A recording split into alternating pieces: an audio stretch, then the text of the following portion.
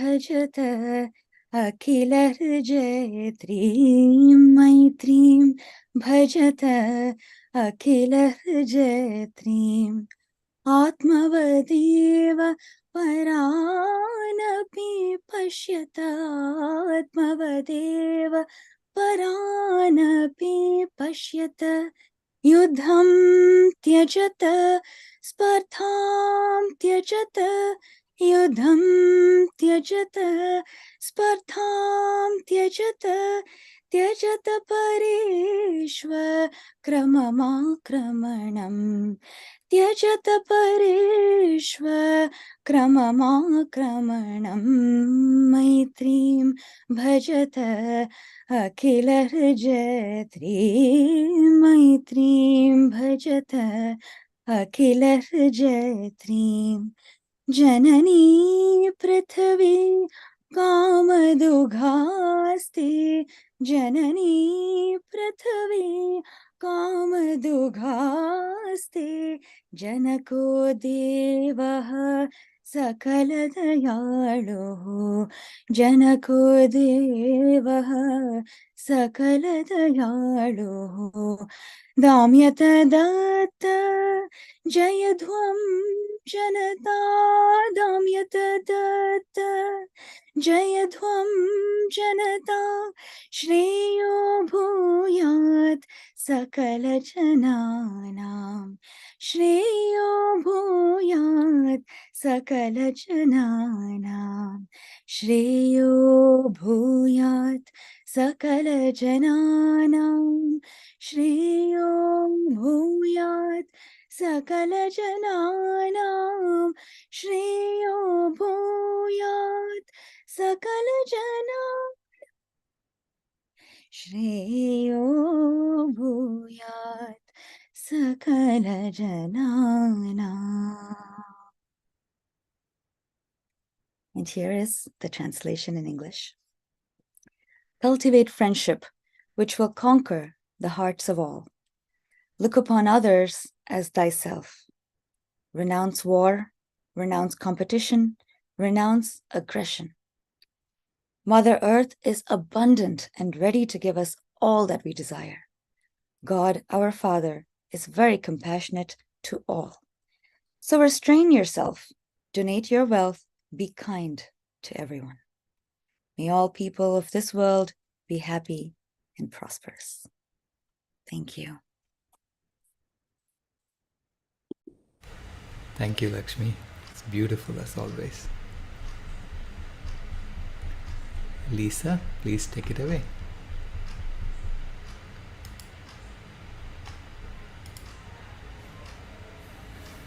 Unmute. Greetings. I am very happy to be here today and happy to introduce my friends Isabella and Barbara. And we're here to give you a presentation that covers the environmental aspects of what we're eating. And the information that we're giving is from the book, Eating Earth. How's that? So Eating Earth has 3 chapters, and each of us is going to take one of those chapters. The first one being on land animals, the second one being on hunting, and the third one being on water systems.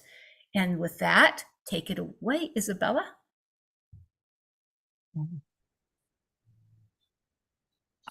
Everybody seeing my presentation? Not yet. Not yet. Okay, hold on. Hang on. I'm getting there.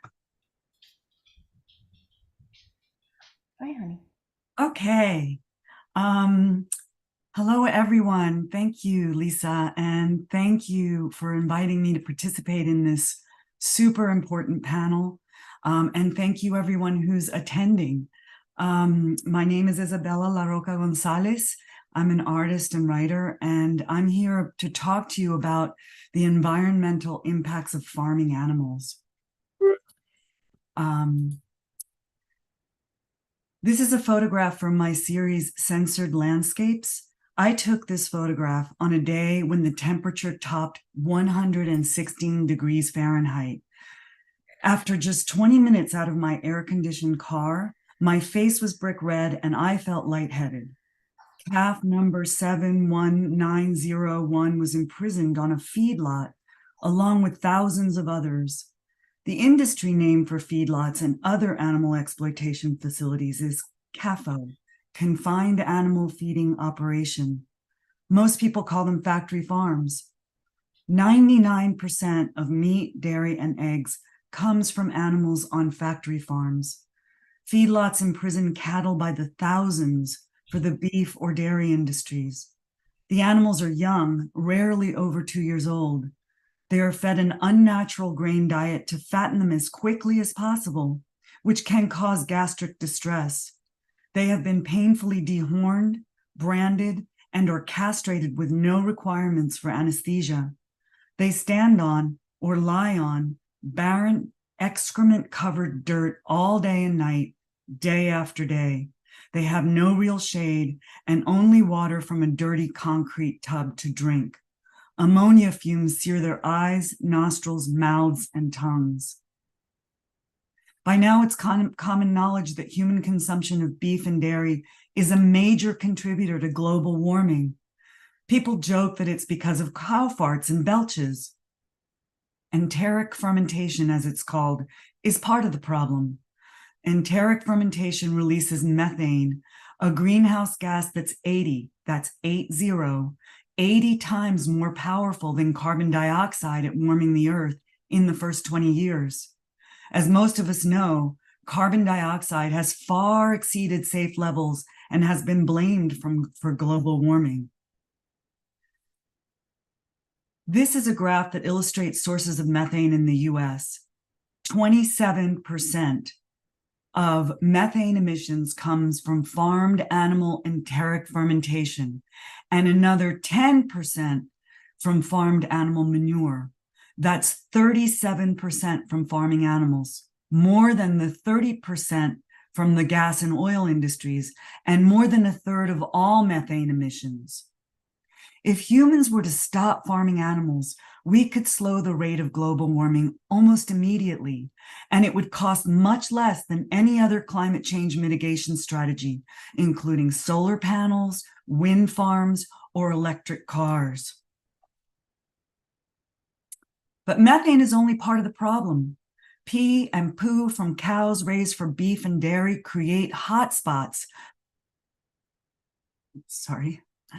for the emission of carbon dioxide, which is already far above safe levels.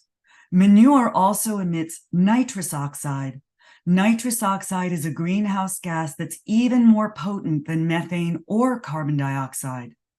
Nitrous oxide warms the atmosphere some 300 times more than carbon dioxide. 80% of the Amazon rainforest deforestation is due to beef. Forests are the lungs of our planet, but humans are clear-cutting forests. And for what?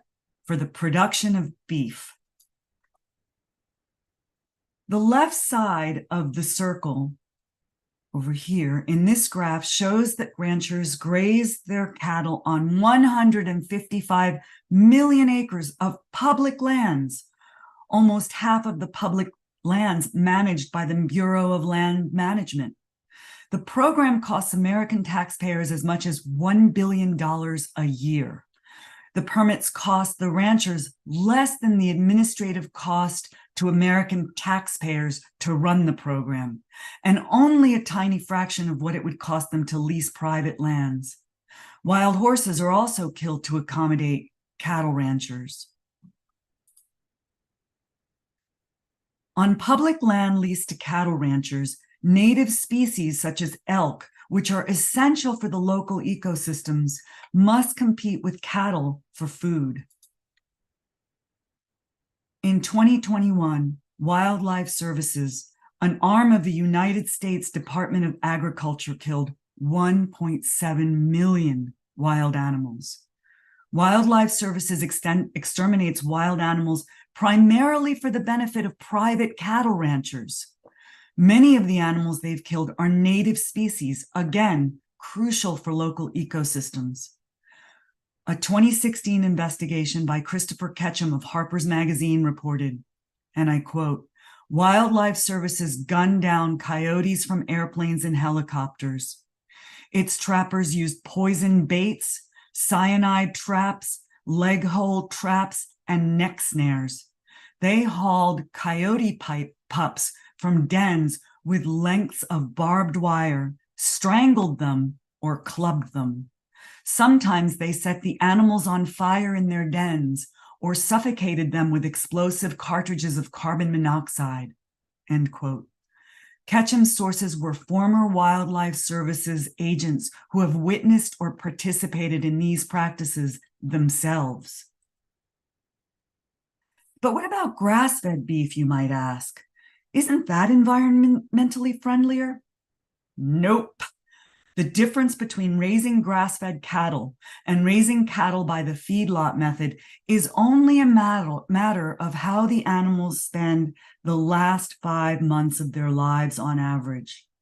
All cattle raised for beef graze on forage and grass until they are up to about a year old. The slaughtering methods are just as atrocious for all cattle, including grass-finished cattle. And producing grass-fed beef is even less sustainable than producing grain-finished beef.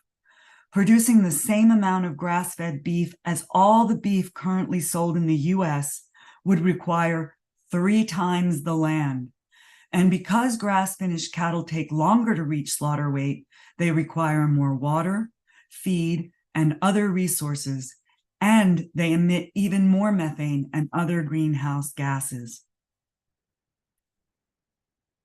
So maybe the solution is to eat chickens or turkeys. Think again.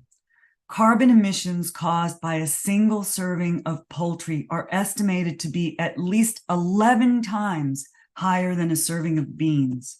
And if you don't think beans are as tasty as animal flesh, you haven't had a good Italian pasta e fagioli, or some yummy Mexican frijoles de olla, or some scrumptious Cuban moros y cristianos, or some delicious Indian dal, or some good old American cowboy caviar. Farming chickens and turkeys, unlike growing beans, is almost unspeakably cruel. This photograph is also from my series Censored Landscapes. Part of the research I did was to find out how many animals were imprisoned in the facilities I photographed. On this farm alone, there were almost 350,000 animals. CAFOs such as this one expose animals, workers, and nearby communities to high levels of hydrogen sulfide, antibiotic residue, and particulate matter. So what about the other white meat, a phrase marketers have used to refer to products made from pigs? It's difficult to know where to start. Farming pigs has many of the same environmental impacts as other farmed animal products and is just as cruel.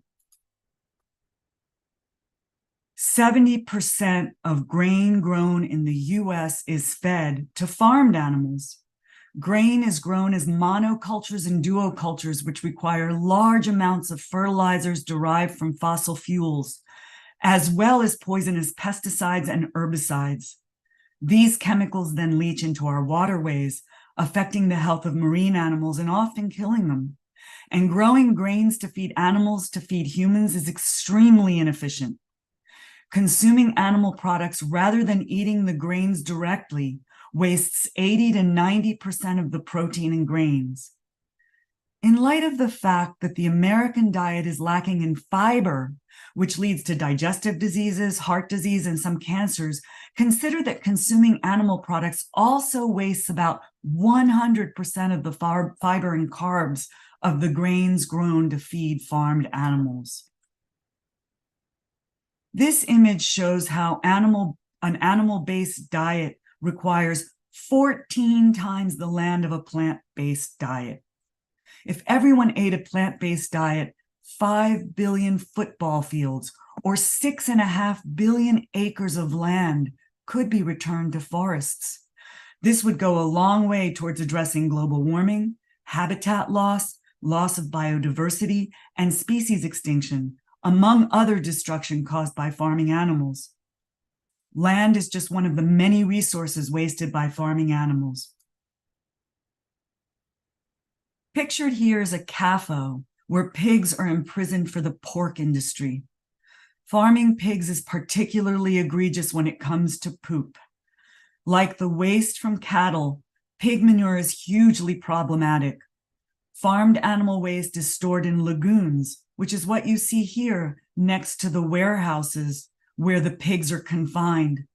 But unlike human waste, farmed animal waste is not treated. And though the EPA has the authority to regulate it, in practice, farmed animal waste goes largely unregulated. Lagoons contain pesticides, herbicides, and other chemicals, as well as antibiotic residue and even dead animals. Runoff from lagoons ends up in lakes, streams, rivers, and oceans. Among other destruction, agricultural runoff causes marine dead zones and algal blooms, which kill marine life. Lagoons produce greenhouse gases, including nitrous oxide, which, as we've said, has 300 times the global warming potential as carbon dioxide. Lagoons also poison nearby communities.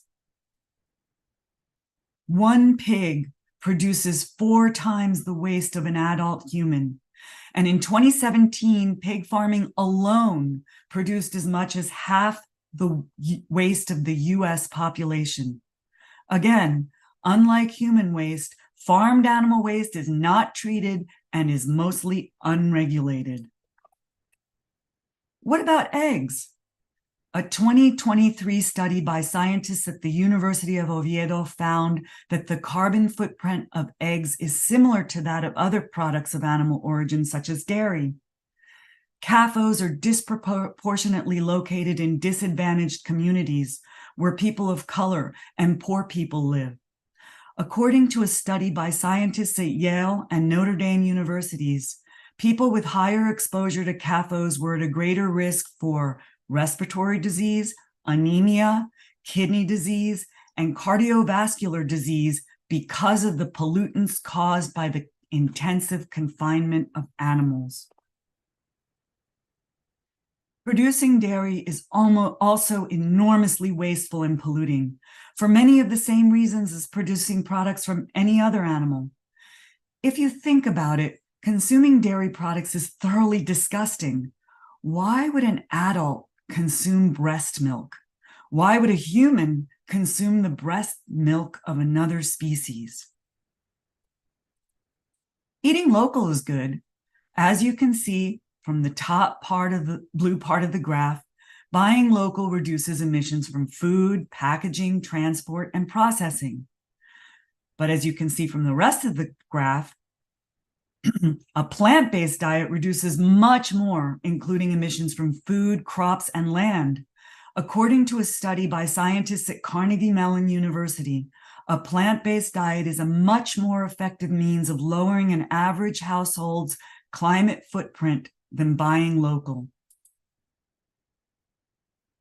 The thing is, farming animals, whether cows or pigs or chickens or turkeys or goats or sheep or rabbits or pigeons or fishes, is a leading cause of climate change, air and water pollution, deforestation, ocean acidification, habitat destruction, loss of biodiversity, and mass species extinction. The most effective thing any individual can do to mitigate climate change is to stop consuming animals. A plant-based diet is also kinder and healthier, a win-win-win. For example, producing any plant-based milk, whether rice milk or soy milk or oat milk or almond milk or cashew milk or hemp milk, emits fewer greenhouse gases. And plant-based milk requires much less land. And even the much vilified almond milk requires less water. Also, plant-based milks are healthier for humans and most certainly healthier for animals. So here we are, purportedly the most intelligent species on Earth, wasting the Earth's resources to breed, confine, and slaughter innocent sentient animals, the consumption of which makes us and the planet sick. And for what? so we can heat up the earth and make it more of a hell for the very animals we are breeding, confining, and slaughtering in order to waste the plants we grow and heat up the earth. A vicious cycle that will not end well. Climate change poses an existential threat to much of life on Earth. July 2023 was the hottest month on record. According to UN Secretary Antonio Guterres, the era of global warming has ended and the era of global boiling has arrived. We are in a crisis situation and we must do everything we can to address it. This graph shows the exponential rise in extinction of species since the Industrial Revolution. We have entered the 6th mass extinction. The previous 5 were caused by natural phenomena. This one was caused by human activity. 1/4 of all species on Earth face extinction. Every single day, eating a plant-based diet saves 1,100 gallons of water, 20 pounds of carbon dioxide, 300 square feet of forest, 45 pounds of grain, and the life of 1 innocent animal. Humans do not need to eat animals to survive and thrive. If we did, I'd be dead. According to numerous peer-reviewed studies, a plant-based diet is much healthier than an animal-based diet for humans, for animals, and for the planet. Homo sapiens have existed at least 300,000 years. But we have only been farming animals less than 12,000 years, a bizarre blip on this end of the human timeline. And on this continent, animal farming was virtually non-existent until about 400 years ago, a blink of an eye in human history. Before the arrival of European colonizers, North and Central Americans did not farm animals.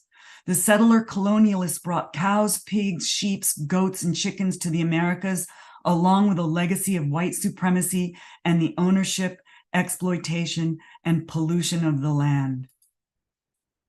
Speciesism is foundational to virtually every form of oppression that people visit on each other and is very much bound up with our despoliation of the earth. Speciesism is the assumption that humans are superior to other animals and entitled to exploit and oppress them. Thank you very much for your kind attention. My book, Censored Landscapes, weaves together photographs, essays, poems, and in-depth research to holistically scrutinize the hidden reality of farming animals, including environmental impacts, the impact of industry practices on billions of sentient animals, including workers, human health impacts, colonization, economic impacts and inequities, and social injustice. Look for it in the fall of 2024.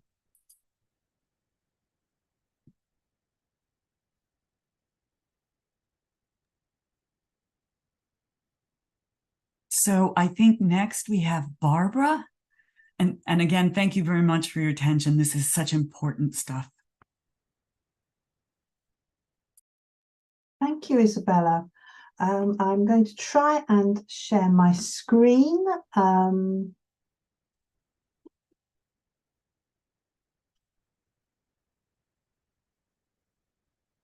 you see that?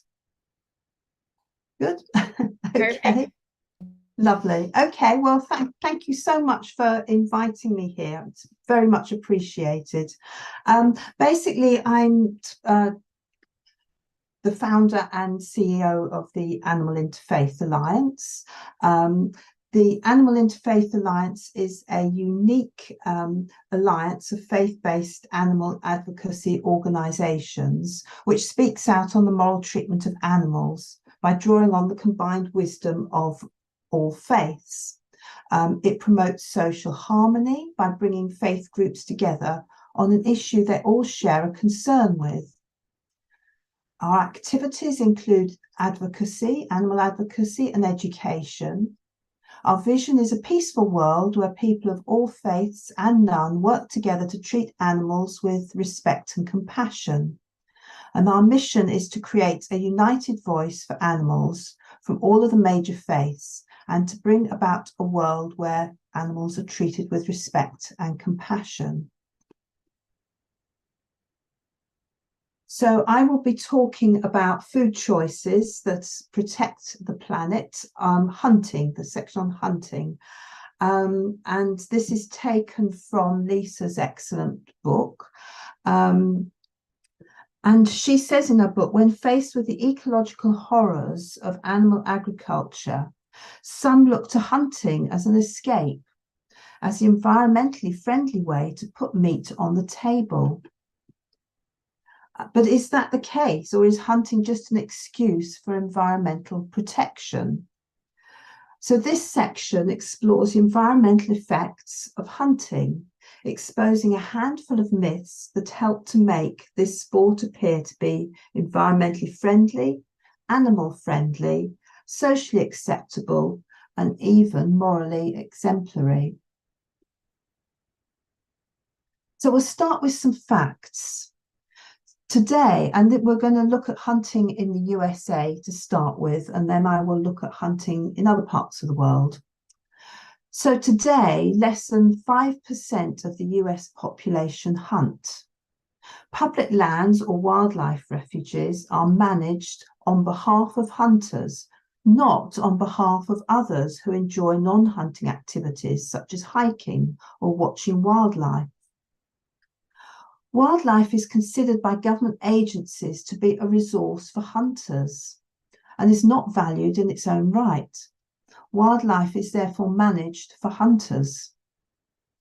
And the management of wildlife refuges is paid for by taxes on handguns, usually purchased for personal protection, but spent on hunters under the Pittman-Robertson Act. A few more facts. Hunting is usually for sport and rarely for subsistence or sustenance. Under wildlife conservation, hunter target species are protected and predators are exterminated, and this is unnatural. Each year, Wildlife Services kills around 2.4 million ecologically critical animals at a cost to the taxpayer of over $115 million. These include coyotes, foxes, bobcats, otters, wolves, black bears, and mountain lions. And predator populations are killed with poisons, steel jaw leg hold traps, which are illegal in the European Union, strangulation neck snares, denning, hounding, shooting, and aerial gunning. Immunocontraceptives are not used. So why is this happening? We'll have a look at some history. So wildlife conservation was established by hunters for hunters. In the late 19th century, President Theodore Roosevelt, a hunter, set up the Boone and Crockett Club, which we'll call BCC, with the mission to promote the conservation and management of wildlife, especially big game and its habitat, to preserve and encourage hunting and to maintain the highest ethical standards of fair chase and sportsmanship in North America.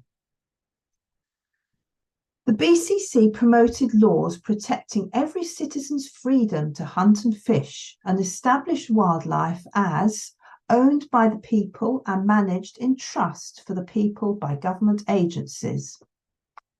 This foundation for wildlife conservation continues to this day, despite less than 5% of US citizens being involved in hunting. And we have here a picture of Hubert, who has been inappropriately adopted by some US hunting organisations as the patron saint of hunters. This is completely wrong. Hubert was a former hunter who had a conversion and gave up hunting to become a holy man. As the legend says, he lived in a forest in the Ardennes as a hunter.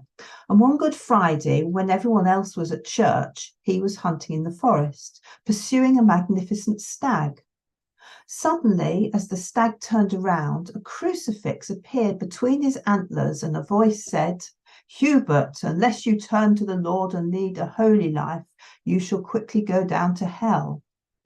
So Hubert dismounted his horse and prostrated himself, saying, Lord, what would you have me do? And the reply came, go and seek Lambert, and he will instruct you. So Hubert went to Bishop Lambert, who became his spiritual guide, and he gave up hunting. He donated all his wealth to the poor, and he studied for the priesthood, living a holy life, fasting and praying. And eventually he became the Bishop of Liege. So to use him as the patron saint of hunters is a terrible misrepresentation of him. And there were plenty of other people, saints. We have St. Melangel, who is the Welsh patron saint of animals, who rescued a hare from a hunter. She's one of the most famous ones. I won't go through the story because I know we're short on time. But this idea that anti-hunting is in the system of the saints is quite substantial. We have here just a few saints. There are many more, which you can find on Catholic Concern for Animals website at the email address or web address below. So for the first 1,000 years of Christianity, prior to Thomas Aquinas, saints cared for animals, many protecting them against hunters. And the ones in this example are just a few. We have St. Basil, who greatly influenced the Eastern Church. Sorry, we have St. Petroc, a Cornish saint who was an early hunt saboteur. St. Neot, he rescued deer from hunters. St. Giles, a vegetarian whose sole companion was a deer whom he rescued from a hunt. St. Kieran, an Irish saint who lived with and protected a boar, wolf, fox, badger, deer, and many birds. St. Anthony Abbot was an Egyptian hermit who healed and lived with a pig. And St. Cuthbert, a Scottish hermit who shared his meals with birds and otters and, surprise, surprise, protected them from hunters. Others, we have St. Basil, who was a major influence on the Eastern Church, who said in his Liturgy of St. Basil, the earth is the Lord's and the fullness thereof. O God, enlarge within us the sense of fellowship with all living things, our brothers the animals to whom thou hast given the earth as their home in common with us. We remember with shame that in the past we have exercised the high dominion of man with ruthless cruelty, so that the voice of the earth, which should have gone up to thee in song, has been a groan of travail. May we realize that they live, not for us alone, but for themselves and for thee, and that they love the sweetness of life. Another major player in the world of saints was St. John of Chrysostom. He was a powerful influence in the Byzantine Church, and he said that the saints were exceedingly loving and gentle to mankind and even to brute beasts. Surely we ought to show them the great kindness and gentleness for many reasons, but above all because they are the same origin as ourselves. And of course, Pope Francis in Laudato Si says clearly the Bible has no place for a tyrannical anthropocentrism, unconcerned for other creatures. Also in Laudato Si, he says we must forcefully reject the notion that our being created in God's image and given dominion over the earth justifies absolute dominion over other creatures. In other faiths, we see Buddha, who says, all your fellow creatures are like you. They want to be happy. Never harm them. And when you leave this life, you too will find happiness. The seventh Sikh guru, Hare Sahib, promoted the well-being of animals and protected them, setting up sanctuaries. The Emperor Ashoka was a warrior who converted to Buddhism and banned sacrifices and hunting, building animal sanctuaries and setting up edicts on non-violent behavior carved on pillars. And the Jain Tirthankar Mahavira said, all breathing living creatures should not be slain or treated with violence, abused or tormented. This is the supreme unchangeable law. So that's our sort of faith-based history of how we should treat animals, which is largely overlooked. So where are we today? We can look at the Canadian seal hunting, many of you will remember Brian Davis, who in 1969 founded the International Fund for Animal Welfare, IFAW, and campaigned to protect animals from hunting. He became famous for his campaign to ban the Canadian seal hunt, in which baby seals were clubbed to death in their millions for their beautiful white fur, not for food or necessary sustenance. Then in 1983, the European Parliament banned the import of seal fur, seriously limiting its market and significantly reducing the amount of seals killed. Brian also masterminded and largely financed the campaign to ban hunting with hounds in the UK through IFAW's subsidiary organisation, the Political Animal Lobby, PAL. And this legislation was achieved in 2004 with the passing of the Hunting Act. And Brian sadly died last year, aged 87, so a great loss to the movement. In the UK, the campaign to ban hunting with hounds commenced in 1991 and ended in 2004 with the passing of the Hunting Act, as I just said. Hunting with hounds was for sport, was not necessary for food or sustenance. And prior to the Act, Mori research for the League Against Cruel Sports in 2002 showed that 80% of the British public wanted a ban, as did most Labour MPs. But the ban was strongly resisted by a highly vocal minority.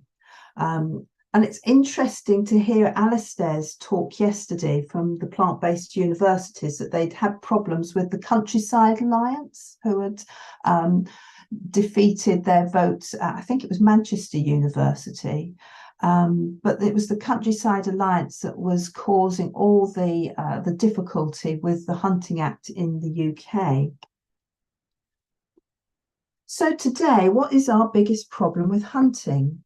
The biggest problem is international trophy hunting, where rich Americans and Europeans decimate Africa's wildlife for sport, frequently targeting endangered species. In the UK, the Hunting Trophies Import Prohibition Bill has just failed in the House of Lords. Again, there was a majority of UK citizens and elected MPs who wanted the ban, but some members of the House of Lords, a minority, turned it round. I won't go into the details because of time, but as you can imagine, in the UK, we're extremely upset and disappointed about this. So finally, what are the solutions? Well, firstly, except where people need to hunt to feed themselves to survive, hunting should be banned. Wildlife refuges should be places that protect wildlife. They should cater for and be funded by the majority of people who enjoy non-hunting outdoor activities. Where necessary, wildlife population control should be undertaken using contraception, not killing. And the use of cruel trapping methods should be made illegal, with the punishment of fines or imprisonments for their illegal use. And finally, if you want further reading, I can recommend a number of books on animals and religions, but particularly Lisa, if you look on her website, you will see she's probably written more books than everybody else put together on the subject, and I can thoroughly recommend them. You'll find all these books on the Animal Interfaith Alliance website, also a link to Lisa's website there. So that's me. Thank you very much. Thank you for listening.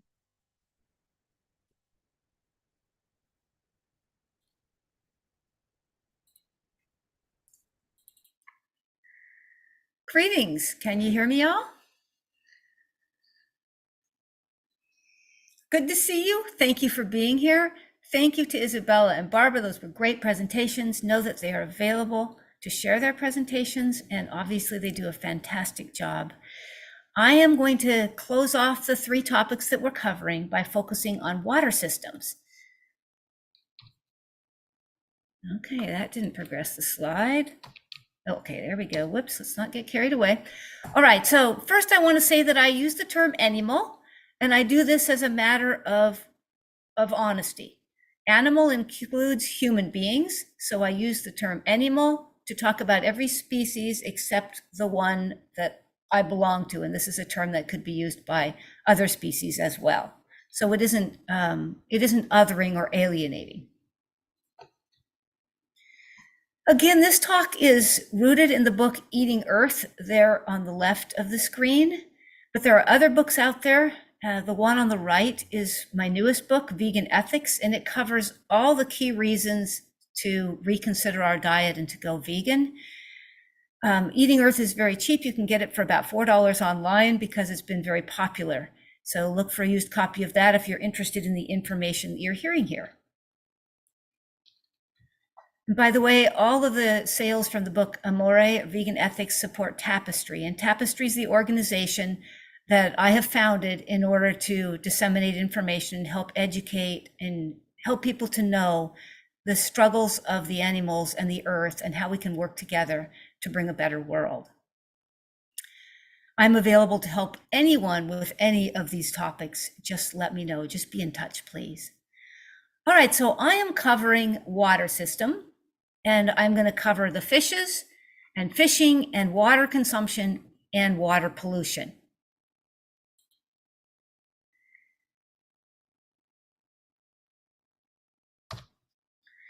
I want to begin with the fishes.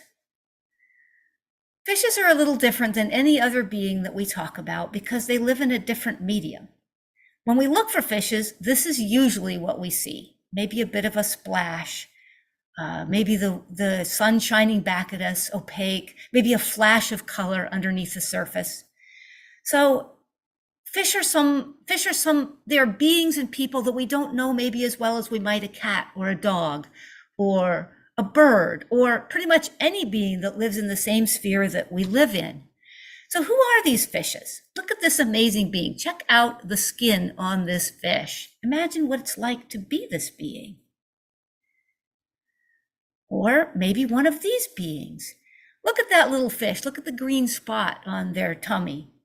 Imagine the feeling of their fins going through the water. Think what it's like to be looking out of those eyes.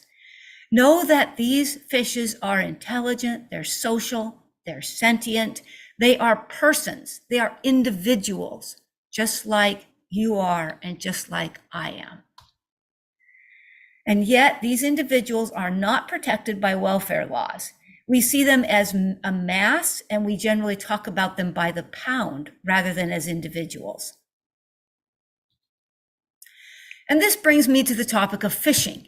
Yes, we talk about them by the pound, and we use indiscriminate methods to fish, and I want to look at those, and I want to look at some of what people consider the solutions, aquaculture and sustainable fishing. I am not talking about indigenous fishing. There are many wonderful people, informed people, strong people inside indigenous communities that take up this topic. I'm talking to anyone who can make a choice such as I am. I'm talking to people who live roughly like I do and have come from a similar culture. That's my community. And I'm also not talking about fresh water simply because most of the fish that we eat come from salt water. So know that there is just as much trouble in the freshwater and just as much trouble. We have individual fishers pulling absolutely gigantic numbers of fishes from waters, affecting these ecosystems. And I won't talk about this much, but know that this is connected and it's part of the problem, that when you consume fish, when you see these individuals as consumable, you are not only destroying a life, but you're destroying ecosystems. Fish are brought in huge quantities. Tons of fish. There are as many tons of fish are pulled out of the ocean as is the weight of the entire human population. 100 million tons. And as a result, most of the large predator fish are gone. Anything attractive that we wanted to pull out of the water is in the state of collapse. And of course, you hear in the news and you see whales washing up, penguins are starving. I was rescuing a bird from a beach recently, and when I brought the bird in, they said, "Oh, you want to watch for the murrelets now? They're the ones coming around. They're washing in because they're starving." And I looked at her and I said, "Do you eat fish?" she didn't even seem to understand what I was saying, that our behavior is causing this problem, that the beings who depend on these fish and have no other choice are starving because we are fishing out the seas, that our choices are causing these problems. And the methods of fishing are one of the concerns. We use hooks and we use nets. Both hooks and nets are indiscriminate. That means that when you drop a net or you drop a hook into the water, you don't get to decide who gets tangled in that net or who grabs that hook. And this makes it very hard for endangered species to recover, because so much of what we bring in is bycatch or bykill, or what the industry calls trash. It's unintended beings, living beings, unintended beings that are pulled in and killed and end up in a trash heap. And then they are often sold to animal agriculture. So you can see the connection between the fishing industry and those eating land animals and those eating the fishes and sea animals. 90% of that bycatch goes to feed farmed animals, even though normally, obviously, they wouldn't be eating fishes. This is what it looks like when a hook gets lost, and some of the indiscriminate beings, the indiscriminate suffering and killing caused. And if you look online, you can find all sorts of images of individuals caught in hooks and dying in nets. So nets, again, equally indiscriminate. Here you see a giant net just packed with living beings that have been scooped up and caught and drug along behind this boat. And again, imagine being one of those beings in that net. They are individuals, they are conscious, they are suffering, they are terrified, and they are dying. And imagine both their lives and the ecosystem from which this quantity of fish is taken by this one boat in this one moment, and that this happens again and again in our seas. So here are some of the trash animals that come from ghost nets. And ghost nets are nets that escape from the boats, just like that hook that got away and ended up in that swan. These nets got away and ended up entangling sea beings unintentionally who died, the so-called bykill, bycatch, or trash. Trawlers are the primary bycatch killers. They have a 1-to-5 ratio. For every 1 pound of food, there are 5 pounds of unintended kill. And worse among these is the shrimp industry. And they have an absolutely gigantic percentage of bykill. So for 1 tiny little pound of shrimp, you can have as much as 15 pounds of other beings dead. And know that fish are also responsible for the destruction of mangroves, which are essential as nurseries for sea life. So what do some people say solutions are? Well, some say aquaculture, but it has just as many problems as fishing without keeping these beings confined in miserable, filthy little pens. And the main one that I want to bring to mind is the final one there, that many of these fishes, for instance, salmon, are carnivores. So for 3 years, they are feeding fish to the salmon before they're killed. So it's a huge net loss of life, any way you look at it. The other most common solution is the sustainable fish. And they think when people think that when they buy, they can choose to have something that is not going to harm the environment or that is tagged specifically for killing. Remember that these are individuals. When you consider the individual, there's no such thing as a sustainable kill. They're just as dead, and they don't want to be any more dead than you or I want to be. But when you see these labels, just know that studies have shown that they are mislabeled a tremendous amount of the time. And one study I read, when they were trying to scientifically find out what the flesh was, they couldn't even figure out what it was. The third topic is our water consumption. Now, as Isabella pointed out, the number one use of fresh water is irrigating crops, and 70% of our crops go to feeding farmed animals, 70%. In the EU, it is 60%. What it comes down to is that if we stopped growing crops for farmed animals, we would only need 30 to 35% of the lands under cultivation that we currently have. What a dream to return those lands to wild. I always encourage people, please never go vegetarian, go vegan. If you need to, if you some way you can't go vegan, then cut back on consumption of all products. Dairy has some of the greatest cruelty and some of the worst environmental harms. Now remember, these huge animals are eating and drinking to create babies and nursing milk. So one cow in one day can eat 56 pounds of grain, and that is something that a person could live on for a year. Not sustainable, not wise, not a wise use of our grains or our water. This image from Eating Earth shows how water goes into creating the foods and what they drink. So on the green on the top of the graph shows what water is necessary to create food for each of these species, and the bottom shows what they actually drink.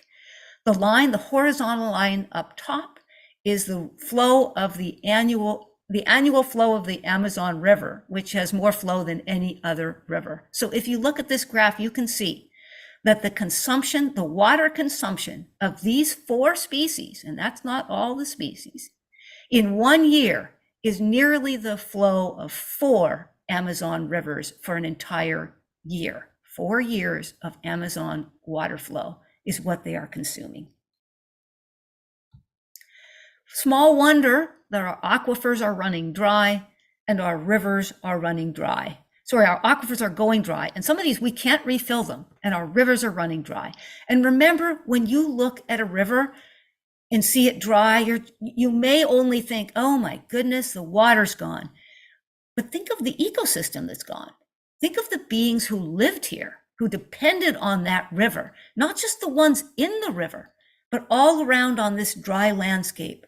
All of the beings who came to that river for their needs, for whatever their needs were for water, gone. Where I lived in Montana, there was a gigantic ditch that ran very near to my house. And there are ditches all over Wyoming and Montana and the region where they pull water, and near me it was from the Yellowstone River, huge quantities from the Yellowstone and other water sources, and run them around in order to water these grain crops and the cattle industry, which is very large in that area. And again, you can see here the devastation to the environment. If you care about water shortages, fresh water, the shortages, the fear of the future that we're going to run out of water, there is no question that the best choice of a diet is going to be vegan. All right, the final topic is pollution, our water pollution. So all of these beings consuming all of these grains and all of this water, well, what goes in must come out. And I had a friend in Montana who just hated cattle. He hated them for what they did to the environment. And of course, he was eating hamburgers and anything else he was eating meat right, left, and center, and dairy. He didn't seem to get the connection between where he was spending his money and what he was swallowing and the earth that he did care very dearly about. We have to make that connection. Here is a gigantic hill that somebody might love to ski down. If I could ski, I might consider that, but I might hike up it, except for the trouble that this is actually not a beautiful mountain. It is a pile of manure with greenhouse gases coming off it, and in the end, a pile of manure that affects the entire environment around it. When we have this many land animals, we have a tremendous amount of waste. So again, here's another image from Eating Earth showing exactly what that waste amounts to for these 4 species. It is roughly, I would say, looking at those, a little more than 3 annual flows of the Hudson River, which is 300 miles long.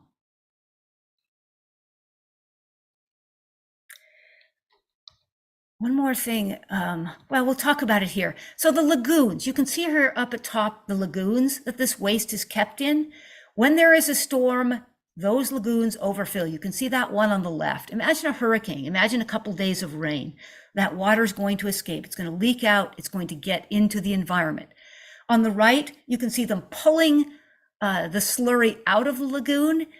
on another lagoon, and then down below you see what they do with it. So here is a field. It looks positively saturated, and they're spreading more poop onto the field. Well, what are you to do? You've got a lot of poop. You've got a lot of animals that we're raising for our exploitation, for our consumption, and all of that poop has to go somewhere. And the best solution that most of these farmers and ranchers come up with is to reuse it on fields. The trouble is, the rains come, that poop washes into the water system. It brings a richness because of the nature of manure, and algae blooms grow. And as these algae blooms die, they consume oxygen. But the beings in the water need oxygen. So this is what happens. You end up with dead zones.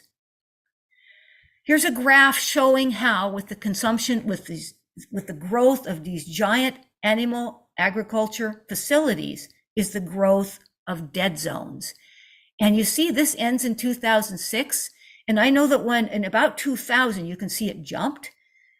And this is about the time that people started to actually start to hear the word dead zone. But still today, many people don't know what a dead zone is.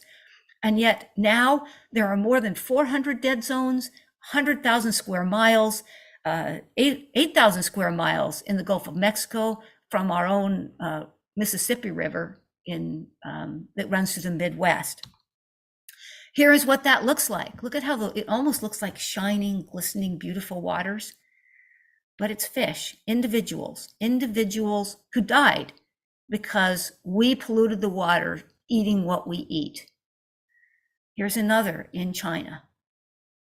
Look at the many individuals that have died, and one in South America and one in Florida. Remember that you can just see this as a mass, but these are living individuals. Each one of them is a person who died because of our choices.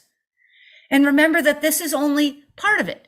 This is only one of the pollutants that we add, that we have pollutants that we add because we're raising crops, monocultures for these farmed animals. So we have the chemical fertilizers, the pesticides, the solvents, the things that we use to clean in the slaughterhouses, the blood, the fat, the hair, all of this gets into the water system. And while we clean our water system and we worry very much about our own water purity, what about this little being? What about her and her family? She lives in that water that we're sucking up and destroying. Water looks beautiful. You look at it and it is still marvelous to see in areas where it is still clean. But it is in a state of silent collapse because of what omnivores and vegetarians are choosing to eat. Our dietary choices are destroying ecosystems in the oceans and in water bodies and the water bodies themselves. Remember the importance of oceans, that they are an absolutely huge, tremendous space. And in that space is a gigantic quantity of life, much of which we don't even know, but we are somewhat distant from it. We don't see and interact with sea life the way we often do with land beings. But they are extremely important, and so is the water itself for oxygen and for helping us with the climate change problem that we have created. What can we do?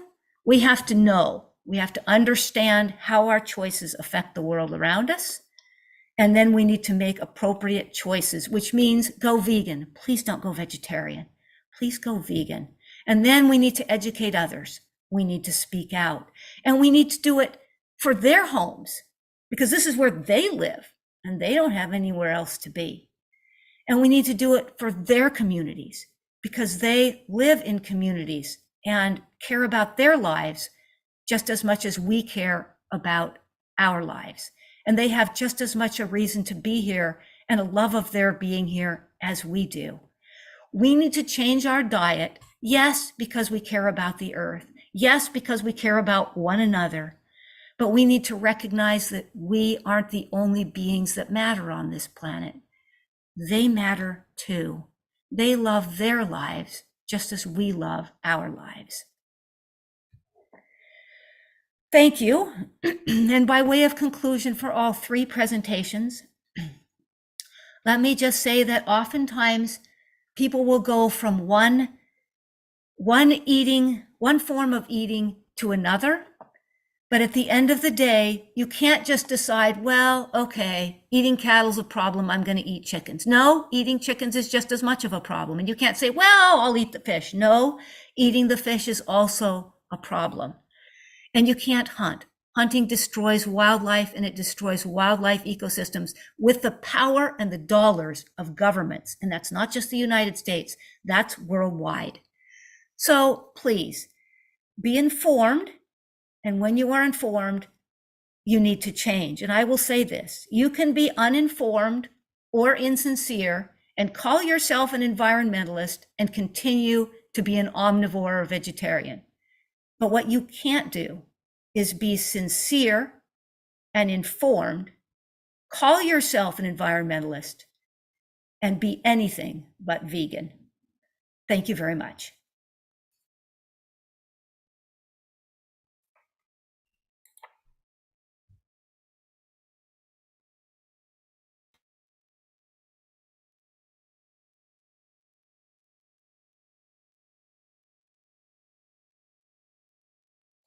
That was fabulous. All three of you. We're so grateful for you. Now it is time for our next speakers are here, and wow. You may put your links in the chat if you want to, Lisa, Isabella, and Barbara, if you'd like. And I'm going to go ahead and highlight some people here. You've got to be on too, sweetheart, because I'm sharing my screen. Okay. I'll come on you. Okay. You. And just let me know who else. Paul, spotlight Paul. Oh, it's just one screen like that? We've got Or this one? we're in stereo here. We need to Okay. get rid of Off your volume for a minute. Is that one good? And who else would you like spotlighted? No, you should shut up your volume. Hello, everyone. Welcome to the Art of Veganism. Sorry, I'm on two different screens here. We are going to present, we're going to do a little PowerPoint, Paul and I, on algae. And it's from phytoplankton to spirulina. And then Captain Paul Watson is going to do a little talk on phytoplankton, which is so incredibly important in our world, as he talked about yesterday. You know, 70% of our breath, our oxygen, our ability to breathe comes from the ocean. And we have a couple other presenters after Paul Watson on the power of blue-green algae for health, and how it has such a small carbon imprint, but such a huge, it packs such a punch for our plant-based diets. So we're just going to get started on our PowerPoint, and then we're going to introduce again Captain Paul Watson. And thank you again for being here. Hi, everyone. Before I share my screen, can I just ask whoever has the power to give me screen sharing ability, because I just tried to share my screen and it says that the host has disabled screen sharing. So PP, like P happen. It's P okay. happen. Yeah, okay. Thank you. Great.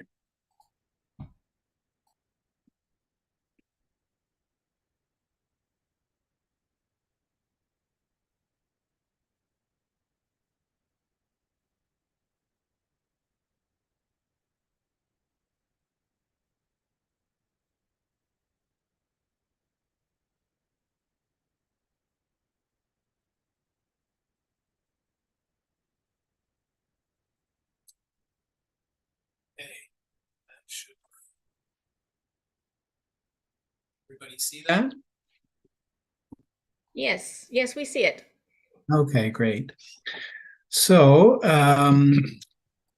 just a quick acknowledgement that I am not a trained biologist, so this is I'm speaking as an amateur here, but we thought we'd give just a little overview of algae before we hear from our much better informed speakers. Algae is one of those unsung heroes of the world, the natural world. I think as a species at the top, generally of the food chain, we tend to give a lot more attention to those charismatic megafauna who are also up there with us. But of course, it's all based on the very humble organisms at the bottom, and algae is one of those unsung heroes. So let's just find out a little bit about algae. So it is an informal term for a very large and diverse group of organisms. These organisms are photosynthetic, so like trees and land plants, they manufacture their own food using the sun and water and carbon dioxide, and they range from the unicellular microalgae like chlorella, which we're going to be talking about, to multicellular algae like the giant kelp.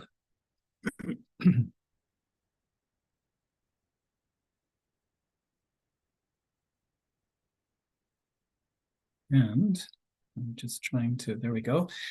So as far as their impact on the environment, it's very significant. So they're the primary producers, and they form the base of the aquatic food web. They have an incredibly important role, at least red algae do, and I'm guessing some other algae as well. Very important role as members of coral reefs. So they have these calcium carbonate skeletons that act as a kind of cement that stabilize the reefs. And we all know how important reefs are to marine life. And some scientists have estimated that algae produce about 87% of the world's oxygen in the process of photosynthesizing oxygen. Is the byproduct of their photosynthesis, 87%. And they have had such an incredibly transformative effect on the planet that in the early days, when they arose, they completely changed the whole biosphere by producing oxygen on an initially very oxygen poor Earth. They led to organisms like us who are heavily dependent, obviously, on oxygen. They also sequester huge amounts of carbon dioxide by photosynthesizing, and they do that in the same way that trees do, but they do it much more efficiently than trees, partly because they have so much surface area compared to trees. They don't produce bark, etc. So they're like one giant leaf in a way. They're used in many wastewater treatment facilities. So they have that, positive impact on the environment through our use of them as a species.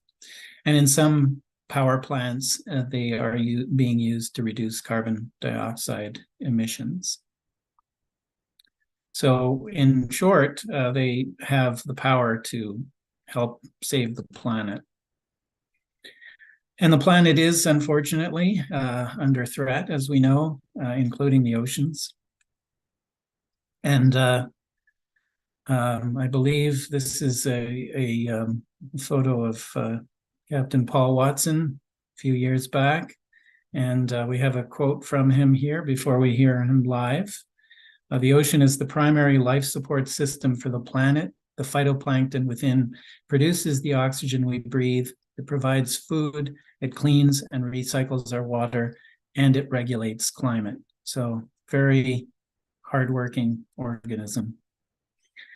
Unfortunately, sorry about that. Unfortunately, since 1950, the amount of phytoplankton in the oceans has dropped by 40% due to whaling, commercial fishing, animal agriculture, and other forms of pollution.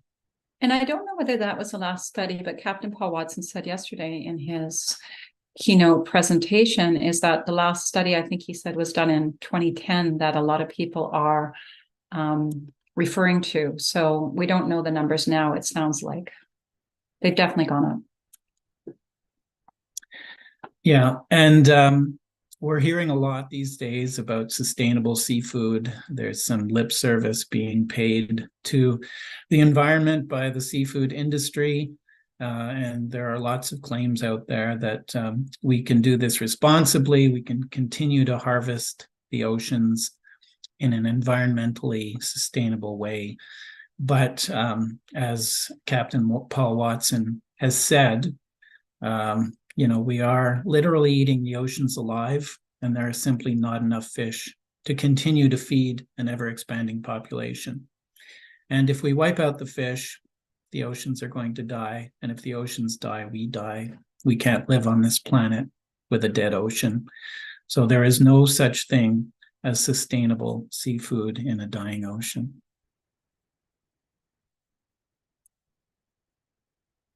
We're also going to hear from a couple of presenters about the connection between algae and human health, not just planetary health, but more specifically human health. So spirulina is one of the algae, blue-green algae. It's been around for 3.5 billion years, so very, very ancient. And according to Dr. Gabriel Cousins, they contain some of the highest food energy, nutrient values, and use up very few of the planet's resources. It's powerfully alkaline, and so it reduces acidity in the body, and that's a big part of its healing properties. A large body of scientific research has documented its healing power for hypoglycemia, diabetes, chronic fatigue syndrome, anemia, ulcers, hepatitis, and it's also known to boost the immune system. And we'll be playing at the end after Captain Paul Watson speaks and the beautiful Mrs. Ali Isaac. Then we're going to play a little video. But Dr. Gabriel Cousins couldn't be here. He had an overlap time, so he sent a little video, and he also talks about the upgrade of blue-green algae for Alzheimer's and dementia, and some studies in children with autism. Okay, thank you. And like anything we eat at the bottom of the food chain, and I'm obviously not suggesting we go out and harvest blue-green algae until it's endangered, but as a medicine, it is powerful, and it because it's so low on the food chain, it contains fewer toxins. The further you go up the food chain, obviously, the more all the herbicides, pesticides, radioactive materials in the environment get concentrated in the flesh of animals that get eaten. And one of the things that Ali will talk about in her presentation, studying blue-green algae and providing it to the world, is that it actually has a very low carbon imprint. It's very easy to grow algae, and it needs to be grown in a really clean environment because it draws heavy metals and toxins from the environment. It also does it it also will do that from the environment, and we want to be eating a really clean source. But it has a potential of really, really feeding the world. So as far as its other superpowers, we might want to call it, it's very it's very cost effective, nutritious, contains a protein complex that is about 95% assimilable, according to Dr. Cousins. It has all the essential amino acids, omega-3 and 6 fatty acids, high concentrations of B12, which we know as vegans are, maybe a little less available. I won't go there, but glycolipids and sulfonolipids, the full spectrum of vitamins, 17 different beta carotenoids, over 2,000 enzymes, et cetera, et cetera. Very, very rich in all kinds of nutrients. And Dr. Cousins calls it the mother's milk of the planet because it's second only to mother's milk in concentrations of natural gamma-linolenic acid. Okay, this is just a little mini intro to Ali Isaac. Ali Isaac is a dear friend of mine who has a very sustainable chlorella spirulina company, and she knows a lot about and has lots of personal stories about how people transformed in a very short period of time, getting on some blue-green algae. Health benefits of chlorella. This is another thing that Ali will cover. And of course, spirulina. Her blue-green algae is 70% spirulina and 30% chlorella. And yeah, thank you. Let's bring on Captain Paul Watson and to share a little bit about phytoplankton. Thank you. If you Hello. could spotlight. Can you hear me? Yeah, we're just going to spotlight you. All right. Are you going to leave the screen sharing on? Oh, no. Okay. There. Awesome. Well, Can we spotlight Captain Paul Watson? I don't want to repeat a lot of the very excellent information that has already been discussed, but to, briefly on phytoplankton is that according to the study in Scientific America in 2010, we've lost about 40% of the phytoplankton in the ocean since 1950. So I don't know what the actual present day situation is, but it certainly hasn't improved thanks to other factors like climate change and pollution and overfishing and the killing of whales. Although on one good note, whale populations are coming back because we managed to shut down commercial whaling in numerous places in the world, not everywhere, but certainly in places like the Southern Ocean. But we are absolutely dependent upon phytoplankton to survive on this planet. And I say all the time, phytoplankton disappears, the ocean dies, we die.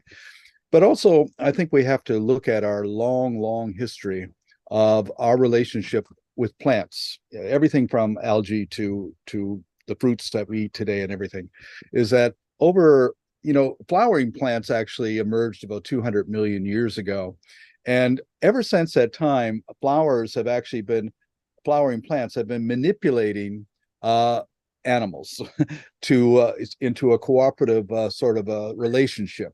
So in order to spread their pollen, flowering plants have managed to seduce animals in order to do that work for them. So they present the flowers and the nectar as an attraction, and then animals then distribute the pollen.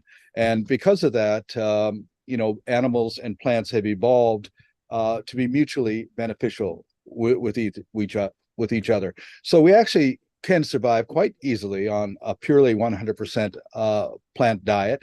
And, many cultures have certainly demonstrated that that's true. And I think it's absolutely essential that we all convert to that 100% plant diet, because right now the world is filled with these incredibly cruel concentration camps called factory farms, where about 90 billion animals a year are being killed, everything from chickens to pigs to domestic salmon, on and on. And not only are these factory farms a leading cause of dead zones in the ocean, a leading cause of greenhouse gases, also the leading cause for groundwater pollution, but they're also a vector for zoonotic transmission of viruses. And that's why you're seeing all over the world the deliberate going in and exterminating literally millions of animals every year, from turkeys to mink to chickens to pigs, in order to keep a lid on those petri dishes, which are factory farms. And pigs are buried alive or burned alive. Chickens and turkeys are smothered in foam until they suffocate. And it's not just for food, of course. The mink, what was it, a couple of years ago, 17 million mink were euthanized in Denmark because of a fear they might spread COVID. And one of the reasons I think that this fear is why this is happening is that Laurie Garrett wrote a book in 1995 called The Coming Plague. And since then, almost everything she predicted has come true. And we've seen the emergence of viruses that we didn't even know about years ago. The Ebola, then there's West Nile and Zika and Hanta, all of these viruses that are emerging. And a lot of zoonotic transmitted viruses are coming because of our relationship with viruses. Viruses are absolutely essential for the survival of life on this planet. And every species, plant and animal, has viruses that are associated with them which do good work. But when a species is diminished to a point where the viruses associated with that species have to go somewhere, they have to jump, and that's what's called zoonotic transmission. And so we're seeing this, for instance, in domestic salmon farms, where they are spreading viruses to wild salmon populations and threatening the survival of about 7 different indigenous salmon populations, say on the northwest of North America. And so the viruses, that when they jump, a virus doesn't really want to kill the host. I mean, it doesn't have a mind or anything, but still doesn't want to kill the host. But there's a stage of trying to attain that coexistence with another species where a lot of the host species will die. And that's one of the reasons why, measles and chickenpox killed so many indigenous people, because they had no prior contact with viruses. And over generation, we learn to live and adapt to those viruses. But the production of zoonotic transmission of viruses now is increasing at a very dangerous rate. And that's all because of diminishment of species and diminishment of ecosystems. And on top of that, we have global warming and the thawing of the permafrost in the high Arctic, which is releasing pathogens which have been locked up in ice for tens of thousands of years. And in 2017, for instance, an anthrax virus was released in northern Finland, and it killed 1,000 reindeer and 1 human being who died from anthrax. And that was from the release of that anthrax pathogen, which had been frozen. And now we're seeing that they're actually reviving worms and other pathogens that have long been frozen in the permafrost. So this is something we really have to watch out for in the future.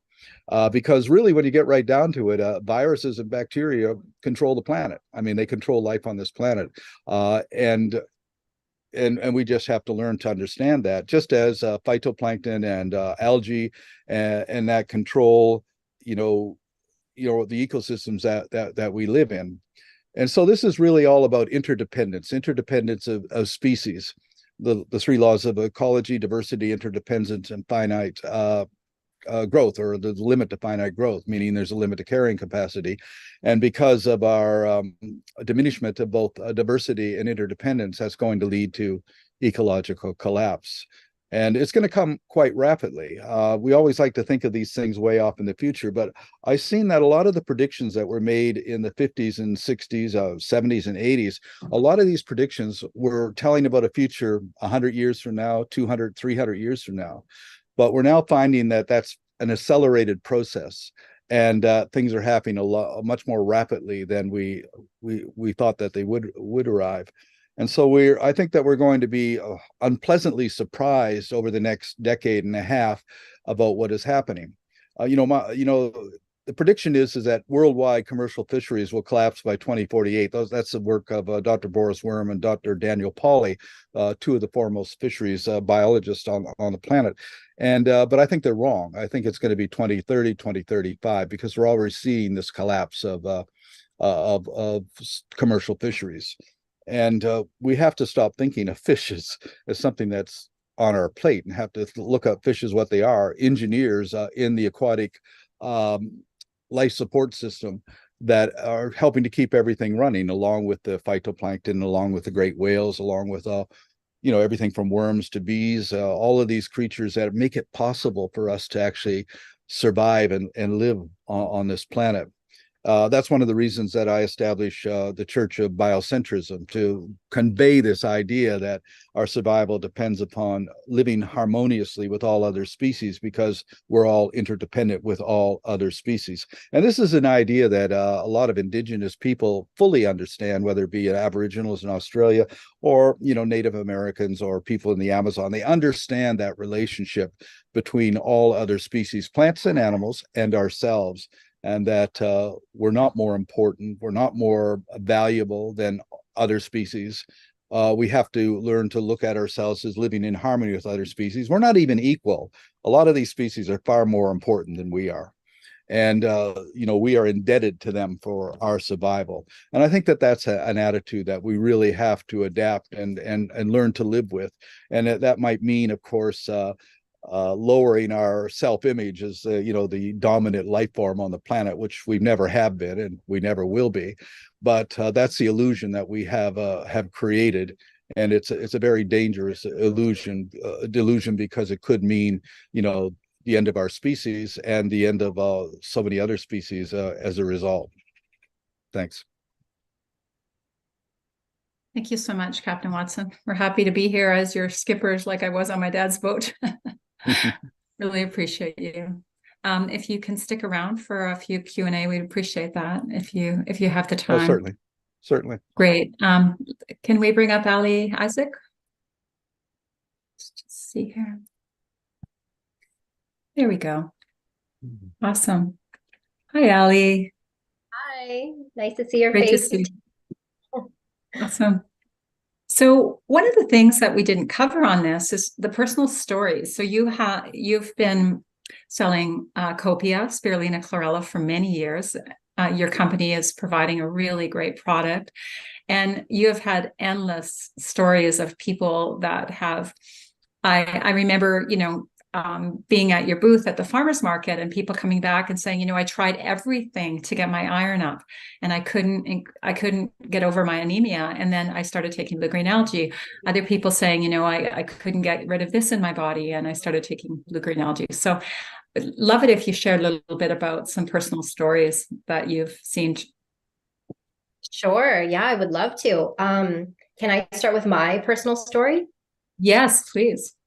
So I was dealing with a lot of health issues, struggling a lot. I had no energy, was exhausted, digestive issues, on and on and on, just tons of symptoms. And I had, a full counter full of supplements that I was taking, and I was not getting any better. And I started taking this product, and I immediately felt like I was came back to life.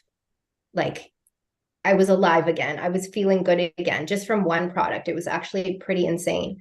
And that's what I hear the most from my customers, is that they have more energy and they just feel healthier. They feel good. After trying, everything, including other brands of spirulina and chlorella. Like I had a lady 2 weeks ago at the farmer's market who said that she had tried what she thought were the top spirulina and chlorella. And she tried everything and the other top greens powders and top everything. And then she tried this and she said nothing compares.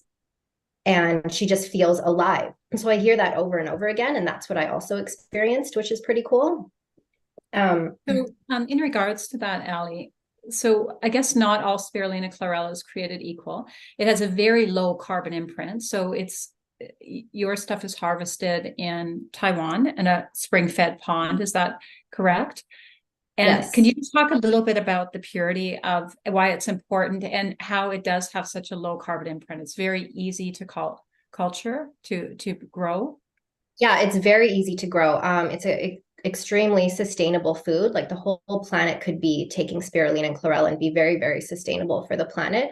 We don't have to eat crickets and bugs for protein like they're telling us. Yeah. And so did you want me to explain how it's grown and the purity and that kind of thing as well? Why it's important? Because I think it's important for people to understand if they're going to go and get a spirulina chlorella, to just do a little bit of research to make sure that it's not grown in certain areas where there's a lot of toxicity, because it does draw toxins out of the body. And this isn't actually, an advertisement for spirulina chlorella. I have used it to heal myself, and doing it with a really sweet conscience around it, because it's not like some superfood that has had this huge carbon imprint. It's being used in many countries to feed people, like India being one of them. Right.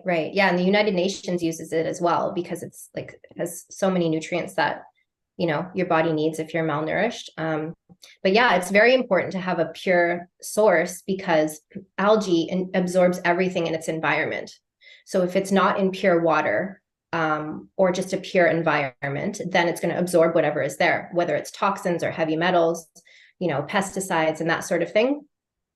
Or if they're using animal fertilizers, for example, to grow it, a lot of the time that's essentially bat guano, and the algae is absorbing that, right? And so you're taking spirulina and chlorella for the nutrition and to detoxify and to cleanse your blood. And there's no point in taking it if it's not pure, because you're going to be consuming toxins and heavy metals. And so it's essential that it's grown properly so that it is pure and so that it can do what it's supposed to do, which is, you know, provide nutrients and help you detoxify. Yeah.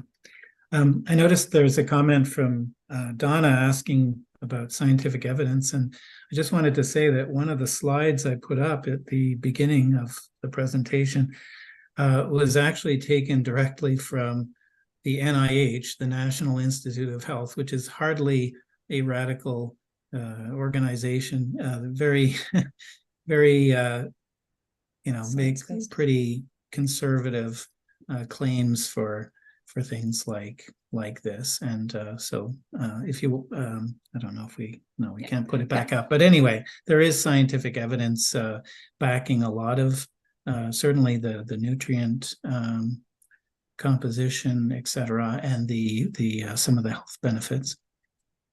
Right. Yeah. I mean, United Nations uses it and endorses it. NASA endorses it and uses it as space food. And there's about approximately 100,000 scientific studies on both spirulina and chlorella. So you can look into it yourself, right? Say spirulina studies, chlorella studies, look on PubMed, look, there's a lot of evidence out there. So maybe, Ali, we have about 5 more minutes. Can you just share a little bit more about what you have heard overall, like some of the health benefits of blue-green algae? The health benefits or the testimonials? Yeah, testimonials are great. Yeah. Okay. So I have a list here that I made. So one of them, like you said, was the iron levels. I have a ton of clients or customers who specifically take it for iron, and they say that they don't get the side effects that a lot of, iron supplements can give you. Another one is clarity and focus. I have a friend actually who started taking it, and she said like by the second day, she could not believe her focus and creativity. Like she started this whole other aspect of her business right after taking it, which was really cool. Another one that I love is a woman purchased it at the farmer's market, and she said she had terrible IBS. And it was like consuming her life, and she tried everything and nothing worked. And she came back 1 week later and said her IBS is completely gone, which is insane to me. That's crazy. And so, she's been taking it, I think, for about 2 months now. And her bloating went away, her pain went away, it's just all gone. Another one is there was this woman, she was, I think, in her 70s, she said. And she bought it just to be healthier in her immune system. But then when she came back to me, she said that like most of the time she had so much pain in her legs all the time. She'd be cooking and it'd just be kind of unbearable. And she said her leg pain went away, which was funny and weird because that's not why she bought it, right? So that really helped her. Another one is that I get really frequently is that people stop getting sick. So people who frequently get colds or flus, they don't get sick anymore. I have a lot of moms who say, my husband and my kids are all sick. They have the flu, but I'm perfectly fine. And I'm the only one who's taking this stuff. They don't want to drink it. So that's really cool. And in regards to that, Ali, so a couple of things you mentioned about gut health. And, I use it to keep my gut in good shape. My study was the microbiome when I was studying plant-based nutrition. And so one of the reasons people's guts are so in such rough shape is they don't have enough nutrients and their bodies aren't alkaline enough to be able to keep it. So this is one thing it does, is it really helps alkaline the body. But I do think it must really heal the microbiome in many ways. It must be a huge factor in healing the microbiome. And just to clarify, this isn't a supplement, this is a food. So we're talking about a food that people can eat and to drink to be able to be well. So this is a food. So, okay. Thanks, Ali. Thank you, Tammy. Do you want me to keep going? Well, I want to have time for Q&A for everyone after. So thank you. We're just going to play a really short video of Gabriel's. He's going to start with a prayer, and we're going to end it in about 5 minutes. He did a 20-minute video, but we're going to end it in 5 minutes, so we have 10 minutes for Q&A, because we have some great speakers here, and I'm sure that there's going to be a couple questions for everyone. So did you get? Yeah, and we did a very, yeah, I'm going to in a second. Yeah, we did a fairly quick editing job here, but he does start with a brief prayer, and so if it seems a little choppy, that's our fault. And volume. Yeah, and if someone could just give us the thumbs up if the volume is there. I'm sharing the sound, so it should be fine.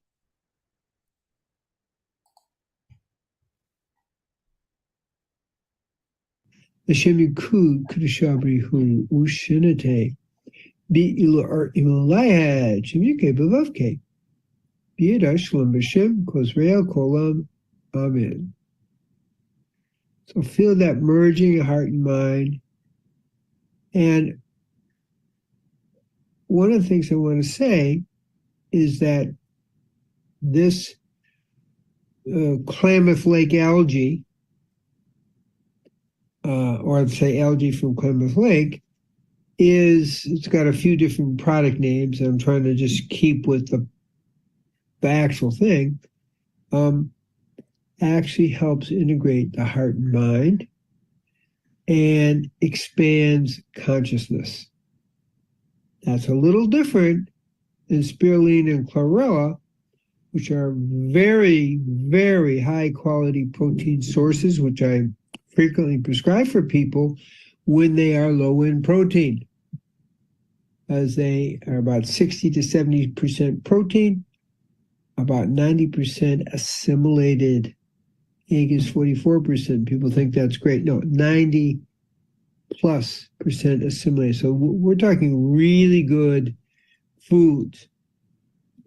The blue-green algae from Klamath Lake also is 70% assimilated in 70% protein and 90% assimilated.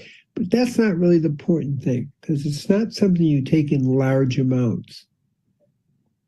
Now, how did I get interested in it is I do a lot of work as a psychiatrist and orthomolecular psychiatrist in helping people with their minds. And it is a general food, is the best food for the brain. I'm going to say it again. As a general food, what we may call supplement, but it's really a food, is the best for the brain holistically. So it seems to amplify all brain functions in a global way. Now, making a distinction, spirulina, chlorella are good for the body, strength, protein, but this is taken in small amounts, and it specifically, its main effect is on brain, all levels of brain function, thinking ability, creativity, concentration abilities, intellectual activity, clarity of mind. It seems to help. And in some cases that I've tried, it has helped with autism. And I'll explain that in just a moment. And also hyperactivity. It just helps the brain return to its normal functions. Now, in the 80s, I was doing some work, published research on its effect on Alzheimer's disease. I was very surprised about how powerful it was. I took two people, one lady who had degenerated so much that she couldn't dress herself and basically couldn't function. She didn't know where she was, she couldn't function, she couldn't exercise. Basically became fully debilitated. after 6 months, on approximately a teaspoon of the basic Klamath-like algae. I didn't want to take anything but the basic as part of the experiment. She was able to dress herself. She was able to exercise. She was able to be in communication with her husband. And basically, we can say, this is my feeling, and her husband's feeling, that she had basically come back to a relationship level with her husband that was very positive, and her life had, in essence, been returned to her. So the video goes on for about 20 minutes. So if anyone wants a copy of the full video, just because we don't have the full amount of time to talk about it today. And there's some really interesting stuff on some research. And he says that it seems like, and Gabriel qualifies it seems like, because he didn't take a study, he wasn't able to do studies of 100 people or more. So it's just his smaller studies, 2 or 3 people at a time often. And yeah, so maybe we'll just go on to gallery view here and see if anyone has any questions for Ali or Captain Paul Watson.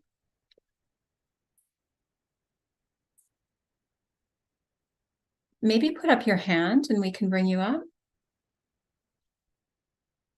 Are there any questions in the chat? Any questions in the chat would be good.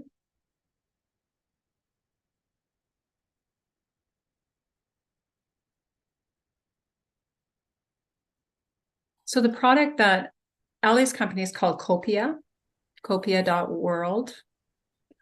Somebody had asked about the certain product. We're talking about a blue-green algae. Does anybody have any questions on blue-green algae or phytoplankton? And I have a question for Captain Watson. So as you said, the population of phytoplankton in the ocean has dropped radically over the last 70 years or so. And I'm just wondering about the mechanism of that, because we hear all the time about these, algae blooms, industrial contaminants, fertilizers essentially have caused some algae to obviously get out of control. So what is it about the healthy, what has caused the healthy algae population to decline, the phytoplankton population? I think over on the greater part of the ocean, that's where the healthy phytoplankton are to be found. Where you find like overpopulations of dinoflagellates, which are like red tide, and red tides are happening much more frequently now than ever before, and that's primarily because of the runoff, agricultural runoff, phosphates, and a lot of different chemicals which cause those particular algae populations to overpopulate, to expand. So you usually find red tide and that kind of population explosion amongst algae that is in close contact with agricultural runoff.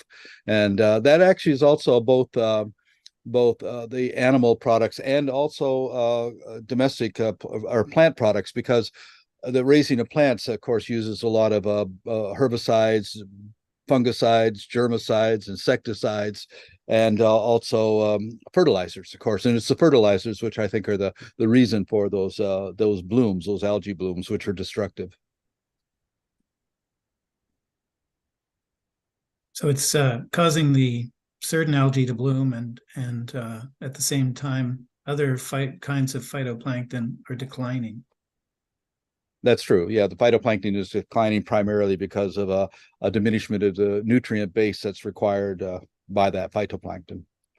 And that's more in the deep ocean as opposed to the coastal areas that are affected by fertilizer runoff. Yes, and we can actually determine that diminishment through taking samples in various parts of the ocean. Like these dragnet sort of things, which they haul behind the sailboat or whatever, and it can tell the percentage of the phytoplankton captured each time. And so there's a pretty thorough record from 1950 up until the present day. I've been trying to get some statistics on everything in the last 13 years, but so far I haven't been able to. But I'm sure that they're working on it. Okay, thank you.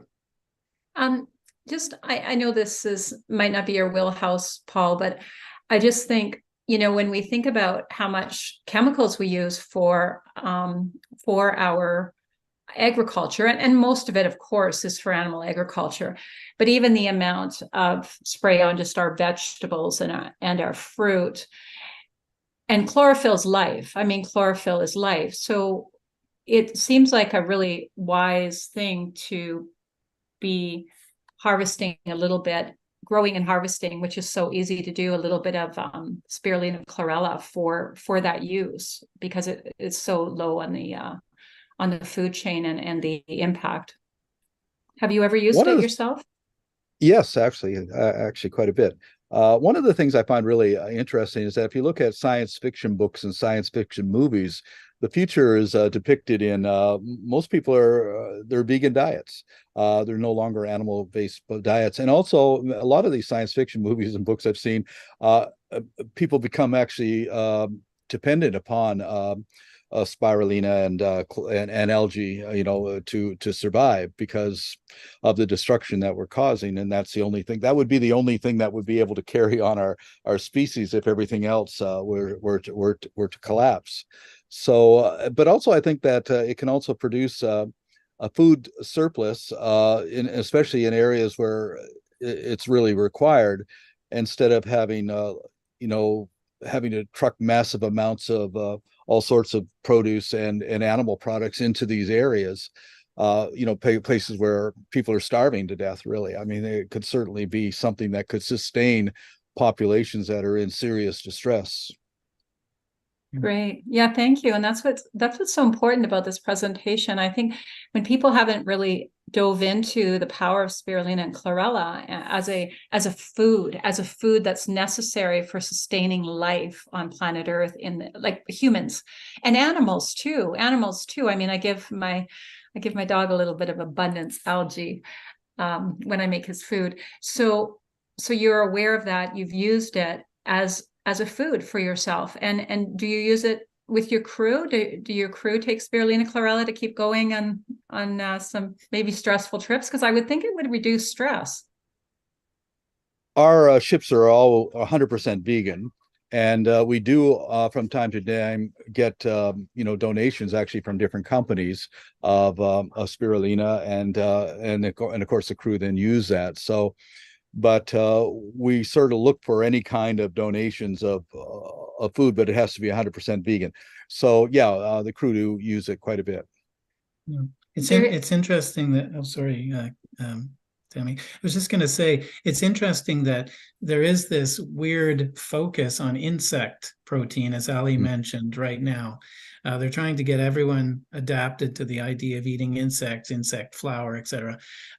When there is this much more humane, much cleaner, much more sustainable, chlorella and spirulina out there. Why the focus on insects? How did that particular obsession start, I wonder? It is rather bizarre. I mean, we need insects to do the jobs that insects do. They're engineers on this planet. They keep the soil, refurbished.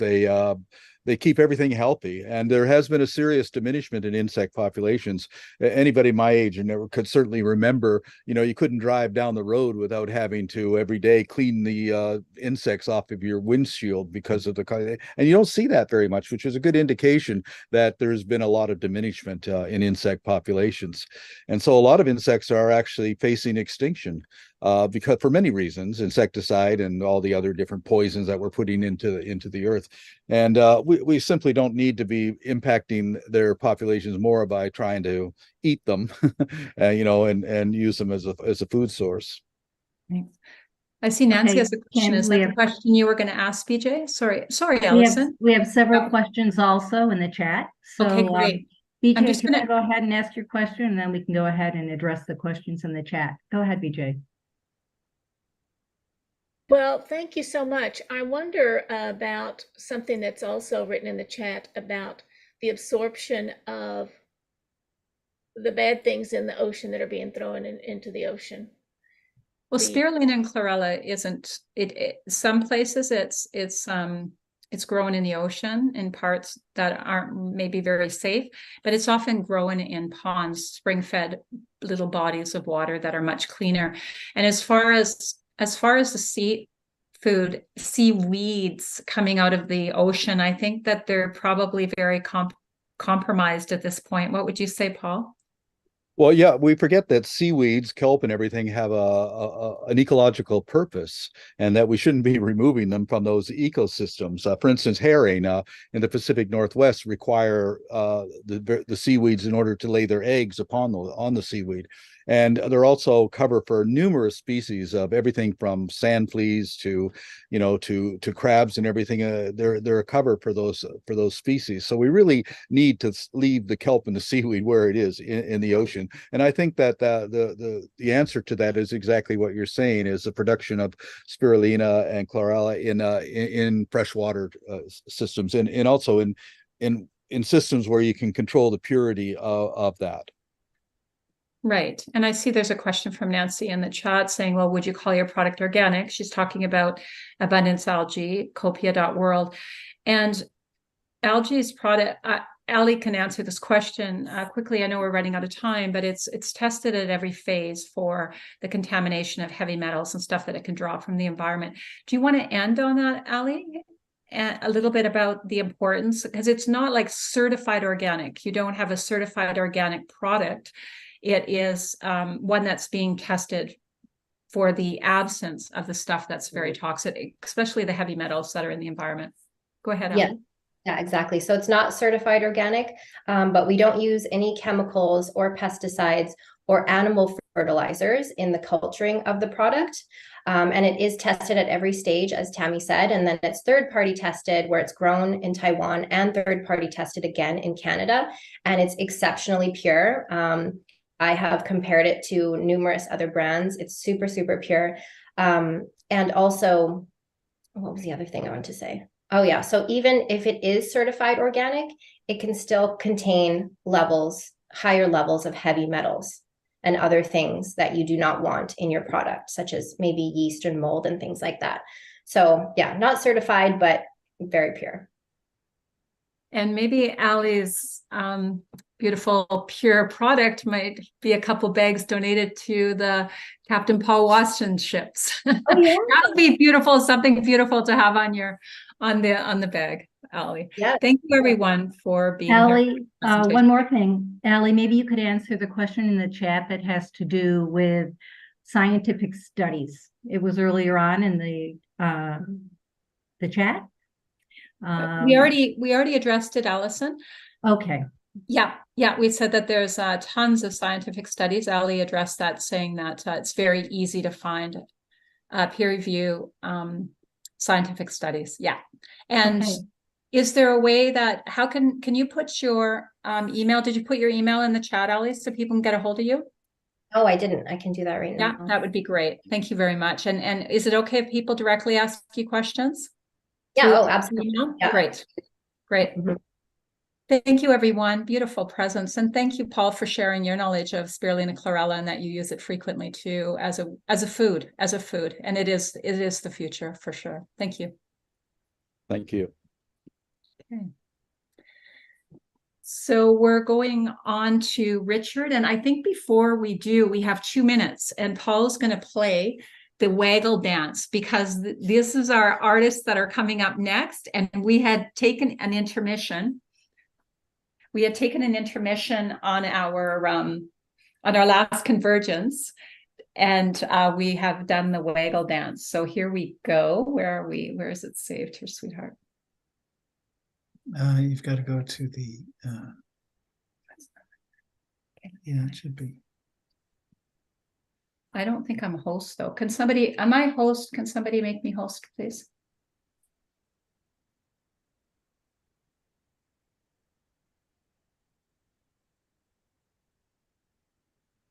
on your browser. Tammy, I see you. Tammy's grandmother is a co-host. Who else? Do you have the waggle dance, Yes. Rebecca? Can you play the waggle dance so we can have a little waggle dance before Yeah. before I introduce Richard? Thank you, everyone, for being here. Yeah. Let's see. This is a little preview of our presentation a little later on from some vegan artists. The art of veganism. But we invite you all to stand up and do the waggle dance. Bees do waggle dancing. And so we're going to do the waggle dance. Is it not up anymore? I may remain seated. I'm gonna, none of these are open anymore. I know. I don't know why they closed. Okay, let me see. But you asked Allison to open it, I believe. No, BJ's going to put it on. Oh, BJ. Yeah. I'm just going through the commercial that happens first, you know how that goes. Awesome. Okay, let me share screen. We invite everyone to get up and do the waggle dance. Yeah. So this is our next presentation. Waggle, waggle, waggle, waggle, waggle. Making honey isn't easy. Can you maximize your screen? 55,000 miles just to make 1 pound, you see. Flying to 1,000,000 flowers takes a lot of energy. So if you want to help the bees, leave the honey be. Habitat loss and pesticides, let's help the bees stay alive. Stop monocrops, be parasites. If they die, we won't survive. Dance, give the bees a chance. Join the waggle dance, join the waggle dance. Oh, dance, shake your body and clap your hands. Join the waggle dance, join the waggle dance. Hey! Waggle, waggle, wiggle to the left, waggle to the right. Waggle, waggle, if they die, we won't survive. Dance, give the bees a chance. Join the waggle dance, join the waggle dance. Oh, dance, shake your body and clap your hands. Join the waggle dance, join the waggle dance. Hey, you, will you please be kind to the bees and waggle dance with me? Leave them their honey, use other things you see, and waggle dance with me. Give bees a chance, join the waggle dance.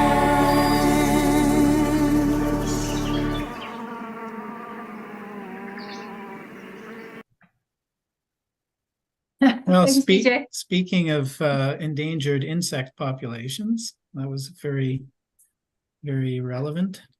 Yeah. I think Okay. it's time for the next program. We are ready for you, Richard. We're going to give you a little intro here. Okay, Oops. and I'm going to share my screen. You can take us off. We can just leave Richard on, but I'll give a little introduction. Okay, and I'm going to make you a co-host in just a minute, Richard, Okay. so you can share your screen. Let's share my screen already. Yes, we're ready for that. Okay, we're just going to introduce you, Richard. Okay. Courtesy of Wikipedia.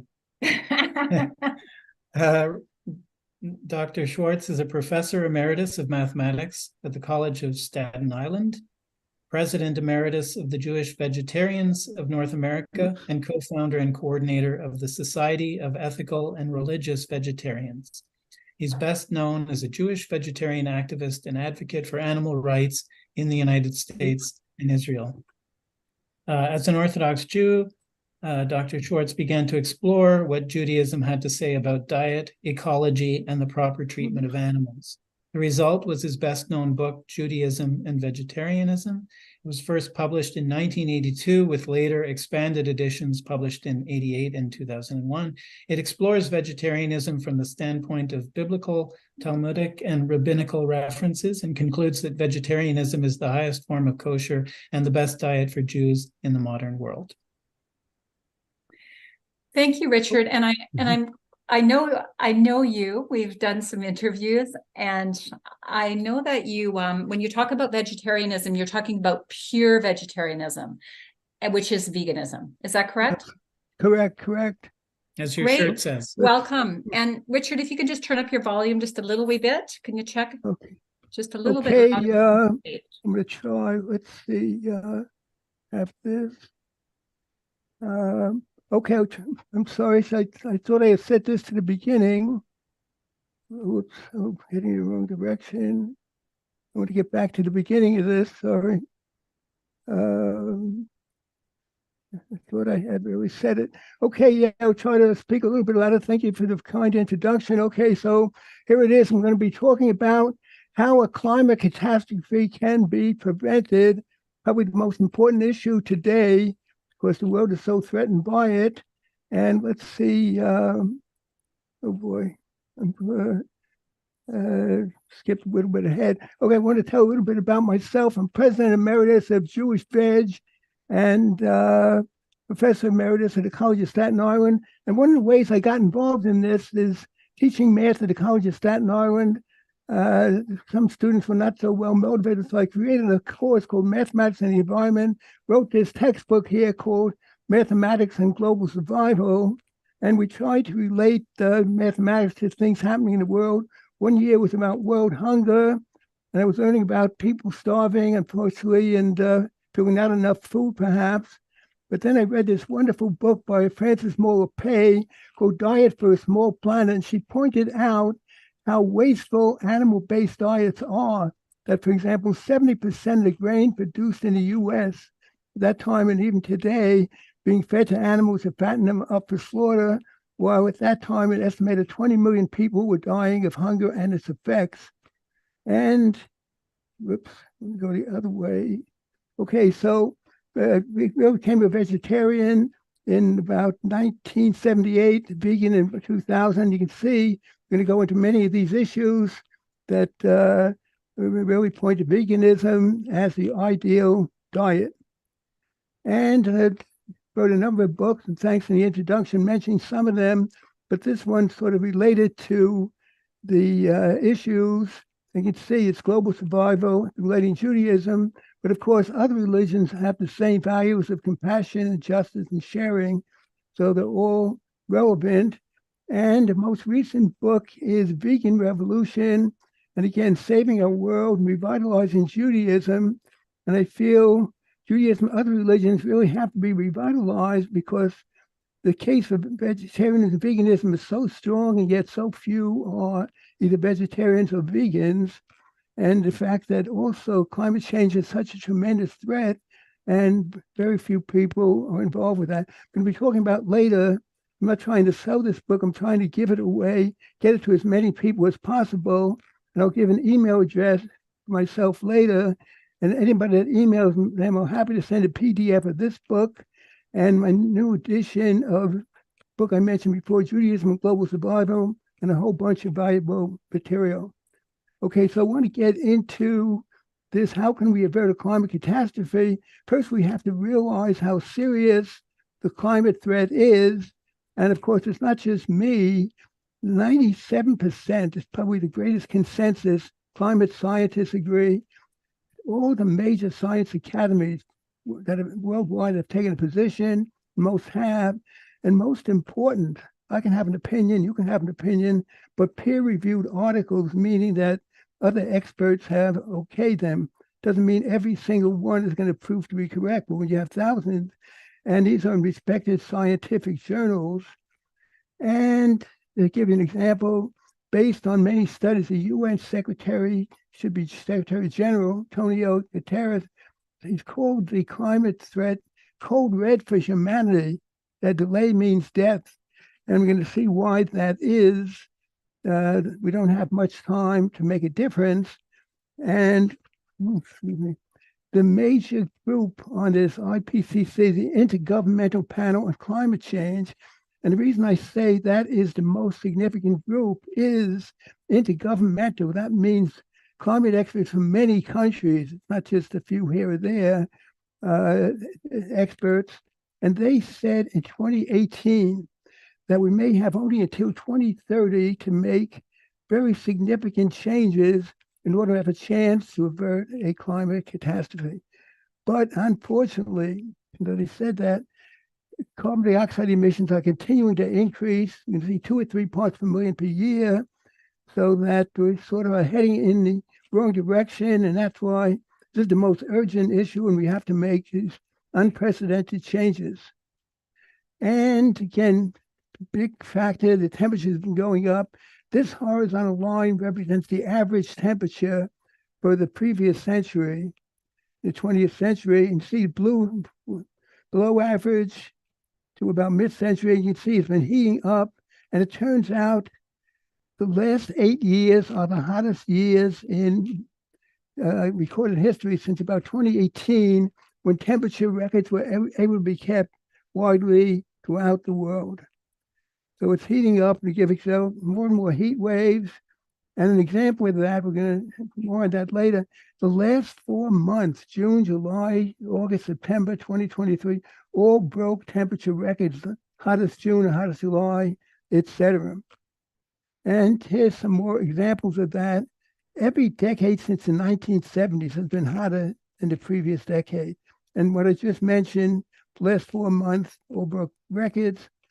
And all of the 23 years in this century on the top 24 hottest, again, since about 1880. Many records broken. Just to give one example, London reached 40 degrees Celsius or 104 degrees Fahrenheit, first time in 2022. Okay, but as they say, we ain't seen nothing yet. We are now at about 1.2 degrees Celsius, and here in 2023. Since the beginning of the Industrial Revolution, the experts hope we won't pass 1.5, but you can see that could happen in the next decade or so. And 2 degrees, going to pass that. By the way, this here, most conservative, it means that at the end of the year, we're going to hit at least 3 degrees, at the end of the century, 3 degrees. But this is based on the pledges made in 2015 at the Paris Climate Conference. And unfortunately, most countries are way behind it. So anyway, you can see that if we're going to see many climate events, floods and storms, etc., so far at 1.2, imagine what it could be like if we hit 4, 5, or 6 degrees Celsius. So this is the most urgent issue facing the world, and everything possible has to be done to prevent a climate catastrophe. Okay, so things are happening already. Glaciers are melting all over the world very, very rapidly, far faster than climate experts projected. Greenland's melting, and that is such a big, big area. That could be many, many feet if that melts. And in my screen, some is blocked out. We can see the comparison. Greenland's melting. Polar bears are threatened, as many other animals are. As they say, we're in the 6th extinction, with animals disappearing very rapidly. And just one other example of that. Okay, so the seas are rising all over, and there's already what they call sunny day flooding in coastal cities like Miami Beach, Florida, because the tides have become much higher. Only 8 inches so far, but expected to be much, much higher in the future. So this is a big danger to coastal cities and much of the world, especially like a country like Bangladesh, close to the coastlines. Okay, I'm happen to be in Israel right now, and large parts could be lost by 2050, and it's true of many areas. And the whole Middle East area where I am is heating up almost twice as fast as the rest of the world. So here's something very serious: permafrost melting, and that's in the frozen north. From permanent, so it's not supposed to melt at all, but it's warming up so much it is melting. And why that's significant, underneath here is methane and other very powerful greenhouse gases. So that is a major, major threat. Okay, of course, the droughts are increasing. Many lakes are drying up, rivers drying up. Very, very serious problem affecting agriculture, etc. So this is a multi-faceted threat. Wildfires, of course, are increasing, and understand in Canada there were 270 wildfires one point this summer, and it affects areas far from that. I'm sure most of you have heard. Cities like New York had conditions where people had trouble breathing, told to stay inside, for example. And we'll see more about this later, but this is a triple threat for the future. Of course, this tree that's going to be disappearing was absorbing or sequestering carbon dioxide. So that's a sink that's being lost. All the carbon that was previously stored in this tree is going to be going up to the atmosphere. And you can see a building back here. Here's a window, for example, and many buildings destroyed. So it'll take a lot more energy to rebuild these houses, and many cars being destroyed. So you can see that this is a major factor. Okay, and storms are increasing in severity. People will say, well, didn't we always have storms? Didn't we always have wildfires? And of course, certainly true, but things that were called like 100-year storms, expected to happen on average once every 100 years, are now happening every few years, sometimes every year, and sometimes there's even two major events in 1 year. So 3 reasons for we've always had them are much more severe. The seas are higher, as we mentioned before. Of course, they're heating up and the melting of the glaciers and the polar ice caps. That increases the storm surges. Sorry for the typo here. And the water has become hotter, giving more energy to storms. And I wrote this down because just a couple of days ago, Hurricane Otis hit Mexico, and that was just a tropical storm, serious, but not too bad. It became very quickly, amazing, some of the experts, to a category 5 hurricane, tropical storm to category 5 hurricane in a very short time. So this is what is happening. And of course, the atmosphere is warmer, the world's been heating up, more moisture. That means when there is rain or snow, that it could be far more severe. Okay, of course, the floods are increasing. We've heard about floods in Greece, many areas. Seems almost every day in the news, there's something, it's either a flood or wildfire, storm. Things are happening. And okay, so sorry that been a bit pessimistic, although we're going to have hopefully some signs of optimism later. But there are 4 reasons why things are likely to get far, far worse. Rather than mentioning them here, I have pictures to illustrate them, so we'll go on to them. This is that temperature picture we showed before. So again, why are the projections for the future very serious? Where again, 1.2, and you saw all the pictures of the floods, wildfires, storms, droughts at 1.2. So imagine if it's 3, 4, 5, or 6 as indicated over here. So it's another very serious thing. This is probably the most important graph to understand why climate change is so serious. This is atmospheric carbon dioxide. If we went back to the beginning of the Industrial Revolution, 285 parts per million atmospheric carbon dioxide, and it's been going up and up, and it's reached about 420, well above the 350 parts per million right over here that climate experts think is a threshold value for sustainability. So we're way above it. The world is like a heart patient with a very high cholesterol, and it's unfortunately increasing because we indicated before, atmospheric carbon dioxide is going up by about 2 or 3 parts per million. So there's 2 possibilities. If it keeps going up, disaster. Somehow we have to bring it down, hopefully below that 350 I mentioned. Okay, another serious effect for the future is climate refugees. Because of all the storms, floods, wildfires, droughts, tens of millions of desperate refugees will be fleeing the effects, and that makes instability, terrorism more and more likely. This has been found in many cases. Matter of fact, recently there's been civil wars in Sudan and Syria because severe droughts, 5, 6 years, the farms failed. Farmers moved into the really overcrowded cities, and that made instability, always people going to take advantage of the situation, and civil wars resulted.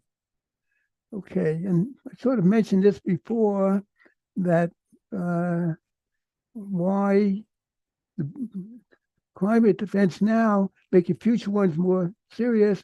Again, the wildfires destroy trees, so they no longer sequester or absorb carbon dioxide. The burned trees emit the stored carbon dioxide, and much energy will be required to heat up the homes and to produce new cars because they've been destroyed. Okay, there's another thing that's called self-reinforcing positive feedback loops, or for short, vicious cycles. If you have the frozen north here, the sun's rays hit it, but it's a very good reflector. 90% is reflected back out into space, but once some of it melts, then this is much darker, absorbed most of it, 94%, only 6% reflected back into space. But I have some water here. Well, okay, so, and again, Middle East extreme weather expected to hit because of the above factors. Okay, so what about solutions? Well, solar energy is part of it. This is what the experts talk about. And luckily, the prices have decreased sharply with more use and more experimentation. And wind power prices gone down there sharply. But what is being forgotten is the elephant in the room, a factor that's being overlooked, and more relevantly, the cow in the room.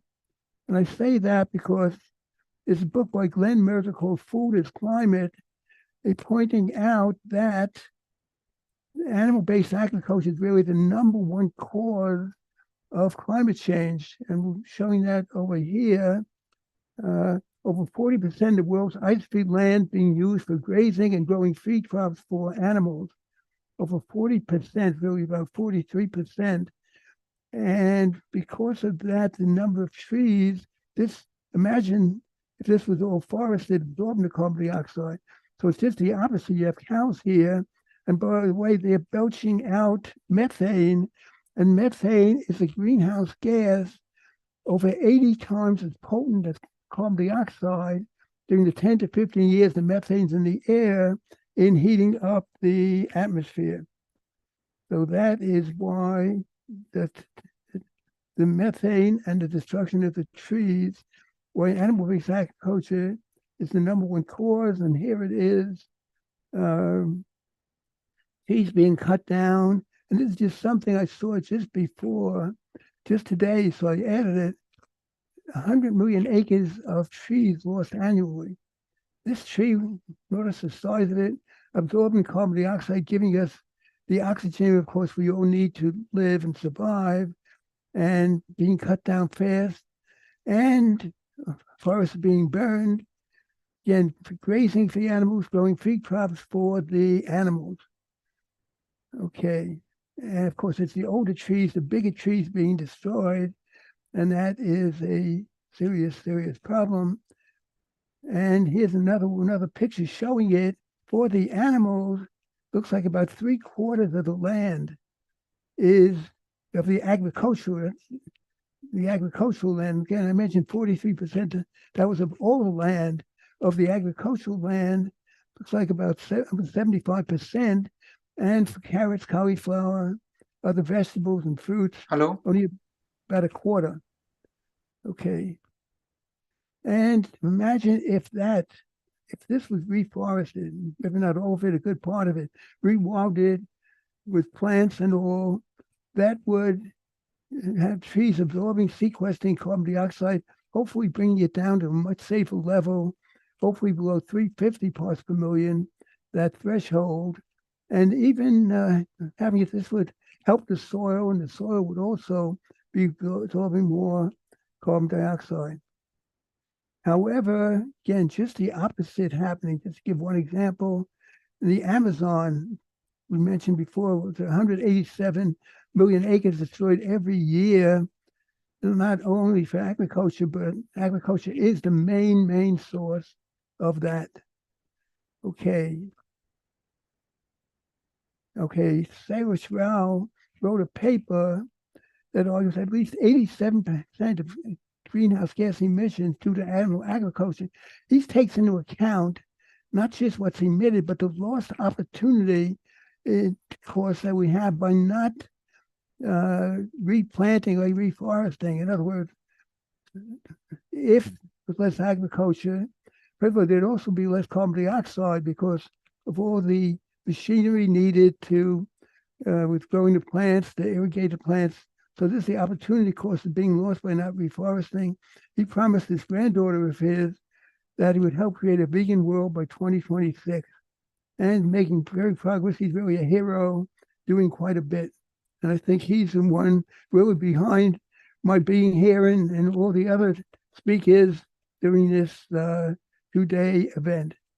Okay, so we've got to get the world out, climate change. We need system changes here and many demonstrations. And here's the point. What kind of world are we leaving for future generations? The number one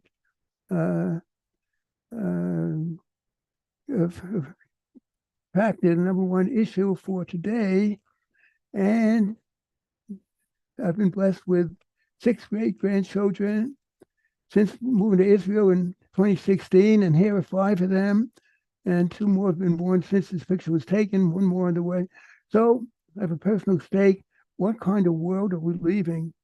If things are so bad now with every summer with floods and droughts and glaciers melting and the seas rising, we've got to make a difference, and that's one of the purposes here. So it's really the choice between a mainly vegan world and a destroyed world.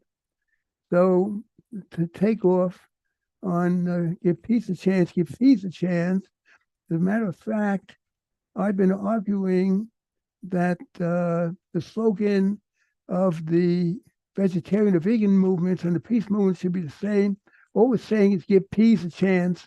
More about that later. So there it is. We got one planet here, no planet B, and there's no other effective plan B than one I indicated. Of course, we have to also continue with solar energy, wind power, and make more efficient transportation, recycle, get better right for many things. But this is essential in agriculture. Now, since how much time I have, I'll try to leave some time for questions.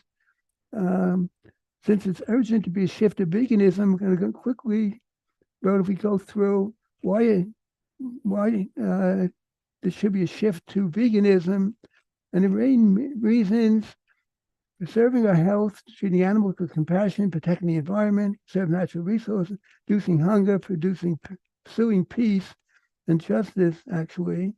And I've been promoting it through Judaism, but other religions as well. So I have some on that. We'll try to do this quickly. Well, here's the thing. I had a cover story in the Jerusalem Report, should Jews be vegans? And I gave many arguments, and no rabbi or anybody else was able to refute the arguments in this article, ones I'm about to make now. And it's Jewish teachings on health, most important mitzvah commandment. But again, we have to guard our health and do everything possible to save a life. And the health benefits: plant-based, whole food, plant-based diet, weight loss, reduce heart disease risk, reduce the chance of getting certain types of cancer, manage diabetes, and even reverse it, as we shall see. Okay. Well, bottom line: more meat and diet, more disease. I couldn't get a better graph, so try to explain this one. More meat, more heart disease, more bowel cancer. Far less meat, far less heart disease, far less cancer. And in between, same thing. So there's the bottom line, that many medical studies have shown this. And here's Dr. Dean Ornish. He shows you can reverse heart disease on a full whole food plant-based diet, and type 2 diabetes can be reversed. Many studies, and unfortunately, many doctors don't point that out. T. Cohen Campbell, one of the directors of what's called a China study, the New York Times called the Grand Prix of Epidemiology, the greatest epidemiological study that showed that even small amounts of animal protein in a diet could make a difference. This could only be done in China because most people in the world move around from country to country, city to city. But in China, they tend to stay in their village from generation to generation, and each area has standard diet. So they're able to do that study and show many health benefits of plant-based diet. And there's many studies. Here's a wartime study, World War II in Norway. Notice the war years, 1940, 1945, etc.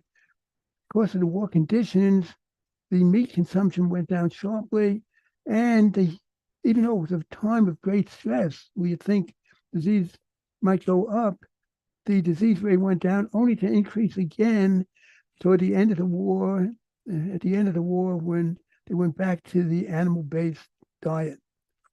And heart disease goes up as the cholesterol in the diet increases. A couple other graphs here. And because of that, I asked the question, which vegan foods have cholesterol? And the answer is none of them. Grain, 0, vegetables, 0, nuts and seeds and fruits and legumes, all 0. However, eggs and other animal products, high amounts of cholesterol. Of course. Okay, so, and very briefly, we are really close to the herbivorous animals. Notice our teeth, perfect for grinding food. What a difference from a carnivorous or omnivorous animal. And of course, a hand's perfect for picking an orange or an apple. And far from the claws of a carnivorous or even omnivorous animal. And our intestinal system is much longer. There's a vegetarian vegan animal compared to a carnivorous animal. And this is very good, very long, winding, very good to absorb all the minerals, vitamins, other nutrients from fruits. But here's short, so the meat is not in the system of a carnivorous animal that long. Okay. And again, because it's so unnatural diet, it's affected people. For example, the age of puberty in girls the world over has become lower. And for example, the age of puberty, the first period for girls, Norway, it was over 17 in about 1640, 120 years later, way down close to 13. And again, other countries as well. And that's continued and continued. So, and that is a risk factor for breast cancer, for example.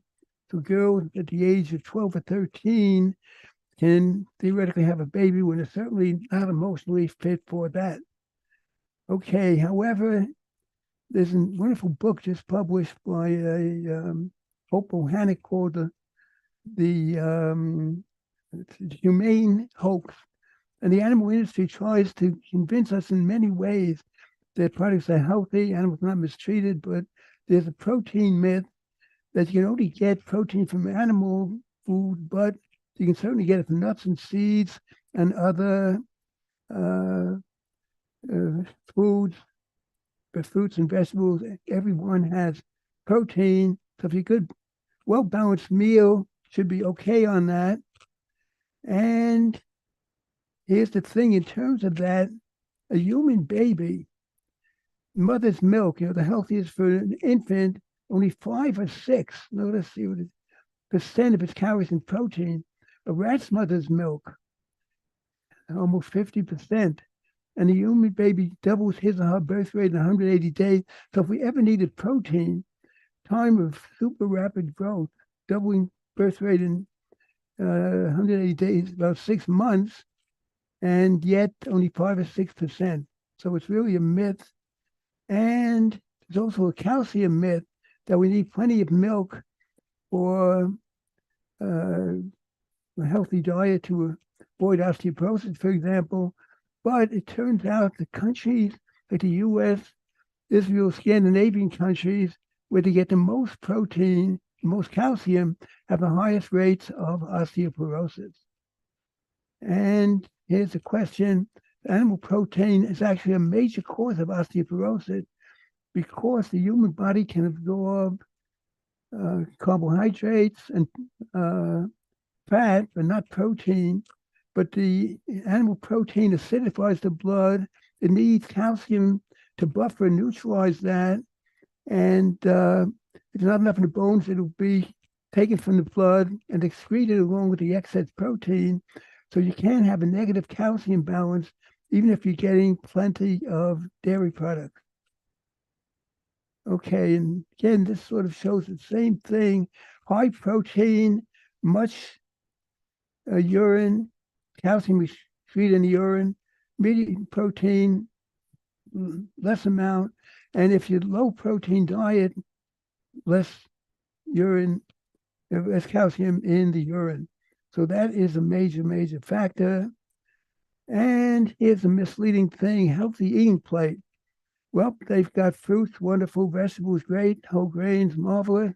They call it healthy protein, ignoring that all these foods have protein, and it's not really healthy.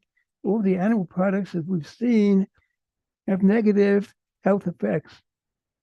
Okay, now in addition, another big thing, thank God we seem to be over the coronavirus, but many pandemics have been caused by animal-based diets, the widespread production and consumption of animal products. Here are just a few examples: bird flu, swine flu, MERS, SARS, Ebola, and most likely the coronavirus, although there's some dispute about that. And there it is. Bird flu is really happening now, and millions of birds have been killed in order to try to prevent its spread. Another health factor is antibiotics. More than half the antibiotics are in the animal feed to try to prevent disease in the very unnatural conditions, and also to increase their growth. They don't know why, but it turns out to be something that's positive on the growth. And I'm going to try to leave maybe 15 minutes for questions, so I'm going to move fairly fast through remaining slides. Okay, compassion for animals. Like other religions, Jews are supposed to be compassionate children of compassionate ancestors, and imitating a God, as indicates in Psalms 145:9, God was compassionate over all of God's works. Book of Proverbs says the righteous individual consider the lives of his or her animals, and many teachings in the Bible. You can't muzzle an ox while threshing the field. You can't yoke a strong and a weak animal. And it's a teaching that Jews, we have to feed animals before sitting down for our own meals. And Shabbat, part of the 10 Commandments even, not only are Jews to rest on the Sabbath day, but animals as well. So they should be free to roam the field. But the conditions for animals are very far from that. Kept in very close cages here. They can't even raise one wing. Very frustrating. They don't have the natural pecking system. So they tend to peck at each other, harm each other, perhaps even kill other birds. So the industry, instead of increasing the space, so they have increased it a bit due to a lot of pressure on them, they actually debeak the birds, a very cruel thing. No painkiller, no anesthesia. They cut off, this is equivalent to cutting off our hands in effect. So and sometimes it's so severe that the animals are not able to feed and die, but since they have millions and millions of birds, they're willing to do this in order, again, because profit is their major consideration, not the welfare of the bird. And the male chicks don't even make it that far because they can't, male chicks can't lay eggs. They have not been genetically programmed to have much flesh as other kinds of chickens have been, so-called broilers. So they are killed immediately, sometimes put in a plastic bags to suffocate or die from the weight of birds above, or maybe it's here to be ground up for pet food. So again, the teachings, religious teachings, or just humane teachings are violated by how animals are treated. Dairy cows, again, females don't fare too well either. They are artificially inseminated, impregnated every single year, so they'll be able to constantly be able to give milk. And the next picture is not too nice, but this is an example of artificial insemination, again, on rape racks. So they have babies every year, they're able to give milk. And very tragically, the babies are taken away almost immediately because they want that milk to be sold commercially to make a profit and not to be given to the baby calves who milk was really designed for. Okay, of course, this says we love our families, so do animals, but the reality is factory farms are treated as commodities, fattened up as quickly as possible, killed far, far, far before their natural lifespan. And because of this, last summer I had a book published called Restoring and Transferring the Ancient Jewish New Year for Animals, Ideal Time Has Come. And that was a new year many years ago. It was really initially the days of the temple, thousands of years ago, for tithing of animals for sacrifices. So my idea is to transform it into a day devoted to increasing awareness, Jewish teachings, religious teachings on compassion for animals, and how far the realities for animals are from these teachings. And this is just another picture. The other one was spread out and expanded. And because of that, I've had many events. Here was a Zoom webinar, August 2022. Again, how to transform the ancient Jewish New Year for animals, because it's important that people realize the religious teachings and the realities. Okay, the environmental teachings, very quickly. Just chapter 2 of the Bible, human being put into the Garden of Eden to work the land, but also to guard it.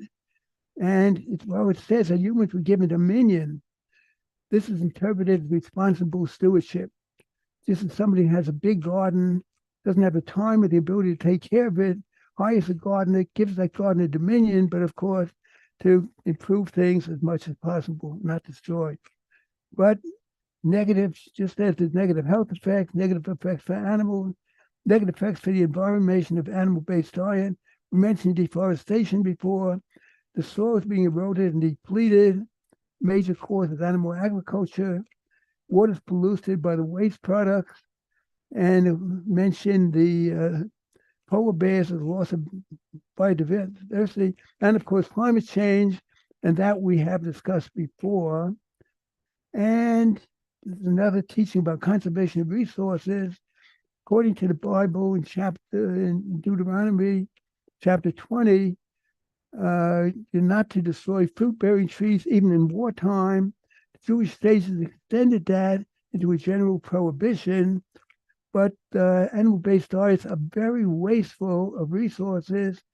Water, for example, can take up to 13 times as much water on an animal-based diet for a person than person on a plant-based diet, mainly because they're irrigating the feed crops. 70% of the corn and oats and soy being fed to animals.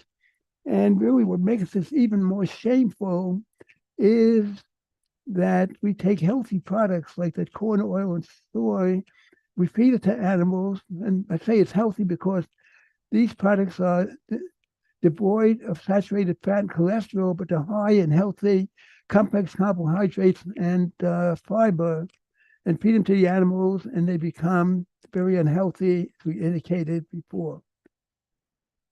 And again, teachings on hunger. Prophet Isaiah, with a share of bread with a hunger, leave the corners, leave the field. But we mentioned before, 70% being fed to animals, and therefore it's a scared of word hunger, which could be eliminated if the food was fed more to people. So a vegan world could help reduce hunger, decrease food waste. And again, this is indicating 3.5 billion people more every year could be fed. That would really end hunger in the world. And last, of the 6 mandates that point to veganism as the ideal diet, the Psalms to seek peace and pursue it, and the prophetic dream that nations will build their swords and plowshares, spears into pruning hooks. But once again, we want to give peace a chance. That could reduce violence. And the Jewish sages saw that the Hebrew word lechem, which is for bread, and milchama for world, here, they come from the same root, and they deduce from that when there's a shortage of grain and other resources, people are more likely to go to war. Okay. Again, I can come back to some of these. This is a summary. We mentioned health, animals, environment, serving resources, hunger for peace, all violated by animal-based diets. Again, we have that choice in the mainly vegan world, destroyed world. And this is a sign outside my apartment here in my retirement village at my age of 89 in Israel. If you love animals, stop eating them. And here is something very important, that it's much easier to be a vegan today. We've taken away the last argument that they just love the taste so much because they can get the same taste from many plant-based substitutes. And vegan restaurants on the rise, and even the animal-based restaurants have nowadays many vegan choices. So anything carnivorous animals can eat, we can eat as a vegan substitutes. You know, there's almond milk, there's soy milk, there's substitutes for eggs and all kinds of meat, and that's increasing quite a bit. And here I am trying to get to work out many years ago with the same vegan t-shirt I'm wearing now, and a tie with all kinds of fruits and vegetables, and usually a yarmulke that also has fruits on it.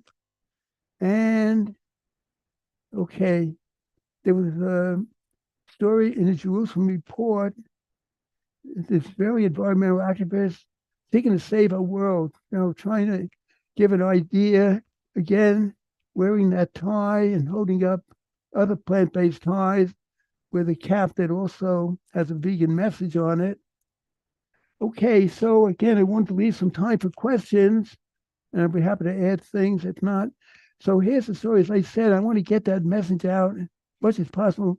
I'm willing to send PDFs of my books to key articles and make contact.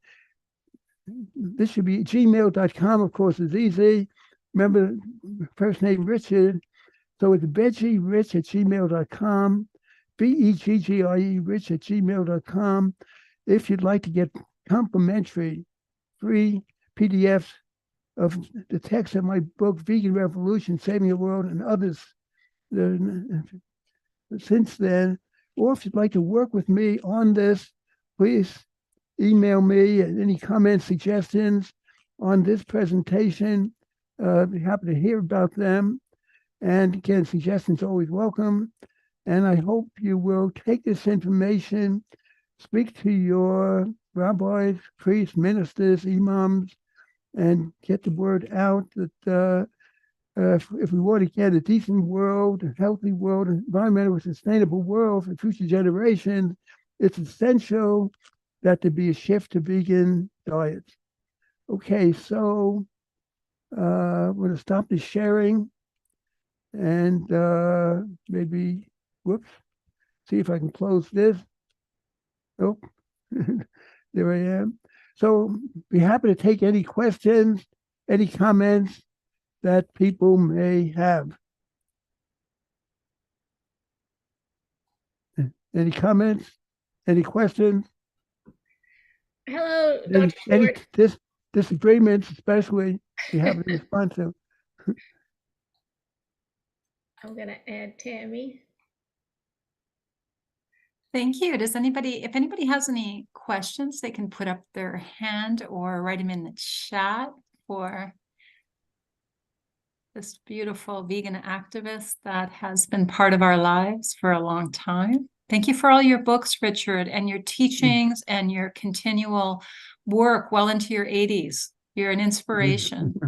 Well, thank you, and having this group was really an inspiration. And what Sarah, as you know, Sarah Schrow is amazing. That he's doing should only be a success, because this is the number one issue that we have. I hope everybody was able to hear me okay, and please help spread this message.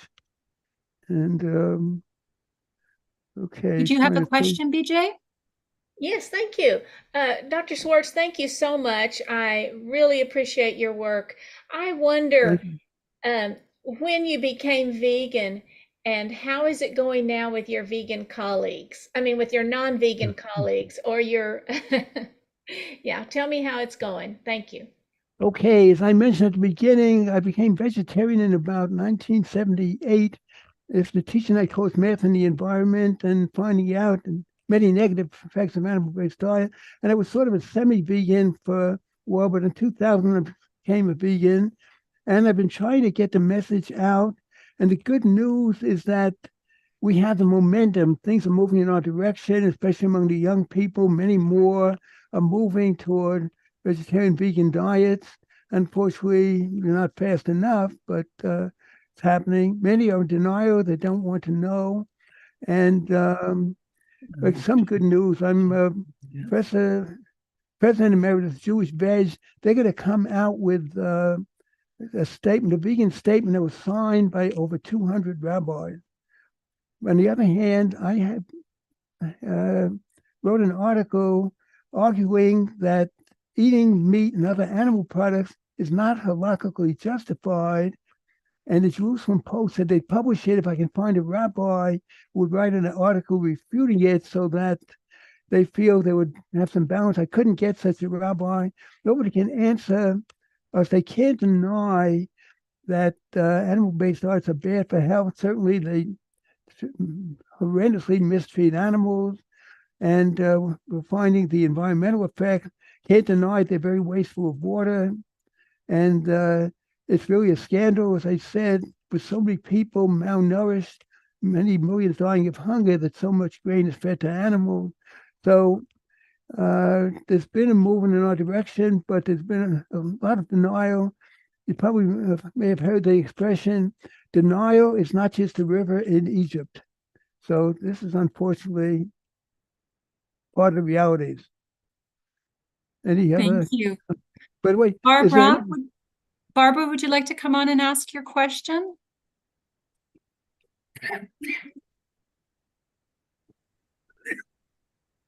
Hi, thank you for that excellent talk, Richard. Thank you. My question was, what do you say to people from Shahita UK who promote the slaughter of animals based on Jewish teaching? I've been in a debate with them before, and I found them quite formidable. Okay, well, a couple of things. First of all, as mentioned partly in my talk, God's first dietary regimen, it's chapter 1, right at the beginning of the first chapter of the Torah, the Jewish Bible. It indicates that God's first diet regimen was strictly vegan. Okay, talks about the fruits and the vegetables. Secondly, you can mention, remember those pictures I showed? Compare our teeth with that of a carnivorous animal. Compare our hands with that of we don't have a claws.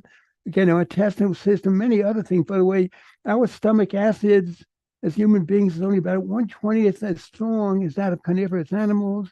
So we have, and you can mention the climate change and the health issue. And see, the important thing is, later on, after the flood in the time of Noah, thousands of years ago, permission was given to eat meat, but it was a concession. So the important thing is there's a choice. Jews and everybody else has a choice in their diet, but I always argue, shouldn't that choice be made taking into account the highest of religious values? And the fact that God would not want us to be unhealthy. God doesn't want animals. It says God's compassion is over all his work. righteous person is the life of his or her animals. So we have all that. And in a world where water and energy is becoming short, we need so much more water, energy, land. That, the fact that millions of people are dying of hunger, and yet we're feeding so much grain to the animal. So there's so many arguments. And if anybody tells them that, if it's a minister, anybody, I'd be happy to have a very respectful dialogue, debate on Zoom with them. But usually people shy away from that because they can't really answer our arguments. Thank you, Richard. And also, Dr. Gabriel Cousins is also very good debater, and maybe him and Richard could get on a Zoom and do a video. I could facilitate that for you, Barbara, and do a recorded video and send it to you to give them a little bit of information on the teaching, how there's actually no kosher death of animals. So that would be excellent. Thank you. Yeah, that would be great. Right. I wonder if there's anybody, any of the viewers who disagrees with the arguments that I've given, anybody who sees any flaws in them, because I'd be happy to try to respond to that so that maybe I can add things for future talks. Anybody who has any disagreements. By the way, I wrote an article called 18 Reasons That You Think They Should Not Be Vegans or Vegetarians and Why They're Wrong. So we try to answer that, because someone may say, gee, it's great, I'm going to become a vegan. And then the friend says, yeah, but what about this? What about that? And if they can't answer it, that may discourage them. That's why in my book, Judaism and Vegetarianism, I have a whole section, questions and answers, and I have that article. And I think we have truth, morality, and justice on our side, and the other side just tries to duck the issue and come up with outrageous arguments that can easily be refuted. Okay, we have another question. Thank you, Richard, for that and really explaining the importance. Nancy wants to know, she says, when I meet Jews in my activism, I urge them to go to jewveg.com. Would you say that's still a good site to recommend to people? Oh, yeah, that's excellent. By the way, I think now I might be able to get there that way, jewishveg.org. I'm not sure if it used to be with a common, maybe still will get you there, but I think .org.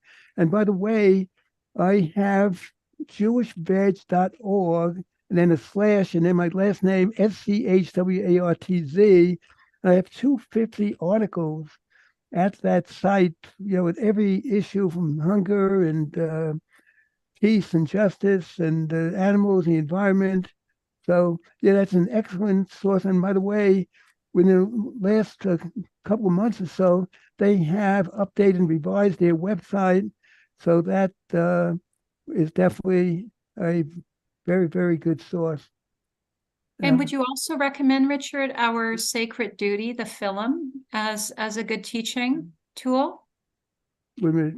Sacred Duty. Are you familiar with the film, Our Sacred Duty? Wait a minute. Let me see if I have something right over here. Whoops. Are you referring to this? Sacred Duty, applying Jewish values? Oh, yeah. Well, I happen to be the assistant producer of that. It was my idea. I was at a what they call a summer fest, and there was a group there that showed a very nice video on Christianity. And I used to send out a newsletter. So I said, wouldn't it be wonderful if we had a Jewish video like that? And usually I send out ideas and get lost in space. Nobody, but a wonderful person named Lionel Friedberg responded. He's a multi-award-winning producer, and he said, we got to do it. I met him in Israel. We were there 2 weeks, took all kinds of videos. So I think it's wonderful. And by the way, we gave out 40,000 complimentary copies of that video, and people can see that. It's on YouTube freely. If you go to a Sacred Duty and do a search on YouTube, it's about an hour, and it gives our case. So, of course, as the assistant producer, I am a big fan of that video. say the least. Thank you. Thank you, everyone. We're out of time. Can people contact you directly, Richard, if they have any questions? Can you put Oh, your absolutely. email in the chat? That would be great. Okay. And Well, okay, with before I'll put it in the chat. Let's see. But again, it's veggierich@gmail.com. VEGGIERICH. I'm looking for the chat. Oh, here it I'll is. put it in there for you. Yeah, Great. okay, you can put it in. So VEGGIE at gmail.com. Again, I'd be very happy to send it people, 2 books at least, and links to other books. And I encourage everybody who gets them to pass it on. I want to freely get it to as many people as possible, because if we don't solve the climate crisis, everything else becomes insignificant. So thanks to everybody for watching, and shalom from Israel. All the best. Thank you for your sacred teachings, Richard, and shalom and namaste, vegan. Amen. Thank you very much, and best wishes for much continued success to everybody. Thank you. Thank you. Thank you. Well, we're coming to our next presentation, but I'm going to one more time because we have the creators of the waggle dance. We're going to get up, take a little break, and do the waggle dance. Rebecca's going to put on the waggle dance for us one more time. And we're going to waggle as we're getting ready for Jeff Francis, Darren Jin, Vegan Queen V, and Chris Hines in the Art of Veganism.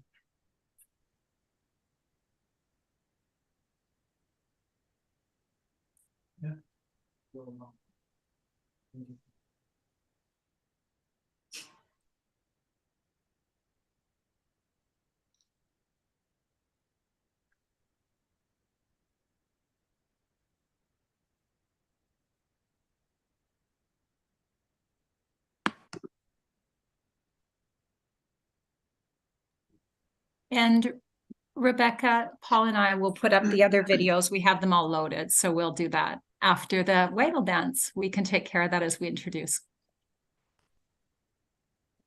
And if you could just spotlight our speakers that are going to be speaking at the time, but we'll start out with a nice little collection of all 4, 5, I guess, including myself.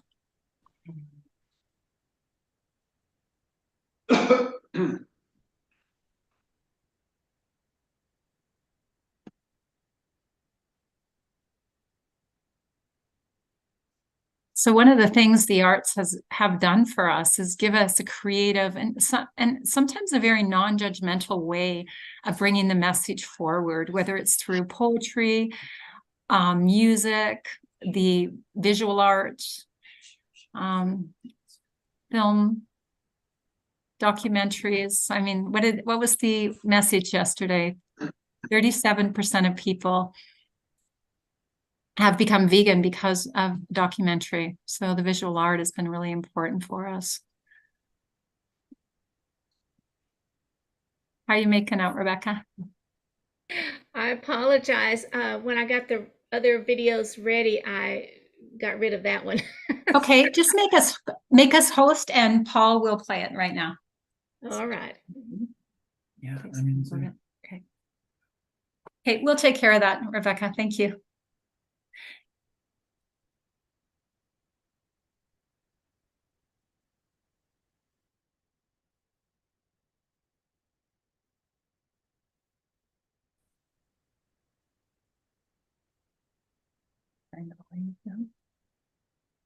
Yeah, it's just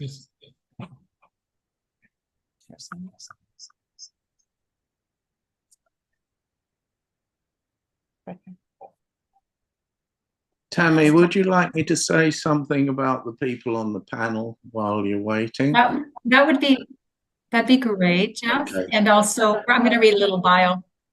Got a lot of. You got it? Sweetheart. Okay, well, this is very much a music panel. It's an area that we believe will penetrate to as more people because music touches on an emotional level. So that's what we're working on now. Darren Ginn is a world-class piano player and arranger. Chris Hines is a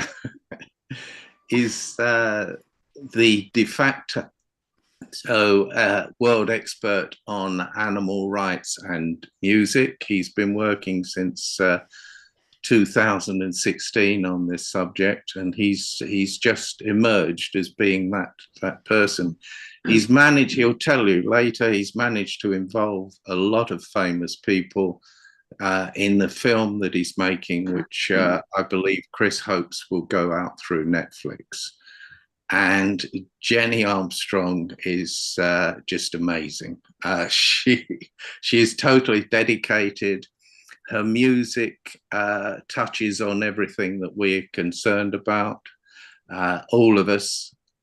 And she runs under the epithet, quite rightly, of being Vegan Queen V. And you hopefully are about to hear one of the tracks that we've done together. I've been here before, so I'm going to take a bit of a back seat on this one because you need to know about these people. They're just brilliant. Thank you, Jeff, my dear friend. Maybe full screen. Yeah, I did. Oh, is it full screen? Oh, no sound, yeah. And then there's no sound. Sorry, Paul's using my computer, so it's having a little bit of technical difficulty. Okay. I need you to shut off your volume, because we're echoing. Well, this is something that's brought the whole team together, and we have formulated a very nice team, I believe, all dedicated to the same thing. The start of the video is created by a person I consider, he's certainly the most experienced 2D animator in the world, and he is probably the best as far as I'm concerned. So and this project, which was suggested when we were all working on Bite-Size Epiphanies, is one that are you ready to run, Paul?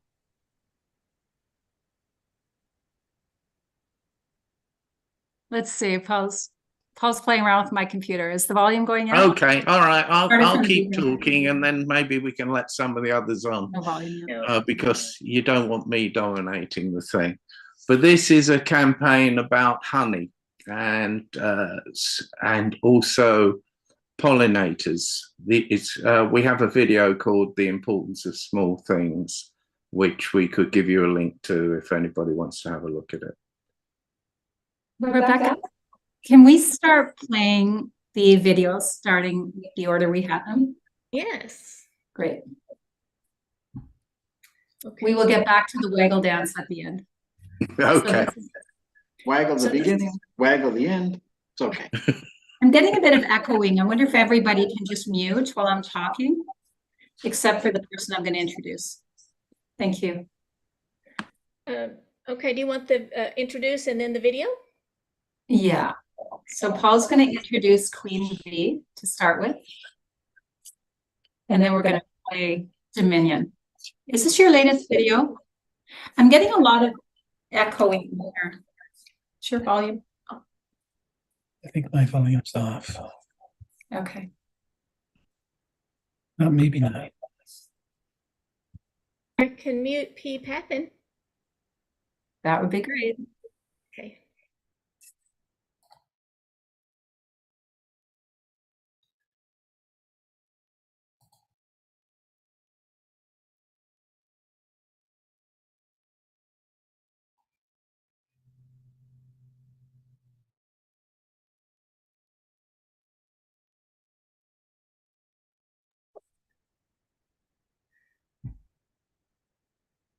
Sorry, everyone, the usual technical difficulties. I think So, I think it's good now. I think it's just PPAPing on and yeah, got it. okay. So when animal rights and music collided, Vegan Queen V was born. Vegan Queen V brings messages of truth, peace, love, and compassion, using her music as a powerful communicator to empower the people of the world to make more compassionate and mindful choices, particularly where animals are concerned. Rebecca, can you play Dominion, the music video?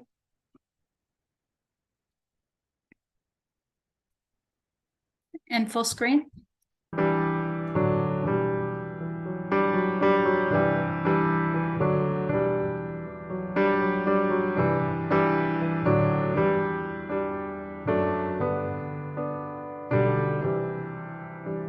Did you drop me on my head?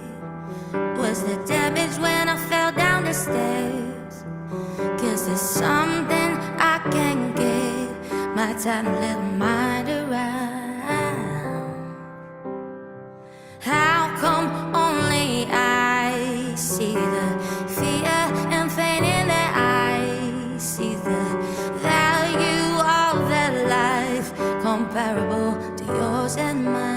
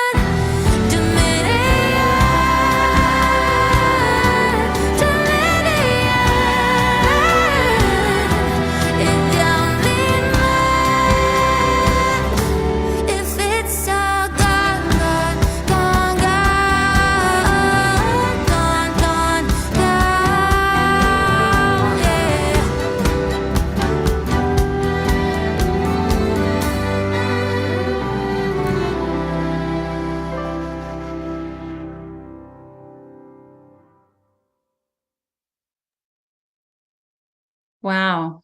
Jen Armstrong, you are a goddess, beautiful, waggle, lovely woman, spirit. Thank you. Why don't you share a little bit? We have really short segments of time to share, but 7 minutes, 8 minutes, just give us a little capsule energetics of your beautiful spirit. Thank you for being here. Thank you so much for having me. And it's great to see everyone. Good to see you guys. Yeah, so I've been a songwriter since I was 12 years old. But I went vegan 7 years ago, and I just naturally started writing songs about the animals from their perspective and about the state of the world as it is at the moment. And it was only last year, I've been a professional musician my entire adult life. It was only the year before last that I was actually inspired to release a body of work like an album. So yeah, the footage from the Dominion video that you saw there was a lot of it was from the Outer Hebrides, which is where this amazing recording studio is, where I wrote some of the songs from the album and recorded it all.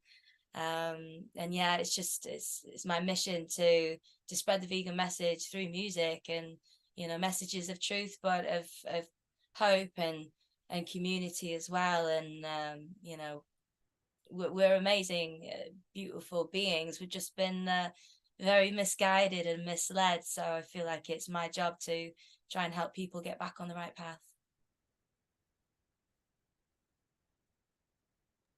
What kind of feedback have you had from your music when I know you I know you do festivals and different concerts, and how do people respond? Because, I always feel if I'm asking kind of the one question, how does art play a role in veganism? The art of, the visual, the music, the film and documentaries. So what do people say when they experience you? I think it definitely depends on the person and where they are on their journey, their vegan journey, their spiritual journey. I think everyone I've spoken to who have been listening to either the album in its recorded version, or if they hear me live, I think they do really love the music, enjoy it just for a piece of music, which is what I was after. I just want everyone to enjoy it. And then the message is obviously, it depends who you are. If you're vegan, a lot of vegans come to me and say, thank you so much for putting my feelings into a song and sharing these lyrics in a sort of a pop music medium, because as we know, most of at least the mainstream pop music lyrics, they're just they're not positive, and they're not particularly helpful for us, I think, as an evolving planet. So vegan, yeah. I just wanted to comment on that.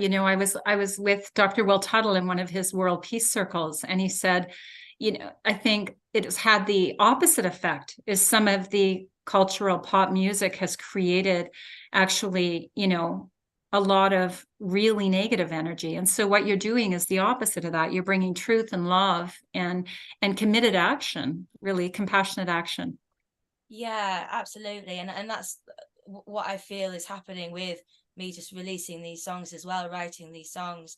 You're taking something that is very dark and very upsetting and traumatic, and changing it, transmuting it into something that is positive and is a beautiful thing in this world. Yes. So for me, it's it helps me, because I feel like I'm actually doing something to try and shift where we are into something better for everyone. But you're putting positive stuff into the ether, which is it's so needed, as you say, like with music as it is. It's not written to uplift people. Right now. Thank you, Jen. We're just having a couple of technical difficulties here. We're so grateful to have you all. Okay, Paul's go ahead. Paul's going to read Darren. We're going to introduce Darren now. And when we do the waggle dance at the end, we're going to, I think, Darren, you did the music for the waggle dance. Is that correct? Yes, the music was done also jointly with Jen. Mm-hmm. She was quite instrumental in bringing the melodies out. We fashioned the words. Jeff in between lyrics. So it was really a joint effort between the three of us. I actually did the instruments that were on there. I had a percussionist, world-class percussionist of Turkish origin, played tracks that were sent in. And we also had a gentleman from Jim Bell's studio in London who did the guitar tracks. And I chimed in a little bit on some of the backgrounds, but what you're hearing in there is Vegan Queen V doing her thing with her magic. Awesome. We're going to play that at the end. Rebecca will have access to that, and Rebecca's just loading up your video right now, Darren. Okay. So, yeah. I haven't sent it. Go ahead. Okay. Darren began taking organ lessons at age 7, leading to 20 years of combined study that included piano, voice, theory, composition, arranging, and conducting. Music was his major at Temple University in his hometown of Philadelphia, Pennsylvania. His professional career began when he was 15 and has spanned over 50 years with extensive work as a teacher, composer, arranger, music director, recording artist, band leader, contractor, soloist, and group performer. In the early 70s, he began working as a global activist and advocate for human and animal rights, using music to promote his message of peace. So here we go. Here's a little video of Darren's. Thank you, Darren, for your work.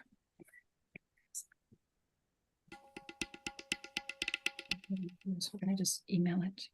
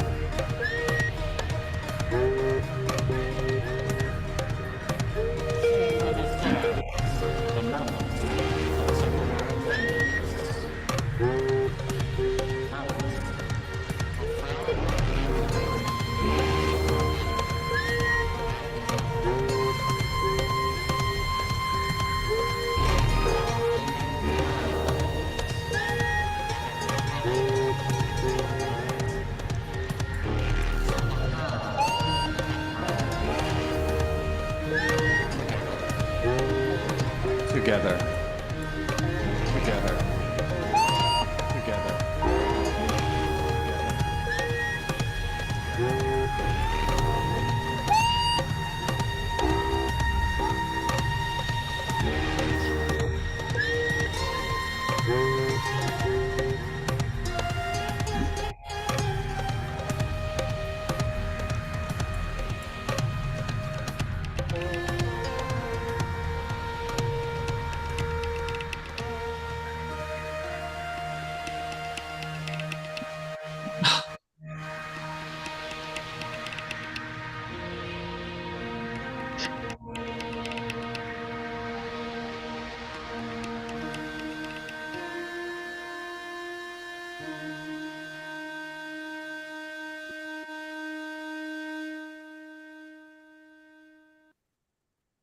Wow. It's a beautiful piece of music and rhythm, Darren. And with Jeff, your art and your poetry. Gorgeous, gorgeous. Darren, would you like to share a little bit about you? Go ahead, Jeff. Go ahead. No, I was just going to say it's unfortunate that I couldn't hear the spoken word at all. Yes, that didn't come through. No. So this was a piece, of course, Jeff's images in there and a painting that he did commissioned by someone in India. And when we talked about it, of course, the relationship that Jeff and I have with our collaborations, I said, well, how about if I put some music to that? Okay. So actually what you did not hear was when the world speaks of motherhood, of the fierceness with which the mother defends her children, they speak of the tiger. She is their icon. She is the symbol of how things must be. Without words, she knows Kali. Without words, she knows Durga, and they know her. And of course, Kali being the major Hindu goddess. She burns bright amongst the darkness of men, men who have turned the daylight of love to the perilous midnight of hate. She understands the moments of temporary tenderness, moments that fire her imagination to compassion and empathy. Sheathing claws that have shredded the colonial ensign so that all can walk free together. So that's what you didn't hear on there. But of course, everything is on our websites. It's Bonobo TV Publishing under the Words and Music to Inspire. All the videos are there. So with that, that was the message that was to be conveyed through that particular piece. And of course, working through that and everything else that I've been working on in this later period of my life is now all about compassion and veganism, working on the critical issues that are facing humanity and our planet, seeing that everything is tied together, and working with these fantastic people I've known for the past several years. Previous to that, I did just about everything under the sun you can imagine, with music, performing, recording. So it was a long and varied career that once I started my activism in the early 70s, then part of that was when I was practicing Buddhist during that time. And we were doing peace marches, we were doing things for human rights, for environmental rights, not so much the animals. You had a lot of folks that were practicing spirituality and all these things, but they just didn't make the connection of being either a vegetarian or a vegan, which has always bugged me through my entire existence. With that disconnect. I just didn't get it, and I still work on that to this day, and even more so over the past 20 years, over 20 years of becoming a vegan. So coming full circle with all of this, once I got in with Jeff, met Jen, then started working on these projects, and now, like I said, at this period in my life, all of the focus with the music and these productions is working to invite people through the art in veganism, letting people hear what's happening with what we create, bringing them in. Oh, a vegan did this? Oh, and there's another vegan that did this? So it's bringing these folks in and letting them see, letting them experience what we are able to put out there, what we're feeling, what we're channeling through us, as far as spirit, as Jen had mentioned, putting things out there to the ether. A big part of all this is knowing that everything is inextricably connected, and that's something that I've been using for quite a few years, that wisdom masters throughout the ages have talked about and have taught. That's a core truth, being that everything is inextricably connected with every thought and every action affecting the whole. Connecting this out to everybody else, to whom I refer to affectionately as the general population, meaning non-vegans, those practicing selective compassion. With all of that, we are looking to get our messages out, and we are having success a little bit at a time with these campaigns. And since you're going to be playing the Waggle Dance, we do have a new one that's connected to this weekend that is in production. Actually, the production actually is finished. Just doing some final mixes right now. But things are going out to some key people. It's called Heroes to Zeros, and it's all about the Icelandic whaling. And once that comes out, it'll be very interesting. That's going to be on our website, but we'll keep everybody up to date on the news that's going to be followed with that. Thank you. Thank you so much, Darren. And thank you for expressing, your work. Music is so deep and so cellular. We can, sometimes when we listen to a song or listen to a piece of music that we heard when we were young, we know exactly where we were. We remember exactly how we were feeling. It's such a powerful way to infuse a message and for it to become a truth. So thank you. And now my beautiful friend, Jeff Francis, I love you. We're going to read a little bit of your bio, and then we're going to go on to play a little video of yours. Okay, so Jeff is a Saatchi shortlisted artist, award-winning photographer, writer, and lyricist whose work has a strong ethical theme, particularly his social conscience series of paintings and the art installation Weapons of Mass Destruction, Changing the Picture, which was featured at London's Frieze Art Fair. His writing includes the single What No Meat with punk legend Captain Sensible, and a slate of 18 books, including the controversial Babylon Farm and the very first Celebrity Vegetarian Cookbook. Several of his books of poetry deal with our relationship to the natural world. Thank you, Rebecca, for playing his video.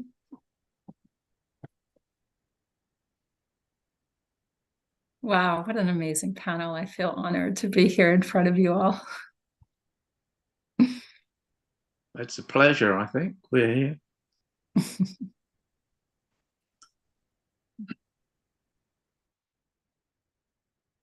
Oh.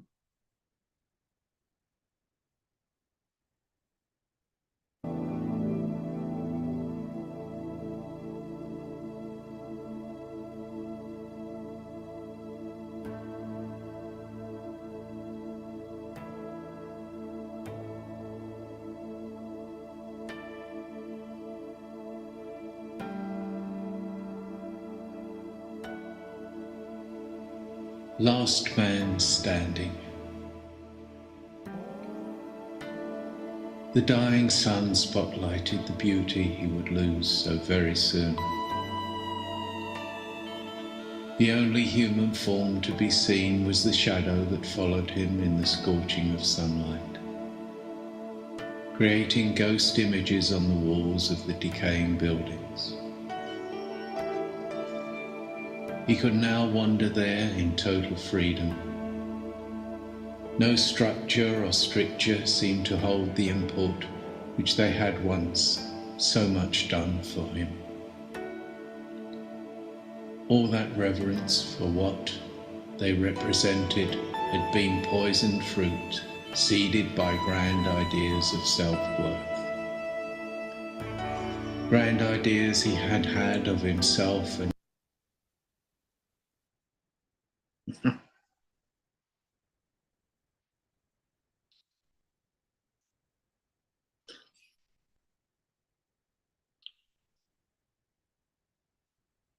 Perhaps that's the universe telling us something, Tammy. The grand ideas they had in themselves is going to stop everything. Yeah, absolutely. I think that's yeah, I didn't know you were going to play that one, but I'd like you to utilize the time with the others, because I've been here before and I'm sure we can do stuff again. well, sure thing, Jeff. Okay. Well, we're going to introduce Chris. Hello. And hello, Chris. And Jeff was telling me, you know, you found him through, Jeff had the first vegan record label, Animus, and you were doing a documentary. Your new project that you're working on right now is a documentary on 200 years in music. So we're just going to read your bio and then you can share a little bit and we'll play your video. Sure. Chris has been a vegan and animal rights activist for the past 8 years, working alongside numerous animal rights organizations and helping to organize a number of high-profile actions. In addition to collaborating with Viva, Animal Save Movement, AV, Plant-Based News, WTF, and Meet the Victims, he is a co-organizer. Alongside animal rights, music is also a musician himself. He has run a record label, worked as the program manager for a music festival, hosted a radio show, and for the past 10 years has run his own online music magazine.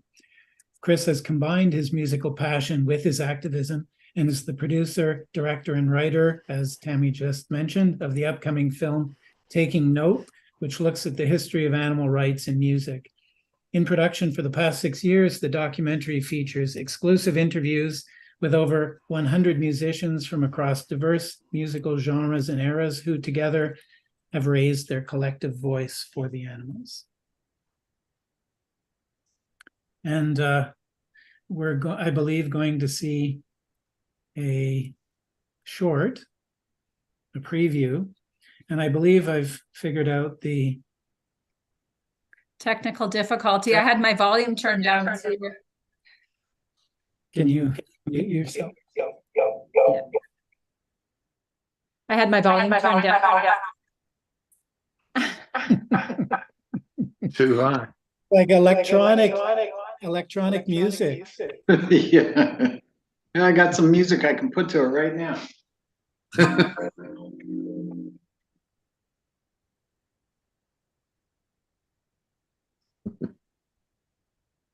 So let's all cross our fingers.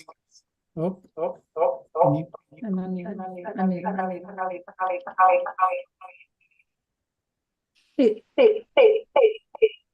So we'll just have everybody mute.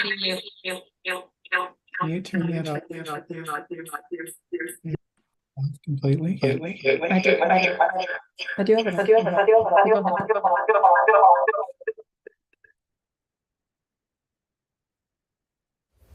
Music is the universal language to get any message across. The idea is like the last fight.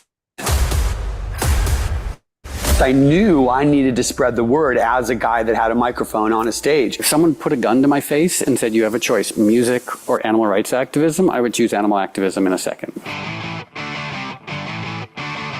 Throughout history, music has been used as a tool for social change, to express opinions, to promote new ideas, and to rally people into action. And it was music that introduced me to a subject that I'd never even considered before: animal rights.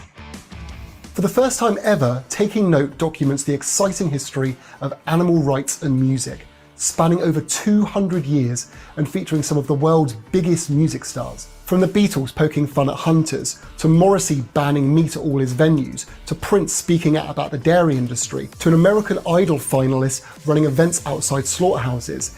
and the creation of an entire vegan music genre. These are just some of the amazing stories that this film will tell. The film ultimately looks to answer two questions. Would animal rights be where it is today if it wasn't for music? And would the music world be where it is today if it wasn't for the influence of animal rights? Well, it is very punk rock to be vegan because it's, you know, it's against what everybody's fucking doing. I think KRS-One is definitely one of the pioneers of putting it in the forefront of the music.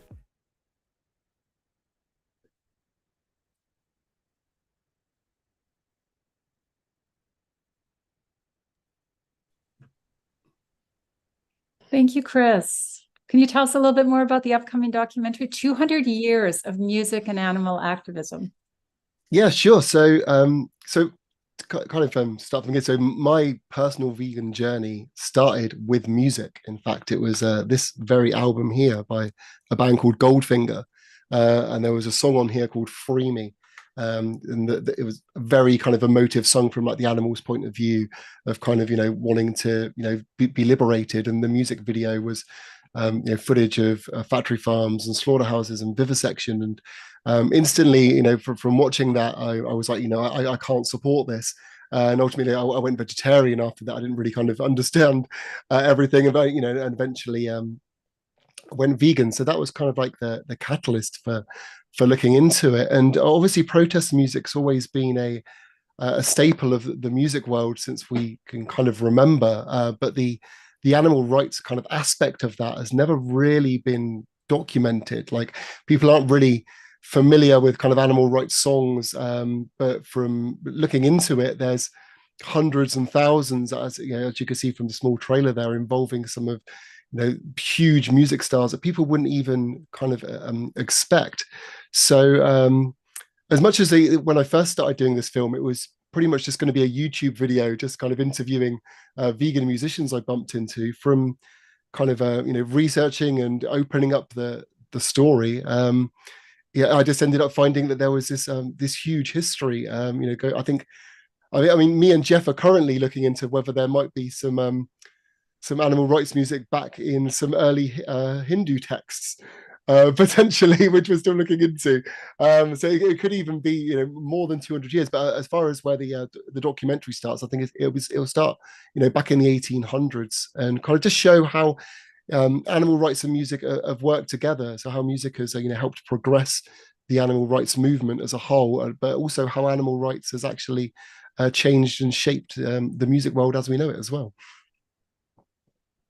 One of the most interesting aspects of, well, I've only seen the preview, but I imagine it's one of the most interesting aspects of the film is that we don't associate that kind of sensibility, you know, an animal rights sensibility, vegan sensibility, with certain genres of music like punk.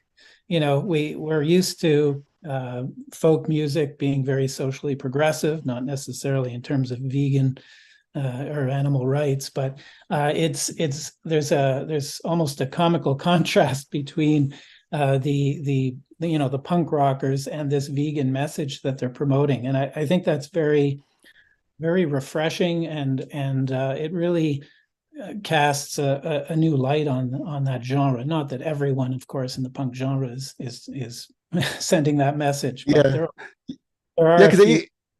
Yeah, because it is a strange one, because punk's always had this kind of anti-hippie mentality to it. But there was an area of the punk scene back in the 80s that were very much into pushing animal rights and vegetarianism, along with other social justice issues, and that just kind of snowballed throughout the time. And when you kind of come into the 90s, over in the US, there was the US hardcore scene.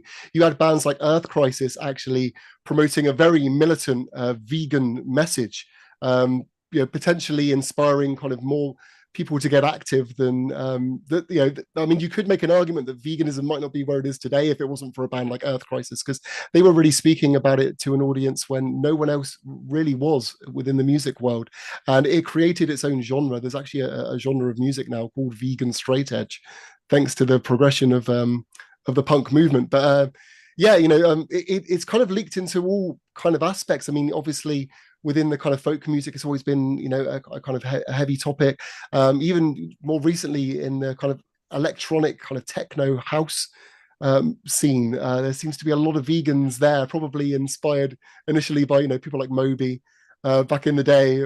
But yeah, it's been really exciting to kind of see all these kind of pockets. I mean, even country music, you know, you would think that's going to be the most anti-animal rights thing of all hunting and fishing and all that kind of stuff. But even there are people that are, you know, definitely, you know, showing compassion for animals. There's a Katie Lang is a really great story about her. I won't, you know, don't want to give too many spoilers, but there's a really great story about Katie Lang and what she was doing in the kind of country music world back at the beginning of the 90s. So yeah, it kind of leaks into all facets of the music world, really. When do you expect the documentary to be finished, Chris? So it should be all done to be released for next year. We're currently, we have a full version of the film now, which is great. It's taken 6 years to get there, but I've actually got a full version of it. So I'm going to be working on that pretty much solidly up until the new year, and then we'll be handing it over to our other editor, who's going to be kind of finishing it off for us. Hopefully, get it all wrapped up by hopefully the spring, and hopefully, release for the summer, all being well. I mean, I've been saying this for 6 years, so but fingers crossed it's further along than it ever has been. So I'm feeling very confident that it is going to be out very soon now.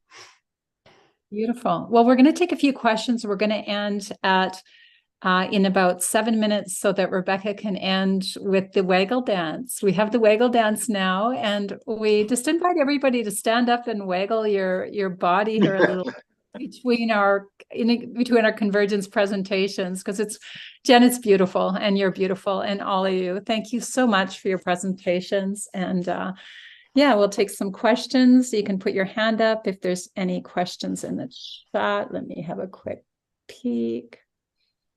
I see that Watch put up his hand. Did you have a question, Watch? Yeah. Hey, Chris, great talk, and best of luck in your project. I put a link to Moby's punk rock vegan movie, which came out, I think, a couple of years back or something, and it was really amazing to see that. And so I really appreciate you taking the flag onwards.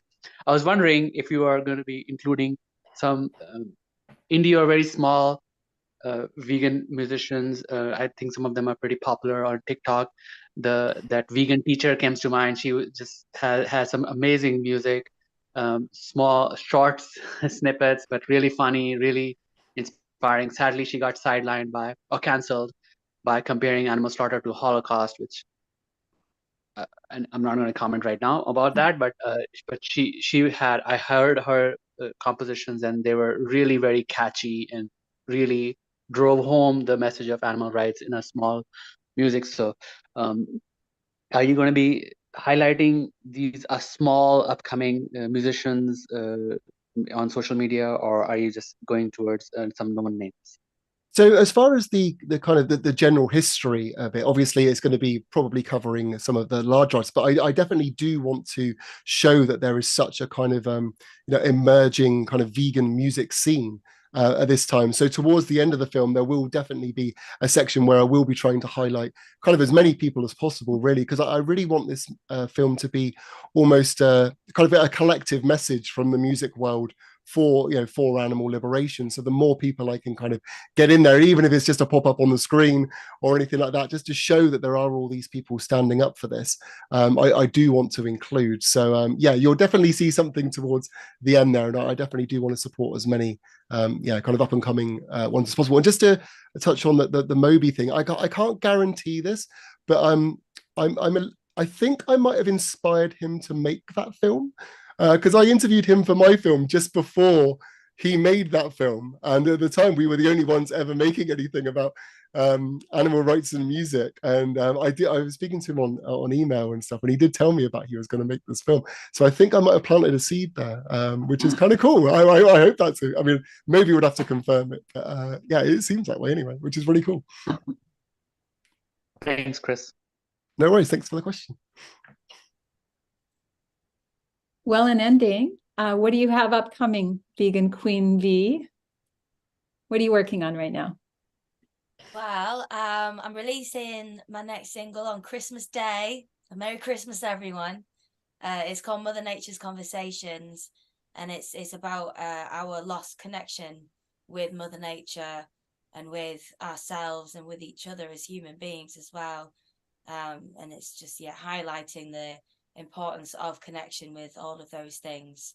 And then, yeah, my next album will be hopefully out next year, which will just be more animal rights, human rights songs, but more toward the end of trying to uplift and empower people so that when they do, you know, realize that they've been lied to and what the state of the world is, hopefully they can then move forward and change their behaviors in a, you know, feeling positive about it rather than feeling judged or, you know, feeling guilty.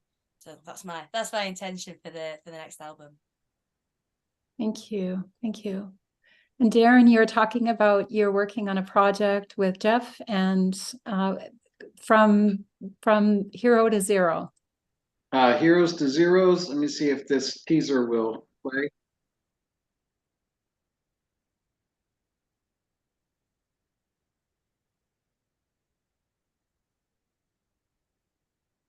Can you hear that? No. Oh, I can't hear it? No. No. Okay. Give us Suffice it to say Jenny's on there too. Jenny, great. Thank You you. hear this? Hear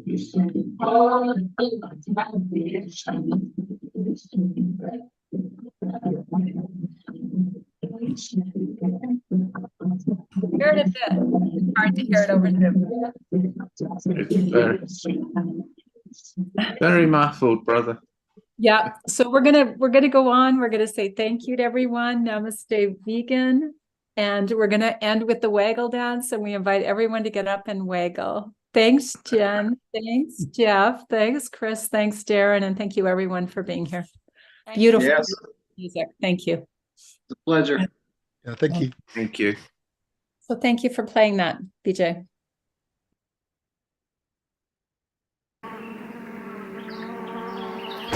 Waggle, waggle, waggle, waggle, waggle.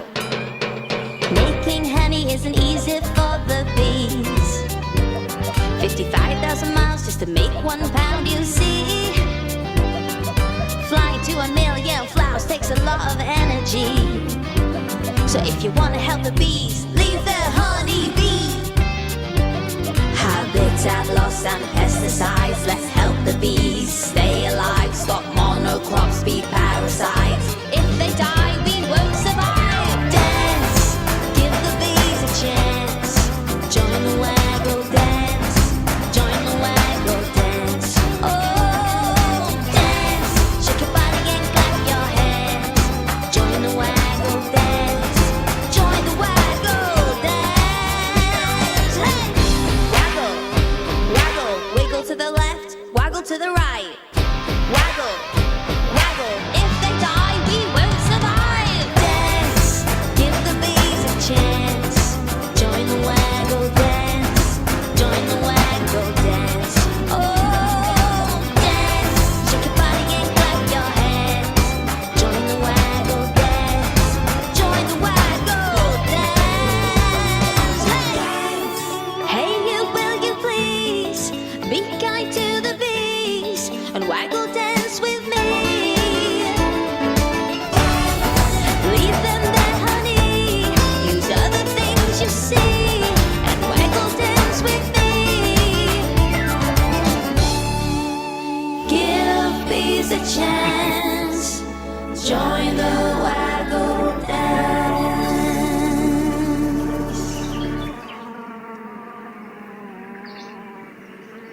Right on.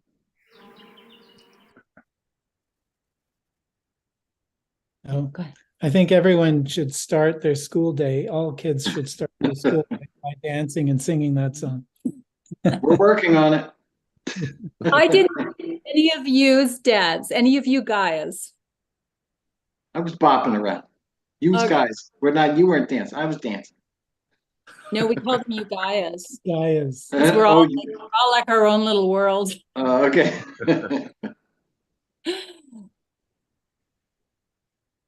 I love the buzzing. Yeah, it's nice. And that animation at the start is lovely, I think. Yep. Goes Tony, without saying that Jenny is very special in it all, of course. But it was a lovely team and it came together very, very easy. Just going to people we could rely on. And that's an important thing. Chris, did you want to mention the label idea? Oh, okay. I mean, can we talk about that? It's not really official Oh, yet, I don't know. I'm in negotiations for what we were talking about, but we won't go further than that. But I thought you said to go with the film, you'd like to create a label which would draw some interest. Oh yeah, well I mean, people in the audience who would be very interested in that. Yeah, well, I guess yeah. Alongside the film, is as well as just a label, I want to start a complete animal rights music organization, essentially, to kind of utilize the music world as much as possible for the promotion of animal rights, whether it be making sure there's outreach stalls at music festivals, if bands are going on tour, whether we can set up with their merchandise to give out pamphlets or show videos, or creating an animal rights record label, or just anything we kind of can to kind of utilize that, because one good thing is it targets non-vegans. Not every music fan is vegan, so we're going to reach the right people and everything. And because we are using people in the music world, people do look up to musicians, so hopefully they'll listen to them more than they would say me, which is always helpful. So yeah, that's kind of like the bigger scheme of things, as well as writing a book about the history of animal rights and music as well, because I just can't fit everything in the film, unfortunately. Otherwise, it'll be about 24 hours long. So yeah, there's a lot of stuff kind of on the way once the film's out anyway. But I don't want to think too much about it. I need to get the film edited first, and then I can go crazy with the other stuff. You're joyful to highlight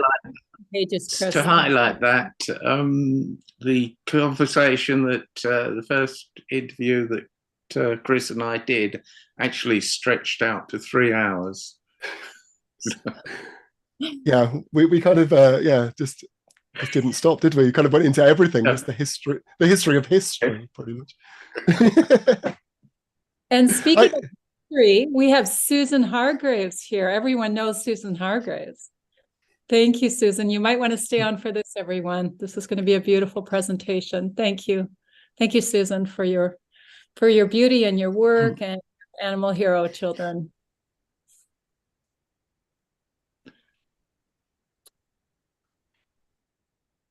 You're still muted, Susan. Hello, thank you so much. Can you hear me now? Yes. Okay, perfect. Yes, we can hear you. And Susan, I'm going to present you, and then it'll be all yours. So you've got a good 50 minutes at least to present, or if you want to leave some time for questions, I'm sure there are going to be questions at the end. Terrific. And can you let me know how my volume is on this thing? For me, I think it's good. What do other people think? Yes, it's good. Allison, are you going to come on screen and come on? Or are you going to introduce from behind the scenes? I'm sorry. I will come right on. There we go. Hi, how are you? Hi. Did everyone get whoever get my emails for the videos? That I am like, I hate to say it, but not particularly technically gifted. So you can play them. I didn't get any. I don't. I sent it to Rebecca Allen, Silesh, and then somebody sent me the link very helpfully just again. Oh, I had those. I didn't know you were going to play them, but let me look for them. Just a second. Thank you. I also sent them to HAMJEALISON. Okay. We will find them, Susan. We're on it. Terrific. These short videos that are about a minute long, I'll be referring to during the presentation that perfectly demonstrate my point. Okay, I just got an email from you with an image on it. Did you want me to share that image of the mermaid? No, that is a Vimeo link. If you go to the latest, let me see. Okay, that's a link. I've just opened it up on Vimeo. Do you want me to play that? That's to end everything. But before that, at 1:14, I sent the videos to play in order. Oh, I see. Well, I've been on the conference all time. I know. Sorry. It's okay. Let me see. Since late last night, basically. Oh yeah, yeah. Okay, so let me just see. I've got and you've got them in order. The first one with the woman goes first. Yep, Animal Hero Tober. Yep. All right. So terrific. I'll let Allison begin. We'll take a pause. Okay, great. So welcome to the 15th Vegan Convergence of the Peoples, VCOP15. And I'm Allison Hamji with Climate Healers. I'm here to introduce you to Susan Hargreaves. Susan has spoken at our convergences before. Many of you will remember her. And we're so happy to have her and to welcome her back again today. Susan is an activist who's been fighting for animals for 43 years. Is that right, Susan? 43 years. Yeah, since 1980. Yeah. She travels the world celebrating courageous and compassionate action by kids and teens. She's the founder of Animal Hero Kids, and she infuses youth with passion, wisdom, and determination acquired during a lifetime devoted to animal activism. Her programs, which often showcase stories of outstanding acts of kindness by youth, have been featured extensively in national and international media. Today, Susan will be talking about Lolita, the orca held in captivity for 50 years. And we are all ready to hear about that. So thank you, Susan. Thank you so much. I'm very pleased to be back and talking to everyone today. I just got back from Los Angeles at 3 o'clock this morning, and we were there for the pinnacle of Animal Hero Tober event, where we recognized youth. Now we are morphing into Be an Animal Hero, which is for all ages. And so we are recognizing people of all ages who are helping all species of animals. So I have a little news clip because I'm making your VCOP, an Animal Hero Tober event, and we're having them in the Ukraine for vegan food feeding, Brazil, Estonia, and the Los Angeles event. But here's a very short news video that was picked up by Yahoo and MSN, what Animal Hero Tober is, so everyone can know what I'm talking about. Thank you so much. To commemorate Animal Hero Tober this month, the Be an Animal Hero organization is spreading the word on how people can be kind to animals. The founder of Be an Animal Hero, Susan Hargreaves, spoke to the Palm Beach Rotary Club today about saving animals and brought along her rescue dog, Lovey. She says you can do this. You can rescue an animal at a kill shelter. But her main campaign encourages people to eat more plants instead of meat. And it is so much healthier and better for the planet to stop relying on animal-based agriculture. It's a waste of our resources.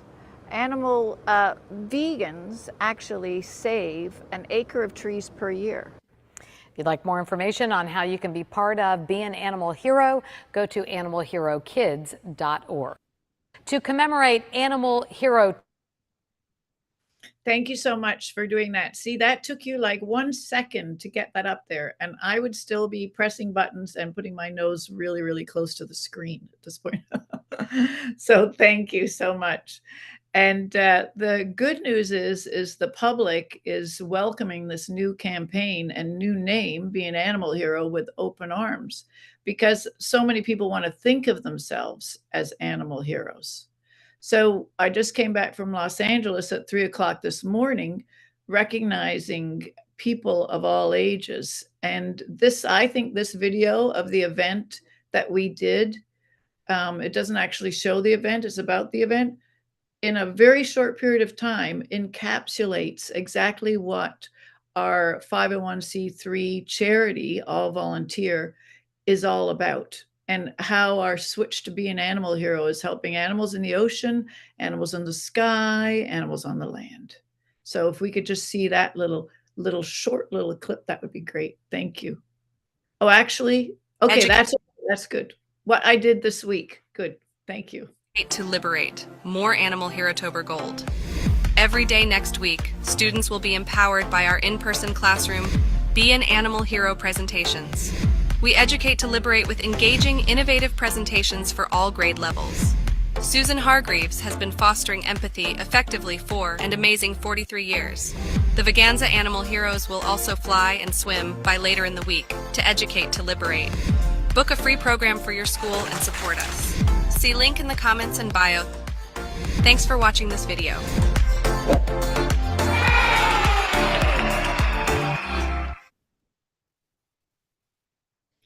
Thank you so much again for playing that. And don't worry, I'm going to get into talking, but I really want to set up the entire story before I just begin talking. So I want all the viewers to know who I am, what I do, and what we're doing to change it before I discuss the current state of animals in captivity.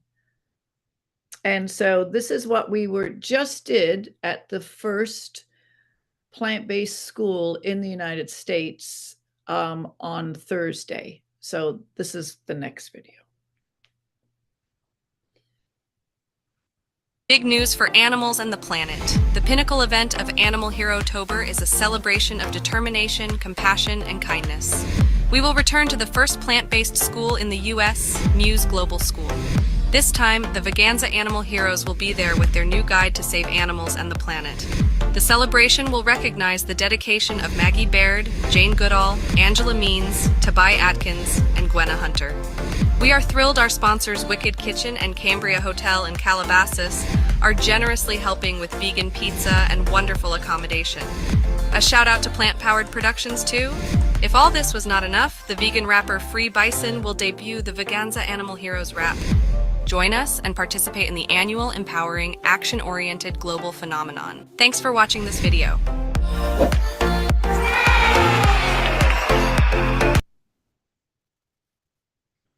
Okay, so now you know a little bit more clearly about who I am and what I do. And the fact is that since 1980, I've been helping all species of animals. And that includes Lolita. And I am really very, very sad to say that Lolita is no longer alive. And I'd like to just show you what we did as soon as we heard that the orca had died. So I'd like to just show you that video of what we did next.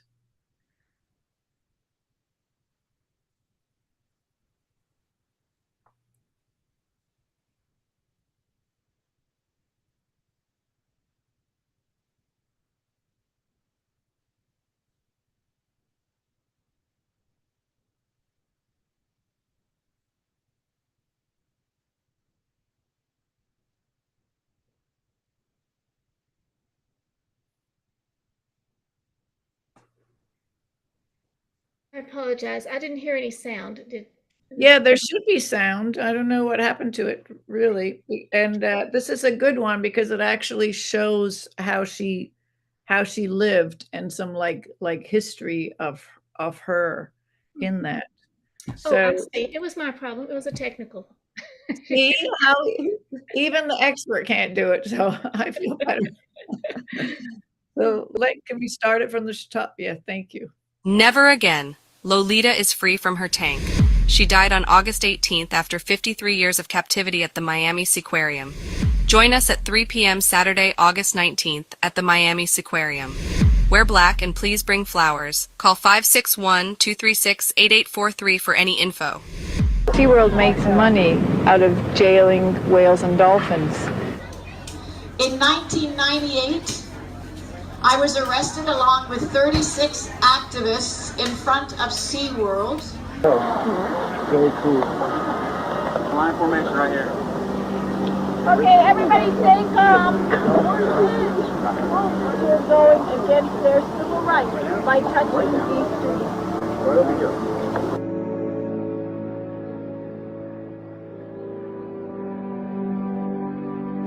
And now, so many years later, she's still there in the tiniest tank in the United States. The kids and the other activists that came with me, they've all grown up. They've had their own children. They've gone to university. Lolita is still there in the tiniest tank. When you look at it from the sky, here is the tank that Lolita's in, and over here is the ocean. It's the equivalent that we are trapped in an elevator, human equivalent. We know that they travel 100 miles a day. We know what their life is like, what it's supposed to be like.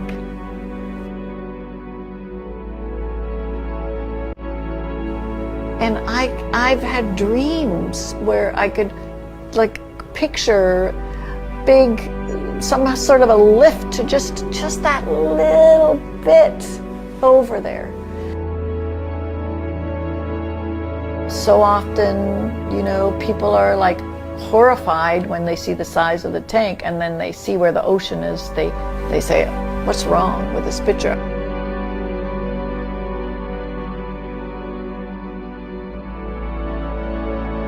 In 1970, she was taken. And still today, there are protests all the time. We have marches all the time.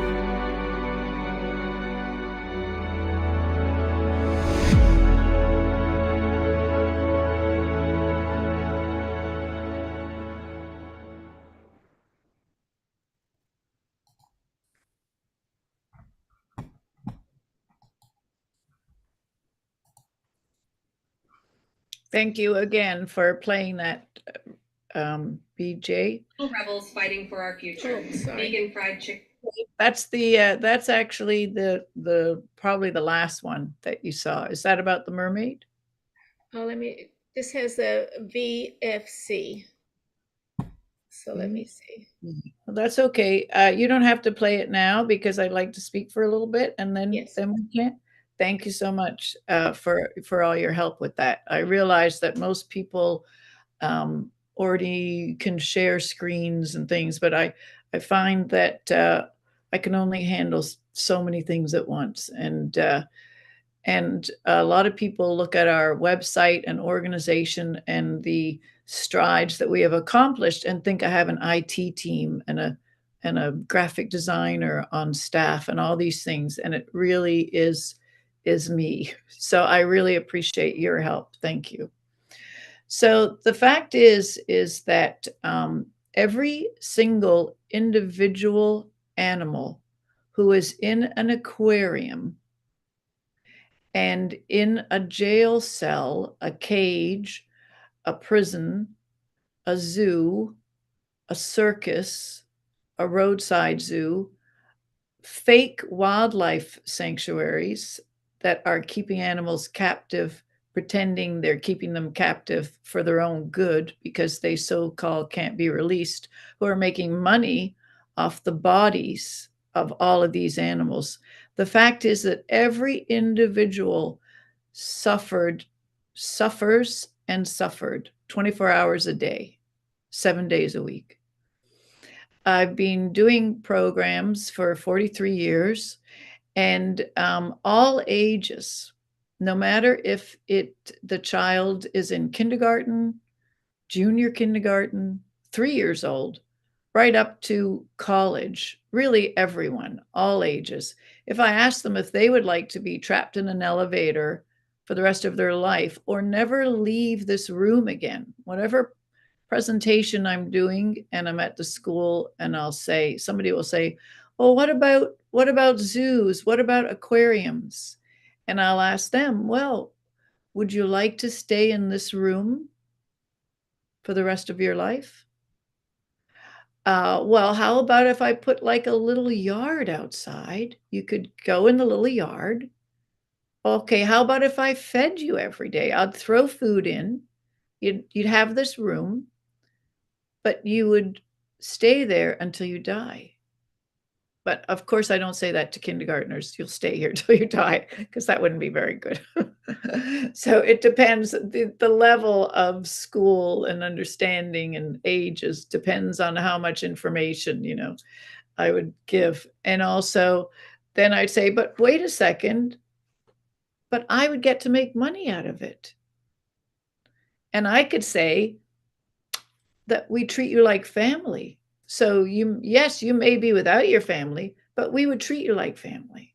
So then what? So we go through all of these different levels, and there's no one that wants to change places. No one.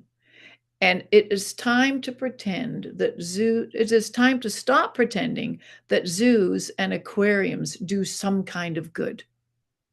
That would be like saying keeping a large number of people imprisoned is doing good if you take one and fix their broken arm, but then yet actually probably keep them for display. Like the Miami Seaquarium, like SeaWorld, that often pretend they're helping wildlife. But then what happens, like in the case of manatees in the Miami Seaquarium, is they keep them forever. So it's a hospital where you can never leave. But it's okay because they're making money. Are they making money though? I think they're tanking. The Miami Seaquarium, I went in there in a way that nobody knew that I was going in there. So I guess you would say undercover. And the number of people that were there were like, I could count on two hands. And it was a weekday afternoon in season in Florida. And I went, never mind, I guess I probably shouldn't say anything more about that. But let's just say I was there. I saw, now this was a while ago. I don't know if anyone watching realizes that there were people that were trying to get her, Lolita, put into a sea tank right by where her family, her mother, is still alive, by her family pod in the San Juan Islands.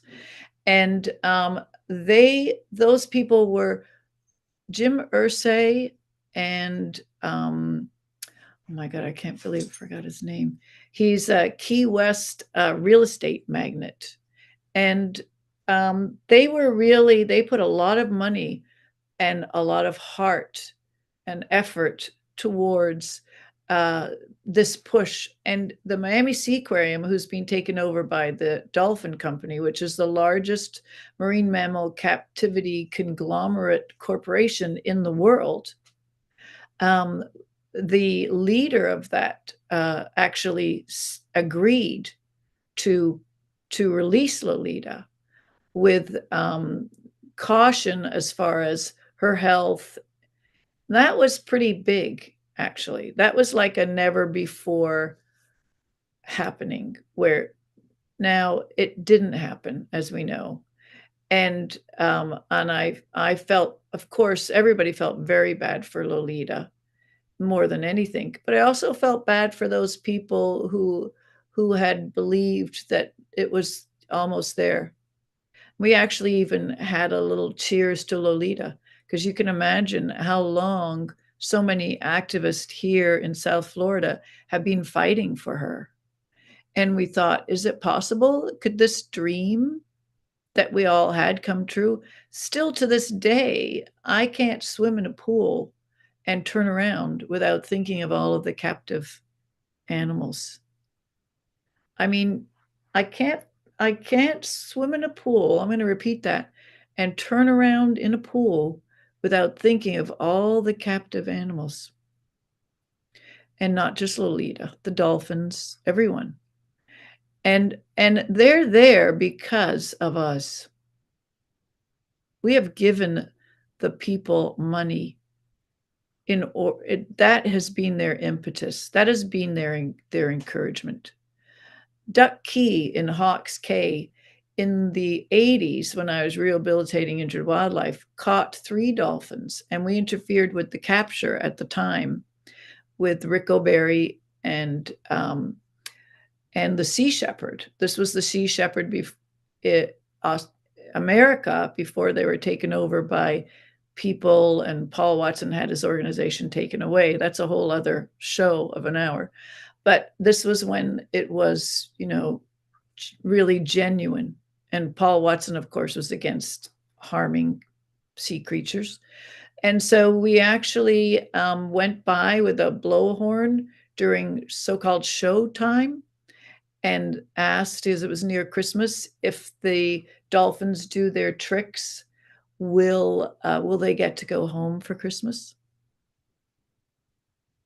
3 months after that, all 3 of those dolphins that were captured were dead. They kill themselves. They commit suicide by allowing water into their lungs, because it is actually a conscious act of breathing underwater. And so they committed suicide. It still is astounding to me that people, like, whether they're vegan or not vegan, I see posts on people's pages showing animals that are captive that are cute. Oh, look how cute this is. Look how cute that is. Oh, look, they're feeding this baby. They're feeding this baby tiger cub. Isn't that cute? And we all need to know better. And I'm talking now to the adults that have the money to financially reward the jailers, the abusers, and the exploiters. Every zoo is a prison. Every aquarium is a prison. I don't care if they have what species they have. If those beings that are used to the ocean and freedom can't get out, it's a prison. There's no excuse for it. And yes, I think the industry is tanking. I don't think it was just out of the goodness of someone's heart that owns the largest marine mammal company that keeps animals captive agreed to release Lolita. I think that person was up against the wall, because they realized that public opinion has swung against orcas being in captivity. And it's swinging for dolphins. I'm here to say it needs to swing for everyone. Everyone, every individual. And many other countries in this world, it's illegal to keep dolphins in captivity. And circuses, same thing. And zoos.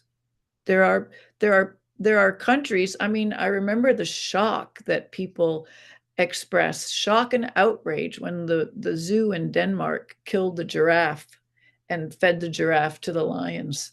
They were like, "Oh, how shocking, how shocking." Well, who do you think you're dealing with? You think you're dealing with someone that really cares for animals if they've got them in a jail cell? Would you do that to your dog? No. So yes, there is a lot of speciesism that we still need to tackle, even in the animal rights movement. I mean, we are not all blameless or completely in touch. And I'm not saying, oh, listen to me, listen to me. I'm asking you to just Google Google giraffe Denmark kills. Google captivity dolphins abuse. And I've seen the reports firsthand that of all the deaths of the dolphins that are captive in the United States. And so many of them are because they've just given up. They've just given up. Why stay alive? It was a miracle that Lolita stayed alive as long as she did. It really did. Now, however, it isn't all doom and gloom. The good news is that when I go into schools and talk to students, the majority of them know instinctively, no matter how old they are, that it's absolutely wrong to keep animals captive. And I don't just go in there and start preaching about dolphins in the oceans and you should do this and you should do that, because that's not the way to reach people.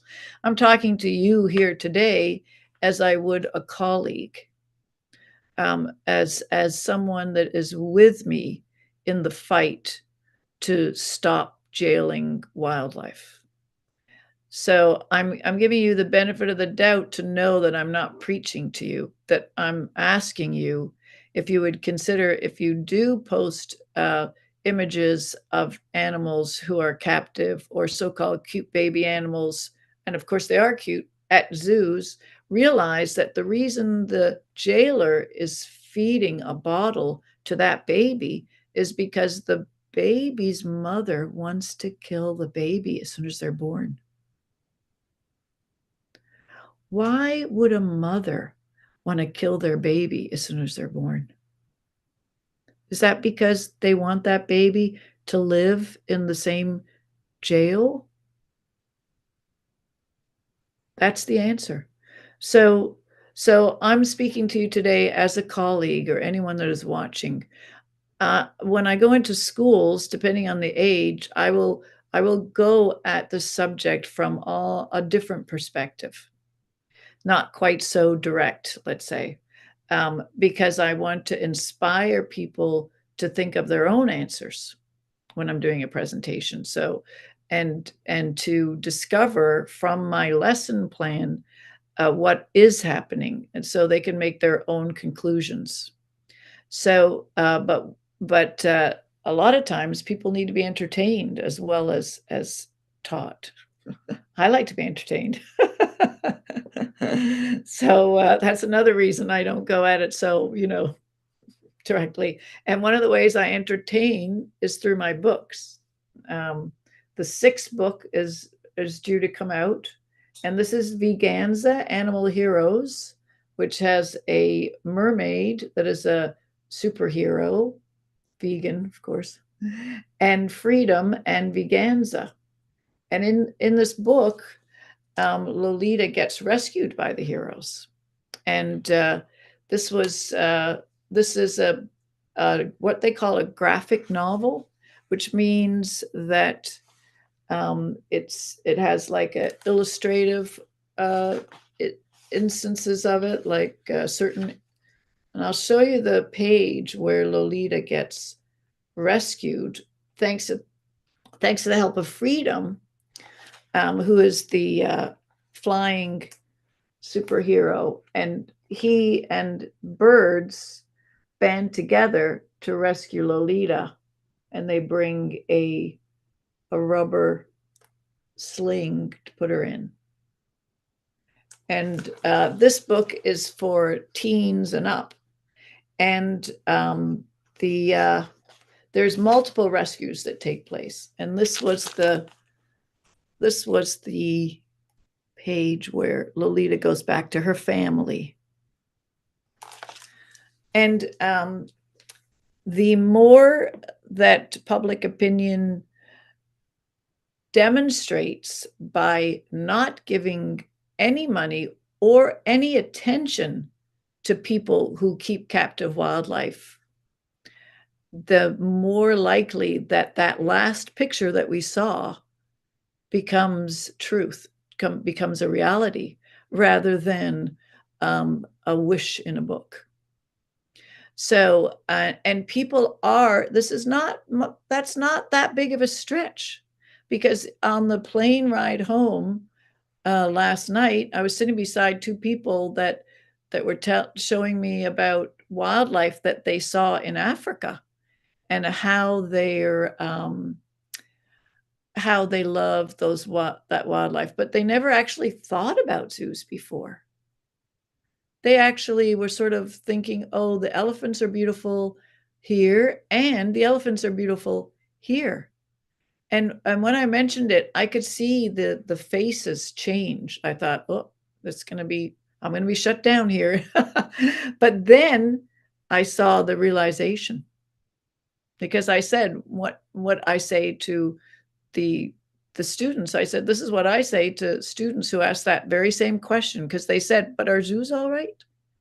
And so I answered the same thing. Well, how would you like to stay in this room? How would you like to stay in this plane and never leave for the rest of your life? Well, then I could see that, oh, wow, because putting someone in someone else's place is called what? Empathy. And that's exactly what I teach, empathy, since 1980. And that's the Veganza animal hero that I portray in the books and in presentations and in a soon-to-be music video. That is her secret power. Whoops, is empathy. And she freezes any cruelty that may be happening, and the perpetrator freezes, and she goes up close to the perpetrator and she gives an idea that help animals. And then the perpetrator wakes up and then helps animals instead. And her cohort, Courage the Mermaid, this was a book that I wrote. I actually wrote of it in like 2000 and I can't even remember, years ago. And here she is. Oops, can you see that? Yeah. So I want to show you this. So that's how I encourage people, younger people and teens and so on, to think, to have empathy, really. I mean, people do have empathy. So what's wonderful is that once something is pointed out, they automatically can put themselves in that situation. They're like, oh my gosh, how could they feel like that? How must that feel? So I'd like to show you just one of the characters that came to Los Angeles with me, one of the Veganza Animal Hero characters, and that we're doing the music video with, which will reach people through music. So we're reaching people through music, magic, story, and costumed characters. So here's this video for that. Thank you, Rebecca. Oh, not that one. I don't know how that came. Next one. What happened? That is so weird. Let's go to the next one. On your email that I sent. It should be, that's right. Go down, down, down. Keep going. Oh, well, maybe I sent the wrong one. Can you, let me just have a look here. Yeah, perfect end video 253. Actually, we could look at this one or we could look at this one and then go to that next one. Thank you.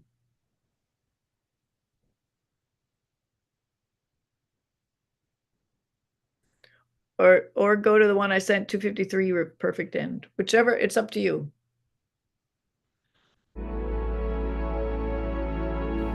And I've had dreams where I could like picture big, some sort of a lift to just that little bit over there. What a spectacle the night sky displayed as Veganza and at least 50 pelicans all dived towards Lolita's cement tank. Lolita looked up, alone in her tank, for so very long. She raised her head and dared to think, could this be it? Could this be my rescue at last? In one unified swoop, the pelicans dove under Lolita, securing the sturdy rubber sheeting in place. Freedom marshaled the strength of the air. 1, 2, 3, all together now, whispered Viganza. And with one big swoosh, Lolita was lifted out of her prison for the first time in 52 years.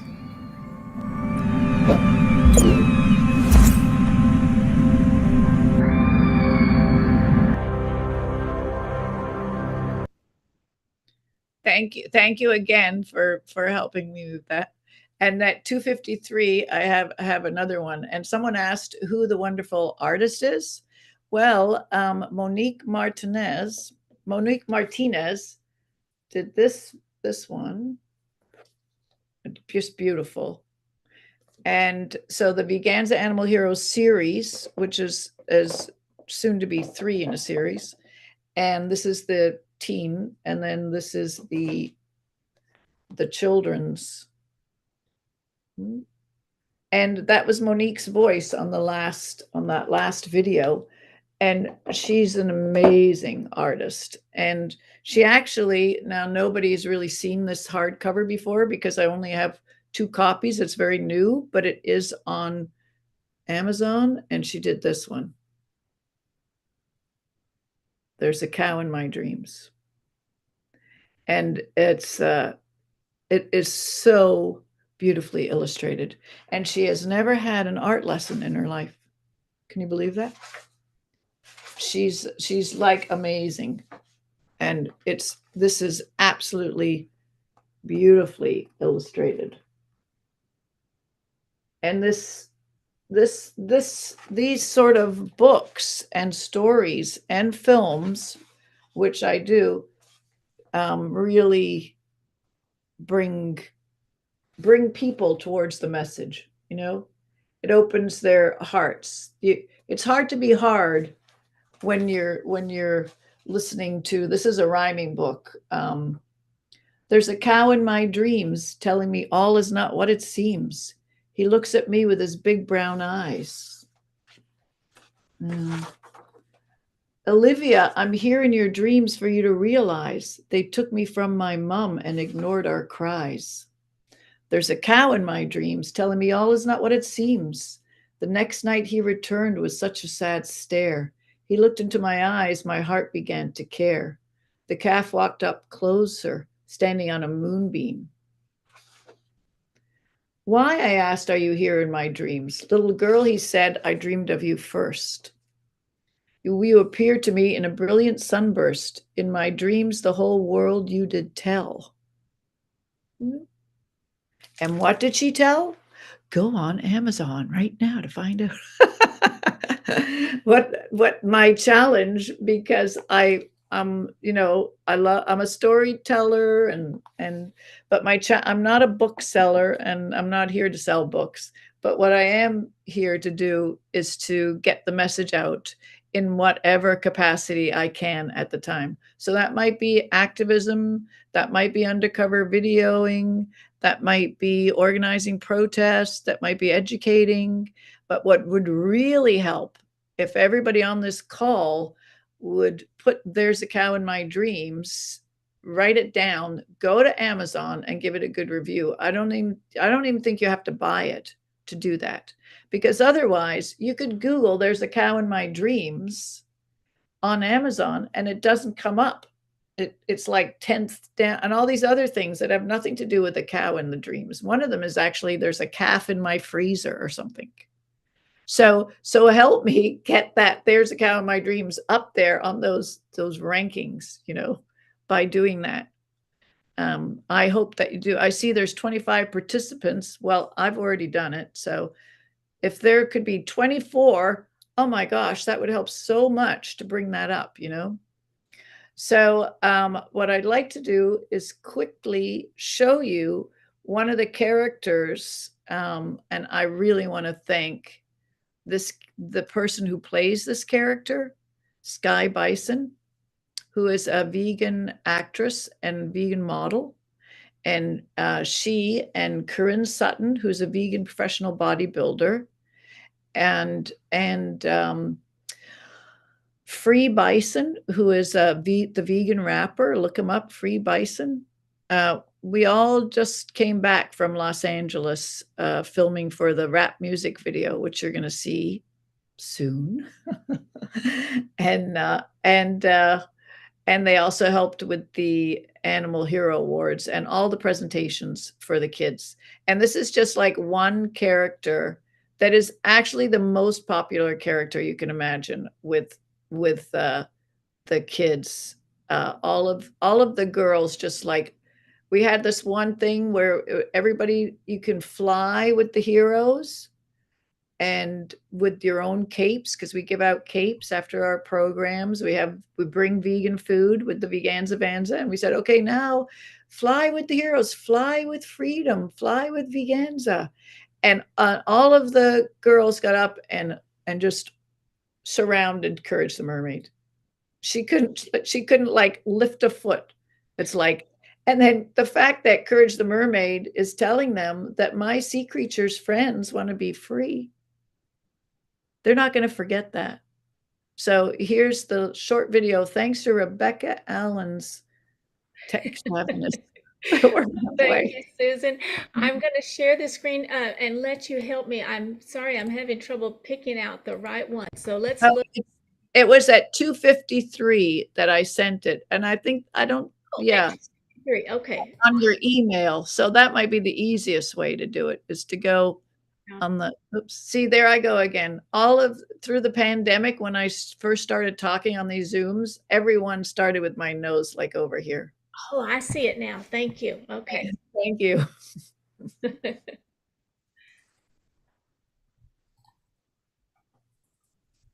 I'm still here.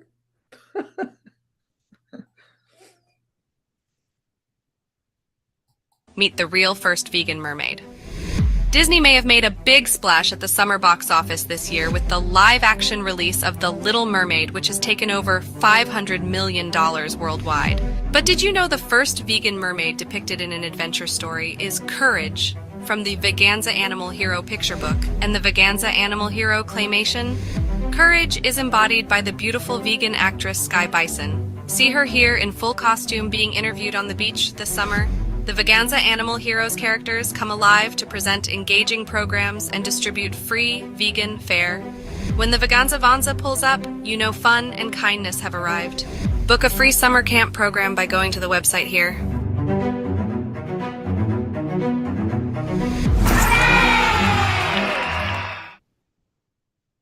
Okay, look at that message from Amit. Am I pronouncing your name right? Did you just see that message? Sorry, Amit. No, Amit. that's fine. Amit, yeah.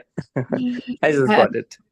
So that was very nice. Thank you very much. It's my pleasure. Thank you. We definitely need more help from people to get the message out. I'm in there. Really, we are in there, me and the Veganza Animal Heroes now. I have a team. I have a team that goes into schools that no matter how old they are, we have a program customized to their interest. And what's really wonderful is Freedom, Corinne Sutton. We were at the Dublin SPCA summer camp. We were on what was great was we were on the Dublin Live News front page, the world's first vegan superheroes come to Ireland. And there were students at the back that were like, guys that were like, I say guys now because I live in America, boys that were about 11 or 12, maybe 11. And all the other kids were putting on their capes because we're at the point where we run around and then we have vegan lunch after. Except them, those two are sort of hanging back thinking, oh, I don't, And then Corinne, Freedom, looked at them and said, hey, if I'm 36 years old and I'm wearing a cape, you can too. And that gave them permission to wear their cape. And that also, what that did is more than just that wearing a cape. It also gives them permission to be macho and kind. That is so important You know, here is this vegan professional bodybuilder who's very charismatic and engaging and so popular with everyone wherever we go. And yet he's vegan. And yet he helps other animals. So we go into the schools as a whole package, really. And now with the vegan wrapper, Free Bison, well, I mean, you can't be a 16-year-old that is into music and not like rap, really. So we're meeting them at their interests, and I'm innovating to create a program that sparks empathy where none might be, or gives permission to be kind to all animals and to be proactive.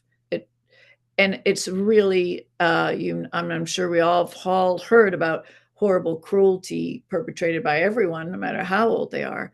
But then we've also heard these amazing stories where they might be a whistleblower. Like one of my books, The Animal Hero Kids Voices the Voiceless, is almost 300 pages of stories like that, where one of the boys was a whistleblower, where his friends were being cruel to piglets, and he rescued those piglets. I don't know if we have time to tell you quickly, and I know piglets aren't necessarily in the ocean, but I'll tell you really quickly. You have time. Go ahead. Yeah, okay. They were using the piglets for paintball practice. His friends. He was 17, and one of the piglets was blinded, and they were going the next weekend to do the same thing.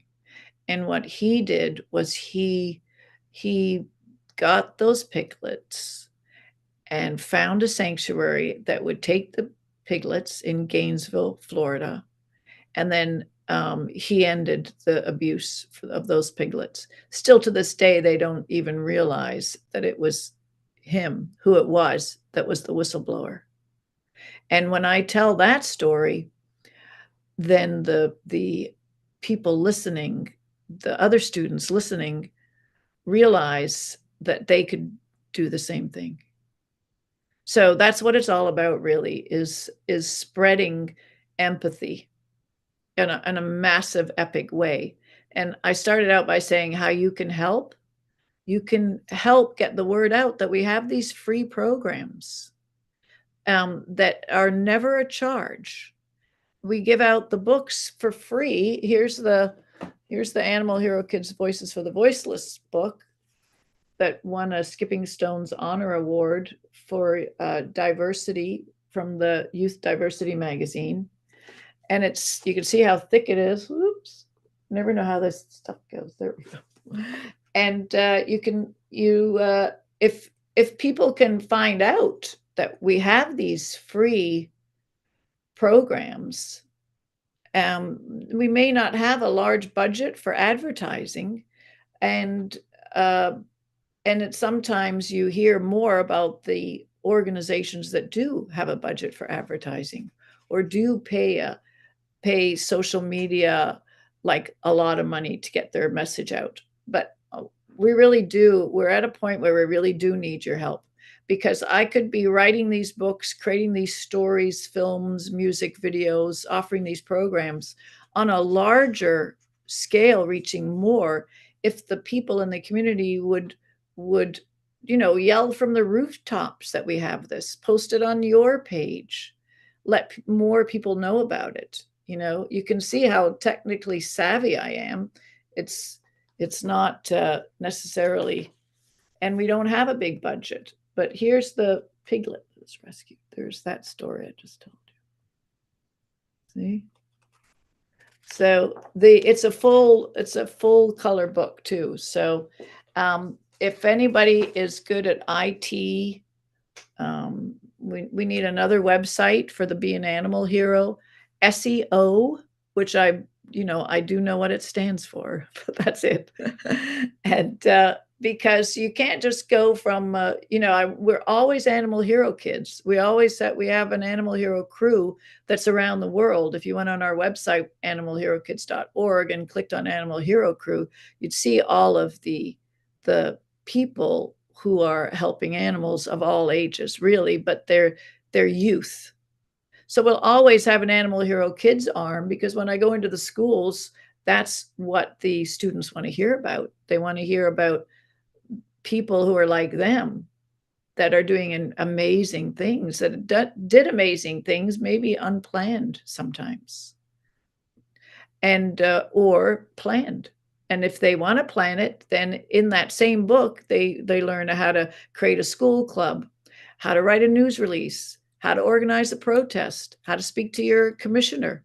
What we are doing is we're giving the tools to youth to become forces for other animals.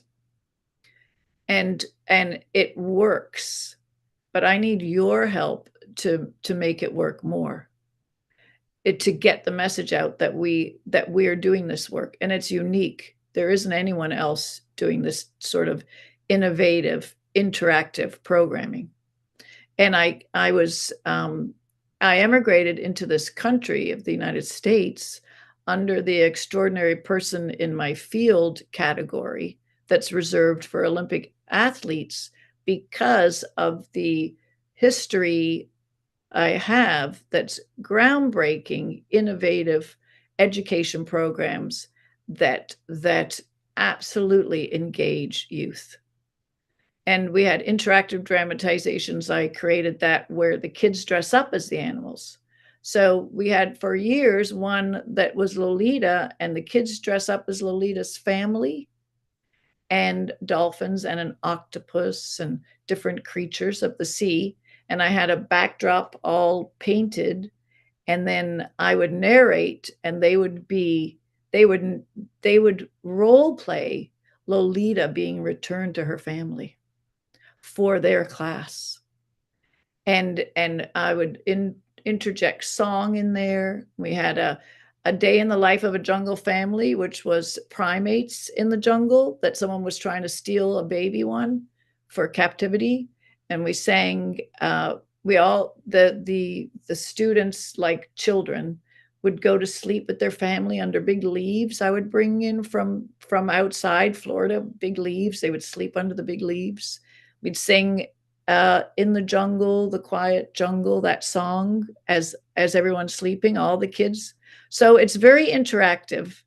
And I don't believe I know that I have the answer to stop cruelty to animals, to stop animals from being captive. And that is to use my programs and stories and get it out to the larger world. And really, only you all can help me do that. And because there does need to be an animal hero world. How are we going to close down SeaWorld without an animal hero world? And that's our goal, is to have all the people go over to the animal hero world, meet the Veganza animal heroes, enjoy vegan food. So if there is anybody watching that has access to those sort of resources, somebody had said to me, I don't know why you keep saying that. You've been saying that for years, and you haven't accomplished it. You don't have the money. If you're a millionaire, yes, you could say that. So why do you keep bothering? Yeah, I keep bothering because I have the answer. Imagine if you had the answer to stop all war. So I have the answer to stop animal cruelty. So I'm never going to stop asking for help to create an animal hero world. It needs to be in Orlando, right beside SeaWorld, but with better food and no captive animals and better rides and a water park that's Courage the Mermaid. So the more you help me get that message out, the more I'll be able to accomplish that. The more we will be able to accomplish that. So are there any questions? We have 5 minutes left, I think. That's so beautiful. Yes, please raise your hand if you have a question. I'm going to start. And first, I want to just say that your presentation is so impactful. I mean, there was a point where I was just teared up and I couldn't even look at my notes. But thank you. I wanted to ask you, and I don't know if others have the same question, but when you're in the classrooms and you're talking to future animal heroes who are learning about your mission. Does the subject of veganism come up, or the subject of eating animals? How does that happen? Well, you've heard that there's a cow in the room saying, well, there literally is a cow in the room when I'm doing that. One of the costume characters is Ronnie V. Cow, and it was very expensive, almost $1,000. Absolutely beautiful. I mean, we have a video on our well, if you went to the webpage, animalherokids.org, on the homepage, if you scroll down, you would see that. So I have a Rocky Raccoon and Ronnie V. Cow. And then I say, no matter how old they are, so Ronnie V. Cow's middle name is V. Who can guess what that stands for? So I am not necessarily bringing it up. They are. And then, you know, I was in Palm Beach, very wealthy school, and I asked that question and someone said vodka. But it's, and then I was in a school in Santa Monica and someone said virtual, but generally they say vegan. And then they say, oh, so this teacher's vegan, or this, my friend is vegan. And then so next thing you know, we're talking about vegan. And I say, I'm being vegan since 1985. And they're like, 1985, you're old. You're really old. You know, that kind of thing. So it brings in, and then Ronnie V. Cow whispers to me, because you can't really talk. And I say, what did you say? What did you say? Oh, yes. Oh, Ronnie V. Cow says he loves vegans. You know, why do you think he loves vegans? Because so they're answering the questions. And I don't go in there with you got to do what I want you to do, look, you know, all that kind of stuff.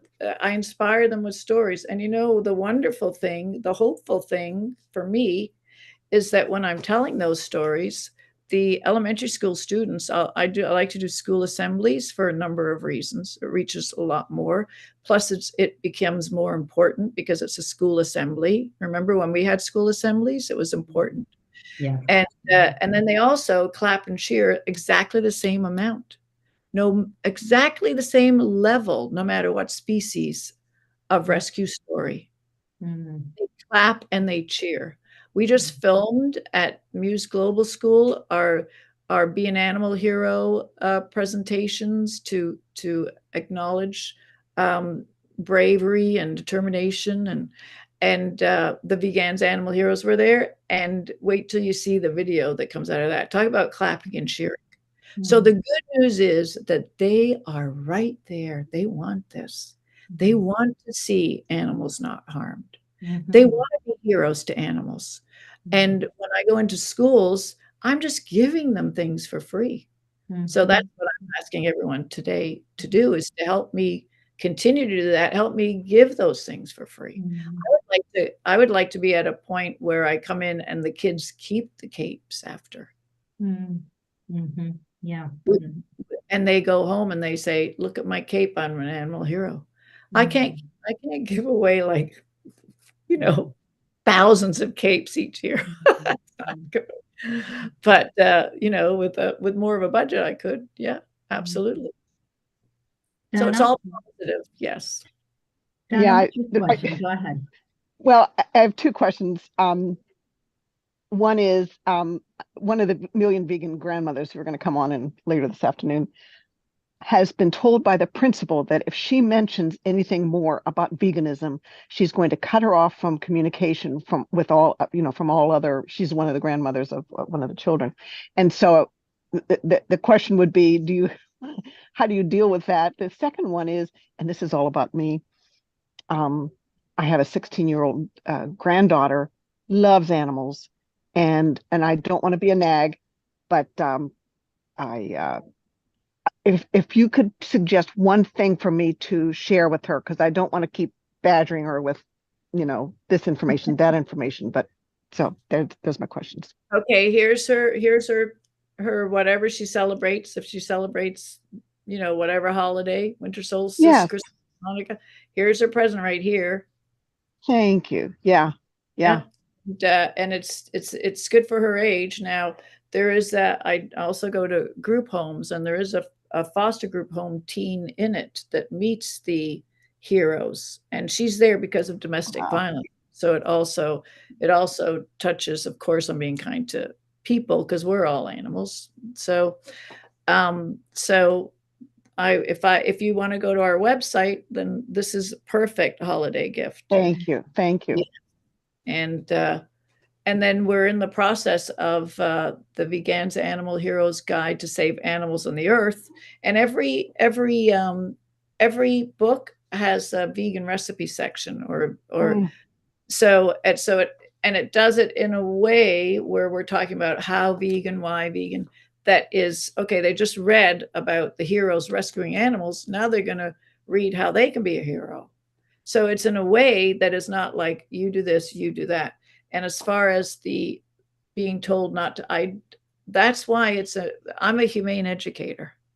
I'm a humane educator. And there was at one point people wanted to come in and volunteer. And one time I did make the mistake of having somebody come and talk, not instead of me, but with me, that blurted out, and don't kill fish. And I'm like, I cannot believe you just destroyed this whole thing. The trust. That isn't, so that person never came back. And I learned my lesson, like, you're the one that's been doing this for 43 years. You know exactly what to say. Now, the animal heroes that come in with me, they're gold. They're gold. I feel like I've been like rejuvenated at the hope that I have with these characters and their ability to reach in a non-judgmental way, these children together, the Veganza Animal Heroes, out of the book and in the costume, like amazing. So as far as the vegan grandmother that you were talking about, then she needs to gift to the school library without saying the word vegan, though I always say the word vegan, but I say it in helping all species of animals. So I'll say, here's all species of animals that are being helped. And it also has vegan recipes in it. So that's how I say it. I say it in a way that I'm giving them something, Thank you. Susan, I'm so sorry to say that we're out of time, but I'm not surprised. You have so much to share, and I thank you so much for joining us. I would encourage you to take a look in the chat and to encourage us. Whatever you can put in the chat that will help us to help you, that would be so great. Terrific. So, thanks again. Follow Animal Hero Kids. Be an Animal Hero Kids on Instagram, Facebook, like all those things. That would be good. Okay. Thank you, Susan. Thank you very much. I want to thank you all, Thank you for with all that technological stuff. Our pleasure. Thank you. Bye-bye. Bye, Susan. So let's call up Lisa Levinson. There she is. Lisa, sorry to be a little bit late, and let's get going with your presentation. Can we help you in any way? Okay.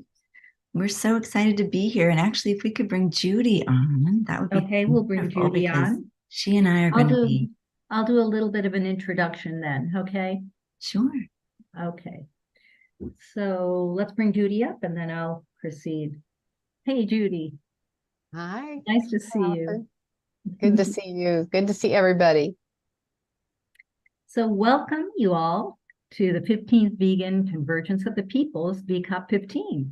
And I'm Allison Hamju with Climate Healers. I'm here to introduce you to Lisa Levinson and Judy Carmen. And they will be guiding us through the Coalition's Sermon Contest Award Ceremony. As I understand it, there will be 2 $500 prizes awarded to people who have delivered the best sermon or spiritual presentation on our responsibilities to non-human animals. Okay, yes. So excellent. We can't wait to hear about what's happened and who the winners are. Take it away. Yeah, this is a big day. This is the day that Lisa announces who the winners are. I'm going to just talk a little bit before she does about the Interfaith Vegan Coalition, which is a group that Lisa and I co-founded together. And we've been around for a while, and she's going to give more details about what we do. But we were inspired to have a sermon contest. And so we went ahead and did that. And what we did is we asked religious, spiritual, and lay contestants to send us their presentations that they had given either live or online before a religious, a spiritual, or community group between the dates of June 30th, 2021 and December 31st, 2022. So, and then, so we got some great submissions, which made it extremely hard to decide, but we were finally able to do so. They came from various backgrounds and wisdom traditions, and they applied in 2 different categories. One was how your faith practice supports a vegan lifestyle. And then the second one category was how your faith practice embraces compassion for all animals. And so, and the $500 award will be given, I mean, there's 2 awards, and they'll be given to the 2 winners today that Lisa's going to tell us about. We want to definitely thank the Unitarian Universalist Animal Ministry, which is UUAM, for giving us this great idea to have this contest. They've been doing it for years, and it's been a great thing for them, and they have actually paid for one of the $500 prizes. We also got a lot of help from Shemayan, the Jewish Animal Advocacy Group, which is one of our members. People are searching for answers to the dire challenges faced by humanity, animals, and the earth, and spiritual leaders around the world are being called to assist in the greatest spiritual transformation of humanity that we're witnessing right now, and that Silas brings us together to talk about and witness every 3 months. So the Interfaith Vegan Coalition joyfully honors the faith and lay spiritual leaders who did submit their life-affirming voices to the sermon contest. Thanks to all who entered. And now Lisa will tell us more. Take it away, Lisa. Thank you so much, Judy. Well, hi, everybody. I'm a campaigns director for In Defense of Animals and also the co-founder of the Interfaith Vegan Coalition, which we call IVC for short. That's my cat, Munchie. And In Defense of Animals, we started the Interfaith Vegan Coalition to help animal activists and spiritual leaders to bring vegan values to spiritual, ethical, and religious communities.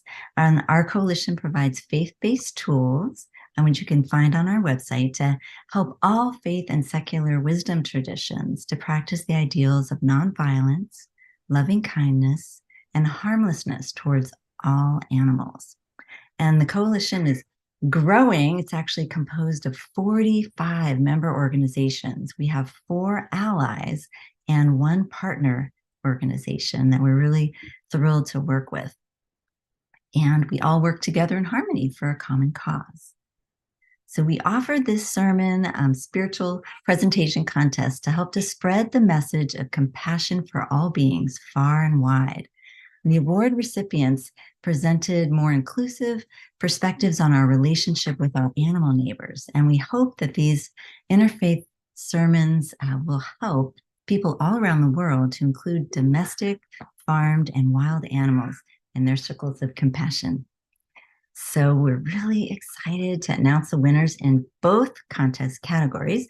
And the first is award goes to Dr. Will Tuttle, and he won the award in the vegan category, which is how your faith supports and encourages a vegan lifestyle. And we also, the second award went to Timothy Verrett, who won the award in the Compassion for All Animals category. And that one describes how your faith embraces compassion for all beings. And both award recipients will be honored today for their inspiring sermons.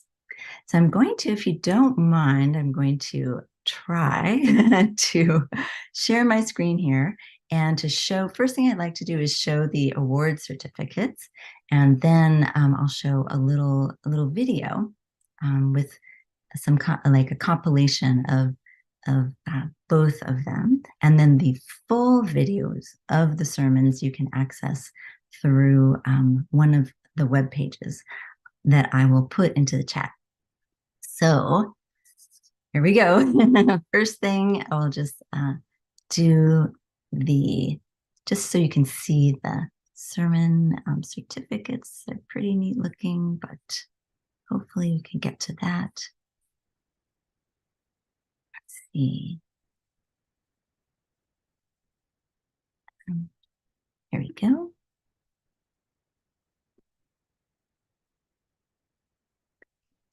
So I wanted to share these with you because I thought they would be kind of neat looking. And hopefully you guys are seeing this. Maybe let me know if you are, if you're not. Yes, we're seeing it. Yes. You are? Okay, fantastic. So here is the award that went to Timothy Ferret. You can see the graphics here. And then I will also show the award that went to Dr. Voltetto. So hopefully you can see that there. And then I'm actually going to stop the share for a moment and then restart it with this video. So fingers crossed, we'll go ahead with that.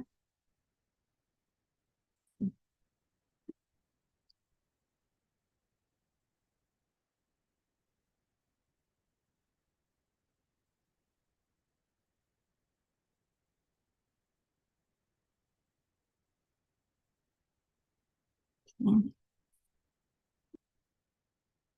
Clicking all the right buttons to make sure that you guys can see this, and hopefully you'll be able to hear it and everything. All right, so I'm going to make sure we go to the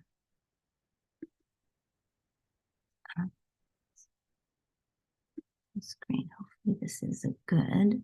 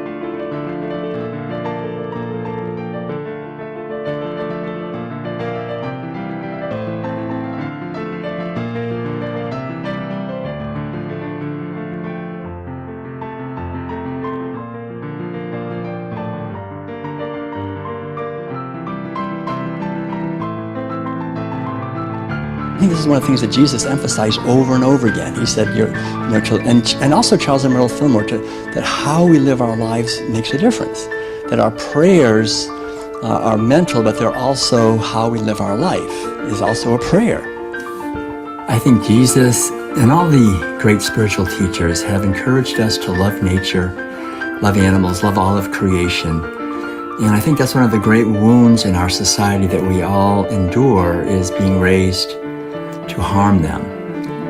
And one of the greatest ways we can bring about a society of freedom and peace and harmony is to follow these teachings and to respect animals and nature and treat all beings with kindness.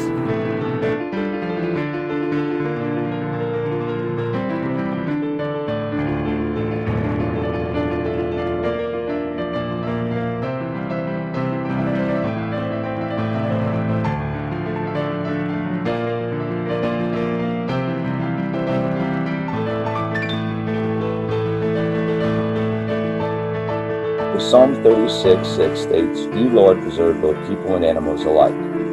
The King James Bible Dictionary defines the word preserve as to keep or save from injury or destruction, to defend from evil. In this verse, we are being told that God cares about the well-being of both people and animals equally.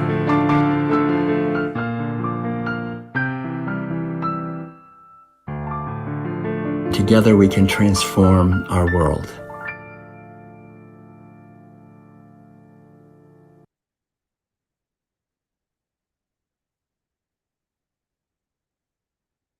Wonderful. Well, I hope that you enjoyed that video compilation. It's nice to be able to get a taste of what the messages were. And we're just excited to bring these to you through In Defense of Animals put together those videos for us. That was just beautiful, Lisa. They did a great job putting that together in such a short little time. And I love that Will's piano music was in the background. That was just so lovely. So I am honored at this time to be the one to congratulate Dr. Will Tuttle for winning the award in the vegan category. Dr. Tuttle is author of the international bestseller, The World Peace Diet, which many of you, I'm sure, have read. If not, you must. It has been published in 17 languages. He's also a recipient of the Courage of Conscious Award and the Empty Cages Prize. He's also the author of several other books on spirituality, intuition, and social justice, as well as the creator of online wellness and advocacy programs. A vegan since 1980 and former Zen monk, he is featured in a number of documentary films, the co-founder of the Worldwide Prayer Circle for Animals, which you can find on Facebook. He is a frequent radio, television, and online presenter. With his spouse, Madeline, a Swiss visionary artist, he has delivered literally thousands of lectures in all 50 states and in 50 countries. Will and Madeline will be leaving on their next Compassion tour very soon. He can tell us about that, and you can find his schedule on worldpeacediet.com and willtuttle.com and see if maybe he's coming through your area. So I'm going to turn it over to Will so we can hear from him. Will? Yes, if he... All right. Thank you so much, Judy. I'm here. Somebody has to let me into the... If you can turn on your camera. There you are. Yeah. All right. Good. So thank you, everyone, for the many efforts you're making. And it's an honor to be with you and to share in this beautiful moment, this award that really, I want to say, first of all, that my wonderful wife, Madeline, who you mentioned, is equally part of the ministry that we're sharing together to help bring liberation for animals and humans, because we're all interconnected in this whole thing. So she's right here and also feels grateful for the award. And so I guess I'll just say a few things because, the whole idea from my point of view in writing the World Peace Diet and all the, like you say, thousands of lectures, is to really celebrate the good news that all of us human beings have been given this wonderful gift of a physical body that does not require any animals to be imprisoned and killed and mutilated and all this terrible suffering that they go through in order to thrive and celebrate our lives on this beautiful and abundant earth. And the wound that I mentioned earlier really is that we are born into a society where this has been going on for 10,000 years. And so we're all indoctrinated into the mentality of seeing animals, especially so-called farm animals or farmed animals, cows, pigs, and chickens, and other animals, fishes included, as merely objects to be eaten and commodities to be exploited. And so, as I really emphasize, not only in my talks but in the writings, when we do that to others, not only is it devastating to them, but everything we do to animals boomerangs back on us. It's called the law of as you sow, so shall you reap. If we plant broccoli, we don't get carrots and onions, we get broccoli. So we're raised in a society where we're planting seeds millions and millions of times every day of domination, exploitation, and oppression and injustice to other beings who have interests that are as important to them as our interests are to us. And we participate in that typically, unless we go vegan and make an effort to understand really what's going on behind the curtain. So as I know Judy knows, and probably some of you know as well, I've been traveling, and Natalie and I together have been traveling. We lived in an RV for 17 years straight, just on the road every Sunday at a church, bringing the message of compassion. And it was hard going. I mean, you know, we worked primarily through so-called progressive churches, especially Unity, also Unitarian churches, and religious science, which are now centers for spiritual living. And then also local vegetarian groups, vegan groups, and animal rights groups, and environmental groups, and peace groups, and social justice groups, and yoga communities, and whoever will listen to this idea. And one of the things I realized, of course, is that there's a tremendous resistance to this. And so after my reputation got somewhat established in Unity, and I started more and more feeling the urge, and this is going back way probably to 2000 and early 2000, 2001, 2002, or even the late 90s. I was bringing this message, and some people came up to me afterwards with tears in their eyes saying, finally, someone's talking about this in church. No one ever talks about it. And other people would literally go out of the sanctuary and slam the door so everyone could hear it.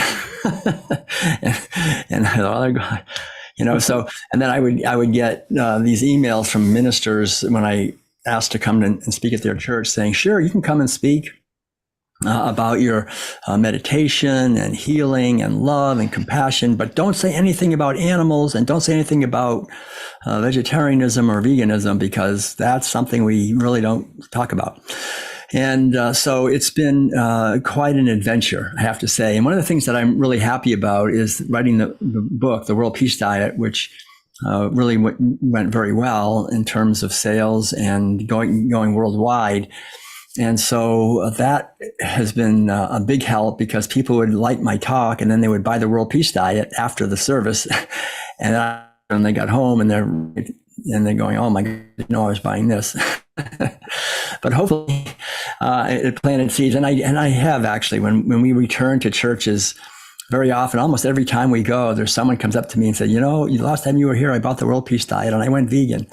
And so it's really heartening to hear that people actually read it and go vegan, and who probably wouldn't know about that. So I think it's really important to just remember that everything we say does make a difference, that we can go through our lives. And my whole idea is that I don't try to change other people, because to me, that's in a way a form of violence. If someone came up to me and wanted to change me, the natural, healthy response is to fight back and defend ourselves, because that's you know, it's really not the way to work. But what we can do is we can plant seeds. And I think when we plant seeds and we're living our lives in alignment with that, with the seeds that we're planting, then people can take it in. And that's really the spiritual path. And I think the idea of vegan spirituality really is the most important idea on the planet right now, because it's bringing together the two great powers of spirituality, which is awakening to the underlying truth of the interconnectedness of all life, that there's one life living through all of us, that we're all related. And so even though we're taught in our society that we're separate and we have to compete with each other and the strong dominate the weak and so forth, we're really taught that through the economic system, political system, and in general, that there's an underlying wisdom tradition that questions that. And veganism, as we all know, is really another word for ahimsa, the ancient Sanskrit word that means nonviolence. And these two go together, because violence towards others always breaks down that basic reality and understanding that we're one life living through all of us. So kindness, compassion, and caring are natural products of spiritual awakening. And veganism can lead to greater awareness, and greater awareness should lead more toward veganism and ahimsa. And so I'll just close. I'm not sure how long I'm supposed to talk here, but I'll just say maybe one more couple things, maybe just briefly. I've been so involved in religion, and especially the more so-called aggressive brand types of religion. And even there, like at Unitarian churches, people get really furious when I talk about liberating animals, or Quakers, or all these people, because the idea is, well, we're humans, and we're humans, and we're made in God's image, and they're not, and therefore we're special, and our problems are much more important than their problems. And I really wrote the World Peace Diet to help us realize that if we're going to oppress animals, our problems are going to do nothing but grow and get completely out of hand, because virtually everything we're doing to animals boomerangs back, and we force them to live in polluted environments, and we get a polluted environment, and we force them into disease, and we get into disease. We force them into mandatory medical procedures, and we get mandatory medical procedures. All the loss of freedom and the domination of the weak by the strong boomerangs back, and we can see that happening. So what I've discovered really is that the three Abrahamic traditions, religious traditions, Christianity, Judaism, and Islam, really emerged out of cultures that had been practicing animal agriculture for quite a while. And so the thing about religion is that it has a conflicted loyalty. Right? There's two things that religion is really called to do. One is to promote spirituality. Great. And that's authentic awakening and kindness and compassion. The other calling that religion has is to support the culture that it's in. Right? A religion is an institution in a society, and it has to go along with and support that society. So if the society is basically a herding society where everyone's eating animal foods, you're never going to have a religion that really questions or opposes that. So that's been, I think, part of the problem, is that religion has been modified continually to try to somehow justify dominating, exploiting, and eating animals. And that's the tension we feel. And when we read the Bible, or when we go to churches and we hear people talking, and that's the tension. And the other traditions, it's interesting, like Buddhism, Taoism, Confucianism, and many forms of Vedanta and other Hinduism and so forth, were basically emerging out of societies that were less dominated by herding. And so it was easier for them. Like when we say in the Judeo-Christian tradition, "Thou shalt not kill," everybody goes, "Yeah, that's human. That's nothing to do with animals." But if you say that in Buddhism, for example, or Confucianism, "Thou shalt not kill," that means all sentient beings. You don't kill anybody. And everybody knows that. So there's this fundamental difference. And I remember the feeling of when I would go over to China. We went multiple times to China and Taiwan, Korea, Vietnam, these Buddhist countries. And we would actually be promoted and even paid by the especially Buddhist and Confucian communities to spread the vegan message, and they would pay everything, and they would put us up in nice hotels and everything, just so we could spread the vegan message. And I remember coming back to the United States and thinking, wouldn't it be great if all these Christian churches would just pay us to go out and spread the vegan message? It's like, what's happening here? Why isn't that happening? But it's basically understandable, because the underlying, in China, the monasteries, the monks, and we spoke in quite a few monasteries to the general public, they're all vegan. That's how they are. They're not eating and when I was a Zen monk in Korea, it was a vegan community that had been practicing veganism for 750 years. There was no meat, dairy, eggs, wool, silk, leather, no killing insects. It was really in alignment with meditation, which is opening us to the oneness of all life. So to me, it's really incumbent upon us in the West to try to fertilize our religious traditions that have been also wounded by being basically raised in a herding culture to support herding animals, and go back to the original teachings of Jesus, and back to the original teachings, I think, of the prophets, and the original teachings of Charles and Myrtle Fillmore, for example, in the Unity tradition, who really, I think when people wake up authentically, spiritually, their heart opens, and when they see other living beings, they don't have the yearning to harm them anymore, or they question. They say, "No, I'm not going to do that." They actually wake up out of that cultural program. And I think, quite honestly, so-called spiritual leaders or teachers who are still not questioning the abuse and routine killing and exploitation of animals and are eating them, that they should be called out, in a sense. I mean, we should be talking about this and saying we should try to have more congruence between our teachings and our actions.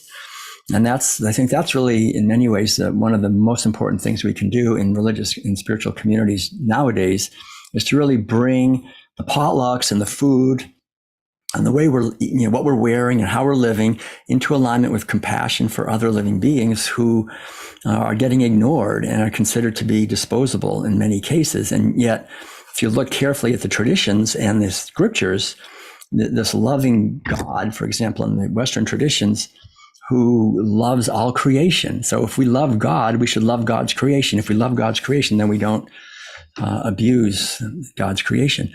And so really a sense of respect and kindness for animals, for ecosystems, for future generations, for all living beings is critical. And the other thing is, I remember when we went to the Confucian, one of the main communities in China, it was the same thing. They had the Confucian, the temple. It goes back, way back. It's not United Nations World Heritage Site. The main saying of Confucius that they had up was, "Do not do to others what you would not want to have done to yourself."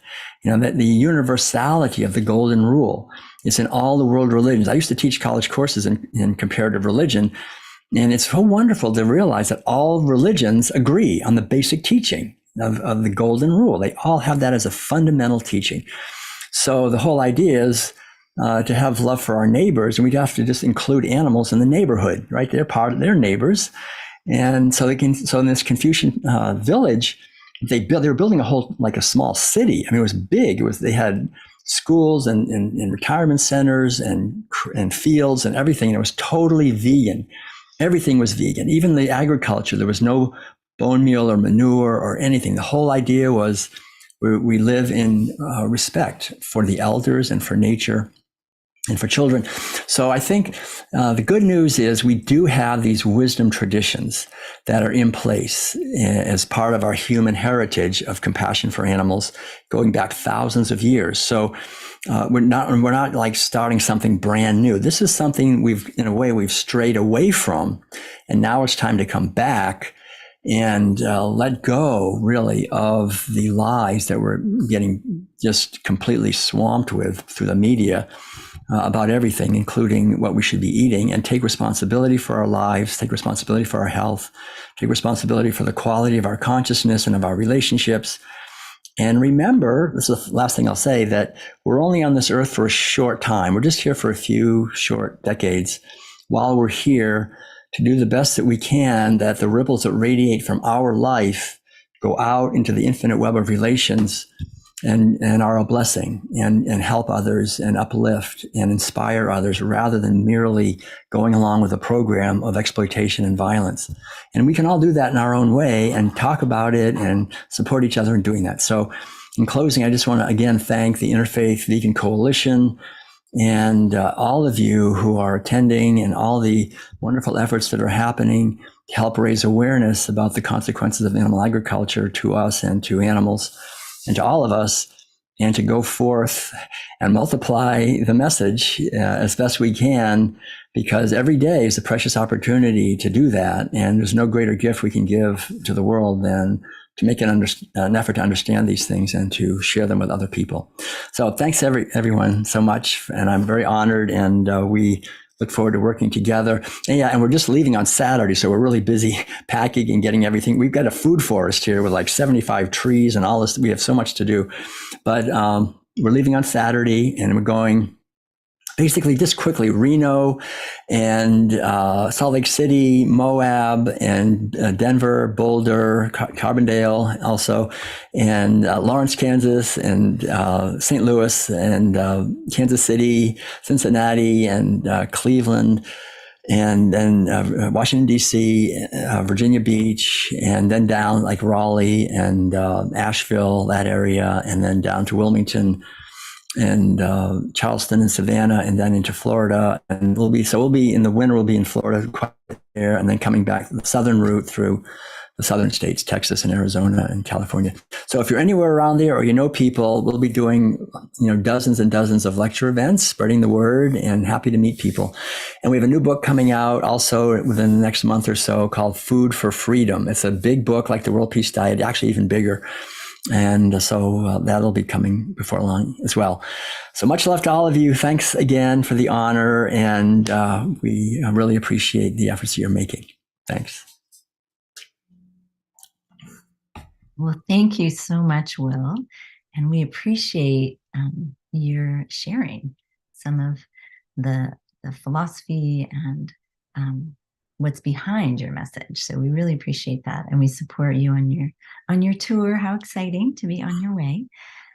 We also want to take some time to honor our second recipient. And he is Timothy J. Verrett, and he appeared in numerous stage productions as an actor and was nominated for a Falstaff Shakespeare Award for Best Supporting Male in his role as Iago in Othello. He wrote plays, poetry, and sonnets. He published works including the Denial Family Ingenting Spiritual Sonnets and a children's audiobook entitled Clarabelle Comes Clean. Timothy was a Christian, an animal welfare advocate, and believed that his purpose was to use his many creative talents to glorify his Lord and Savior, Jesus Christ.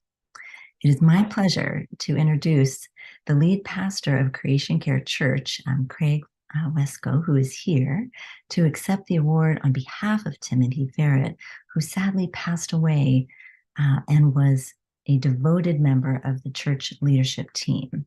So the physical award that I showed you a little earlier will be mailed to Timothy's parents, Geraldine and Michael Verrett. So if we could bring Craig up here, that would be fantastic. He's here right now with us. Thank you so much. Hi, Craig. Welcome to Unmute. Are you able to hear me now? Yes, we can. Hi, so thanks everyone for having me. And I met Will Tuttle a few months ago when he was on tour. I got to see one of his inspiring speeches at his gatherings. So it's really nice to be on the same call as him. And I want to say on behalf of Timothy and Creation Care Church, just a few things about him. He was very devoted to the message of creation care. That's why he was one of the founding members of Creation Care Church, basically a coalition of ministries that have a faith component, but also a component of caring for all of God's creatures. And those were kind of the two things that he was most passionate about. And he would go around giving this talk, which was the presentation that was submitted. And he was kind of like a missionary.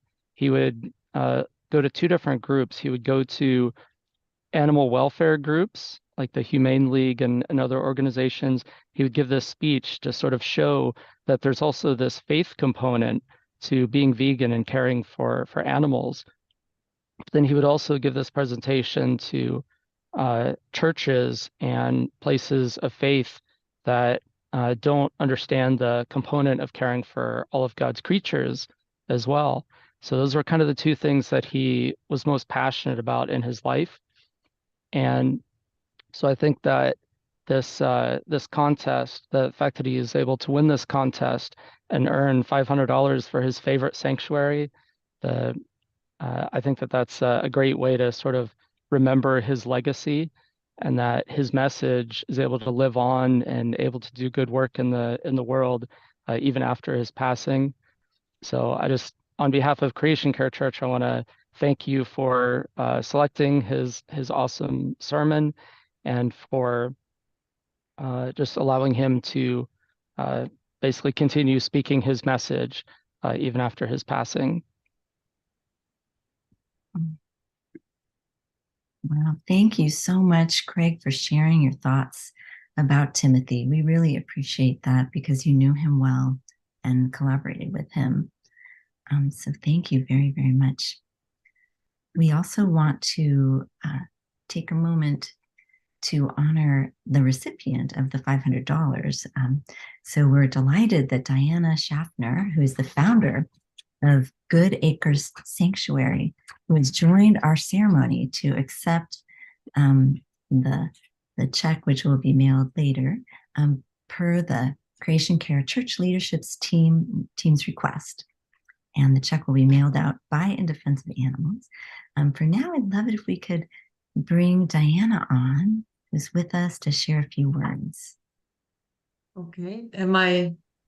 Do I have to click anything, or is this all You are good? good to go. Hi, guys. You are good to go, Diana. It's nice. Thank you for having me on, and thank you very much for the award, in what Timothy's award to come to us. Well, he was here. This was shortly before the COVID began. I can't remember now what number of year that was. It seems like a long time ago.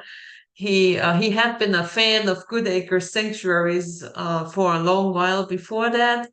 Of course, all through online, because we were literally like 1,100 miles or so physically apart. But then that one spring, he rented a car. He was determined he was going to come here, and he went through a lot of hoops and loops to make that work for him. And I'm so glad he did, because later that year he passed.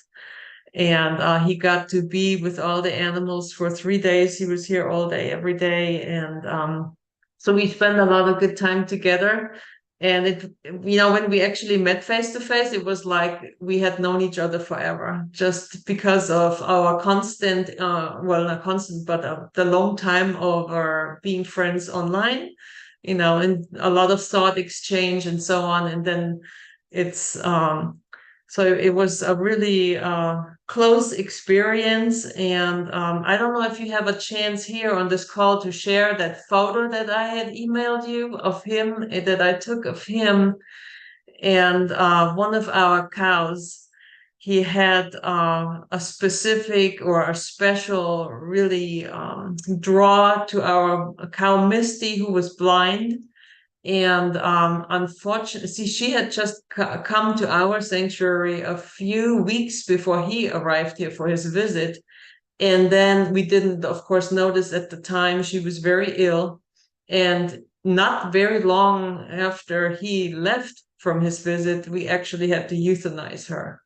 And now we have this picture of him being on his knees in the straw and kind of like cuddling her face, and now I'm looking at this picture and realize they are both gone. It's just incredible. So that's definitely like a very emotional picture. But other than that, I want to maybe second what was mentioned earlier about that we all can plant seeds. What we have really experienced here, and I've discussed this with Timothy a lot, and it touched him too. So we are physically located in what I refer to cattle country. Now we have cattle farms all over the place, our next door neighbor and everywhere else. And so when we first started here, when we first moved here to this property, we just had a whole bunch of rescued horses that we brought with us. But then we wanted to spread out and rescue other animals such as cows and the traditional meat food type animal. And I thought, we'll see how this will work out with what this will do to the relationship that we will have to our neighbors. And to my surprise, nobody ever said anything negative that we know of. In fact, we actually have a very, very open and close relationship to our neighbors. And even our next door neighbor, who is a very large cattle farm, he has been over at our place at vegan potlucks with his wife 3 times, and they just about wiped out our buffet. Yeah, and went back home. So it's a little bit of a unexpected, well, I guess very unexpected dynamic that has there is a way, like these people are ingrained in their way of life, of course, with what they do as a business in terms of making money by raising cattle and selling and slaughtering and also consuming. But then there is also something within them that sort of watches us, and they kind of embrace this. It's very, very interesting. And we have the cow, we have only 3 cows now, but the cows that we have been brought here by farmers that have each had some very unexpected, very emotional experience with a cow, and they really wanted to save the cow's life. And I'm always a little bit humbled when a farmer, a cattle farmer, contacts me, and because there must be an internal hurdle in them. I'm thinking when they call, will they say, okay, will they be rude to me now on the phone, or will I be judged for what I do? But it's the need to help that animal rises beyond that expectation, this insecurity of what might happen. I find that very interesting. And so there is I don't know if they will ever really change their ways, because they make money off of the cows, and of course that has a very big meaning in life, but still there is this basic goodness in people that we don't see when we just drive by their farms and we see all these massive amounts of animals. We go like, oh my God, here is a totally zero compassion kind of place. It is and it isn't, there is this. So anyway, I don't know what the answer to all this is and how to change it, but I just wanted to share this because it's something that did surprise me. When we started this, I anticipated that we would create some tension in our environment with the neighbors and all that, and the opposite has really happened.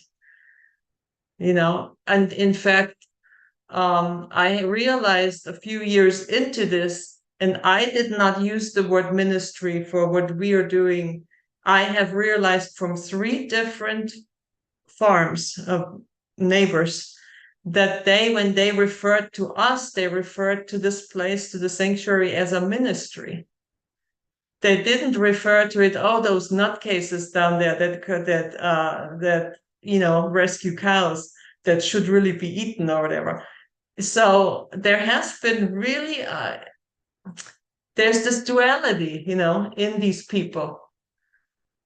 So I think this makes us maybe be able to have hope that this part that has this basic goodness in it, that we can, and like a seed, that we can grow it a little bit, hopefully.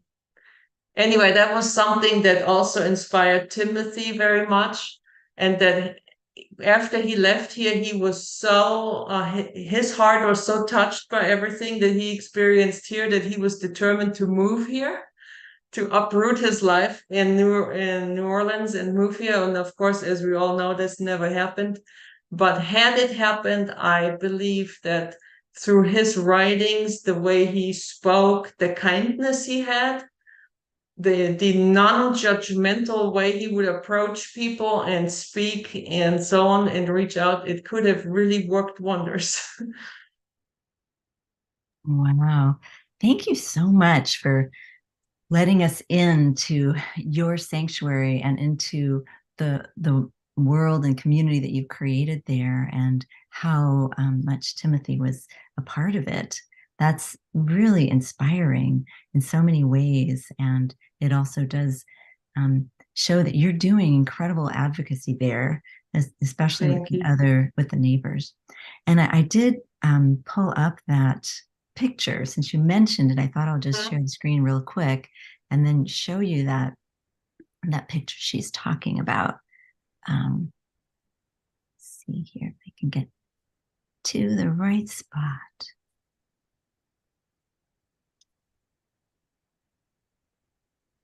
Yeah.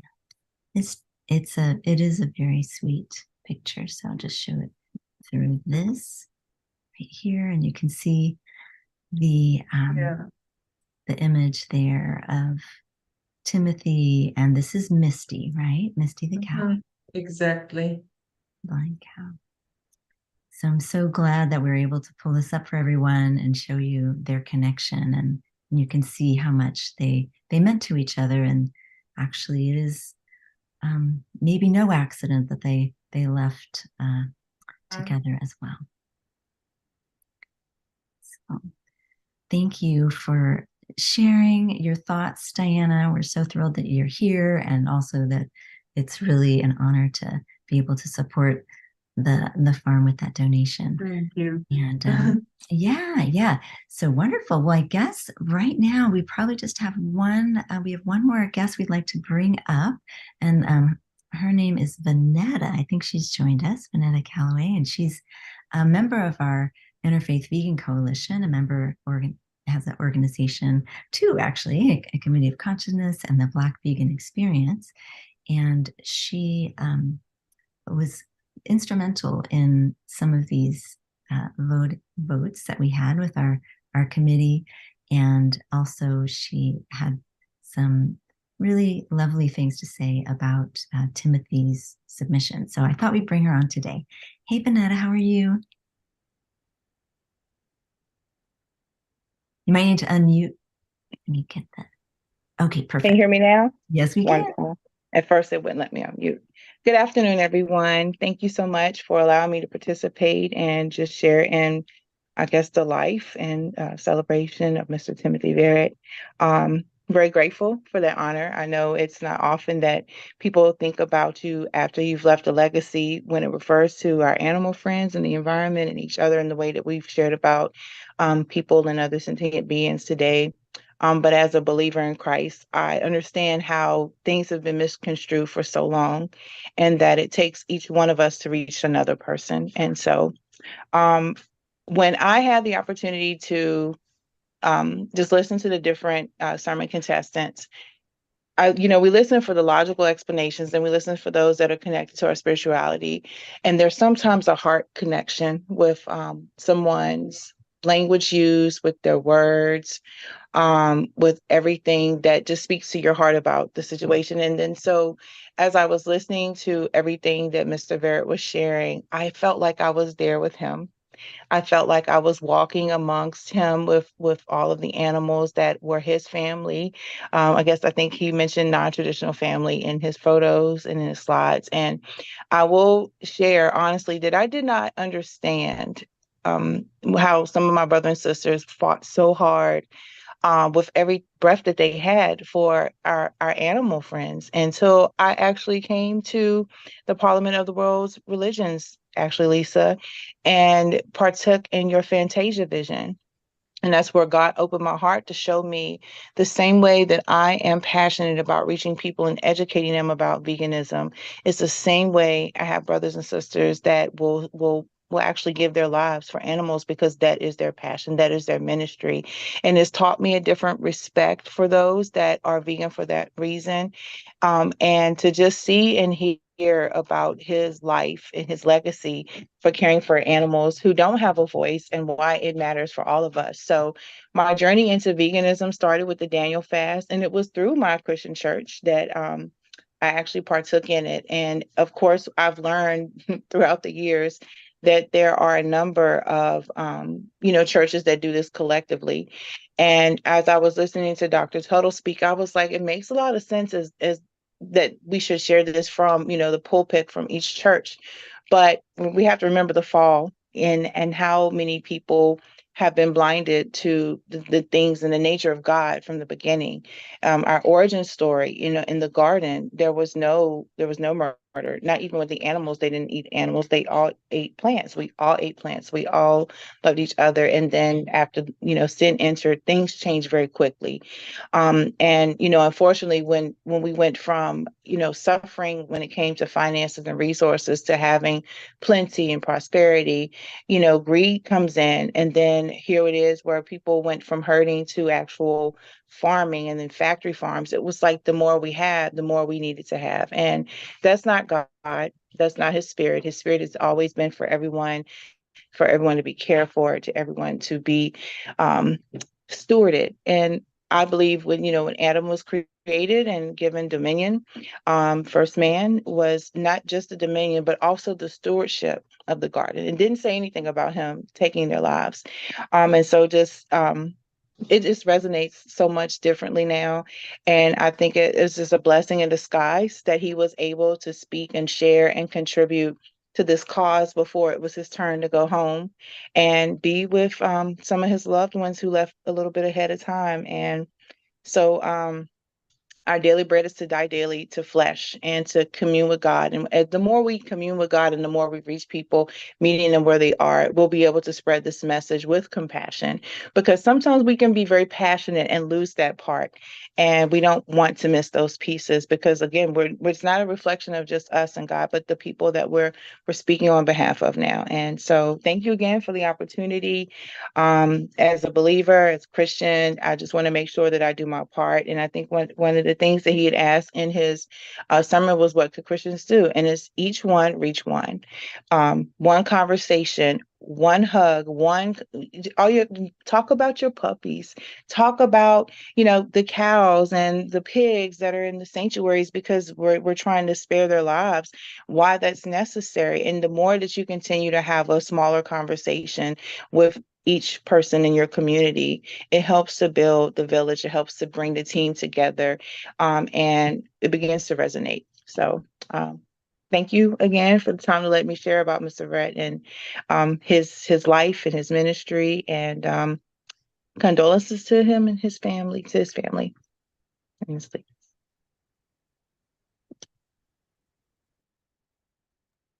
Thank you, Vanetta. That was so eloquent, what you shared with us today. And I'm really grateful to you for speaking on behalf of Timothy. And then we just have a couple closing words, maybe from Judy and then from me. And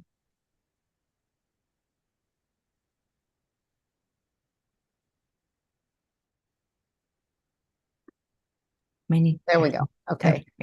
Yeah, I just wanted to point out to everyone that Lisa posted in the chat the full sermons, the place where you can watch the full sermons. And so we really encourage everybody to do that, because both of them were just wonderful and inspiring. And there may be a way that you could share them also with others. So please do take a look at them. Wonderful. Well, thank you, Judy. Yes, you can go to the website. There are embedded YouTube links. You can share the links. You can share the web link. So either way, that's one of the main reasons why we did this. We wanted to spread this vegan gospel of compassion for all animals. And by doing this ceremony, by doing a media release and putting it on the website, we're hoping that people can share these talks beyond just today, so that more people can see them and relate and understand on their own levels why compassion for animals is so important to all of us. So I wanted to take a moment and thank everyone here today who joined us in this celebration.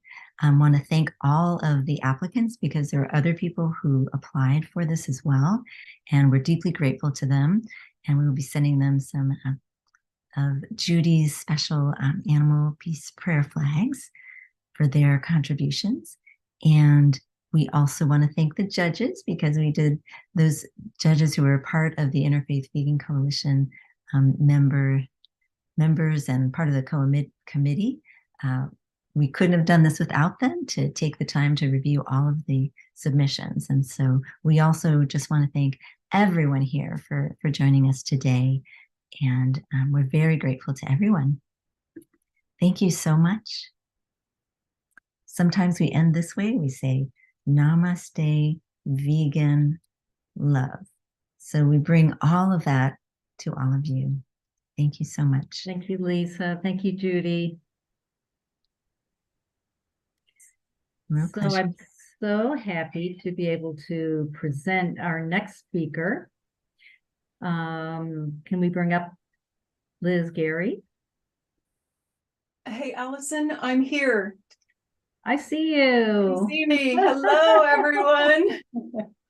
You are dressed for the occasion. Beautiful. I've been ready. This has been worn before a few times. Save our seas recipes. There you go. I'm going to do a brief introduction, but I think we're ready to go, right, BJ?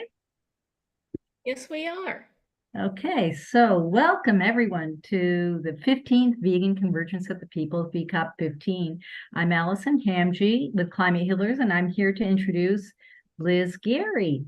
So ring a ship's bell. Liz is going to share her tofu butchery fresh cuts technique for creating an incredibly versatile, white, flaky, fishless fillet. And then she'll demonstrate how to build a beautiful vegan poke bowl. The catch of the day, organic tofu and seedless watermelon. Both recipes are from her upcoming book, Black Belt in Tofu. Today's plant-based, protein-rich alternative to meat, seafood, eggs, and dairy. Okay, Liz, let's go. Awesome. Thank you, Allison. I'm so lucky to be a part of the Million Vegan Grandmothers because I've made some of the best friends. And Allison is one of them. You know, one of the reasons we're here today is to really share concepts to help our communities go vegan. And Allison has been a real inspiration and leader in that, helping her community in Lima, Peru with vegan meals, free to the community, and supporting people that have the skills and talent to get the message out there. So that's what it's all about. It's about sharing the message. And I'm so glad to share with you today. Can I get a share screen opportunity to do a couple slides with you? Let's see, I'm going to try share screen here. Am I all good to go? Share. All right. Am I good here? Awesome. Okay. Well, I've been a vegan for about 12 years, 13 years, and I've been a foods educator for many years. But I worked in traditional food. As a matter of fact, I was even an educational consultant for the California Egg Commission before I knew how eggs were made. And I went to schools all over Southern California during the incredible edible egg campaign to get kids to eat more eggs. And now I'm showing them everything I used to do with eggs, I can pretty much do with tofu. So I got out of the food business and worked in education as a college recruiter and grant manager for 10 years, but my son came home with a vegan girlfriend and I almost went vegan overnight and decided I needed to get back into the food business again. So during COVID, I had been in our schools leading vegan cooking clubs, and I wrote about 8 vegan high school cooking club cookbooks. I wrote a church, Vegan Nights in the Church Kitchen recipe collection. I wrote a Vegan Fashion Week LA collection. I was doing all sorts of recipe collections, but I found that my files were too big and I didn't know what I was doing. So I went back to school and got a certificate in digital media. So now this cookbook in the publishing pipeline has been years in the making, but I've developed every recipe. I wrote the recipes. I did all the food photography, and now I'm doing all the publishing layout for it as well. And it's kind of fun. So I did have a background in tofu. We had a soy dairy here in San Diego for a few years, and I did some consulting with them. And this tofu was so exceptional. It was a Japanese tofu, and the soy milk, the organic soy milk, was curdled with nigari, or the minerals from seawater. And then it came in different levels of firmness, soft, firm, extra firm. But it's really rare to find. It's hard to find nigari tofu. Most tofu is curdled today with calcium sulfate, which is a food grade gypsum. And you need to press that tofu. So anyway, I have had lots of experience working with tofu and developing it, and I believe that every city should have a soy dairy. It is an outstanding business concept.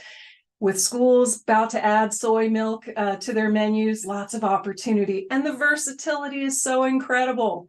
So soy just happens to be one of the most abundant food crops on earth. The United States used to be a leader in producing soy, but Brazil has now taken that title. And you can see in the upper right-hand corner of your screen, that's the Amazon being cut away to grow soy. Unfortunately, most of it's GMO, and the majority of it is grown to feed animals. We're using all this land and growing all this soy to feed animals to make milk and meat when, oh, guess what?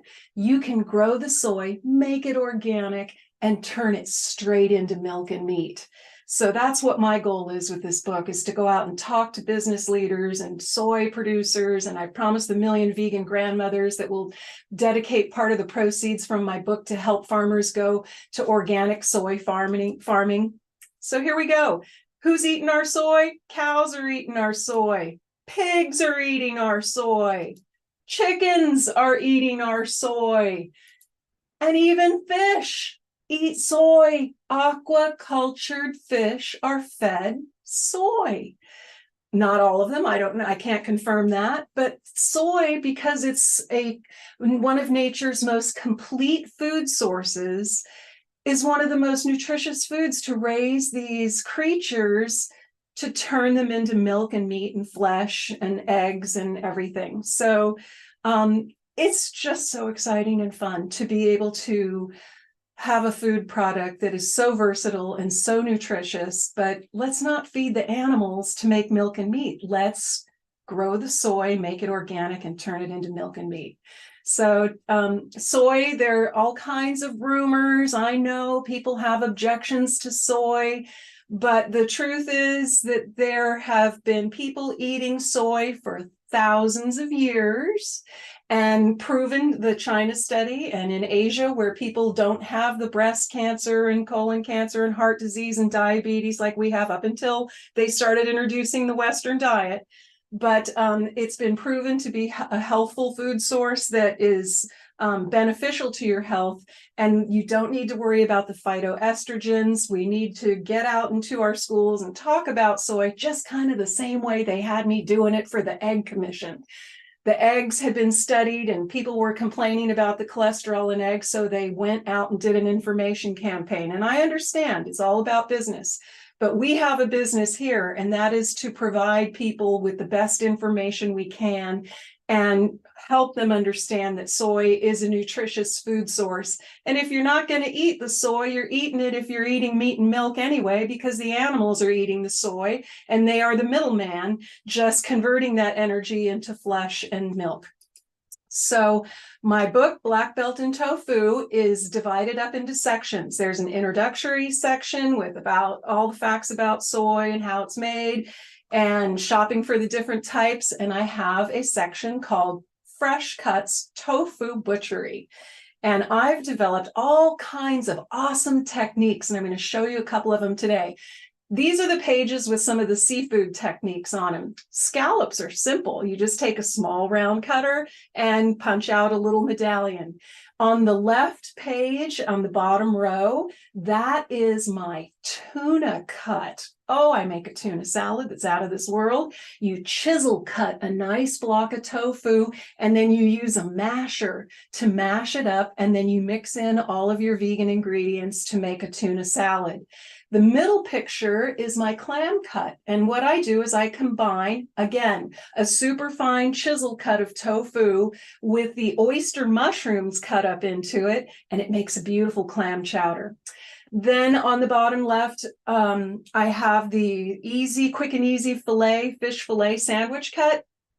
That is just a fringe cut triangle. I'm still playing around with my technique for this fishless fillet. Sometimes it takes multiple attempts to nail it, but I'm hammering it in pretty good right now. And the page on the right will be the technique I'm going to demonstrate for you here. It is a white flaky fishless fillet. The second row on the bottom is a red flaky fishless fillet. I was inspired by a mahi-mahi recipe for that one. So I'm going to cover that technique with you in just a second. Here's the recipe. If you want to take a quick screenshot, you've got it. This is the basic white flaky fishless fillet. And I'm telling you, any chef anywhere can do this, and imagine the profit margins. Organic tofu is about $1.69 a pound. What is halibut or swordfish? I think it's up into $20+ a pound.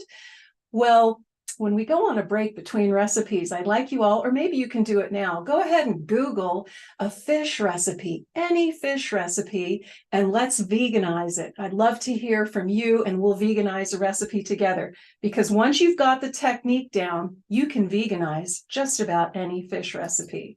I'm also going to be sharing a vegan poke bowl. We're going to have a vegan poke bowl, build your own poke bowl party right here. I'm going to show you how it's done. This is also a super awesome concept for restaurants, especially those that serve things like acai bowls. There's an acai place at the bottom of the hill where I live here, and I could just sit there and watch them all day. They build the most beautiful poke bowls with all sorts of cut fruit and sprinkled with granola and coconut shavings and everything. And I thought, well, why not double your business and spend your afternoons making poke bowls? So there is a poke restaurant down the street from here, but it's not vegan. I think this is also a great concept for a restaurant, and it's cost effective. And the protein in this dish is from a teriyaki tofu, but the fish is actually the marinated watermelon. So I slipped this one in the book. The protein there is from the tofu, but we're getting the flavor and the beautiful red color from the watermelon, the catch of the day here in this recipe. So my seafood section I call the turquoise belt. And believe it or not, this book is going to have a final exam where you can earn your own black belt in tofu and pass the exam. It's got a listing of different culinary competition ideas and concepts for sharing recipes in your community. And believe it or not, the Guinness Book of World Records, the vegan category, is pretty new and wide open. So I'm out there building the biggest vegan sub sandwich and the biggest vegan brat and having holiday cookie bake-a-thons.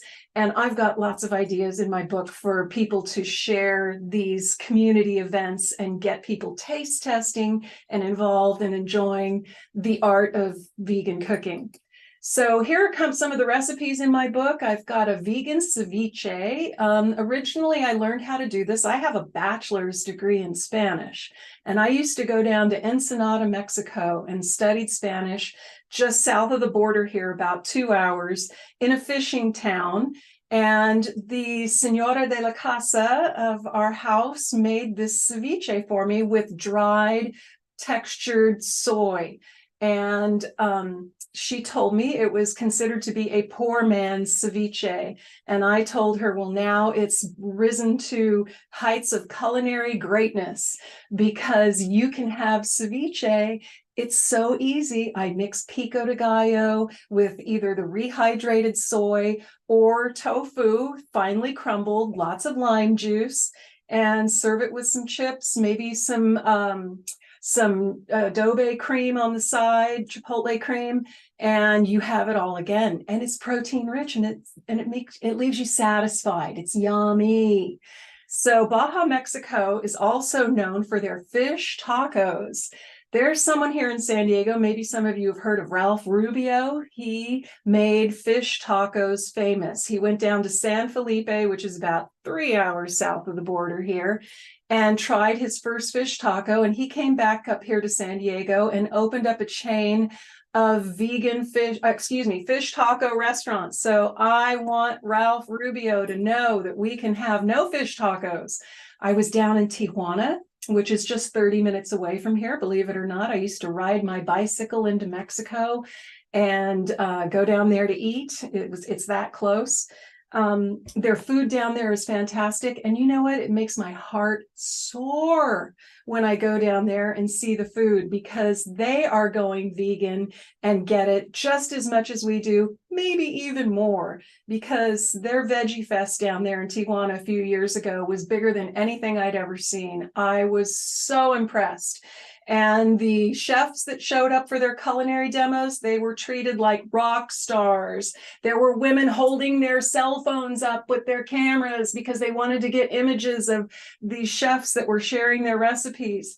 And I did take a bus full of people down there and took them to the Veg Fest. It was quite a treat. And I'm so pleased to see people all around the world going vegan with heart swell rates of enthusiasm. It's awesome.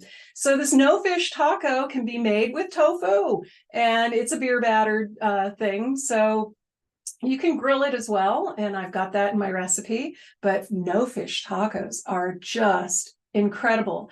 And again, the profit margins, if you put this on your restaurant menu, are phenomenal. Remember, tofu, $1.69 a pound for organic tofu, when fish is, you know, in the double digits, quite expensive and causing so much harm to our oceans. There's my no clam chowder, chisel cut tofu, a little bit of oyster mushrooms, a creamy non-dairy base, simmered with some potatoes and celery and onion, served with some warm sourdough bread. You can have it all again plant-based. Then the crab cakes. We saw crab cakes yesterday. This is another version of crab cakes. I love them. I got tofu in those as well with a remoulade sauce on the side. Then the quick and easy fishless filet sandwich. What I do is I cut triangles, fringe cut them, use lots of lemon juice, grill them, and have a little tartar sauce on the side for the full fishless filet sandwich experience. Then the tuna salad, you can make it into stuffed heirloom tomatoes, make a sandwich, makes a beautiful appetizer on cucumber rounds. Super easy to make and fresh and delicious. No tuna is required. Here is my blackened mahi-mahi with a mango salsa on coconut jasmine rice. It's extraordinary and delicious, and people keep asking for more. It was served with a side of grilled pineapple. It was delish. Then this is the Spanish paella cooked on the grill, with information on how to cook your paella on the grill. Now in Mexico down here, they have a paella, world's biggest paella contest. And at the Veggie Fest in Tijuana, they had a paella that was like this big. So they've got the world record down there so far, but I would love to see some paella, like chili cooking contests, you know, do a paella cook-off. Lots of fun. And what I do is I use canopy cutters to make shapes of tofu that are hidden in that paella. So the tofu, again, serves as the protein. You can also mix in the vegan sausages. It's all about the saffron. It's all about having the right pan to cook your paella in. And then I use a wood chip smoker box on the grill to have that aromatic smell of the wood in the air and flavoring the paella as well. Then you've got your scallops. These are miso glazed scallops and on udon noodles, excuse me, super yummy and easy. Find any scallop recipe online and veganize it. Just get your tofu and a canopy cutter and grill them up and use the seasonings, and there you have it. Again, what are scallops a pound? Probably $25 a pound, and you're here at $169 a pound. So this is another one, lemon herb tofu scallops on risotto with wilted spinach and some crispy leeks on top. You could just, you can eat that and be so happy. It's like sunshine in your mouth on a cold day, a nice warm bowl of lemony risotto with the protein in the scallops. It's good stuff. Then, of course, you can always make veggie sushi. And oh, we have fun doing veggie sushi. I've done that in some classes. I teach Vegan Cooking 101 in our public libraries. And you know how I did that? I simply went into my local library, checked it out, saw that they had a kitchen, went to the head librarian and said, would you consider allowing us to teach vegan cooking classes in the library? And she said, well, I'm not so sure that that's going to go over very well. So if you can do the first event for free and show me there's interest, then we'll consider that. So I got a grant from Veg Fund and I got the license to screen Forks Over Knives. I wrote a bunch of food companies and reached out to some volunteers. And do you know what? We filled literally every seat in the community room in my local public library with food samples galore, question and answer session, screening of Forks Over Knives. And from there, I started teaching a monthly vegan cooking class. Other libraries heard about it. Before you know it, I was at the PB library, I was at this library, that library, special events here and there. When COVID hit, of course, that all ended. It went dark for about 3 years, but I'm back in our libraries again and building more enthusiasm and lots of sponsorships and great food sampling experiences. People are coming and having a really good time, and it's such a good sign. People are hungry for this information, and we have venues out there that have funding that we need to leverage. Your libraries have funding for events. So I would suggest go to your local librarian and ask, what can you do to help provide a foods education program at our public library? Schools also have funding for after-school cooking programs.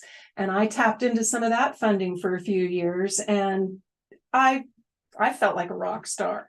I tell people I'd get ready before the bell rang at school. I'd have fresh product, food samples, and a recipe set up for the kids to cook with me, and the bell would ring and I'd turn on the music and the kids would pour out of class and swarm around my table and just gobbling it up.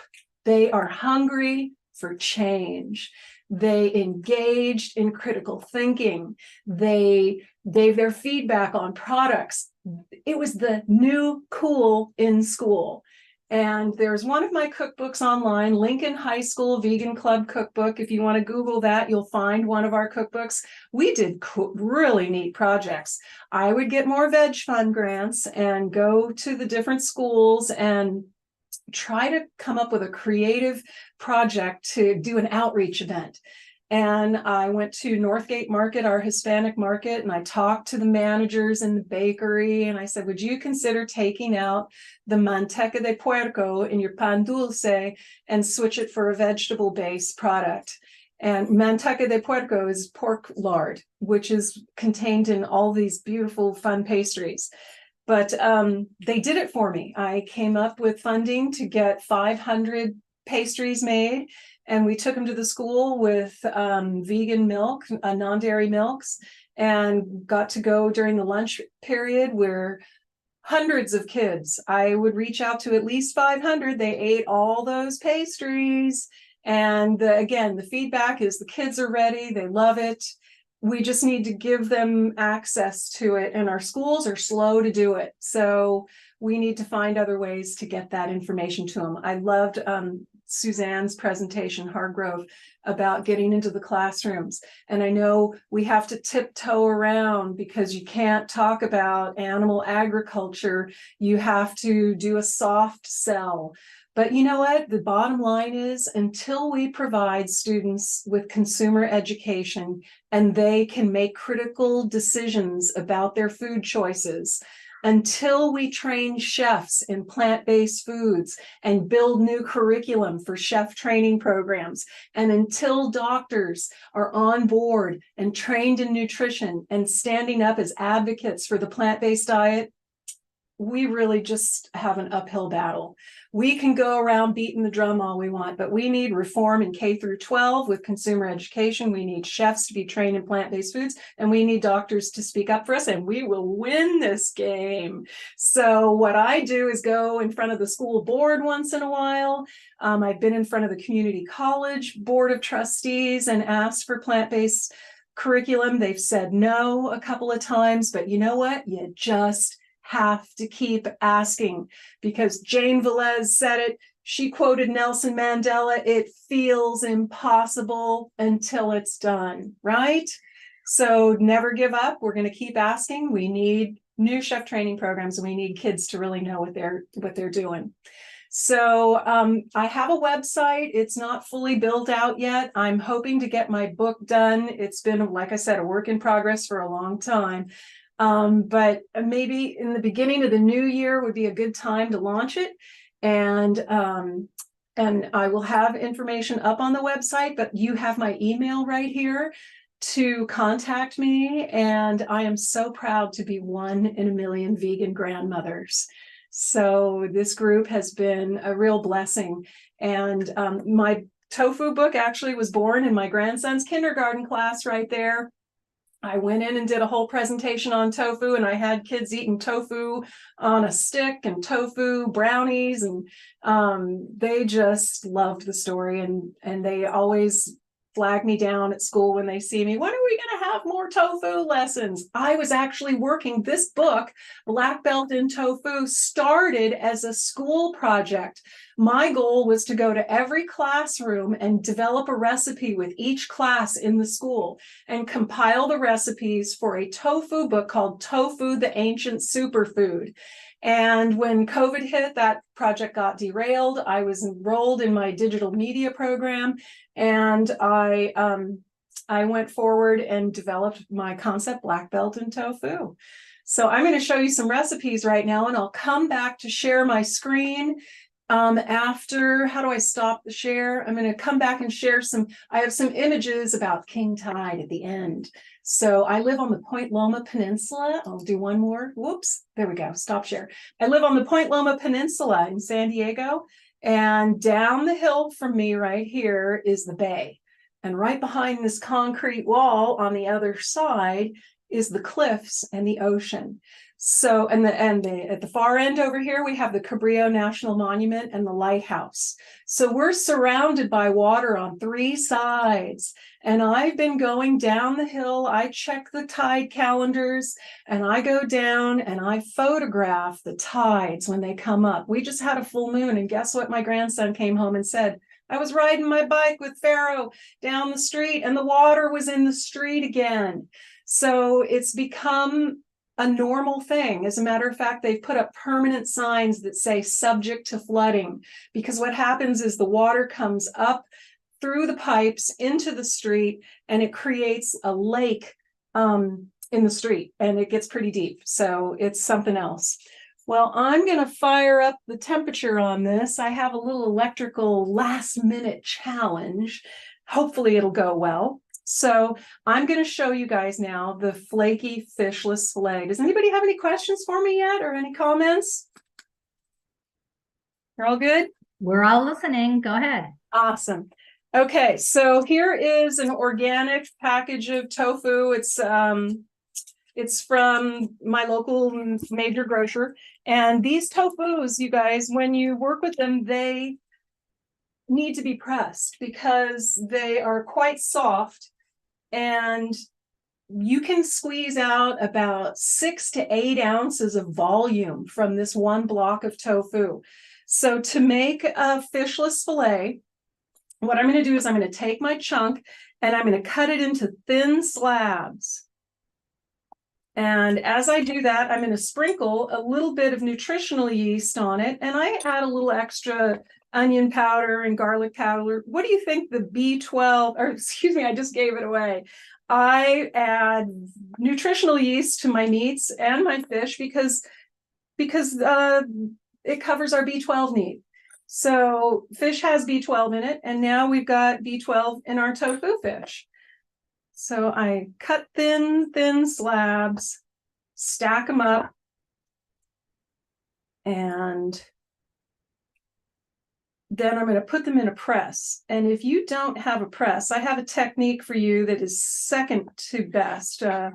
It's best to have a tofu press. I say, you know, you got a can opener. Every kitchen has a can opener. Every kitchen should have a tofu press. So I have a fancy tofu press, but you know what? Last minute, it fell on the floor and it lost one of its arms. So I'm going to have to do a little MacGyver on it to show you how it really works. But I looked it up and I can get another one at Williams Sonoma. You order it online. They're about $50, these bad boys right here. But this is the best one ever. I got this one. You know, you all know the Spork Sisters of LA with their Spork cookbook, and they've got a new restaurant called Sunshine Kitchen, I think. Those girls are awesome. I got to go to their culinary lab in, I think it was West Hollywood, and they talked me into this tofu press. And I was like, I use a Japanese tofu that doesn't need pressing, but I'm glad I got it, because when San Diego Soy Dairy went out of business, I had to resort to all these tofus that need to be pressed. And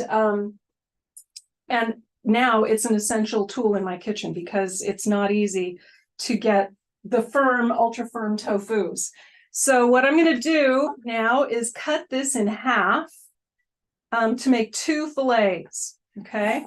And I'm going to fringe cut the sides. So I'm going to fringe cut, not going all the way through to the center, but almost. And I fringe cut both sides to resemble flaky fish. And the nice thing about this too is it helps the marinade when you pour on the lemon juice and everything to seep through it pretty well. So you take your stack, believe it or not, once this is finished pressing, it'll be about 3/4 or half the thickness. So it's like a big slab of swordfish or a big slab of halibut, right? A big slab of white flaky fish. Now I challenge you all, open up another window on your computer and Google any fish recipe. What I found is most grilled fish recipes are quite simple. There's vegan. Let's see how my brain works. There's butter, oils, herbs, seasonings, condiments like soy sauce, miso, little brown sugar, lime juice, lemon juice. My grocery store up the hill from me here, they have a fish recipe, like they do Fish Fridays or something. And so there are a lot of fish recipes that come into my inbox. Whoops, I kind of messed that one up a little bit.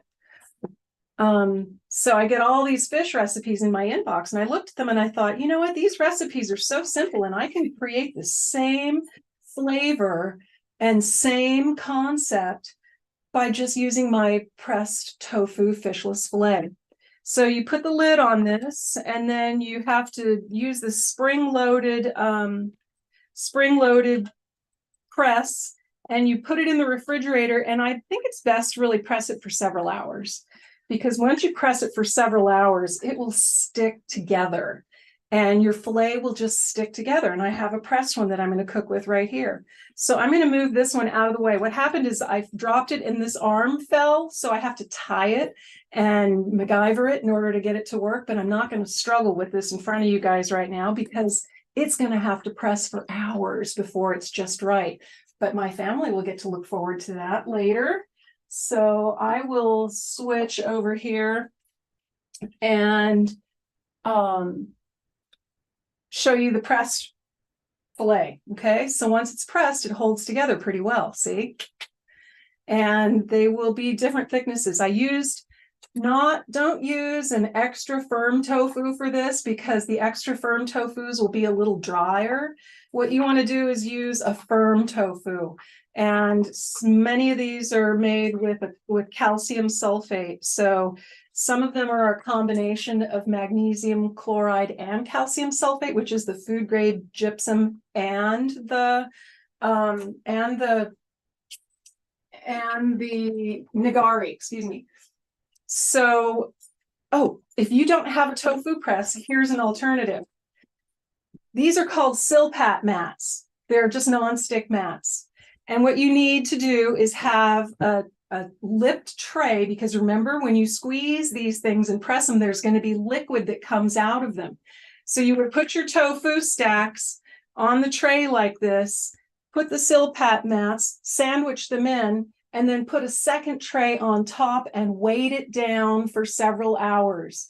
Now, it works, but you don't get that boxed, nice shape that comes with keeping it in the box. It can smash out on the sides a little bit, but it's an alternative. So you can use trays, plates, books, whatever you got to stack and use some pressure to get those to come together.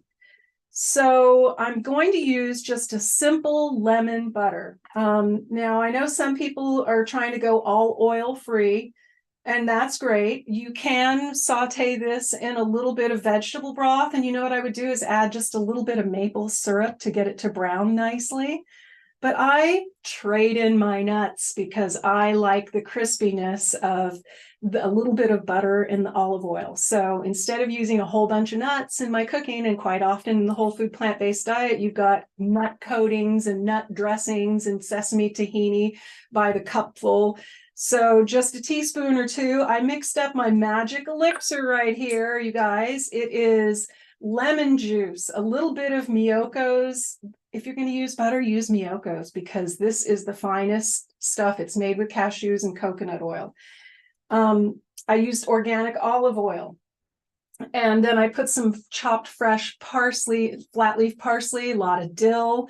You can put a little caper brine in here, some capers, a little bit of Dijon mustard, a little bit of the maple syrup. Maple syrup does a beautiful job, just a hint of it, to brown your tofu. So what I'm going to do is pour a little bit of this on the grill and get my tofu on there. Oh, guess what? I go to the meat counter at my grocery store and I find some of the most awesome seasonings.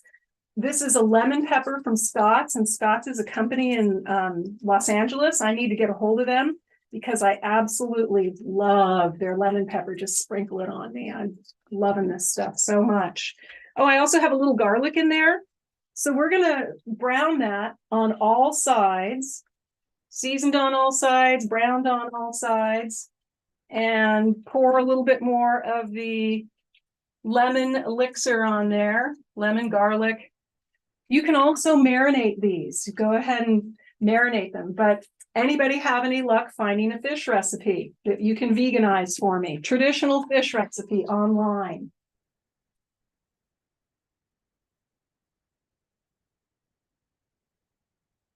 If you don't do it now, I encourage you all to try it sometime. Google any fish recipe and let's veganize it.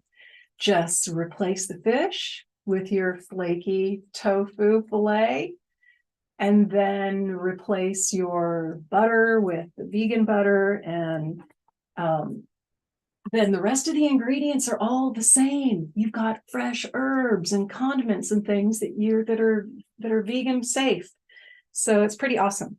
So this is going to grill for a while, and while that's happening, I guess I'll tell you a little bit about my my poke bowl. So let me clear this out of the way. I'm going to need this, that, and this. So the poke bowl is made with all kinds of awesome fresh produce. You guys, you start off with your watermelon and you marinate it with a combination of soy sauce, tamari, rice vinegar, a little tiny bit of sesame oil, some fresh ginger, a little bit of olive oil, a little bit of agave. And here's another one of my favorite seasonings. This stuff is like magic fairy dust. It's called Toomey's seasoning. And I went to school with the Toomey brothers. They're right here from Point Loma High School. And they have a restaurant. Believe it or not, it's a steak restaurant up in Mammoth Mountain. And I have yet to reach out to them. I'm preparing some recipes to share with them because I have a vegan filet mignon that I want to take to them and show them how I'm using their product and all kinds of good stuff.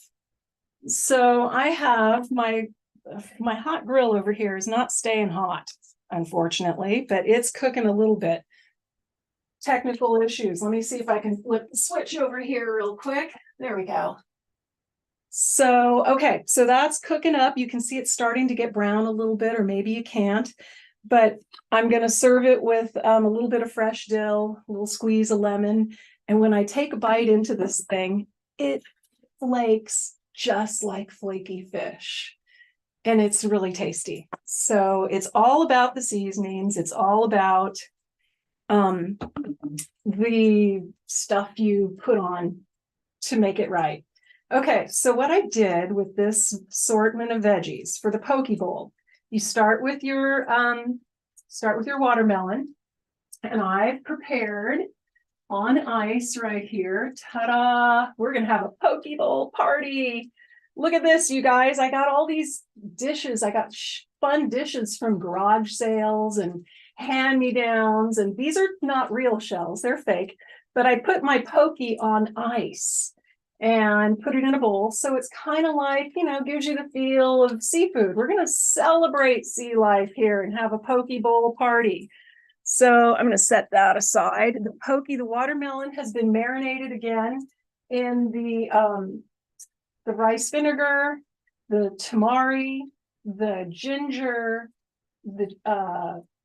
a little bit of sriracha, sesame oil, and while that was marinating, I cooked up some rice.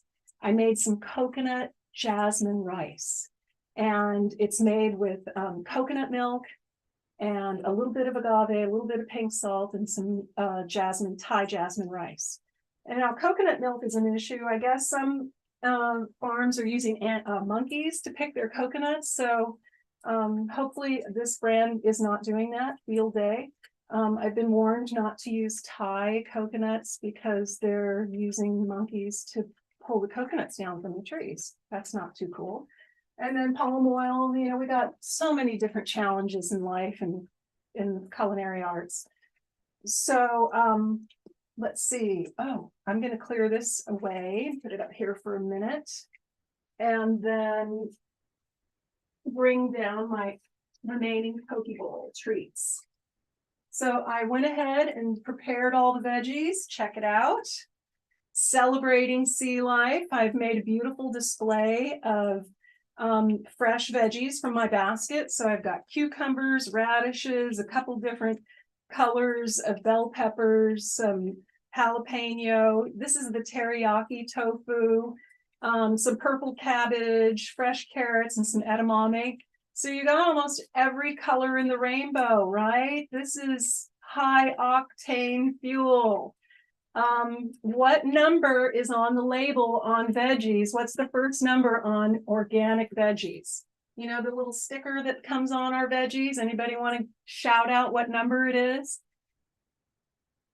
What's the number on your veggies to make sure it's organic? Number 9. Number 9.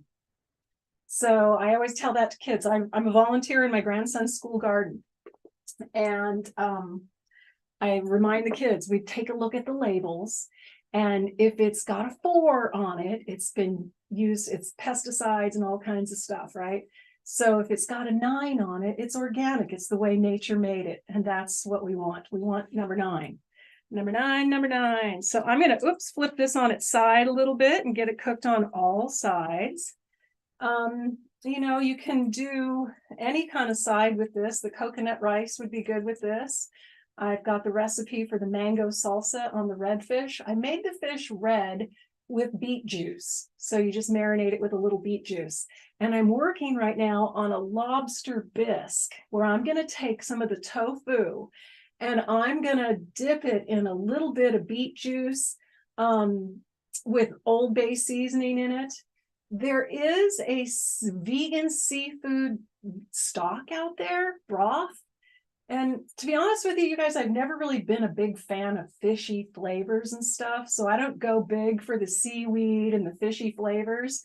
I go for the dill and the seasonings that are normally in seafood that I like so much.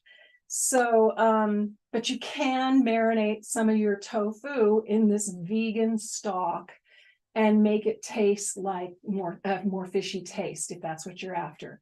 If you freeze your tofu and then defrost it and squeeze the water out of it, it makes a really chewy texture and it soaks up marinade and seasoning like a sponge. I do that with chicken. I take the tofu and I freeze it, I defrost it, and then I marinate it in the vegan chicken stock. And then I grill it or fry it or whatever, and it tastes like chicken and it looks like chicken and it's so good. You can have it all again plant-based. Isn't it amazing? So to add to our build your own poke bar, so I've got my veggie tray. You can do this for a party, you guys. I've got a little side of green onions and fresh cilantro all cut up in a little wooden fish bowl because we're celebrating, you know, our friends, the fish. I used to have a dolphin ice mold. You know, it would be fun to have a dolphin ice mold, and it's all in honor of our seafood. Fish are friends, not food. And of course, I have yet another fish platter with sliced avocado and limes and cilantro and everything. So it's kind of a build your own buffet. And another dish full of sesame seeds to sprinkle on top. So I do this kind of thing also for a build your own grilled cheese sandwich, vegan grilled cheese sandwich. It's so fun. I put out everything you could imagine that goes into grilled cheese, and you build your own grilled cheese. It's really fun.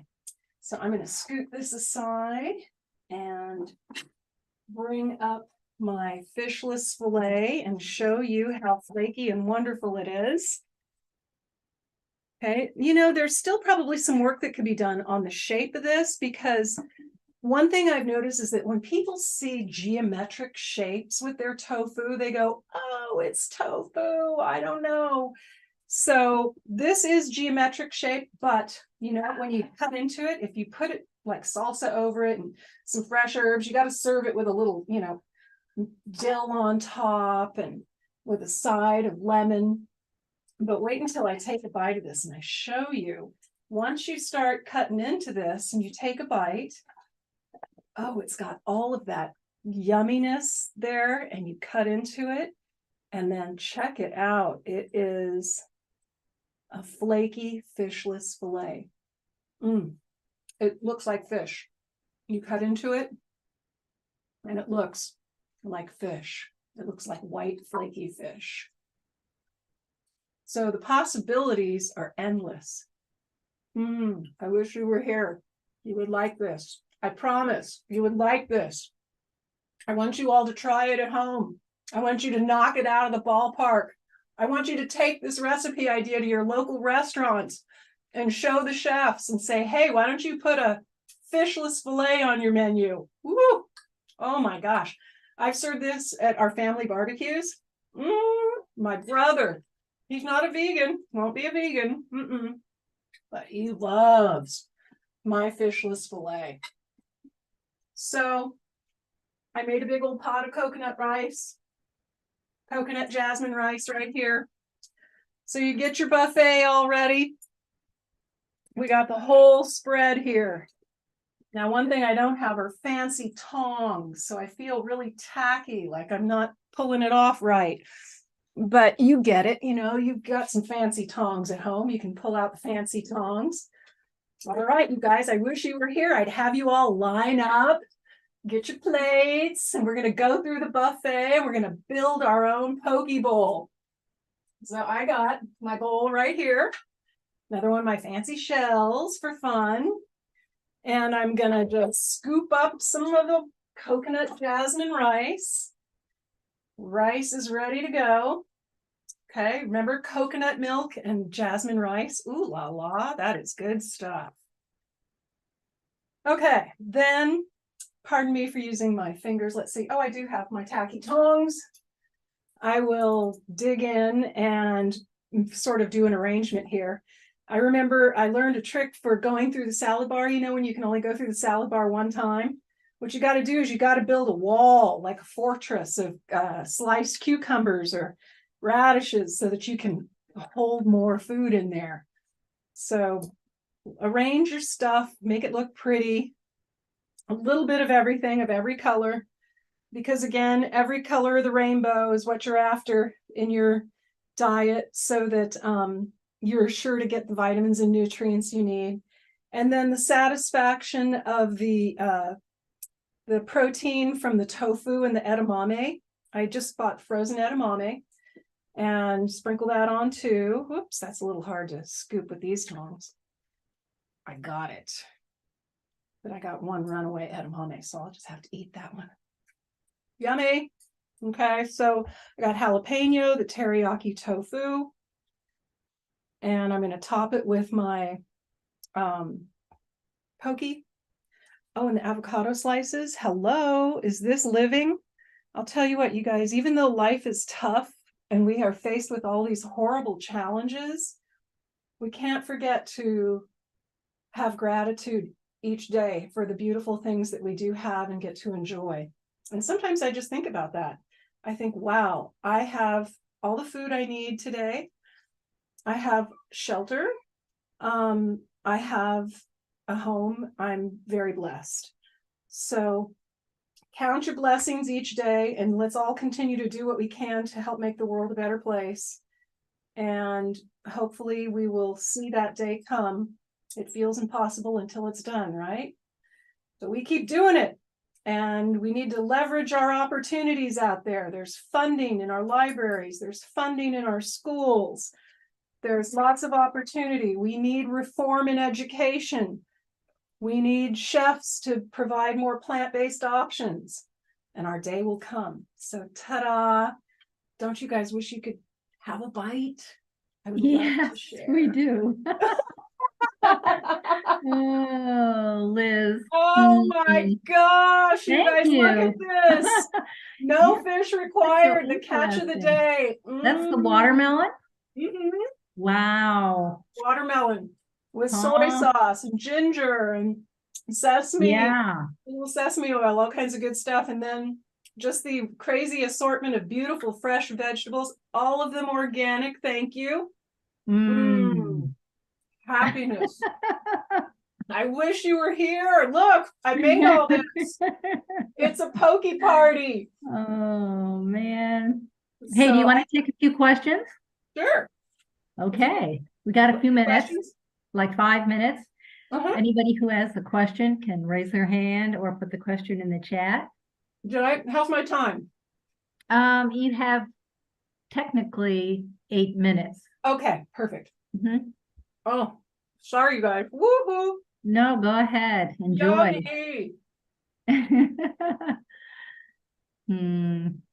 I also have a couple more slides I can share with you for the King Tide. I put the link for your website in the chat so people can just copy that. And like I said, there's not much there, you guys. It's an address. When I get my book done, I will have some stuff going on there. I need to start loading up my schedule for the libraries. I teach 2 classes a month in our community libraries here, Pacific Beach and Point Loma. And I need to get those listed. But you know what? They fill up so fast. It's like, wow. They just posted the class and 30 people signed up and there are 15 people on the wait list. So, you know, we're good. We're good. I don't have to promote it. Very little. I do a little bit on San Diego vegans. I hope all of you are visiting your local city's vegan website and share there. You know, that's a good resource to have. And great place to meet people. I've met all of my friends through vegan cooking classes and vegan events. And so I've surrounded my life with vegan friends, and that is just the best feeling ever. We are a special group of people who are on the right side of history. I think we have a question from Lisa. Lisa, Okay. go ahead. Ask your question. Sure. Wow, I am just so impressed, Elizabeth. This is amazing. I loved all of your creations. I grew up in San Diego and I go there frequently to visit my mom. I would love to connect, and I would also be very interested in inviting you to do one of your demos for In Defense of Animals for our Fish Day and also for Lobster Day. I think this would be so exciting and people would love it. So I would like to get in touch with you. It's so good to meet you, Lisa. I'm so glad to connect with you. Of course. Yay, Thank yay. you. Oh, well, you're a true inspiration. So I'll find you on your website, and then we can connect up and make some plans. Yes, good. Well, I'm the same Liz, Gary, that contacted you about the school milk project. Well, okay. Fantastic. Well, we've got lots to talk about then. We do. And I'm looking forward to it. I connected with Dotsie Bosch. She's all in support of it.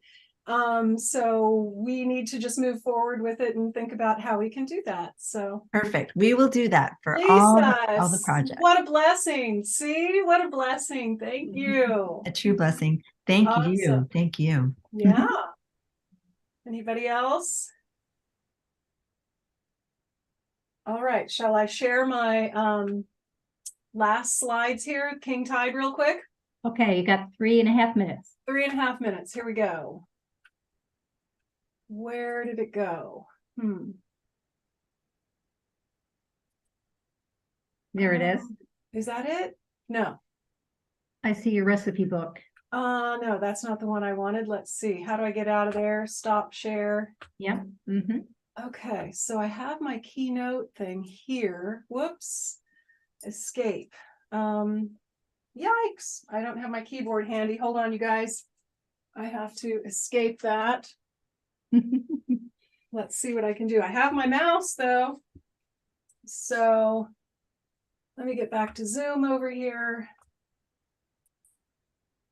And I'm going to share. No, that's not it. Zoom, where are you? There we go. Share screen. And interesting. I'm not seeing it up here.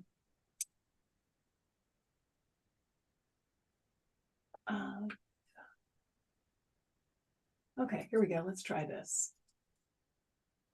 Okay. Yeah. All right. So, okay. So this is the drainage pipe down at the bottom, of the hill where I live. I used to go into that pipe as a kid with my childhood friends. We would go in there and we were very naughty. We'd take like cans of Christmas tree flocking and do graffiti on the inside of the pipe in there. But as you can see, when the tide gets high, that's my grandson. When these king tides come, it's like a tsunami. It goes way up and it goes way out. And this summer, we have high tides come at night in the summer, and in the winter, they're usually in the morning. So this was recent, and I was standing on top of the pipe, and I've been tracking the pipe for years now. And I stood on top of the pipe, and the water swirled up around my ankles. It finally crested the pipe. So it's the first I've seen in years. Here's our local neighborhood beach. It's here today and it's gone tomorrow. So there's a site called California King Tide Project, Snap the Tides, See the Future. And this is what we're looking at. If oceans continue to rise, we're going to lose our local beaches. And this is the street. I photoshopped that little boat in there, but let me tell you, there are windsurfers that have gone out on this lake. It's called Anchorage Lane, but we call it Anchorage Salt Lake during the high tides because the water comes up into the street and it floods the street. This is the other side of the street. This is at night. You can see where the yellow arrow is. You can see the water coming up into the street and then it completely floods. And it's about 2.5 or 3 feet deep in the middle. And then this is a regular day at the beach on the other side of me and back here. And the tide comes up. And what's happening is there's a lot of erosion. And we have accidents on the beach where people are laying on the beach and all of a sudden part of the cliff will collapse on them. My son lost some friends. His friend's wife and mother and sister were all sitting on the beach, and they were crushed by eroding cliffs. This is the bottom of the stairs on the way to the beach. You can see that if the oceans continue to rise, that we're going to be a ghost of the past.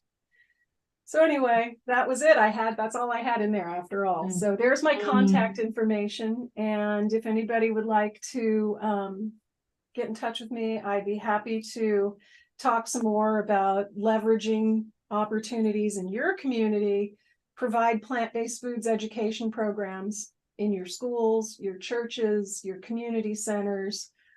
It can be done, and it's fun. Thanks so much, Liz. Enjoy your poke bowl. Yeah, my poke bowl. I'm going to get back to eating this poke bowl, you guys. So thank you for staying with me and watching my presentation today. It's been a pleasure. And I'm so inspired by all of the commitment and all of the fantastic people that are part of this program. And I'm so happy to be with the Million Vegan Grandmothers and meeting with you all and working together to create positive change. So cheers. Okay. Thanks, Liz. Cheers. Okay, I just added Tammy to our screen. Hey, Tammy. Hello, everyone. Wow, here we are. Yes. So another. Go ahead and set yourself up the way you want to for the next presentation. Take your time. We are going to bring up, we're going to bring up Judy first, and she's going to read the declaration. And if you could bring up Judy, she's going to read the declaration and the pledge of the grandmothers. And then we're going to bring up Brenda Davis, and we're going to spotlight her because we're going to be interviewing Brenda Davis today. Awesome. The godmother of plant-based nutrition. Okay. Thank you, everyone, to the Million Vegan Grandmothers podcast. Convergence. I'm so used to doing podcasts lately. It's imprinted in my brain. Speaking of podcasts, the Million Vegan Grandmothers have done a lot of podcasts lately. And if you're a grandmother and you're here right now, please feel free to interview someone over Zoom if you would like to be on that podcast, if you would like us to put that on our podcast channel, because it's inviting all the grandmothers to come and do podcasts. And we have beautiful Mac that will edit that and put it on our YouTube channel and also on all of the platforms for the podcasts. So welcome to the Convergence of VCOP15, and hello, beautiful Judy Carmen. And Judy's going to read the pledge and the declaration. Hi, Tammy. Thank you. Yes, I am ready. And this is a beautiful pledge. And first I'll read the pledge, as you said, and then after that is the declaration. And so listen to the words. These are really carefully crafted to express our longing as grandmothers to protect all of the grandchildren of all species. So the pledge is, I pledge to honor and protect all the animals, peoples, and Mother Earth herself by joyfully embodying and promoting an infinitely sustainable, cruelty-free, vegan lifestyle that heals the climate and restores right relationships in the true spirit of Homo Ahimsa for all generations to come. And for anyone who is not familiar with the term Ahimsa, it is a Sanskrit word for non-harm and non-violence and peace, loving kindness, all those good things. But we're taking that from the book Homo Ahimsa. So now the declaration. We, the Million Vegan Grandmothers and wisdom carriers, join together using the power of love for the children and grandchildren of all beings, and for Mother Earth. Welcome our all peoples, regardless of gender, age, and official grandmother status, who align with the values of veganism and this declaration. We affirm the right of all beings to live in a natural, toxic-free environment which allows all to thrive and to lead sacred, liberated, sovereign, and joyful lives. That's what we want, right? For everyone. The power of our love is unstoppable. We do not allow this planet and all who live here to be destroyed. We are creating a vegan world of peace, freedom, and loving kindness for all. We believe that the true nature of human beings and our highest calling is to be kind, compassionate, nonviolent, and partners with, not dominators of, all life. We believe this is the time of the great awakening of humanity to leave behind the destructive nature of Homo sapiens and become who we've always been destined to be, Homo ahimsa. As vegan grandmothers, we are here to midwife the birth of the new compassionate human and bring in the new era of a vegan ahimsa world so that our children and grandchildren and those of all species can thrive and be free. Thank you, Tammy. Thank you, Judy. You know, it always almost brings me to tears, you know, that is what the grandmothers are about. And I'm imagining a world where we're going to be unstoppable. Thank you, Judy. And do we have Brenda Davis here? Can somebody bring Brenda up, please? I'm here, Tammy, but for some reason can you hear me? Yep. For some reason, when I click my start video, I get a message that it cannot start. And okay. I've never had that before. Our team, can anybody help with that? Our technical team here? One thing, if you will turn on your camera, that will help. Well, my camera's on. Let's see, video settings. I've selected my camera. I just keep getting this yellow message saying cannot start video. And I've used it hundreds of times. I've never had that message before. So yeah, I just don't know why. I see. It may be that you used the camera for something else recently. No, I haven't. This is all I ever use it for. Okay.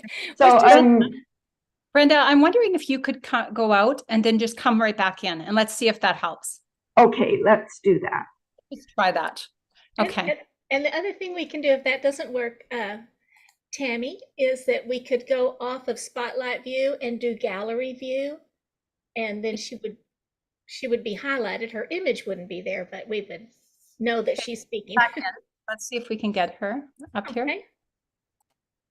Or alternatively, maybe she could come to us on her phone. Here we go. Great, Brenda. It worked this time. Great. Okay. Yeah, so you're muted. There we go. Awesome. Can somebody unmute Brenda? Oh, I just unmuted myself. Sorry about that. Awesome. Welcome, Brenda. Thank you so much. I'm so glad to be with you today. Thanks so much for inviting me. I'm excited by what you're doing here. And just happy to be part of it. So thank you. Brenda is our new honorary grandmother, vegan grandmother. Thank you. Could bring her into the organization and have this great wisdom of a woman who plays her in the plant-based movement. So I'm just going to read a little bit about Brenda from her bio. Brenda Davis, registered dietitian, is one of the world's leading plant-based pioneers and an internationally acclaimed speaker. She is widely regarded as a rock star of plant-based nutrition, whom Veg News has referred to as the godmother of vegan dietitians. Brenda has authored and co-authored 13 books with nearly 1 million copies in print in 15 languages. Her most recent work includes Plant-Powered Protein that she wrote with Corey, her beautiful son, Nourish, the definitive plant-based nutrition guide for families, which won Gold in 2020. Nautilus Book Awards, and it was also a Canadian Book Award winner. The Kick Diabetes Cookbook. Brenda works internationally with healing diabetes through food. She has been a featured speaker at medical, nutrition, and dietetic conferences over 20 countries and 5 continents. You know, I found out about Brenda through a lot of the conferences that she spoke at. And I've known her for many, many years, even though she hasn't known me. I'm like, this woman is a rock star. A past chairman of the Vegetarian Nutrition Dietetic Practice Groups of the American Dietetic Association. Brenda has been promoting plant-based diets since making the transition herself in 1989. And I'm curious to ask Brenda if she had any say in changing this Canada Food Guide. I bet she has had a huge influence on it. Her personal and professional life goals are one and the same: to make this world a more sustainable, more health supportive and kinder place. Brenda's work focuses on ensuring that everyone who wishes to be plant-based can succeed brilliantly. In 2007, she was inducted into the Vegetarian Hall of Fame, and she was the 2022 recipient of the Plantition Project's Luminary Award. Wow, that's quite something, Brenda. Thank you. Well, thank you so much. That award was really special because all of the people that had received, I think there were 7 other recipients, they were all men from the United States who were physicians. So I was the first Canadian, the first woman, and the first dietitian. So that was pretty exciting. It's very exciting to have you. Many, many people know. Thank you. In our circle. It's great. Thank you. So Brenda, what major changes have you observed as a plant-based dietitian over the years? Oh my goodness, it's unbelievable. Actually, to be honest with you, if I would have guessed where we'd be in 35 years. I started this about 35 years ago. I wouldn't have believed we would be where we are today. When I can remember back in university in 1978, I was already very interested in vegetarian nutrition. I was so excited that it was on the agenda. We were going to be talking about plant-based diets, and we learned 2 things. One, that vegetarian diets are risky, especially for pregnant women and children, and vegan diets are downright dangerous. And it was just like this slap on the wrist, and it was very discouraging. The medical and dietetic communities were on the same wavelength. They were not at all supportive of plant-based eating. And few people even knew what vegan meant. Vegan food wasn't, terribly appealing at that time. And I can remember vegan cheeses were like chunks of plastic. And there were very limited resources for people who wanted to be plant-based back then. And at the time, 35 years ago, when I made the decision to become vegan, I was a community nutritionist. And all of my nutrition education materials that I was using were really based on, Canada's dietary guidelines and Canada's food guide. And Canada's food guide back then was a circle, and there were 4 sections to the circle, and the top 2 sections were meat and dairy products. And so when I made this decision to become vegan, I thought, how could I even continue in my profession as a vegan? And I wasn't sure if there was even a single living other vegan dietitian on the planet.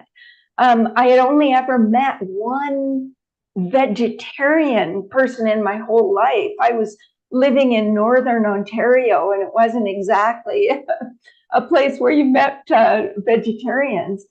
But I just decided that I had to have the courage to stay and try to change from within my profession. And I made the decision to become vegan because I just couldn't justify not doing so, knowing what I knew about how we were raising animals, about the impact on the environment, and even about some of the more recent findings about human health. And but it was about a year after making the transition. I was very fortunate. My husband was completely more than willing to go on the journey with me. And we had 2 small children at the time. They're now 38 and 35, well, almost 39 and 36. My son will be 36 this week. But when I moved to Vancouver, I actually met other real life vegetarians, and even 2 vegetarian dietitians, which just shocked me. And they weren't vegan, they were vegetarian. But I got together with 2 of them, Basanto Molina and Victoria Harrison, and we decided that it was time that dietitians actually wrote a guidebook for people who wanted to be vegetarian or vegan. And we pitched the idea, and we had a couple of publishers that said yes immediately.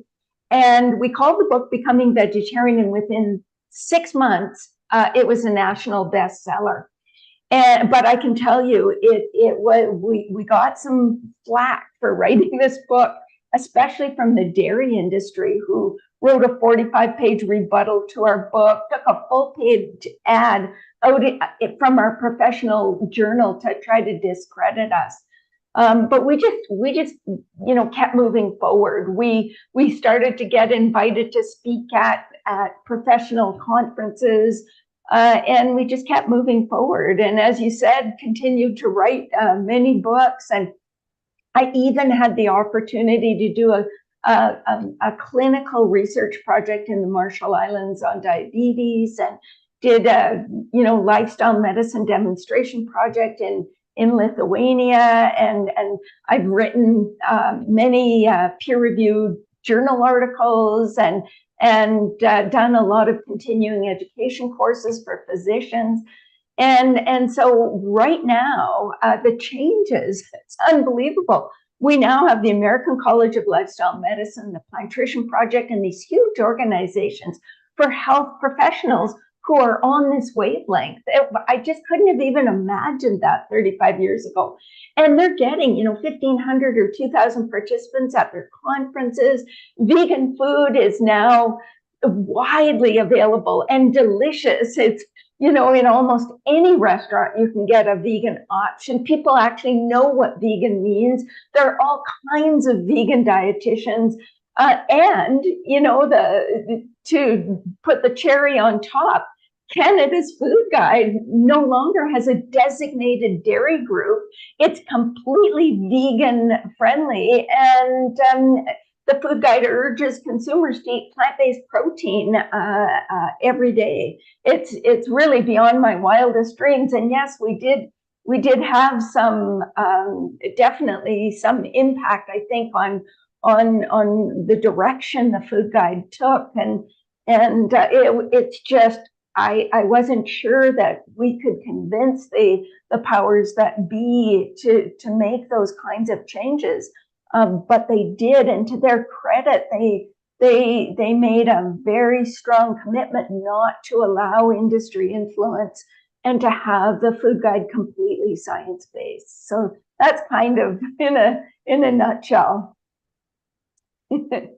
Amazing to listen to you, Brenda, because sometimes it feels a little bit overwhelming what we're facing, but listening to you really gives this sense that we're so heading in the right direction, and it's happening now. So, nice deep breath, and I believe it's yeah.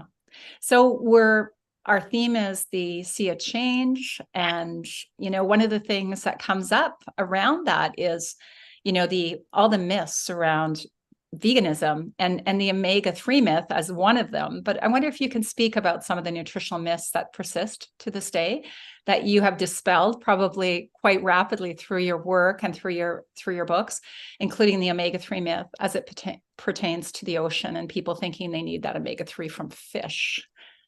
Yeah, so, first of all, just so people know what we're talking about, there are two essential fatty acids that people can't make. They have to get them from food. And one is the omega-6 fatty acid called linoleic acid, and the other is the omega-3 fatty acid called alpha-linolenic acid. And we generally get lots of omega-6s, but we often fall short in omega-3s. And so omega-3s have become a really big deal. And alpha-linolenic acid is the omega-3 that comes from, that's found in fairly large amounts in some plant foods. It's important and very helpful, comes from things like flax seeds and chia seeds and hemp seeds and walnuts. Those are the key sources. Even soy foods have some. Greens, about half of the essential fatty acids in greens are omega-3s. It's just greens are so low in fat, you'd have to eat like a horse or a cow to get enough from just greens. But what a lot of people don't realize is that even more important than alpha-linolenic acid is these more biologically active omega-3s, EPA and DHA. And now it's possible to convert ALA or alpha-linolenic acid into long-chain omega-3s using, we do these conversions using enzymes, and we elongate and desaturate these, the alpha-linolenic acid. But conversion is fairly inefficient. It's more efficient for women, especially young women, but it's fairly inefficient in older adults. It's inefficient in people with chronic diseases like hypertension and type 2 diabetes. And long-chain fatty acids are metabolized into hormone-like compounds that have a significant impact on, blood clotting and blood pressure and immune response and cell division and pain and inflammation and all of that. And these long-chain omega-3s favorably affect the composition and functioning of our cell membranes, their shape and permeability and flexibility and all of that. They're super important. And, these are basically raw materials we use for building our brains and nervous systems and all of that. So it's super, super important. And I think that, people get that long-chain omega-3s are important, but people have for many years put a health halo on fish because in the human diet, it's the main source of long-chain omega-3 fatty acids. And what most people don't know is that fish get their omega-3 fatty acids from these tiny plants in the ocean called microalgae. Now, people don't eat a bowl of microalgae, as you can imagine. It's tiny, tiny plants. But we're now starting to culture microalgae, and it is widely available as a supplement for people that don't want to eat fish. And for many years, health authorities have been urging consumers to eat more fish. And the usual recommendation is 2 servings of fish per week. And there is no question that replacing red meat with fish reduces health risk because fish is lower in saturated fat, it's higher in omega-3s. But that doesn't mean that replacing beans with fish would be a good idea. So I would say there are 3 main reasons why it's a good idea not to be consuming fish. And so, first is that fish has absolutely devastating environmental consequences. And I don't need to get into that because you're talking about that with experts. But it whether it's commercial fishing or fish farming, the ecological consequences are absolutely just shocking. The second is, we're starting to recognize that fish actually are sentient beings. They feel pain, they suffer, and we need to recognize that because the way that they're caught and the way that they die creates a lot of pain and suffering. And so a lot of people choose not to consume fish for that reason. The third is that, and this is the one that I want to focus more on, is that fish are fairly high on the food chain, and so they accumulate environmental contaminants. And these environmental contaminants are associated with negative health outcomes. Of course, fish is only as clean as the water it's swimming in, and some of the most, concerning contaminants include heavy metals, and probably the most concentrated in fish is mercury. But we also see lead, we see cadmium, and these are really quite problematic. And so with mercury is a neurotoxin. It can cause neurological and behavioral problems, mood swings, anxiety, depression, all sorts of things, difficulty breathing, muscle weakness. And fish is the #1 source of mercury in the diet.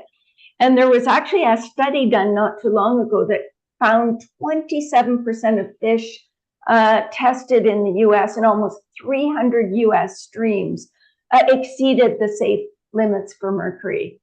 And of course, dangers are highest in pregnant women and children. So this is something that we just need to be very aware of. The second thing is persistent organic pollutants like PCBs and dioxins. And these are, they're carcinogens, no question. They can do a lot of damage, and they tend to be highest in bottom feeders like tilapia, striped bass, bluefish, sea trout, along with the big predatory fish are, fairly significant sources. And then the other thing we need to be aware of is the nanoplastic particles in ocean fish, especially. There was a study recently that found that 25% of fish had plastic in their guts. And there was a study from Belgium that found that seafood eaters ingest up to 11,000 tiny pieces of plastic every year. And these plastics contain toxins like phthalates and BPA, and they're linked to increased cancer risk and hormone disruption. And then, of course, the other thing that we often don't think about is pesticides in farm fish. So they come from fish food, they come from the pesticides that are used to control sea lice as well, and that can end up in fish's flesh. And then the other thing that, this isn't an environmental contaminant, but fish is actually one of the very few direct food sources of TMAO, or trimethylamine N-oxide. And this is a very pro-inflammatory, pro-atherogenic compound. Other animal products contain TMAO precursors, but they don't contain preformed TMAO. So this is something else just to be aware of. So, where it comes to me, when it comes to fish, it's yes, fish provides omega-3, but microalgae omega-3 supplements don't contain any of these environmental contaminants. They're produced in a clean environment, and they're produced in a way that doesn't rape the oceans. So they're cultured and grown. And so to me, they're a safer and much more ecologically sustainable and kinder way of getting omega-3s. That was such a powerful answer, Brenda. And, mostly everyone on here is vegan. So this is going to be such an amazing interview for us to share with our people that think fish is a good choice if they're still going to eat flesh food. So thank you so much for that. Oh, you bet. How do you help ensure that your clients who want to become plant-based succeed brilliantly? I love how you say that. What does success mean? I studied with Dr. Gabriel Cousins, and he had a module on how to be 100% successful on a vegan diet. And so you probably have lots of tips for people to really understand how to be successful. And it's pretty easy if you're whole food plant-based, because we know that we don't have to be counting all these macronutrients. We eat whole food plant-based. We're full enough soon enough with the fiber, and so yeah. Well, first of all, I think success is really about being as healthy as possible for as long as possible.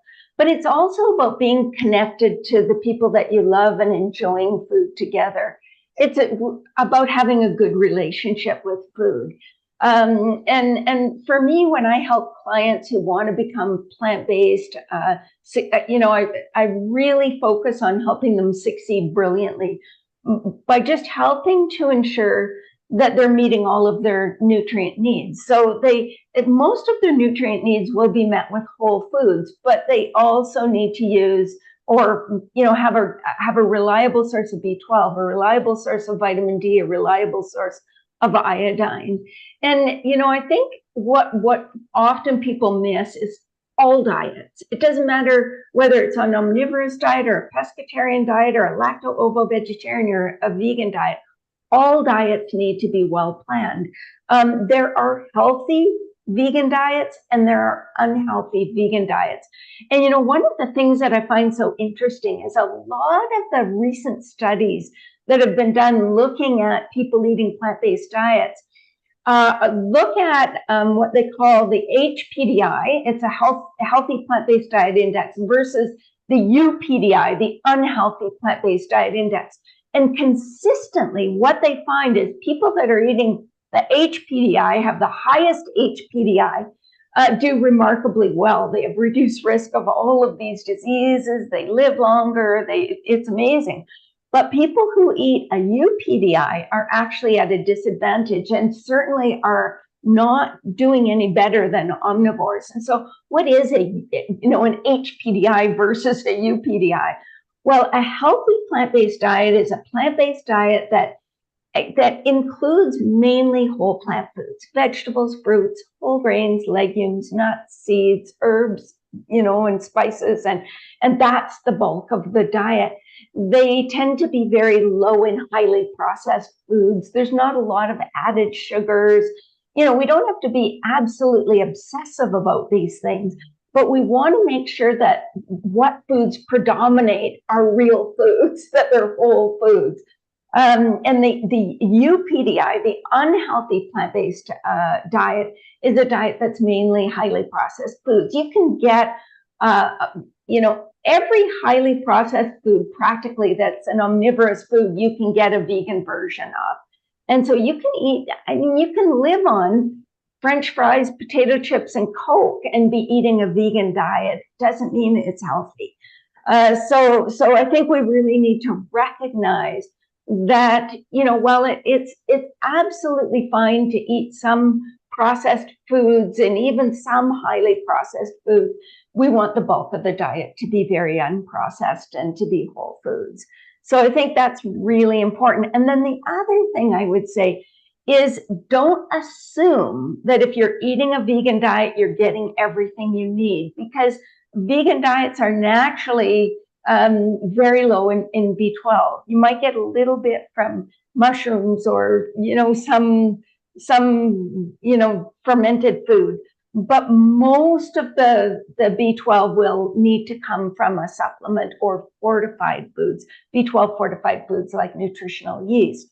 Vitamin D is also a nutrient that can be low in any diet, but there are fewer food sources in a vegan pattern than in an omnivorous pattern. Now, as I say this, I think it's really important to recognize that there are many nutrients that are much harder to get in omnivorous diets that people just get way more of in plant-based diets, like folate and vitamin E. And, there's a long list of potassium and magnesium and so on. But there are some nutrients that tend to fall short more often on vegan diets. Iodine is another one. And so we just need to make sure we've got sources of those sort of nutrients of interest in plant-based diets. And then the other thing I think, is that we need to help people succeed brilliantly. They need to like what they're eating. So it's super helpful if people can join a support group, join a vegetarian or vegan group that hosts potlucks, take vegan cooking classes, just get involved in the vegan community, educate yourself and get immersed in, eating really, really delicious food. And that, I think that really helps people succeed as well. Thanks, Brenda. Yeah, that's so important. And one more question. We have a couple more minutes before we bring up all the grandmothers to give us a little update on what they've been enjoying doing as a vegan grandmother, as part of the Million Vegan Grandmothers. How would you recommend the vegan grandmothers whose influence on a daily basis, really, with their grandchildren? Our food choices are often limited. How would you approach dietary conversations with our children in regards to our grandchildren? Do you have any tips on that? Yeah, it's really challenging. I mean, I face that situation myself. I have 2 children, as I mentioned. My son is completely vegan. He doesn't have any children yet. He is married, but without children. My daughter is pescatarian and her husband is an omnivore. And they have 3 children, and they're mostly plant-based at home. They eat a lot of beans and tofu, but they're not completely plant-based. And so it is, I just try to be really respectful of their choices.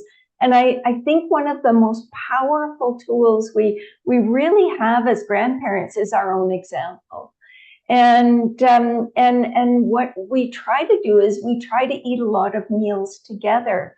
And when we do that, when we eat meals together, they're by default plant-based because that's how we eat. So we want everybody to be able to enjoy the food. So this evening, I made plant-based cabbage rolls, and we're going to be sharing that with them, and a couple of vegetables, and we'll be having a really nice plant-based meal. And I think that's really important. And then when the children, of course, are at our house, I really try to get them involved with food, just growing food in the garden, picking food from the garden, tasting what's in the garden, bringing them to the farmer's market, getting them to help me prepare foods. I like to make sure the foods are fun for them, just making them beautiful, making them delicious. It's almost Halloween. Last Halloween, I made a veggie tray with a skull out of cauliflower, and then all the veggies around. It was really cute. And they like that sort of thing. And so I think it's just really important to introduce them to lots of really healthy, delicious plant-based foods.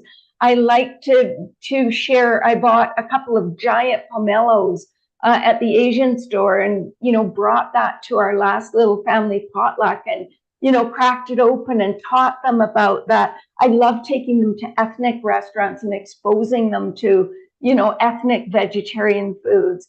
There are just so many ways that we can do that. Once, my daughter was raised pretty much, completely vegetarian.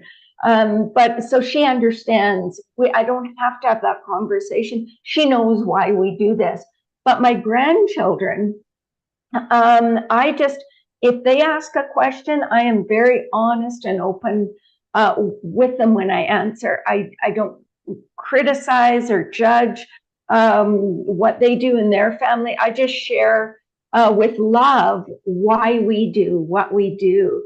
And as they get older, I will share more. And, I hope that I can be a really positive influence.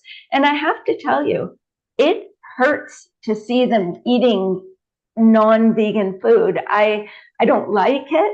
And I hope that in time, I'll have enough influence that they'll choose not to do that anymore. But at this stage, I feel like I have to be respectful of their parents' choices. Yeah, thank you, Brenda. That's super important. Our relationship with our children is super important. And I was sharing recently how I often will do it through story, because my grandkids love story. And so they wanted a creepy story. And so I told them a creepy story about a forest being cut down and all the animals scrambling and having no home left. And my grandson said, "Oh, Oma, that's why you're vegan." So a little bit longer than that, but I'm just summarizing it. I wonder if the grandmothers can put up their hands and come up. We're going to go on gallery view. And Brenda, do you have time for a few questions? Yeah, sure. I know that you're having a family dinner, and we really appreciate this was Brenda's family dinner time that she's postponed to be here. Is there any other grandmothers that would like to come up, please? I know Liz is here, and who else is here? Let me take a peek. Deborah, are you up? Yes, you are. Turn your cameras on. Turn your cameras on if you're a grandmother, Allison. There we go. There we go. So if any of the grandmothers would like to introduce yourself to Brenda and say kind of what you've been enjoying about being a vegan grandmother and any questions, and then we'll open up questions to the rest of our tribe here. Liz, do you want to join us? I'm here. Do you see me? I'm Liz here is- at the bottom. There I am. Hello. Hi. I ate the whole thing, you guys.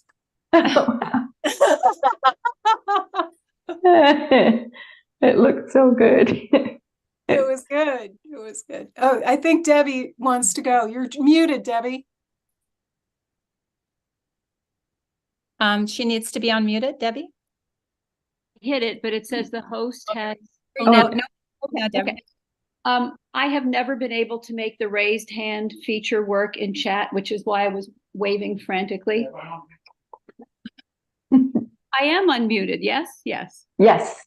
So I just wanted to say quickly that in our family, we are sharing Brenda's dilemma and making up our responses as we go along. And I think it's going to work out for the best ultimately, because young people are so open to changing the way we're all living collectively. And I also wanted to tell Brenda that 18 years ago, my son was walking along the beach in Honolulu, and there was an MD cardiologist giving an outdoor lecture on heart health. This cardiologist said, if you choose a vegan diet, your heart will wither away and stop functioning, and you will drop dead. This was a cardiologist, MD. And no. I just got a note at the other end of the spectrum. We've been hearing about a neurologist who was treating my husband's cousin at Mass General, and this cousin had Alzheimer's, and the chief neurologist at Mass General several years ago said, be as vegan as you can, as often as you can. We can't help you with any more drugs. And just yesterday, I got on the Harvard Medical School email thing. If you want to build your cognitive reserve to avoid any kind of mental decline, the first thing that they list that you should do before exercise is follow a plant-based diet.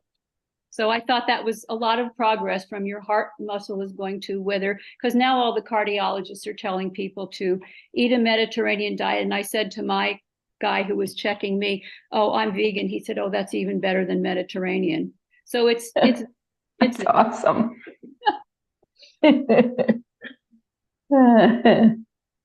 How far we've come. Mm. And yet, I have a little story to share, and I'm sure people are tired of hearing this, but I had 3 sons, and the youngest one had an eating disorder and was unable to he was able to get a lot of recovery from a program that was out of state that would allow him to be a vegan. And then, anyway, long story, he ended up not being able to get a program that would allow him to be a vegan. Veganism was considered to be a symptom of the disease. And so he died about 2 years ago. And so, and so he was going to, had he lived, advocate with nutritionists. And Brenda, you just bring a light, to hear you talking and the progress you've made in your profession. And that story is to highlight how important your the work that you're doing is, because you've heard stories here from Debbie and others that, how the medical profession, including nutritionists, tell us that, not to be a vegan. And I really think he'd be alive today if the nutritionists there at that program had been able to Well, Donna, I'm so sorry to hear about your son. I'm so sorry. And I have to say that, you know, when I first wrote the original Becoming Vegan, we had an entire chapter on eating disorders. Oh. And yeah, and the comprehensive edition, we go into eating disorders in some detail. I've actually created a continuing ed course for dietitians on eating disorders as well, because of that myth that you know, vegan, because the problem is so many people who have an eating disorder become vegan as a way to legitimize removal of high calorie foods. And they aren't ethically vegan. It's almost like a pseudo vegan as an excuse to eliminate foods. And I can totally understand when a person has an eating disorder, if they're a pseudo vegan, then their recovery will involve incorporating back foods that, you know, but if they're an ethical vegan, it is very dangerous to try to get them to eat non-vegan food. It really, and, and there's no reason for it. We can provide reasonable, calorically dense foods. We can provide a beautifully balanced diet that is respectful of their ethical stance. And so I'm so sorry that we explained his grandmother was vegan, his mother was vegan, he'd been vegetarian since he was 12. He died at the age of your older son, 39. And anyway, so thank you for the work that you're doing. And so the other thing I wanted to say was I really appreciate what you were saying about working with children and grandchildren, because the only other son who had a child is the only one who's not a vegan or vegetarian. And so I've been struggling throughout this VCOM this weekend. I've been putting a question: what do you say to your grandchildren? What do you say to you know, how do you approach that? Because I don't want to be the nagging girl. Oh, here she comes again with her darn. So I really appreciate what you were saying about approaching our grandchildren, because it's a challenge. And it's like religion. Yeah, it's like, I mean, you can. I think that it is so similar, and so you can't. I mean, I think that you have to be respectful of where they're coming from. But as your grandchildren get more and more curious, you can share a little bit more about why you do what you do, and even share a film or share, you know, some resources, something like that. And I think quite often they're sponges. They just keep learning from you. And I you know, just hope that that will happen for mine, but you don't know. We can't. I love the analogy of being a religion, because it really is. It's shoving your religion, your lifestyle in their face, and you do have to be careful and respectful of their, you know, even though, like you said, it hurts us to be sitting. Yeah, it Thank sure you, does. You brought so much to this. Thank you. Well, thank you. I'm reminded of the presentation that Susan Hargreaves made earlier today about how she works with children in the schools, and it was so inspiring. And to see the resources that she has created, the books, the course outlines, the movies, the textbooks, all of those resources for youth and teens. And I found that so inspiring. So as grandmothers, I need to learn so much more about her work. Thank you for that. She's amazing. She's got some wonderful, wonderful resources. Yeah.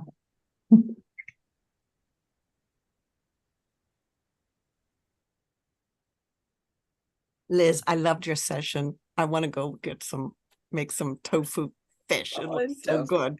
Good. I've got a plane ticket to come over and have you make it. Yeah. Oh, I've enjoyed it too and learned a lot. And I liked Susan's presentation as well. And I've seen others that get in the classroom and they do really great lessons. but then you release the kids to the cafeteria and all the learning is gone. They have no food options in the cafeteria. So they resort back to it's like one step forward, two steps back. So how do we fix that? What is the magic cure? College. College? Where they can choose their own. They can pick their own. Well, no, I think we need to hold schools accountable. If they're going to serve it in the cafeteria, you need to show them how it's made. Right? What's the secret all about? They're just starting to realize that they've got a secret. And that's why they don't like me, Donna, is because I've made it known that I see you're keeping a secret. Come on now, let's talk about it. I want to session with the school psychologist. Yeah. Huh? I love the project you're working on now, a two-sided book. The two-sided book? Yeah, I was glad to see Lisa. So we'll pick that up again, you guys. I've had lots going on. Family, friend died. My mom ill, but I keep things moving forward a little bit each day.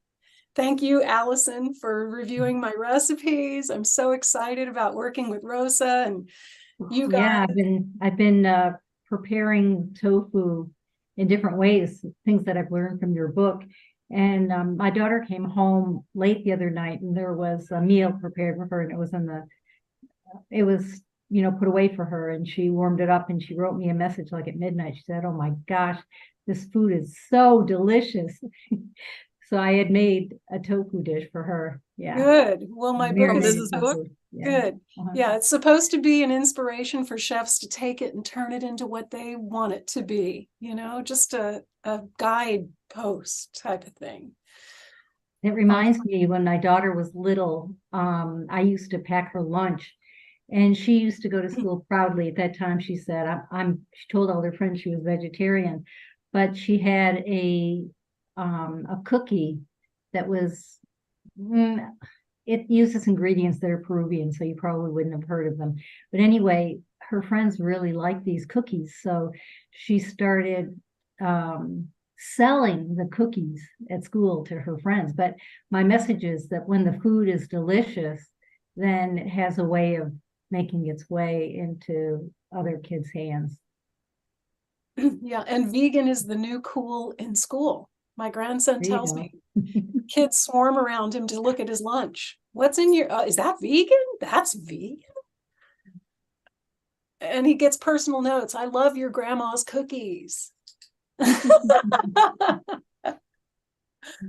Yes, grandmothers and cookies. If anyone that's listening has any questions, you can put it in the chat. You can raise your hands if you want to know a little bit about what the grandmothers are up to. We're on climatehealers.org. We've been writing a lot of letters. We gather together every Wednesday night and share. We share a lot. And we get to support each other. Sometimes, seeing a lot. Judy's here. She's probably our longest time vegan. Judy, do you want to share a little bit about what it's been like to be a vegan for? Has it been almost 50 years, Judy, that you've been a vegan? Well, vegetarian first, and then vegan. I've been vegan almost 30 years. So, 30. But 20 more vegetarian. So, yeah. So did Brenda leave? Brenda had to leave. Yeah. So I figured you might have had a question for her, and I was going to try to scoot you in there, but we could just contact her. Yeah. So what is it like for you, Judy, over the years? What changes have you seen? Oh my gosh. It's like Brenda, you can hardly believe it because, I didn't know there were maybe 1 or 2 vegetarian cookbooks back in the 70s. And I'd actually have to look and see when we started getting this, like thousands of vegan cookbooks coming out. But back then it was very hard to find ingredients. And most of the stores that were health food stores just had vitamins in them. And so we lived in Kansas. And so there wasn't, I don't think I even knew what tofu was for a long time. and plant-based milks and that sort of thing. And I remember what Brenda was talking about, the cheese that tasted like plastic and stuff like that. So it was a matter of, you know, being creative and trying to, you know, just eliminate, you know, animal products and come up with something. And but man, I mean, compare that to now, and it's unbelievable how far we have come as far as education and cookbooks and all the speakers and all the experts, dietitians and doctors like you all have been saying that are actually coming around and seeing. So yeah, huge changes. Yeah, sea changes. Tsunami of changes. So yeah, I think it will remind us. Yeah. Well, Donna, did you want to say something? I was just saying it's good. Thank you for reminding us that we've, as much as frustrated as we are, how far we've come. So that's very encouraging. Thank you. Well, it is, and anyone who's really young or who just became vegan recently may not realize how far we've come. You know, they came into it and here's all these books, you know, cookbooks and other books about it. And so it's like, yeah, well, that's kind of normal. Well, it wasn't a long time ago. So it's amazing. But I was gonna say before Brenda left, I guess it's not really a question, but it's interesting. My grandkids are now 15, 17, and 20, and which is unbelievable to me. But anyway, when they were little, they asked me questions like we were talking about, and I could read them vegan storybooks and things like that. Now I ask them almost every time when I'm around them, so you have any vegan friends? They have none, zero. The only vegans they know are me and Michael. That's it. That's all they know. And so I just have to go, we are holding the vegan flag for those kids, because when they do run into someone who's vegan, they can go, oh, there's more. It's not just the grandparents. And, you know, maybe come back around and say, now, what is it now? So, but it's very strange. They've grown up in a very affluent community in Kansas where barbecue is the big thing. And, you know, in the Kansas City airport, you would land and see T-shirts that said, I eat pig butts. I cannot lie. That was a T-shirt. And then there was another T-shirt about cow tipping. And because it's like cows and animal agriculture is just gigantic in this city. And it's part of its identity, Kansas City. So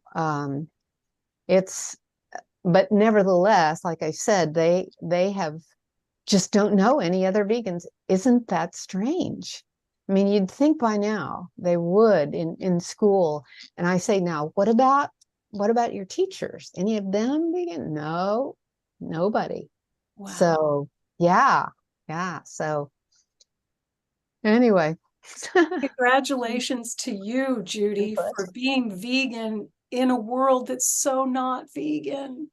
I want to let you all know that thinking my son's father was a third generation Seventh-day Adventist. And it's interesting through history to see how veganism has tried to emerge, right? With Ellen White, the prophet for their church. I think it was like back in the late 1800s. And it was the same time, when was Upton Sinclair's book published? You know, there was awareness, there was new awareness. And anyway, Ellen White envisioned a vegan world, and their church was founded there were vegans, and I was part of that church in the 80s, but you know what? I didn't see it. I didn't want to hear it. And guess what? All the Adventists were being seduced by the standard American diet. So we go to church and they'd have their little church store with the vegan tofu in a can or whatever the products that they had and the potlucks. And then you'd go home and we'd have barbecued hamburgers. And as long as it was not as long as it wasn't pork or shellfish or, certain biblical things that were dirty meats. If it wasn't dirty meat, then you could eat beef and you could eat eggs and milk and all the rest. So I saw that shift of the Adventists, the original Adventists who were really into it in the early days and founded Loma Linda University. And then the standard American diet lured them in. And I went into the Glendale Hospital to the cafeteria to talk to the management there to try to sell them tofu. And they had meat on the menu. I said, what happened to the Adventist hospitals? You guys are serving meat now? And they said, yes, we had to expand our menu to attract more patients. So, it comes, it surfaces, and it's pushed back. And it comes, it's like the tide, it's breathing and it's growing but it keeps getting bigger. And we are on a roll now. It's the tsunami of opportunity right now. And Judy, your story is amazing. I've been to Kansas City, living in a country that's surrounded by animal agriculture and celebrating meat all the time. No vegans in the school. We got to get a vegan club started at your local high school. You got to go to the library and get a vegan cooking program started at your public library. Or pen pals. If there's none there, expand them. Find somebody to do it. You got to find somebody. Do it. And as a former English teacher, if your grandkids have had to read Moby Dick, I want to recommend this book. It's absolutely enthralling. It's about a whale seeking peace with humans. It's Sounding by Hank Searles. Extraordinary. It's the anti-Moby Dick novel. It's been rediscovered, and I have the rights, and I'm trying to storm the bastions of Hollywood to get someone to make a film out of it, because all the documentaries are fantastic, but fiction has a unique power to affect people. Sounding by Hank Searles. I recommend that you gift it to your grandchildren and their teachers. Debbie. Yeah. Okay. I wanted to add what Elizabeth was talking about, that the Unity Church was founded about the same time as the Seventh-day Adventists. And it was vegan also. Incredible. Or nearly vegan. And that got pushed back. Yeah. To get more people to join the church. Yeah. And I know ties in and out. Yeah. Right, Donna. Thank you, grandmothers. We're going into our open mic, and please stay and join us to speak. I was just going to close with one thing. My granddaughter was eating a cheese stick that her little friend gave her at her son's hockey game. She's 4, and her friend and she looked up at me, and I went, and she looked at her little 4-year-old friend. Said, she's vegan. And so my daughter looked at her mother and said, does he know what vegan is? And she makes this really disgusting face, like we're disgusting. And she went, and normally my daughter would have laughed at her disgusting face, but she didn't anymore. So it's not a joke anymore. She knows it's not a joke. So if we're not vegan, it's not something to make fun of, even though my friend told me to just watch the first couple minutes of a new Netflix movie that came out called Old Dads. And I'm going to end with this so we can go into open mic. And in the very beginning of Old Dads, he was talking about becoming a dad at a later age. And he said, his wife said some of his issues are because he was raised in the family he was raised in. But he said, I don't whine about it. That's what vegans do.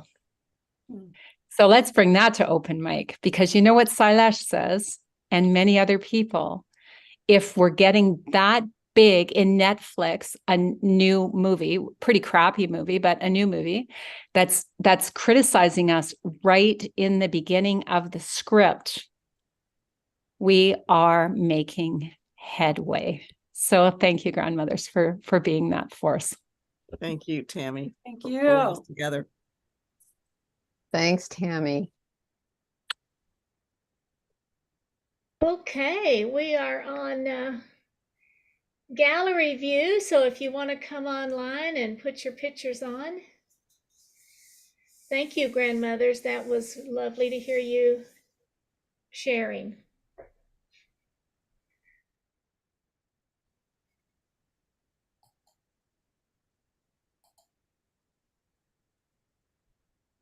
So we have open mic. If anyone wants to come in and just talk about something that they're working through or something they've enjoyed on the Convergence, this is your time to share. So please join us. Hi, Julian.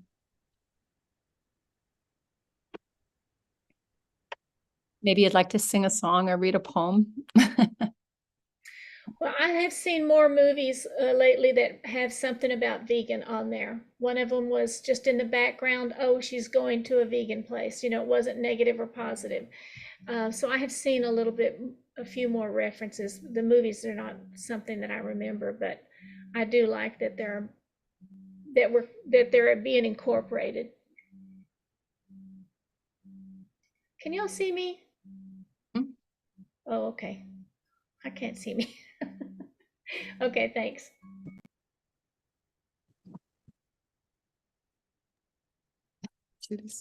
I wonder what it's like to live in New York City, where it's becoming more of a thing for people to recognize the value of the plant-based diet. I think they're using the term plant-based because it's not a secret anymore in New York City. The fact that they're serving the chef's choice, the first and second chef choices in all 11 New York City hospitals, public hospitals, are vegan.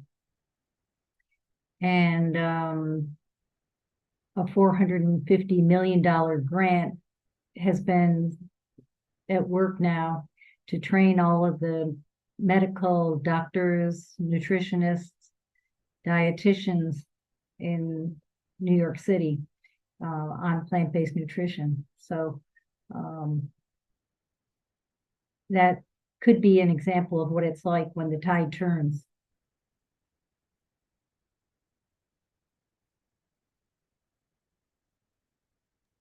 Dakota, I'd love to hear from you. Oh, sorry. Dakota, you got your hand up? Go ahead. Yes. Hi, everybody. I'm just so glad to be here, and I just want to say I've really been hit and miss, and so I haven't gotten everything. I missed a lot, but I've had a lot going on this weekend, but it's so exciting just to tune in a little bit as I can. I feel like I'm at a family reunion, and it's so great because last weekend at Unity Village, the spiritual forum, and that was amazing.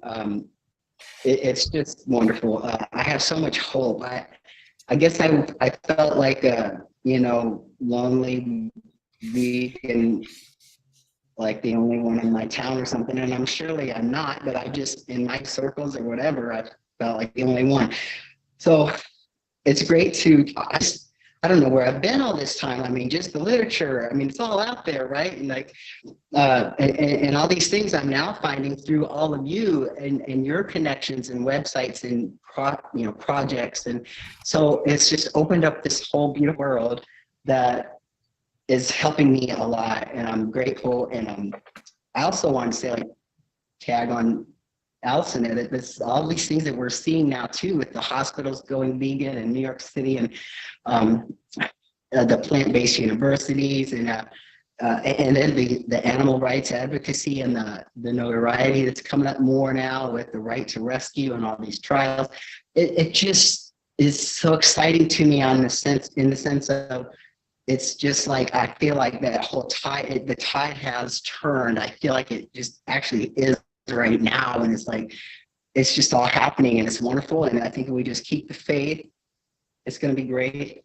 And last thing I want to share with you all, and I'll sign off. I just wanted to say my dream today is kind of formulating because I'm also in recovery, I'll share that I've been in recovery for like 10 years, and every time I get over one addiction, I discover another one. Like, so I joke about it, but I think my true issue is like issues of fear and compulsion and control. So it pervades like all the areas of my life, and I'm extricating myself from those things and trying to learn how to live in a healthy way.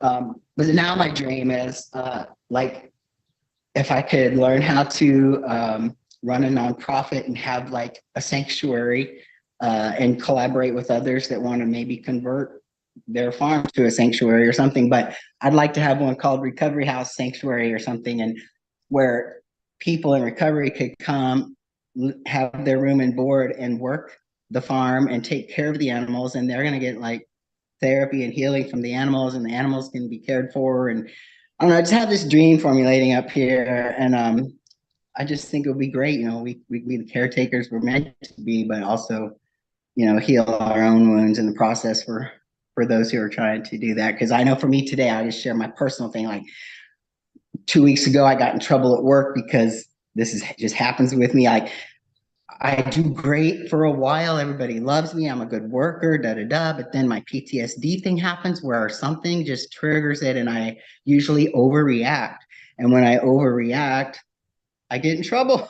And so then it's like I'm this wonderful worker until that happens, and then I usually get suspended and fired. So I've been suspended now for 2 weeks, and even if I get cleared, which I probably more likely will this time, I just really am dealing with the fact that I want my energy. I really want to work with animals more. Like, I just think, so for me, it's going to be very healing. Animals are so healing. They're so unconditional and just appreciate everything you do.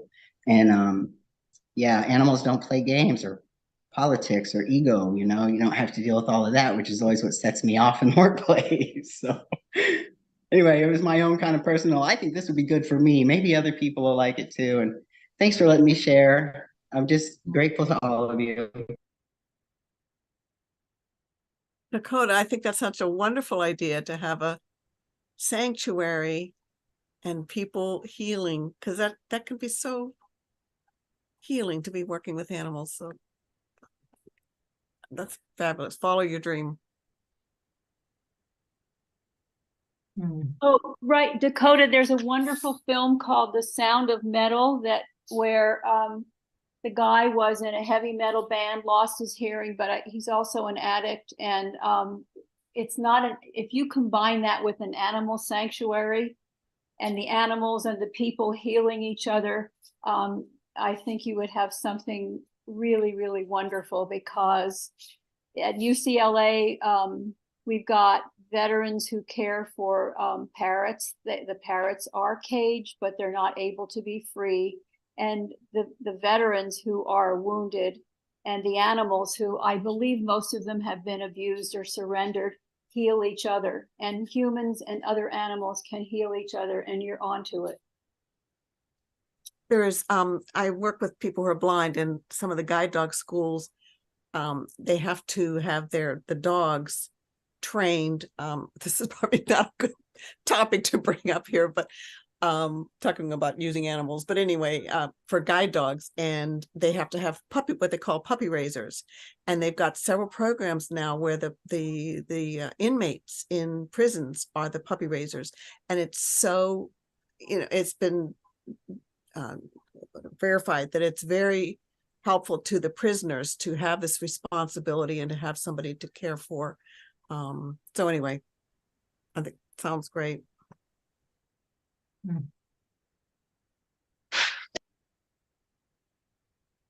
There you go, Dakota. You're getting some feedback from the grandmothers. Yeah. And just so y'all know, we're sharing live on Facebook, on YouTube, on the grandmother's channel. So it doesn't have very many views. We're hoping for more, but I just wanted y'all to know that we are live on the YouTube channel. That's so great. I did just have one question. I forgot, if you don't mind me talking more, because I thought I heard Judy say that the grandmothers was open to people of all genders. Is that true? So I can become a grandmother, a vegan grandmother? Salish is one. All right. Well, I didn't know. Honestly, I didn't know. I love you guys. He is one of the much. million vegan grandmothers. Yep. The vegan grandmothers rock. Heck yeah. Oh man. That'd be my favorite, hashtag. I just need to know how to join. I think you just did. I'm not sure. What do you think, guys? Yeah, I think you joined. And you can also call us the Grands, because we're gender equal. There you go. The I love grand. that. I love that. More inclusive. Hey, I'm gonna, what I kind of want to do is I want to highlight this image that Julian's showing us of the cow. Whoops, it changed. Yeah. This cow just got in a fight here, and he had lost a horn because of he got knocked off by another cow, another bull, and so but he's recovering. This is the hospital area of the cow sanctuary. There's about 86 cows here, 85 now. One of them may have passed away, but this is a gentleman here taking care of them. This is a vegan cow shelter where there's no feeding the milk to the people. There's just one baby calf. This one recently get cut on his head from feeding.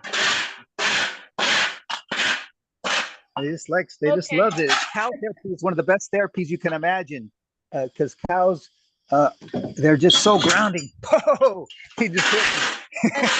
I think he wants out. You just gotta watch yourself sometimes. Yeah, I think he wants out. Don't you think, Julian? Yeah, he does. He's been in here for a couple of days because he's got a few injuries. He's got a cut on top of his head. You see that? Can you highlight him so that it can be bigger? Or do I just need to go to speaker view? Yes, go to speaker view. He's highlighted on the Facebook. Oh, okay, great. Thanks. You bet. Yeah, everybody put him on speaker view to see him. Oh, look at those hooves. My goodness. It's like a big This one dog. over here. Yeah. Hello there. What's his name? I don't know this one's name actually. Okay. What name? You don't know his name either? We don't know this one's name. Okay. This one, like I said, this one just lost a horn here. He goes in a fight with another bull, and so one of the horns just came off. But he's a little more gentle. Yeah. And the other one over here, he's such a nice one. We're keeping the males away from the females so they don't be breeding, Yeah. But this one is he's so loving. He likes to lick everything he touches. Oh. Wow. But it's like sandpaper because the sand, and it's such an amazing thing. They have the horse therapy for people who have a PSTD and who just want to, but the cow therapy is also wonderful too. And they don't they don't ever bite. They're so gentle. They never actually bite people. They very seldom when they're eating grass. They're one of the gentlest animals on the land. They won't eat the grass too low down. They'll let it let it stay a little bit. Where horses and mules, they'll rip up the roots, so they're a lot more harsh on the ground. But the cows, if there's not any grass, they'll move on to another place. That's so gentle. Hey, Right. You haven't hey. until you've gotten a cow kiss. I need to go back to a sanctuary and get another sandpaper kiss. Yeah, it's like sometimes you put your head. I got some videos here at this farm where they were licking my head, and it's this one cow wouldn't stop licking my head, and it just like started started taking off a little bit too much skin. Julian, where are you? Where are you? I'm in Malaysia here at the Lanchang Cow Sanctuary, and it's called the Godruma Farm, and it's legally it's called the Kenko Farm of Lanchang. Can you tell us a little bit about yourself? I'd love to know. Yeah. My name is Julian Bliss. I'm from California, Paradise, California. And it's a town that had, the campfire. So my mother's house burned down there. And now she's living in a trailer with my sister on another farm, 11-acre farm in Nevada County or Nevada City, California. And I came here to work with cows. For 10 years, I've been trying to work with cows because I find that the cows in India and Nepal are on the street and they're causing accidents. And I wanted to address that over 11 years ago in 2013, about 11 years ago, or 10 and a half. I was there and I was just trying to work with the Gandhi family in their animal hospital too, as well, and a lot of other cow sanctuaries going. The reason they haven't fixed, the problem of street cows, does everybody know? That it's never been fixed, right? All these accidents. Well, it's because one of the things is the Einstein theory, right? That to do the same thing over and over again, expect a different result. Well, the thing is that they keep giving money to the same people who benefit from the problem. So the local leaders, the local animal shelters, just hit me in the head. It's okay. Get used to it. Basically, they get paid the more accidents there are. And so there's thousands of accidents a day. Over 400 people die on average a day in accidents with, car accidents, motorcycle accidents, a lot of them related with animals like cows and dogs. But really, it's because they don't have simple systems. They don't have international animal lovers. We did a big television program when 3,000 plus cows died in 1 week in Rajasthan in the Hingonia cow shelter. And basically, they asked us to talk, what can we do to fix the problem? That was in 2016. I said, well, you need the international animal lovers involved, or it's never going to get fixed. So basically, the simple solution is to have more international vegan grandmothers and vegan grandfathers, or more involved with helping and supporting and taking over control. Actually, they will give us control of the whole street cow problem if we have a plan and we can pay for it. That's the only stipulation the government has said. So if we can somehow, a simple solution is to get the cows off the street. It's just put the fences up first in the jungles, forests, and deserts. And even the single mothers, there's so many single mothers, suicides every few minutes in India. It's one of the worst suicide capitals of the world. And they're having, I think, over 100 suicides a day on average, 130 maybe.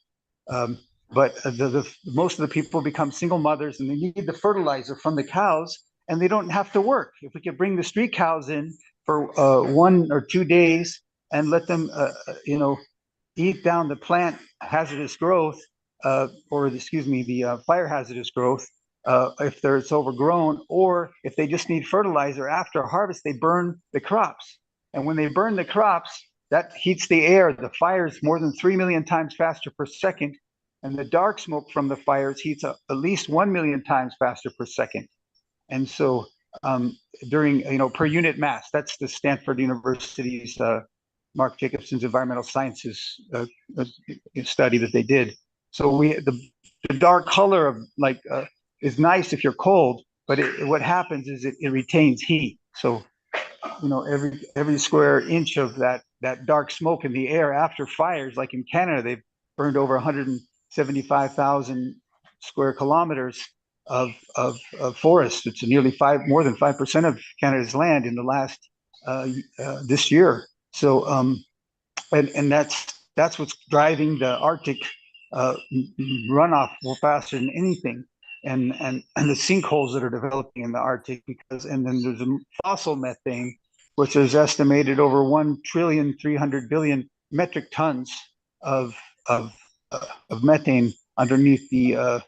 There's a video, a documentary called, I think, Arctic sinkholes, something. Just look up Arctic sinkholes, and anyway, there's a lot of information that we need to wear up the people, because if that methane keeps coming out more and more, as it's doing every day of the sinkholes and because of the crack in the ice, that could drive. No one ever counted on about this carbon factor, about the bathtub little cartoon that Doral put together of showing how considered this figure of how to curb the climate change. But if we can just these animals back in, I just set up something over here where we're trying to show we can protect baby coconut trees we planted. I'll try to walk over there. Basically, by the coconut trees not getting eaten down because they're letting the cows graze. And so I'll just show you that. It's just right here.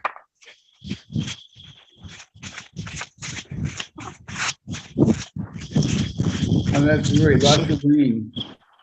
It's very green. Yeah, it's a little moat here. So this basically are baby coconut trees in the middle. And this is electric wire. There's no electricity here yet.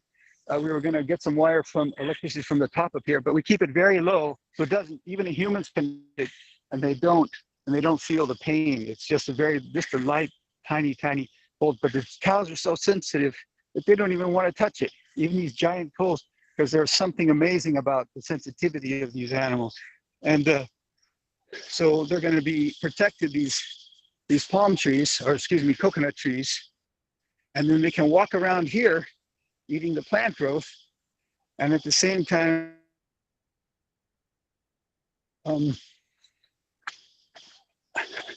not have any problem with hurting these trees. When the coconut trees get big, like over there, then the cows can walk around. And I don't know if you can see the cows they're on the other parts of the farm. This is a 400-acre farm, so it's a real lot going over here. It's a work-away place. If everybody ever wants to come over here, you get free accommodations, free food. It's all vegan, and it's kind of nice. There's not many mango trees here, but there's a lot of star fruit trees. There's a lot of coconut and jackfruit trees. So it's kind of nice.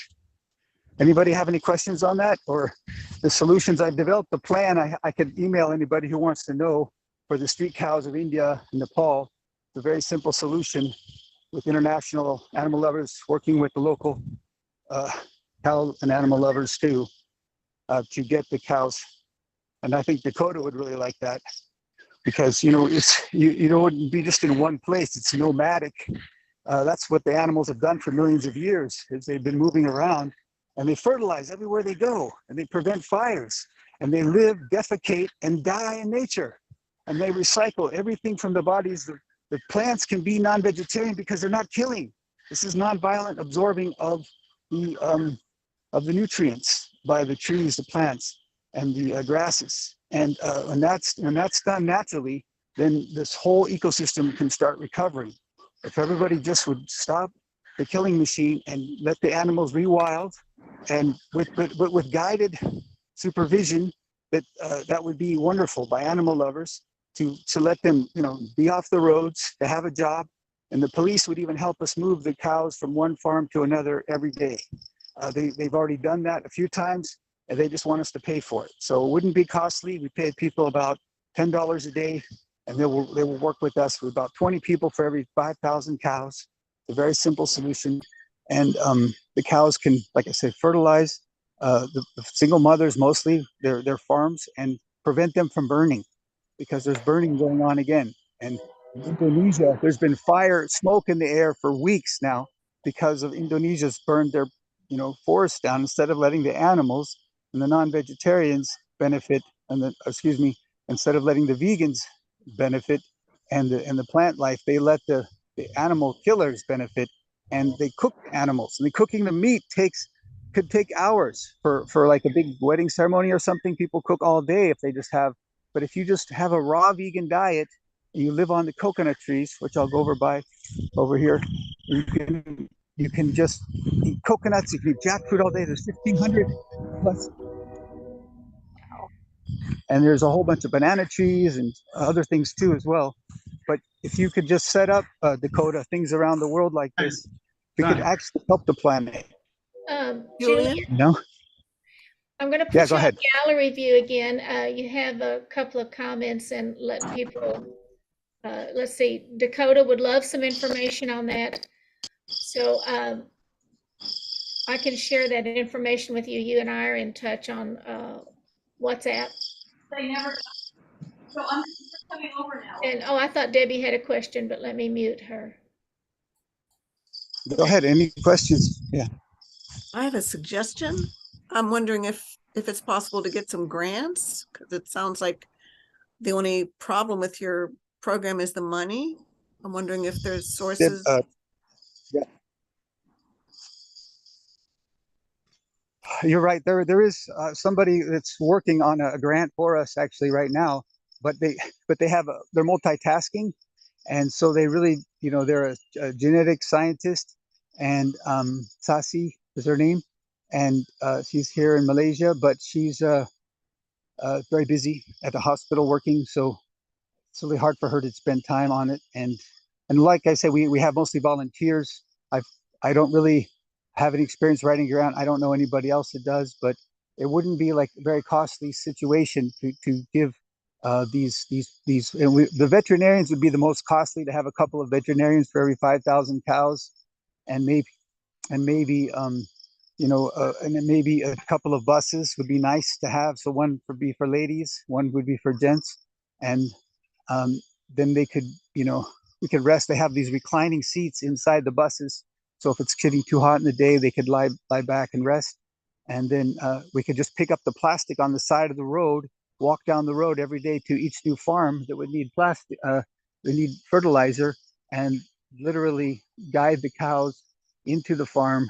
And if there's no fencing, we could set up temporary electrical fencing, which is very similar, reasonable, and that could be set up the day before. So if we had two systems, probably within 5 acres, you could have 5,000 cows pretty easily for just 1 or 2 days.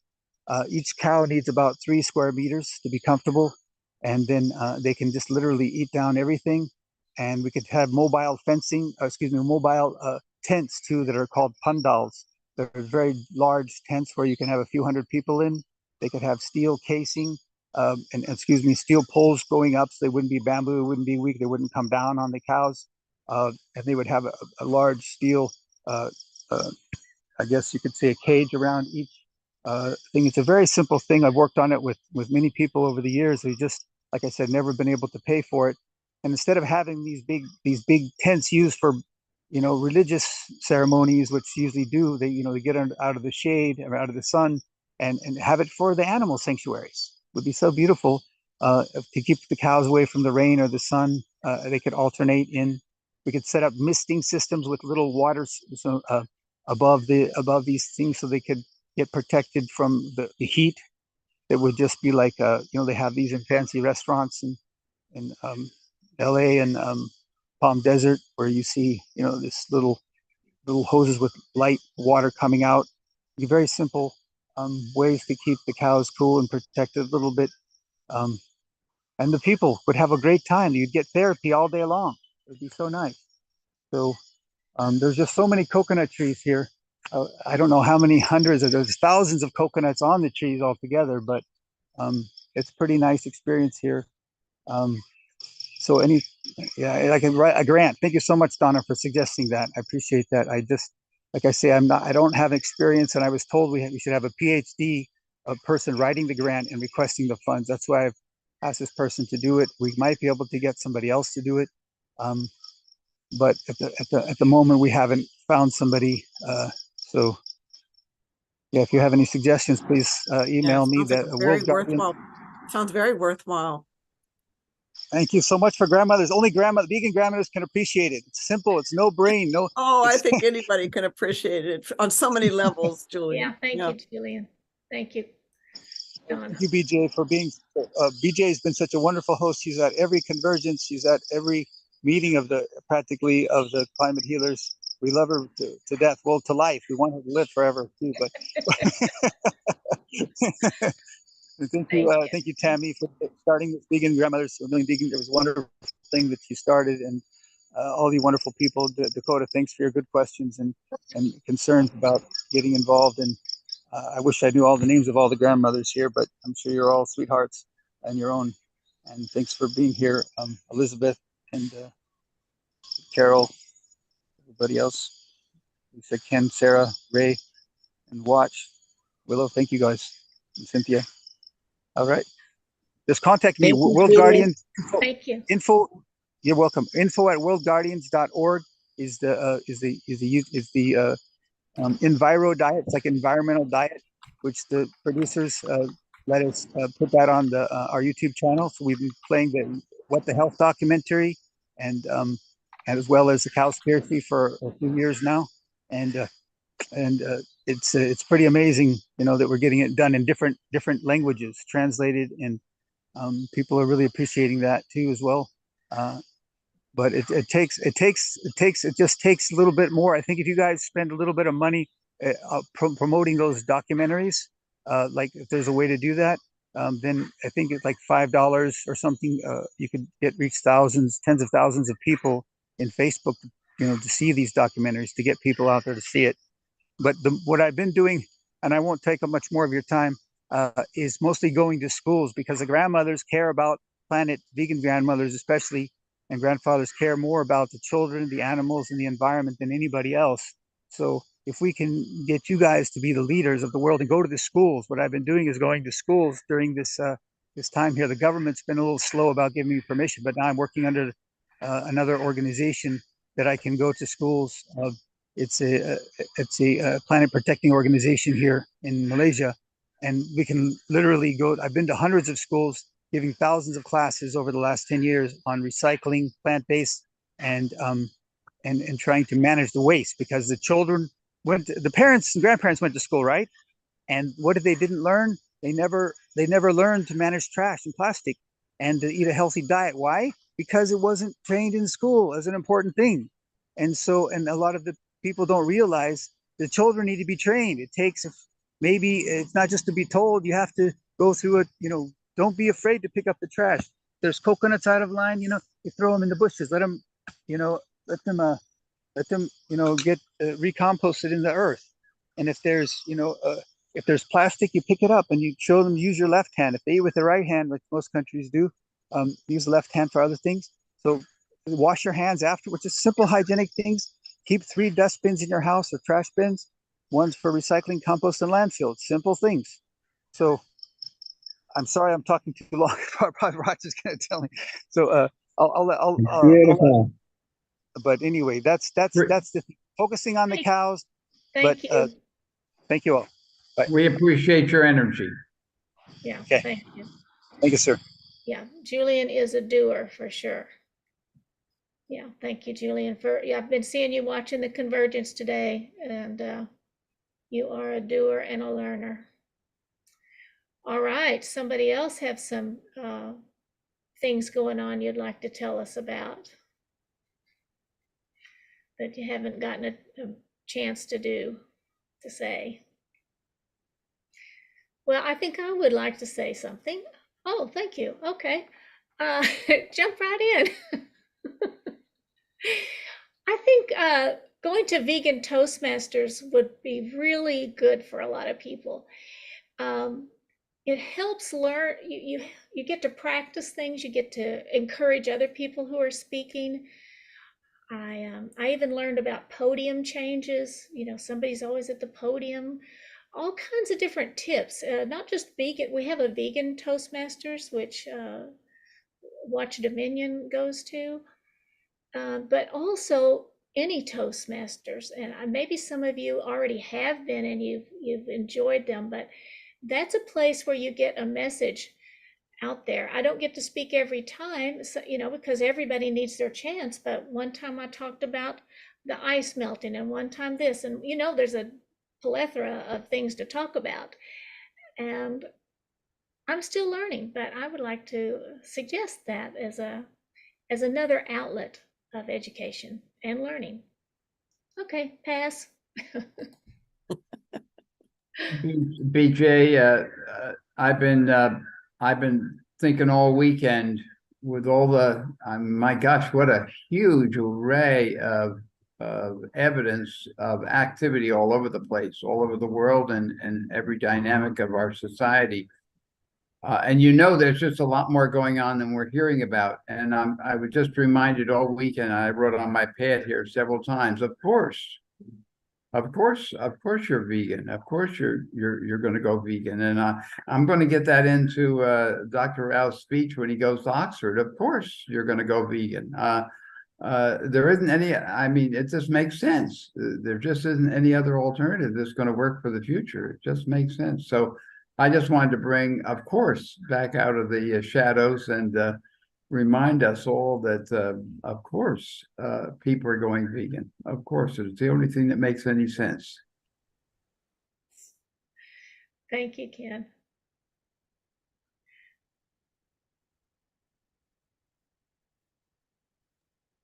Any chance Sarah Siegel can give us an update? I know she's recovering from an accident, but it would be great to hear an update from Sarah if she's up to it.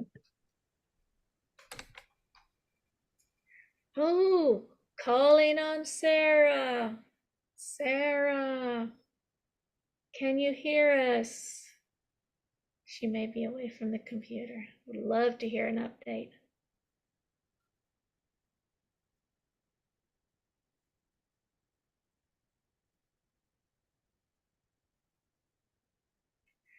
All right, while we wait for Sarah, maybe Carol would like to tell us something about her Fridays.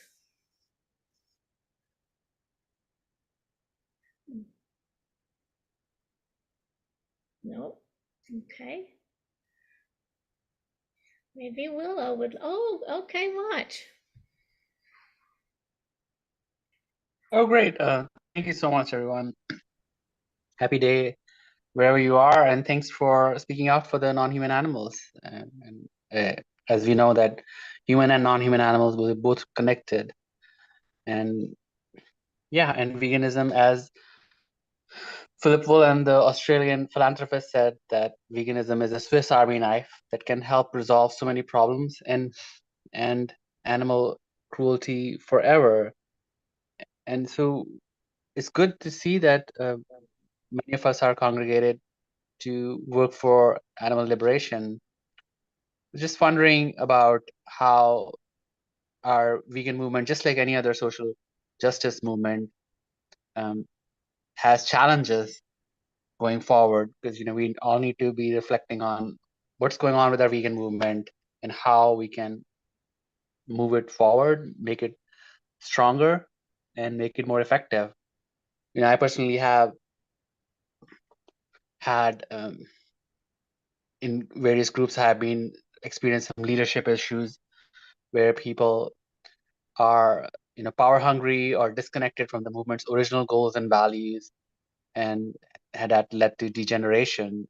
People wanted to become the leads or the mods in a particular group and without doing any work. So we all need to just watch out for some leadership issues, and also do correction, to speak out if you feel like some of the people in power in a movement are not pulling their load or not seeing some of the directions where the movement needs to go.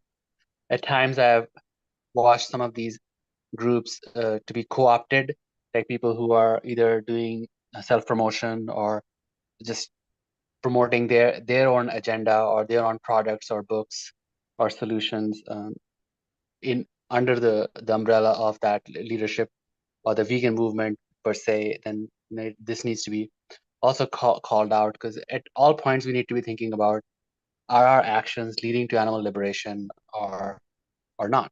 And I know sometimes when we are planting seeds, it's hard to have those objective metrics, and many of the metrics are like vanity metrics. Say, for example, on Clubhouse, I would have a vanity metric. So let's say I stopped into 50 rooms and spread some vegan messages or talked to a few people, or how many people did I talk to? Again, then that is a vanity metric, because not everybody I'm going to talk to, or not everybody who's going to argue with me is going to go vegan.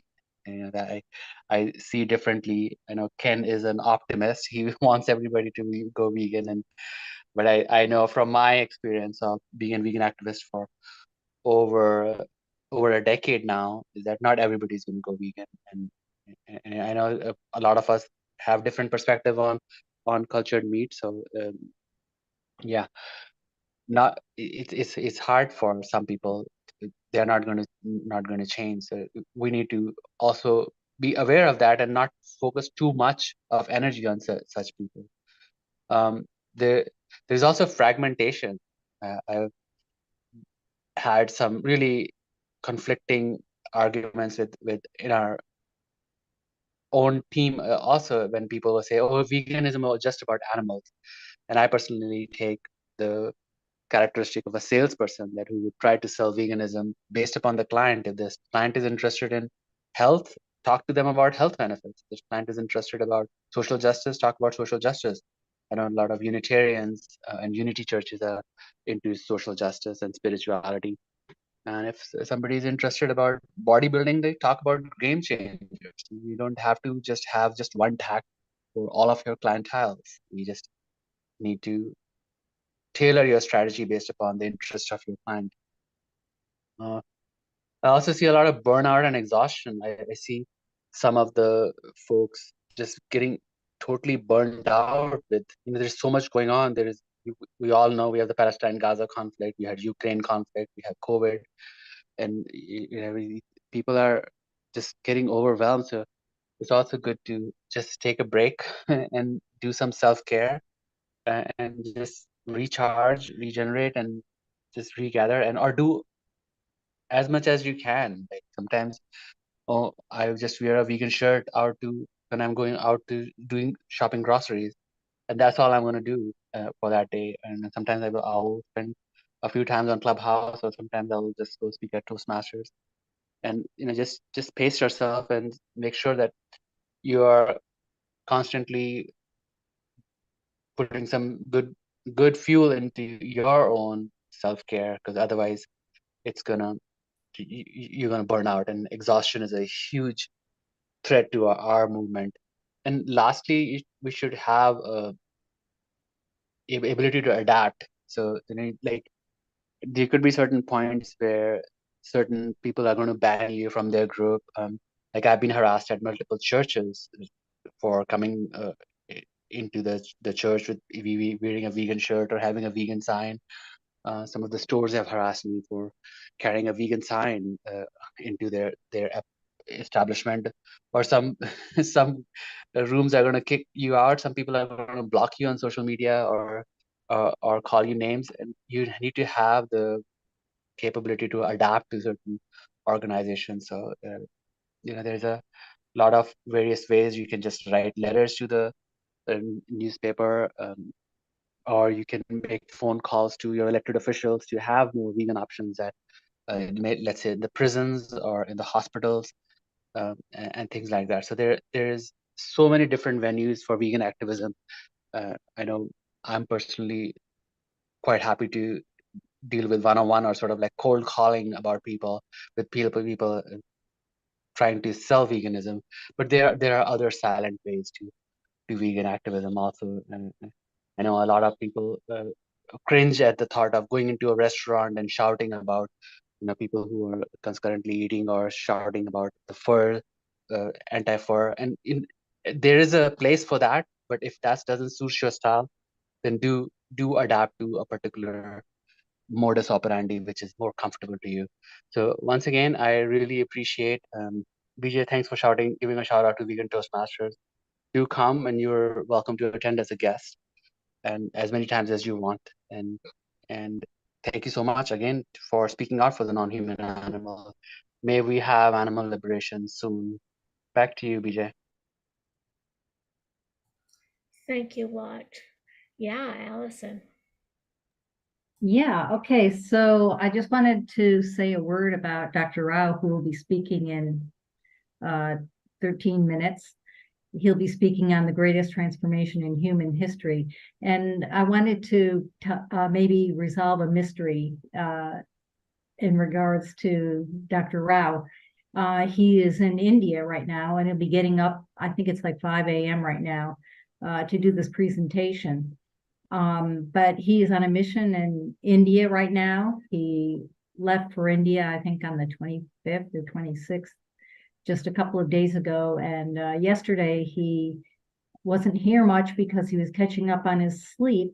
And today, of course, he's getting up at some ungodly hour to do his presentation for us, coming up in 12 minutes now. But I think we are going to have a great opportunity, some of us, to talk with him at the end of his presentation and to find out what it is that he's doing in India. He's very passionate about what's happening in India right now.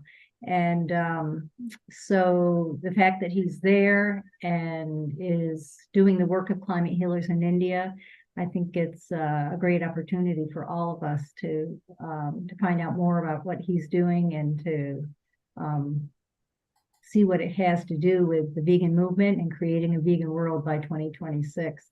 Anyone have any thoughts or comments about that?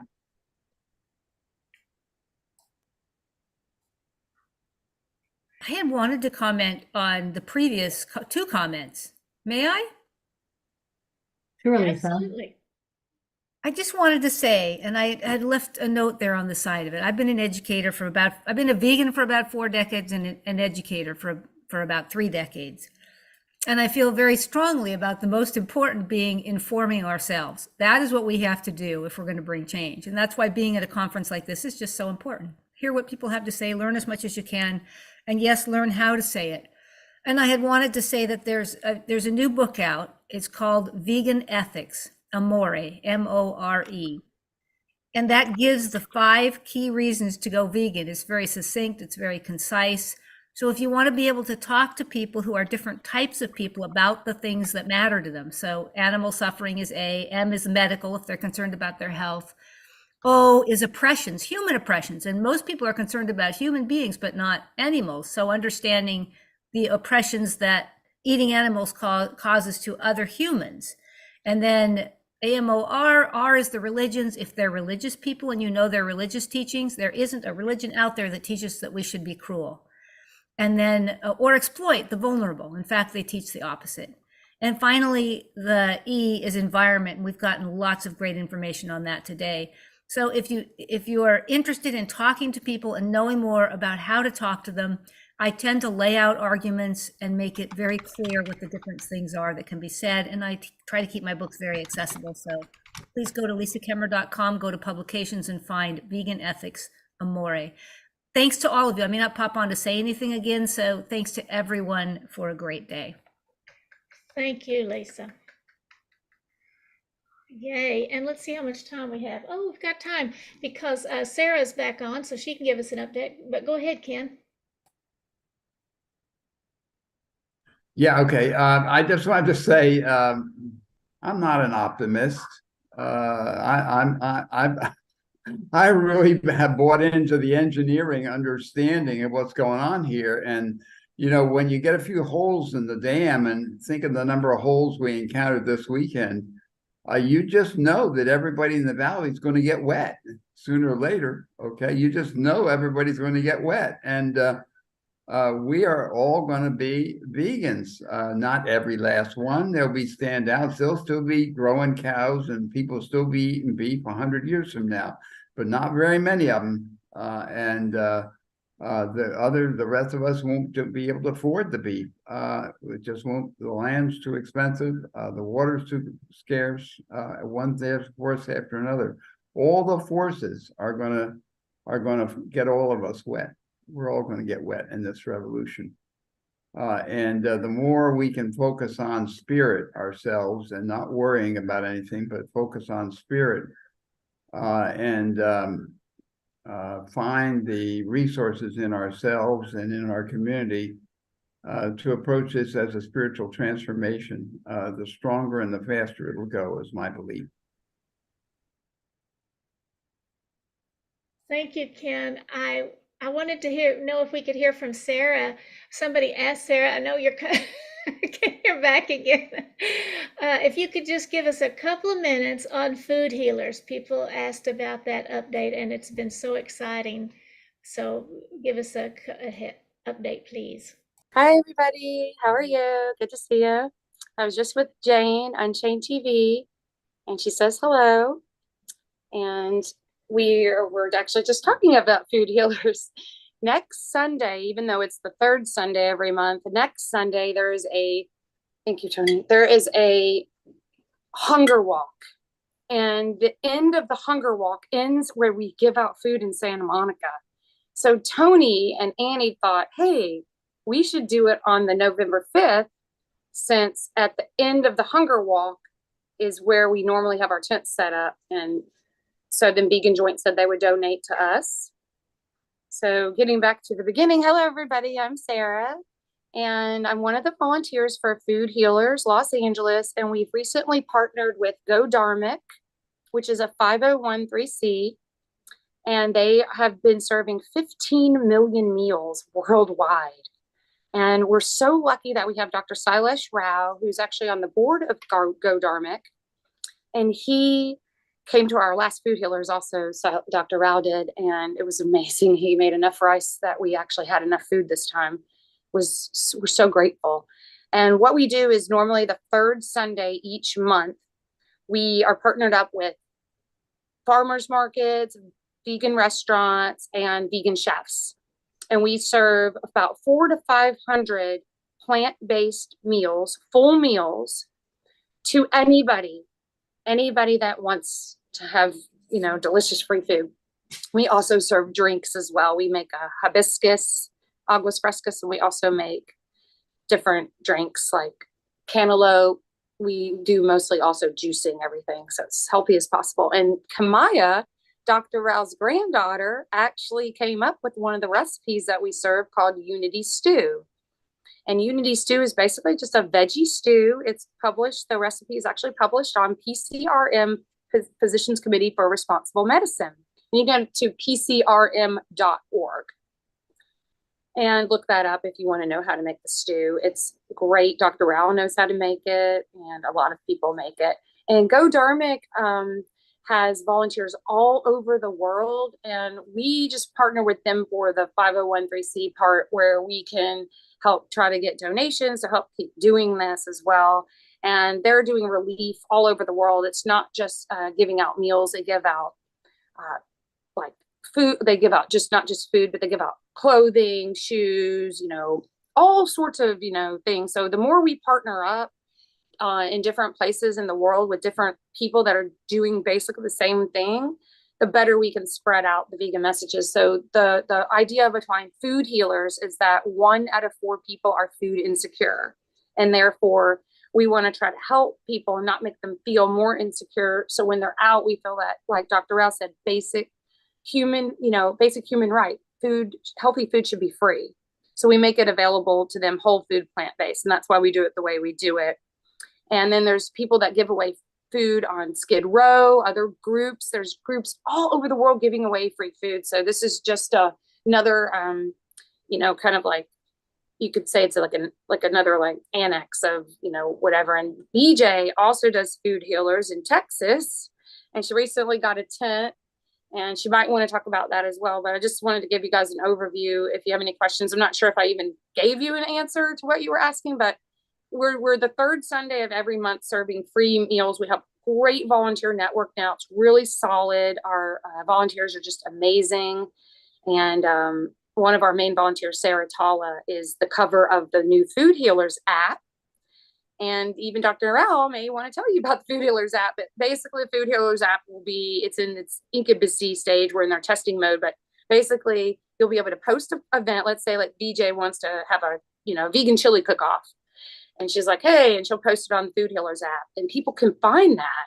And then if you're looking for meals anywhere in the world, you can find where you can find a meal.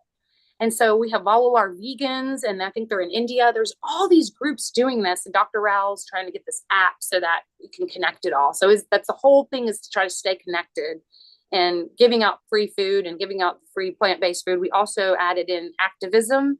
So we're doing outreach at our events now and letting them know, why are we doing this? What are we doing this for? And what's going on with the vegan world? And that's really important. I think a really good thing is to do outreach at these events and talk to people about why it's important to have these meals. And because there's so many meals being served all over the world, but they're not vegan. So this is to help them. So yeah, outreach definitely is key. And that's the hardest thing I think that we have as an obstacle to overcome, is getting enough people to do outreach at our events. So yeah, having said that, I think that's a pretty good statement on food healers. And you can go to foodhealers.org. You can go to climatehealers.org. You can go to Facebook, Food Healers Los Angeles.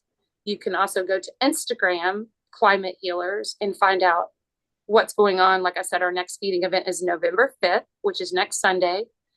And we're going to be helping the people that are actually going to be doing the hunger walk. And it's really good that we're going to be there, because we need to show them that, this is a good kind of like, we're trying to connect the non-vegan world with the vegan world to try to show this is very important for across the board. So thank you, everybody. And I'm really happy to be here. And I'm honored that Dr. Rao is here, and he's the reason why we do food healers. Thank you, Sarah. Thank you. Yeah. And hello and welcome, Dr. Rao. Hi, BJ. Thank you.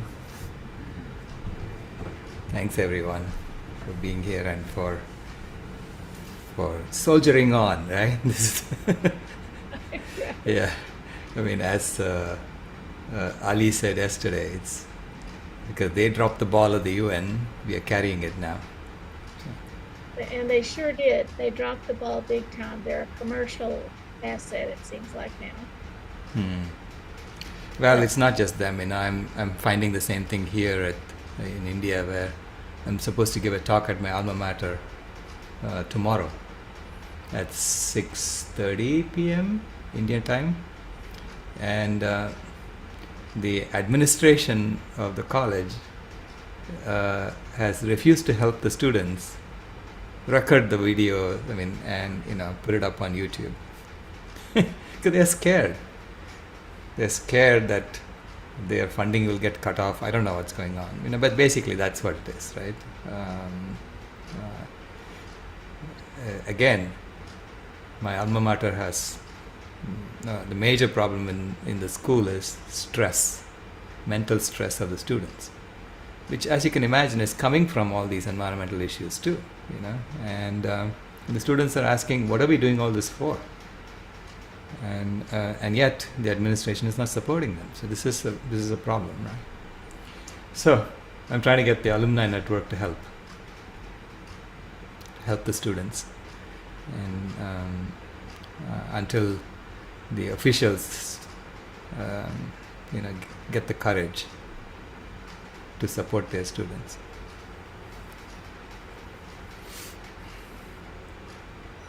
Well. Ready? Are you ready for me to highlight you? And Sure thing. Thank you. thank you. Highlight for everybody.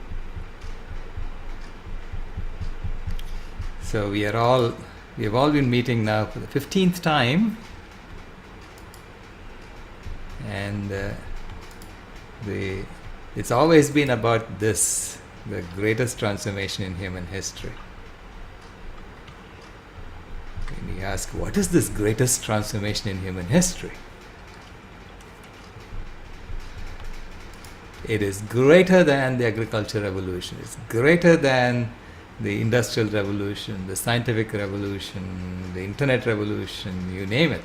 It's greater than even the discovery of fire, because it is the discovery of the spiritual fire within us.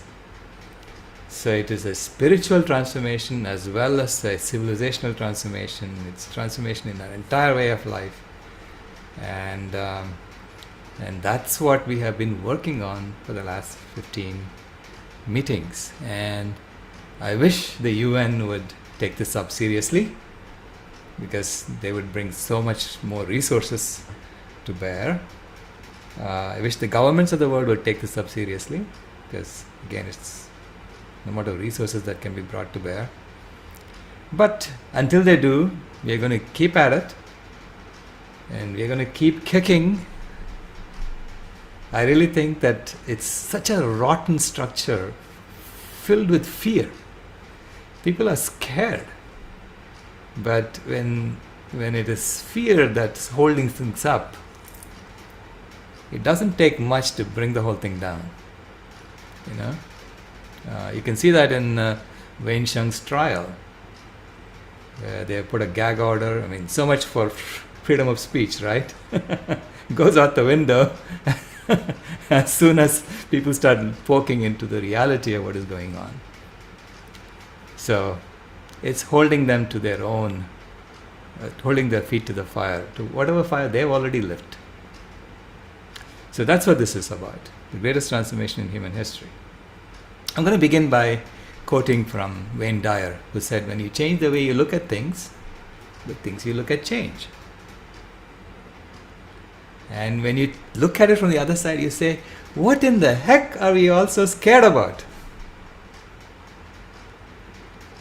It is the greatest transformation in human history. You should be happy and doing it joyfully. because it is, we should be congratulating each other for having accomplished what you've accomplished and then moving on to the next step. Okay, that's taking life as it comes, taking life fearlessly and with love. So that's the switch that we need to do, and we need to help other people also see this switch and to look at things from what we are saying. I'm also going to quote, I heard this quote today, or basically it's yesterday now. Yes, I've been sleeping. And it's a quote from Bradley Miller, who said, "Teaching a child not to step on a caterpillar is just as important to the child as it is to the caterpillar." And I said, no, it's the opposite. You don't have to teach a child not to step on a caterpillar. You have to first teach a child to step on a caterpillar. So it's the opposite. We need to look at it from the other perspective. Children are not born with an innate desire to go step on caterpillars, that we have to then persuade them not to step on a caterpillar. No, you have to teach them first to step on the caterpillar, and that is just as detrimental to the child as it is to the caterpillar. Okay? Children are born with love in their hearts. They see the world with wonder. How do I know that? Because my granddaughter taught me that. She showed me that that's how it works in her life. Okay? So it is our system that's teaching the child first to step on the caterpillar by giving them violent stories, in nursery rhymes. I mean, everything is violent, and then making violence so normal. So we need to reverse that. We need to reverse the way we look at things, and recognize that all of us belong in nature exactly as we are. Every animal belongs in nature exactly as she is, and we all belong in nature exactly as we are. And so this lesson that the elephant taught me, when she's breaking branches of trees, that's where the sunlight streams and nourishes the underbrush. Okay, so the elephant has no choice but to belong in nature exactly as she is. And wherever the elephant is trampling on bushes, that's where new pathways are formed in the forest. Wherever the elephant is pooping, that's where new jackfruit trees are born. In the same way, human beings belong in nature exactly as we are. And we have been doing something incredibly amazing. Okay, a lot of people don't know this, but the earth has gone through 5 major ice ages in its history. Just like it's gone through 5 major extinctions, it's gone through 5 major ice ages in its history. And we are currently in the 5th major ice age. I mean, given all the talk about climate heating, we would think that we have been heating the climate for a long time. No, it's only recently. I mean, we are in an ice age. We are at the end of an ice age. It's called the Quaternary Ice Age. And for the first 2.7 million years of the Quaternary Ice Age, the first million years of the first 1.7 millions of the years of the Quaternary Ice Age, the Earth was going into an ice age every 41,000 years, and then popping out of it for a few thousand years and going back to another ice age, and so on.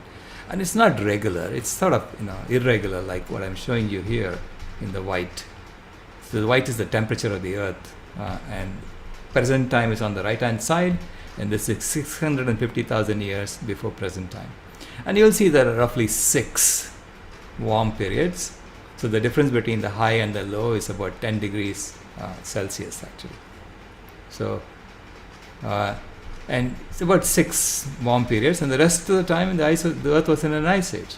And the same thing happened in the previous 2.1 million years. It's been like that. And so now over the last 1 million years, the ice ages have been happening roughly once every 100,000 years. And for the most of the time it's in an ice age, meaning the Earth is frozen. You get a mile of ice on top of Chicago, so good luck living there. Okay, and then it warms for a short period, so about 10,000 years or 5,000 years. And during this time, the Earth spawned us as a species, and she gave us control of fire 500,000 years ago. She gave us a box of matches and said, "Go, light it up, and heat me up." We didn't do that in earnest until now. Oops. Okay. 50,000 years ago, we were in an ice age, and we were mostly sitting in Africa, okay, as a species. And we formed partnership with wolves, who became our dogs, who lent us their sense of smell, their sense of hearing, and their sense of sight, and allowed us to move out of Africa and go to every part of the world. So imagine our ancestors traveled across the ice during an ice age, traveled across the ice shelf from Russia to North America and came down into North America. I mean, they went throughout the world by using the ice as a way to travel.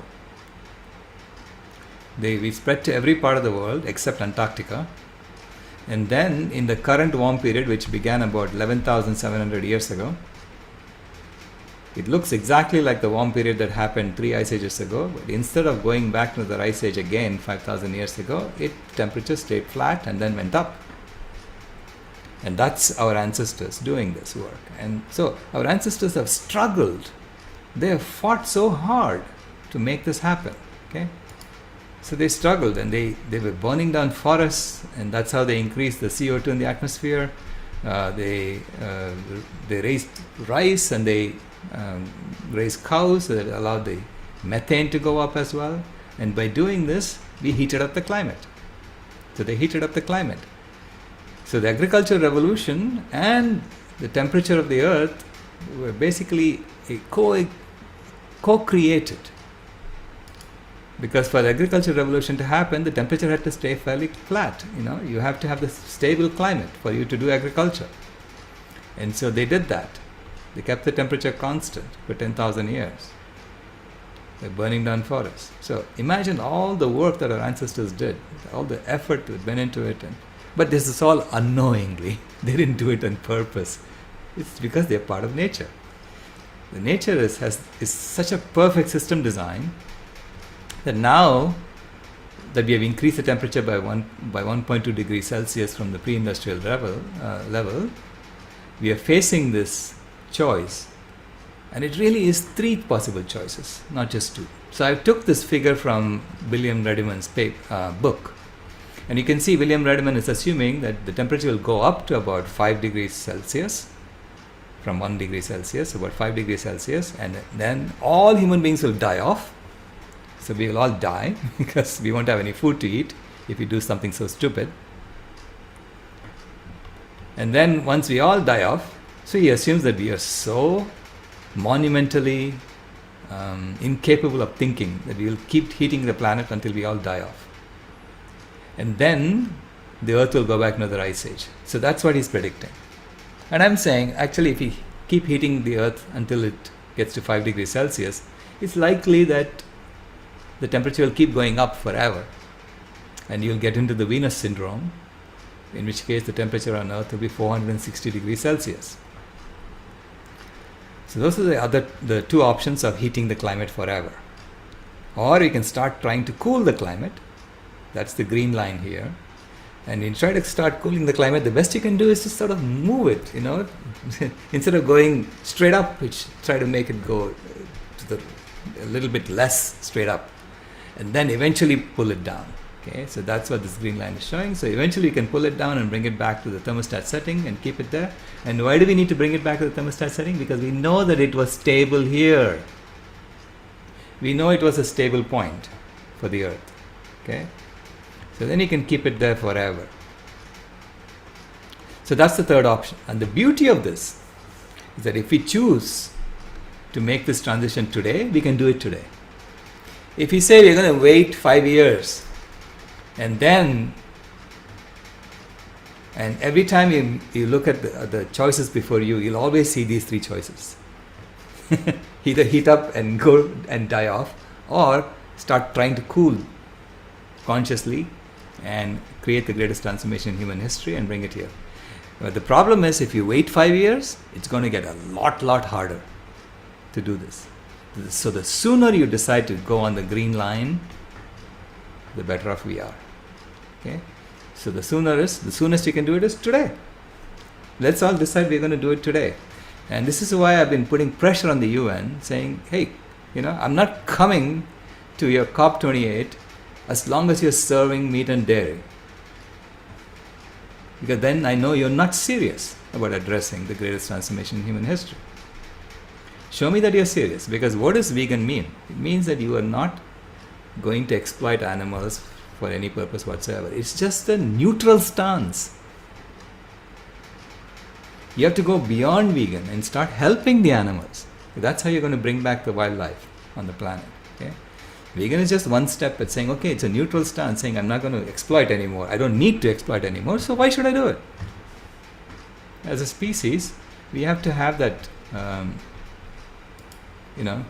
we have to just come to that realization that we don't need to use them anymore because we have taken enough from the planet. We have taken most of the planet for ourselves. So it's time to give back. And I've talked about this before. I've shown you that if we just take the data from the UN IPCC and put it together, you will see this. You will see that if we go vegan, we'll return this entire land area of the planet, about 40% of the land area of the planet back to nature. And it's only giving us 12% of the food we eat. So that 12%, if you just take from plant foods, you will need a little bit more land than Africa. Okay, so for those who haven't seen this before, basically it's a mapping of the data from the UN IPCC. So they have the data. They are already looking at the data. So you would say if you're looking at the data and if you have half an ounce of sense, you will realize that you have to go vegan. But it's not sense. I think they have plenty of sense. They don't have the courage. Just like this admin in my college doesn't have the courage to record my video, my presentation, and put it on YouTube. Because they're scared that their funding will get cut off by somebody. You don't have the courage. But we need to, infuse that courage in them. We need to transplant it into them.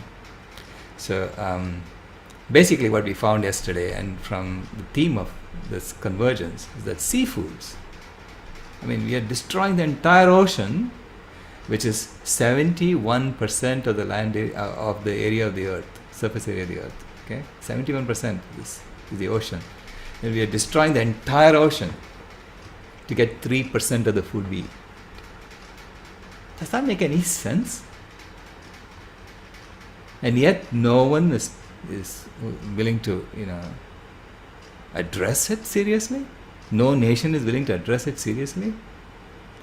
We have to rely on Captain Paul Watson and his crew to go and help the creatures in the sea. What?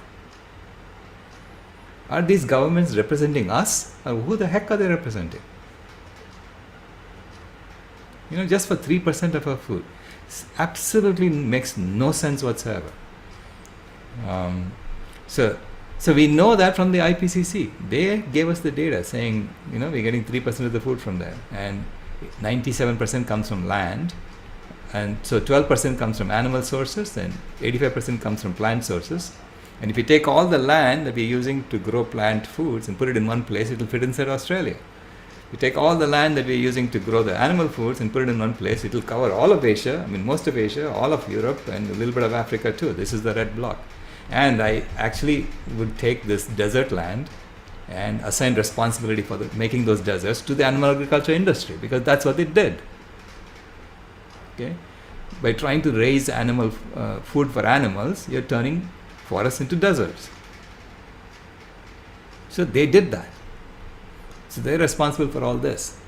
And this is timberland. Basically, 22% of the land area of the planet, we chop down all the trees and replace them with monoculture trees so that we can get paper towels and, toilet paper and timber, lumber for our so-called homes, right? Do you have to build homes with wood? Do you really? Is that the only way we know how to build homes? Do we not know how to do this differently? So I'm an engineer, and when someone comes to me with a problem, I just put everything on the table and say, how would I solve it? The first thing I'm telling you is get rid of animal foods. Okay, but then you have to look at this as well. Do we really need to do this? So that the wild animals are stuck in just 9% of the land area of the planet, and there we are going and burning down another 30 million acres every year. What is wrong with us, right? So this is why we have all these issues. We have to just look at the whole system. So when you look at the whole system, and people have this, planetary boundary framework saying this is how we need to live if you want to stay in the green zone on this planet. We need to look at the stratospheric ozone levels and make sure that we don't go beyond a certain level. And that we have done. So it's still green zone. We have to look at the aerosol loading. Aerosols are particles that we put into the atmosphere, and we make sure that we don't put too many particles into the atmosphere and don't go too far out. And that's still in the green zone. And ocean acidification comes from putting CO2 into the atmosphere. So they're saying that the CO2 that we put into the atmosphere hasn't acidified the ocean enough. So it's still in the green zone. It's not going to kill off life in the ocean. And why are these planetary boundaries? They're boundaries, which means that if you violate the boundaries, you are in danger of killing all life as we know it. That's why they are called boundaries. Okay? And there are 6 of those boundaries that are red. They're blinking red. So these are red alarms on your spaceship. Okay? So, and the least violated is freshwater change. So basically we have changed the water cycle of the planet like crazy, and there's not enough fresh water now for the wild animals. So why is this affecting life as we know it? Because it's killing wild animals. They don't have enough fresh water. Ultimately it all comes back to wild animals and what we are doing to them. We think we are okay. We can get fresh water because it's in a bottle, in a plastic bottle, right? You can't drink it straight out of the stream because it's highly polluted, but that's what the wild animals are doing, and they're dying off. So that's still not yet red. It's still orangish, yellow. But still, it's sufficient to kill life as we know it. So that's the least violated. Then comes land system change. So the good news about these 6 violations that I'm showing you is that if the world goes vegan, all 6 of them will go into the green zone. Because if we go vegan, we get 40% of the land area of the planet to restore the forests, and we bring back the forests, then the fresh water will go into the green zone again. Land system change, again, if 40% of the land is given back to nature, this red will go into the green zone. At least it will shrink like crazy, okay, going towards the green zone. The third is CO2, climate change. So this is the 4th worst violated boundary.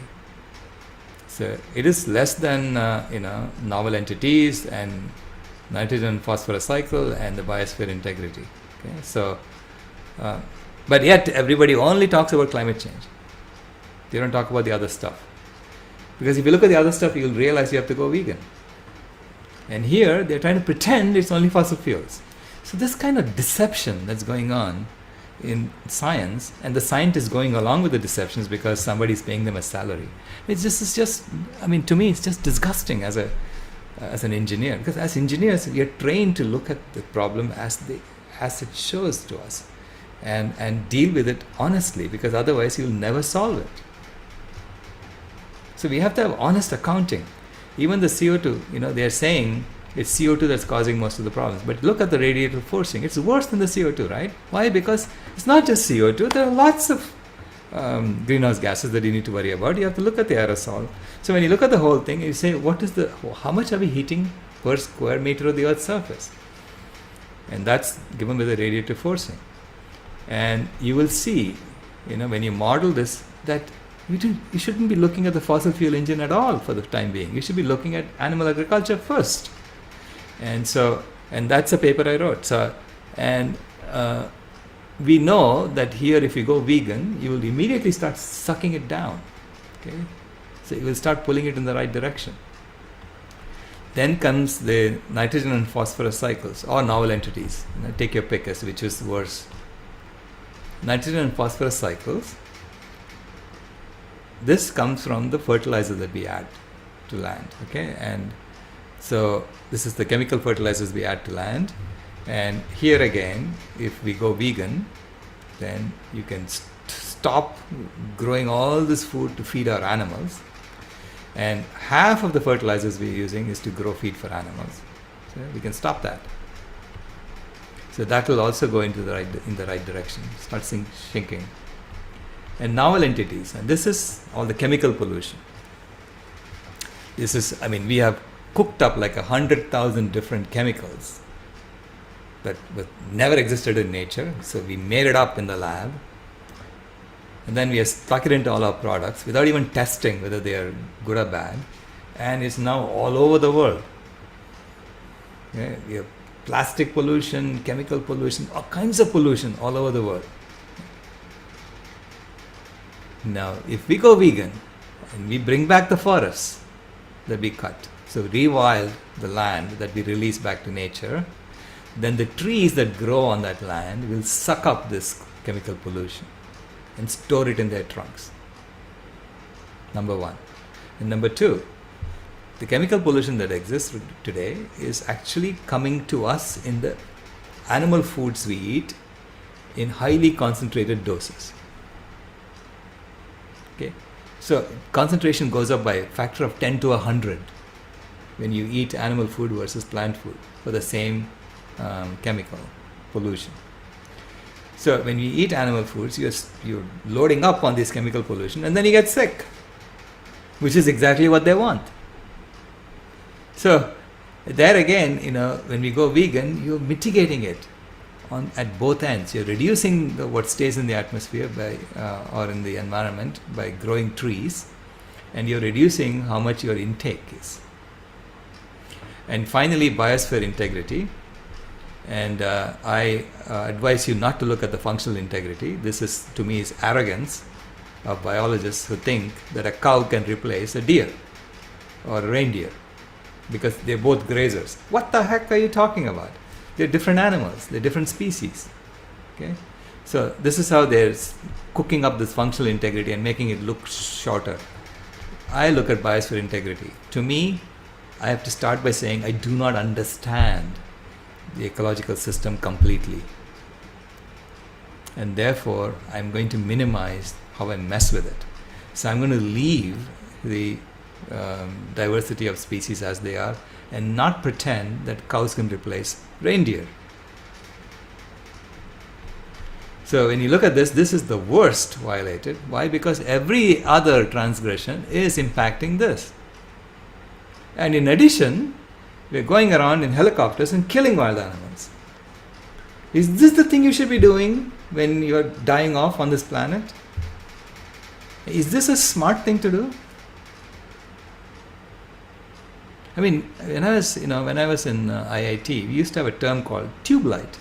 For someone who takes a long time to figure out something, we used to call them tube lights. So, I mean, it wasn't very nice to call them tube lights, but that's what I feel like people are around me, The UN is acting like tube lights.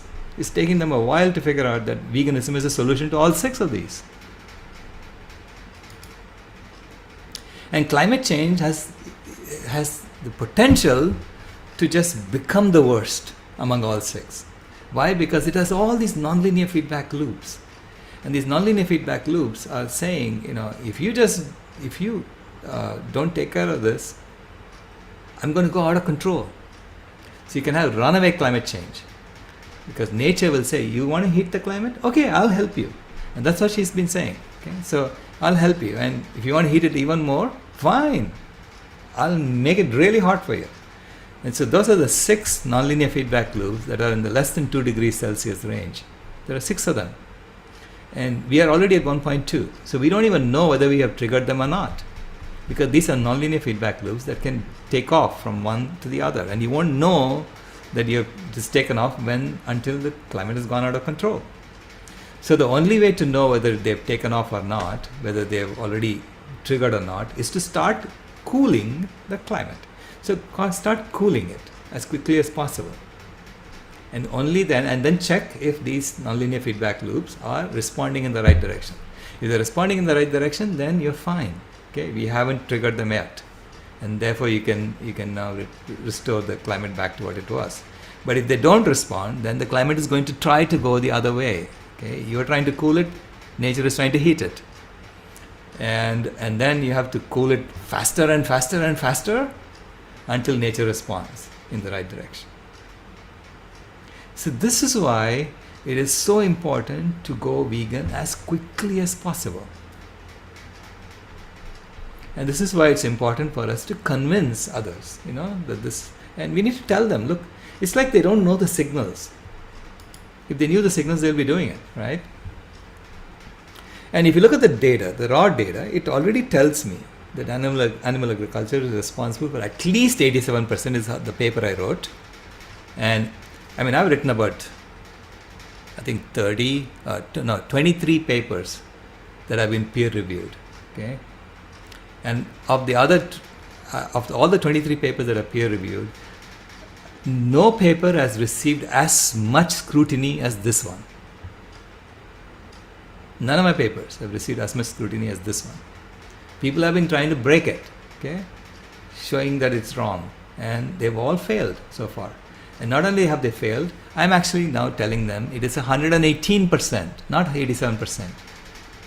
Why? Because the 6th assessment report of the UN IPCC updated the numbers on soil. And when you take the updated numbers on the soil, my lower bound goes up to 118%.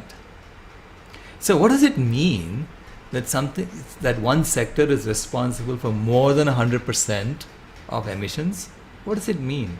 It means that if you shut down that sector and you let all the other sectors continue as they are, you will look up and see that the climate is actually cooling around you. Hello? Isn't that what you want? Isn't that what we all want? And is it not possible that one sector is so powerful that if you shut it off, and you don't even have to go plant forests, folks. It's a lower bound. It's an engineering lower bound, meaning I'm saying I can actually deduce from the data that much vegetation is already growing on that land today. Why? Because I'm calculating how much CO2 is embedded in the food that the animals are already eating on that land. So this is why it's an engineering lower bound. So I'm staking my reputation as an engineer, saying, if you do this, I guarantee to you the climate will start cooling, even if you don't do anything to the fossil fuel engine. But of course, you have to eventually do something to the fossil fuel engine. Okay, and so this is the updated climate bathtub model based on the 6th assessment report and the fact that 2 years have passed since I issued the first climate bathtub model, and the UN has done absolutely nothing. And the governments have done absolutely nothing. They've been pretending to do something, not doing anything. Okay, you have to hold their feet to the fire. So we have, so now the bathtub has 1100 liters of water, not 1000 liters, because we added another 50 liters. The burning machine is still pouring 35 liters per minute. The killing machine is pouring 15 liters per minute. The burning machine is still connected to 350 liters of aerosol tank. Okay, so this is updated numbers. I mean, still same as the old numbers. And for every 1 liter per minute that you turn off the burning machine faucet, it will pour 10 liters out of the aerosol tank into the bathtub. So which means if you shut off the fossil fuel engine right now, you're going to kill the baby. So stop talking about just fossil fuels. You have to shut off the killing machine. And now if you shut off the killing machine, for every 1 liter per minute that you turn off this faucet, it's going to open the drain and let 3 liters per minute pour out of it. So it's 45 liters, not 30 liters from the drain of the bathtub. Which means now if you shut off the killing machine, you're going to turn off this 15 liters per minute, it's going to open up and let 45 liters pour out. So then you have 35 liters pouring in, 45 liters pouring out, and you will see the bathtub level go down by 10 liters every minute. So 1 minute is like 1 year in reality, right? So which means every year you'll see, a little bit decrease in the heating of the planet. Okay? But then, the tank will fill up at 45 liters per minute. It will fill up in about 50 years or less than 50 years. So by that time, you better figure out how to turn off the burning machine. Otherwise, it's going to keep pouring water into the bathtub. Okay, and then it won't. The baby will drown too. Okay, so there is an order in which you have to do things, and you have to turn off the burning machine as well, but you have to first turn off the killing machine as quickly as possible. That is the sensible thing to do. And does the UN not have any engineers? Among the 2,000 odd climate scientists who are sitting there at the UN, it's not a single engineer who can do this. who can actually look at this and say, how do I solve this problem? Are they all frozen in fear so that they cannot say what they have to say? I mean, how do we get them a transplant, a spinal transplant? You know? So, but think about it. I mean, this is a project that our ancestors have been working on for 500,000 years. It's as if we've been running a marathon, 26.2 miles of the marathon. We have completed 26.197 miles. We have only 14 feet to the finish line. This is our generation. We have to do this. And so and see, our ancestors so far have been heating. So going in this direction. We have to now cool, which is turning around. It's a U-turn. You have to make a U-turn and start cooling. So you have to make a U-turn to get to the finish line. And then there is a clown out there telling you to come into the McDonald's. Saying, don't turn, come into the McDonald's and you can have some burgers. And as a marathoner, will you take that detour? Isn't it extreme to take a detour into the McDonald's when you're running a marathon? So that is the extreme thing to do, to keep doing what you're doing. Given the data that you have available to you, as I said, I mean, just like Kim Williams said about cardiologists, you're either vegan or you have to get out of here, get out of this planet, and go to Mars or something. So you're either vegan or you haven't understood the data. So the data is screaming at us to do this. This is the journey we have to do. So it's all about our relationship with life, our relationships with other life. Right now we are killing them, killing animals, exploiting them and destroying life. That's our system. So you have to stop the killing, go vegan and restore life. That's a different system. It's a different system that we have to create. Okay? So as Reinhold Niebuhr said, evil is to be traced not back to the individual but to the collective behavior of humanity. These are all good people who are stuck and who are scared, who don't know how to speak up and take and do the right thing. So, but it's such a rotten system. I really think that if we go kick it, give it a swift kick, the whole damn thing will collapse because it's such a rotten system. It's built on lies and delusions. So the medical system, think about the medical system. Lifestyle medicine, ACLM had this graphic showing the 8 risky behaviors that are responsible for 90% of total healthcare costs worldwide and that drive 15 chronic diseases. Diabetes, artery disease, hypertension, back pain, all these things are driven by these 8 risky behaviors. And the thing is, these 8 risky behaviors are encouraged in the current system. Poor diet is encouraged. We teach our children to eat poorly. Physical inactivity is encouraged in the system. They want to suck you into this the smartphone and make you just sit there, right? Looking at the next notification. So physical inactivity is encouraged. Smoking is encouraged. Lack of health screening, So they tell you, hey, you have to pay this much if you want to go get a screening of health. Poor stress management. In fact, the thing is to stress people. That's what they do. They're trying to stress people. The students at IIT that I'm going to talk to tomorrow. I mean, the major problem they have is mental illness because they're all stressed out. And yet, the administration is not even letting them record their talk and put it up.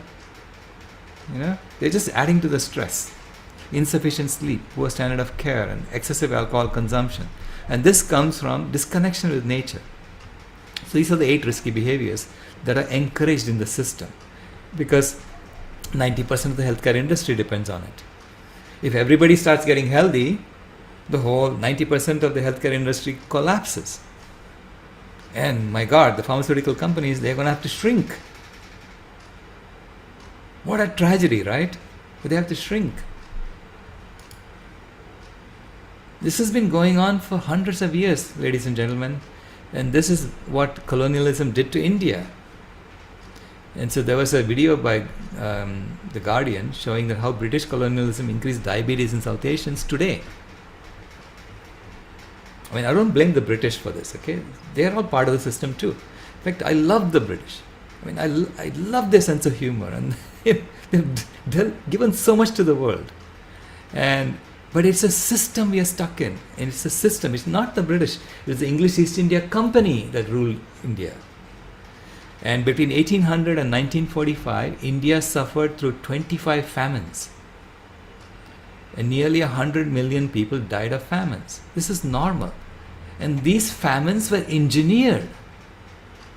They were engineered in order to persuade Indians to get on a ship and become indentured labor. So they can go and work in the sugar plantations of Jamaica, in Fiji. The British government needed, not the government, the English East India Company needed all these laborers everywhere, and there was plenty of labor in India, but Indians were happy because they had plenty of food, and they wouldn't go and do any labor because they could eat. They had plenty of free food. This is growing everywhere. Because before the British came, there was nobody paid for food in India. That was the culture. The culture was food was free. Okay? So if you ask me why I am so passionate about food healers, this is it. My ancestors suffered through this. 25 famines.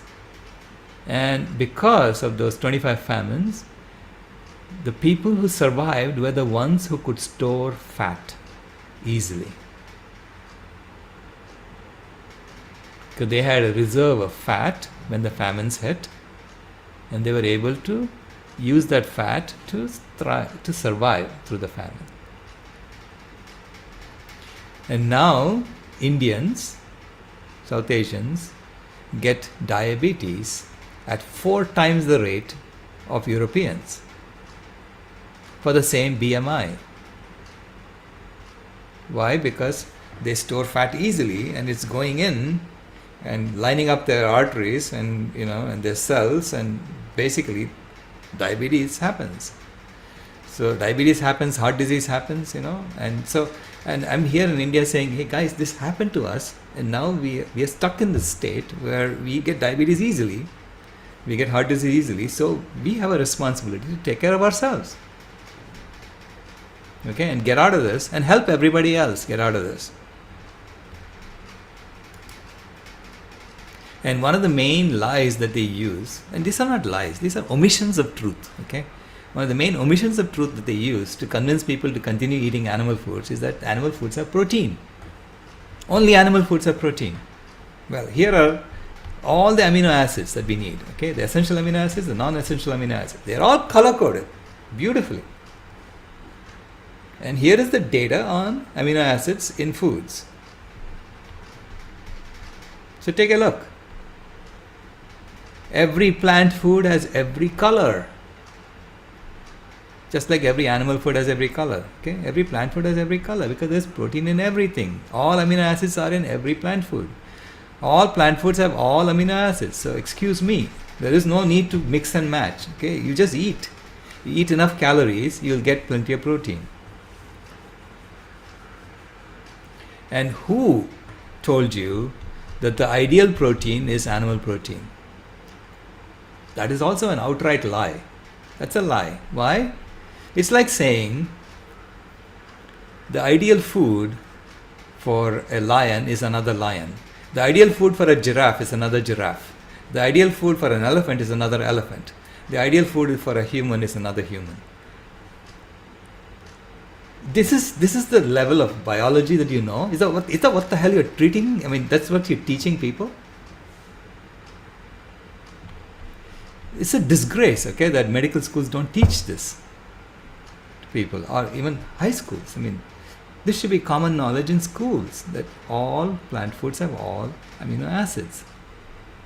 And yet, the only thing that children are taught is that protein comes from meat or animal foods. And this is how they persuade us to continue the system. Okay? So I say that when we go vegan and we become healthy, it's as if we have taken something where they've put us into a cylinder. They've just squashed us into the cylinder, and you're just bursting out of it.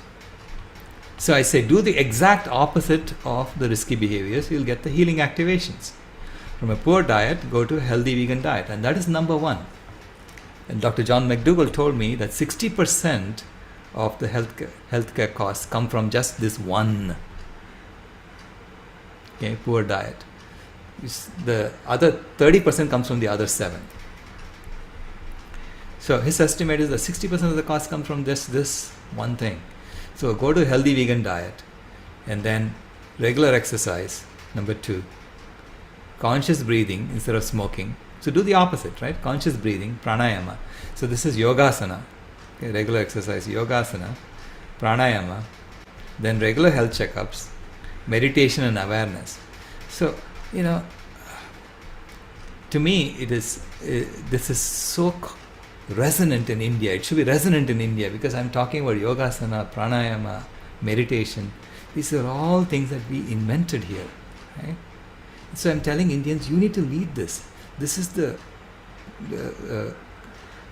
bursting out of the cylinder and flowering of humanity has to begin. And this is a spiritual transformation. It's a spiritual transformation that needs to begin here. From insufficient sleep, get to adequate rest and sleep. Know that you belong exactly as you are.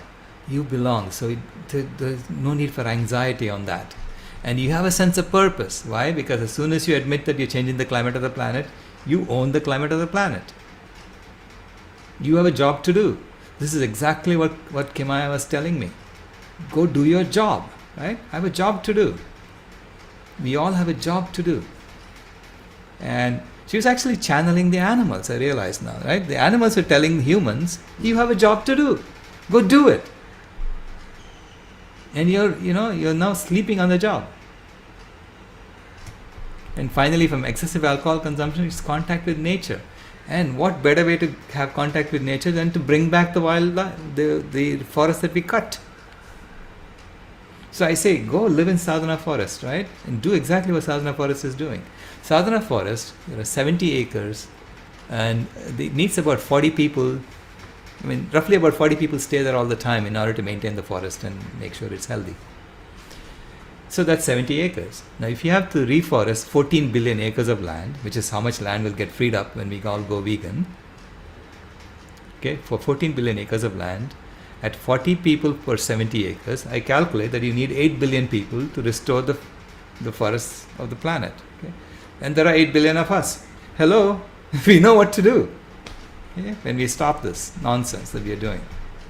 When I look at people, engineers, going and designing some Hello Kitty doll which waves its hand, this is what you're doing? After all the studying that you did, you go and design that? When you have a planet that's just dying in front of you? So, food healers to me is the foundation of the new system. Healthy food should be free. I refuse to go through another famine, a manufactured famine, an engineered famine, which is what will happen if we keep heating up the planet, keep burning down forests, and keep insisting that everybody has to eat meat. That's what's going to happen. That's already happening now, right? They're killing people. Except now it's not so obvious. It's not in one place. They're not doing it, openly. They're doing it underhandedly. So let's address it from the grassroots. You have extra food, figure out how to give it away. Figure out how to make healthy food out of it and give it away. And I say it's our responsibility to also take care of ourselves, take care of our bodies so that we get healthy. That's the oxygen mask rule. Get healthy and then you can help others. So put on your own oxygen mask and help others. And you know what Sarah is doing out there in Los Angeles? I'm so grateful to the work that they're doing there. Getting volunteers and farmers together and then going and doing outreach for veganism. When people come and people ask, why are you giving away food like this? And then the outreach happens. When people's stomach are full, their hearts are open. and they are willing to hear you. So that's the best place to do outreach. And I also found out that in India, you can feed anyone, not just human beings. You can feed any animal, any wild animal. You can feed anyone, and no one can say no to you. Why? Because it's in the constitution of India. That you have to that showing compassion to all life is your duty as a citizen of India. So that's something that we discussed yesterday at this conference that I'm in. So food healers, I really think food healers can flourish. So this is the way to connect people who have food with those who want to eat food, and people who want to get volunteers to come and help out. So all of these things should be made easy. To find extra food. So if you have extra food, you should be able to say, I have extra food here. And then someone can say, I want to use that. Okay. So that's what we're trying to do with this software. So you create an app that helps people, connects people, and ensures that there can never be another famine like they engineered in India. 25 of them they engineered in India, right? Over 140 years. And before that, before 1800, India had 17 famines over the last 2000 years. So even that, we can avoid, because there's plenty of food on this planet for all of us. If we pretend that we don't have enough food, how in the heck are the wild animals going to eat anything? So we need to bring back their food, and we have to make sure that we get fed when we are doing that. So this is an app which allows you to post an event, you can donate food to any event, and you can volunteer at an event or keep track of your donation history, and usually share your volunteer successes with social network. So making it easy for us to do food healers. Okay. It has the recipes that we can use, and so even and these are all whole food plant-based recipes. And I've taken it from I told the team to just scan from the web, and then give the credit to those that you scan from. So if people complain to us saying you shouldn't use our recipe, they'll take it out. But right now we are just going to say stop us. So volunteer at an event, and then you can donate food, you can donate supplies, and so hopefully by the end of November, we're going to have this thing completely done. Okay? So I'm visiting the team in Bangalore as well. That's part of my trip here today, this time, the software team, and there you are. I'm going to stop talking. Wow. Took me a long time to cover that.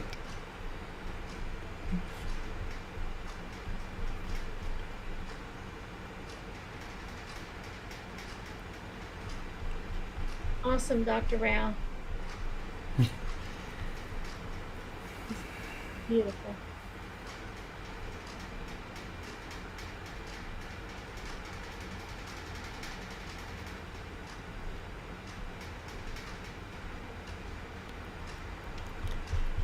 Go ahead, Julian.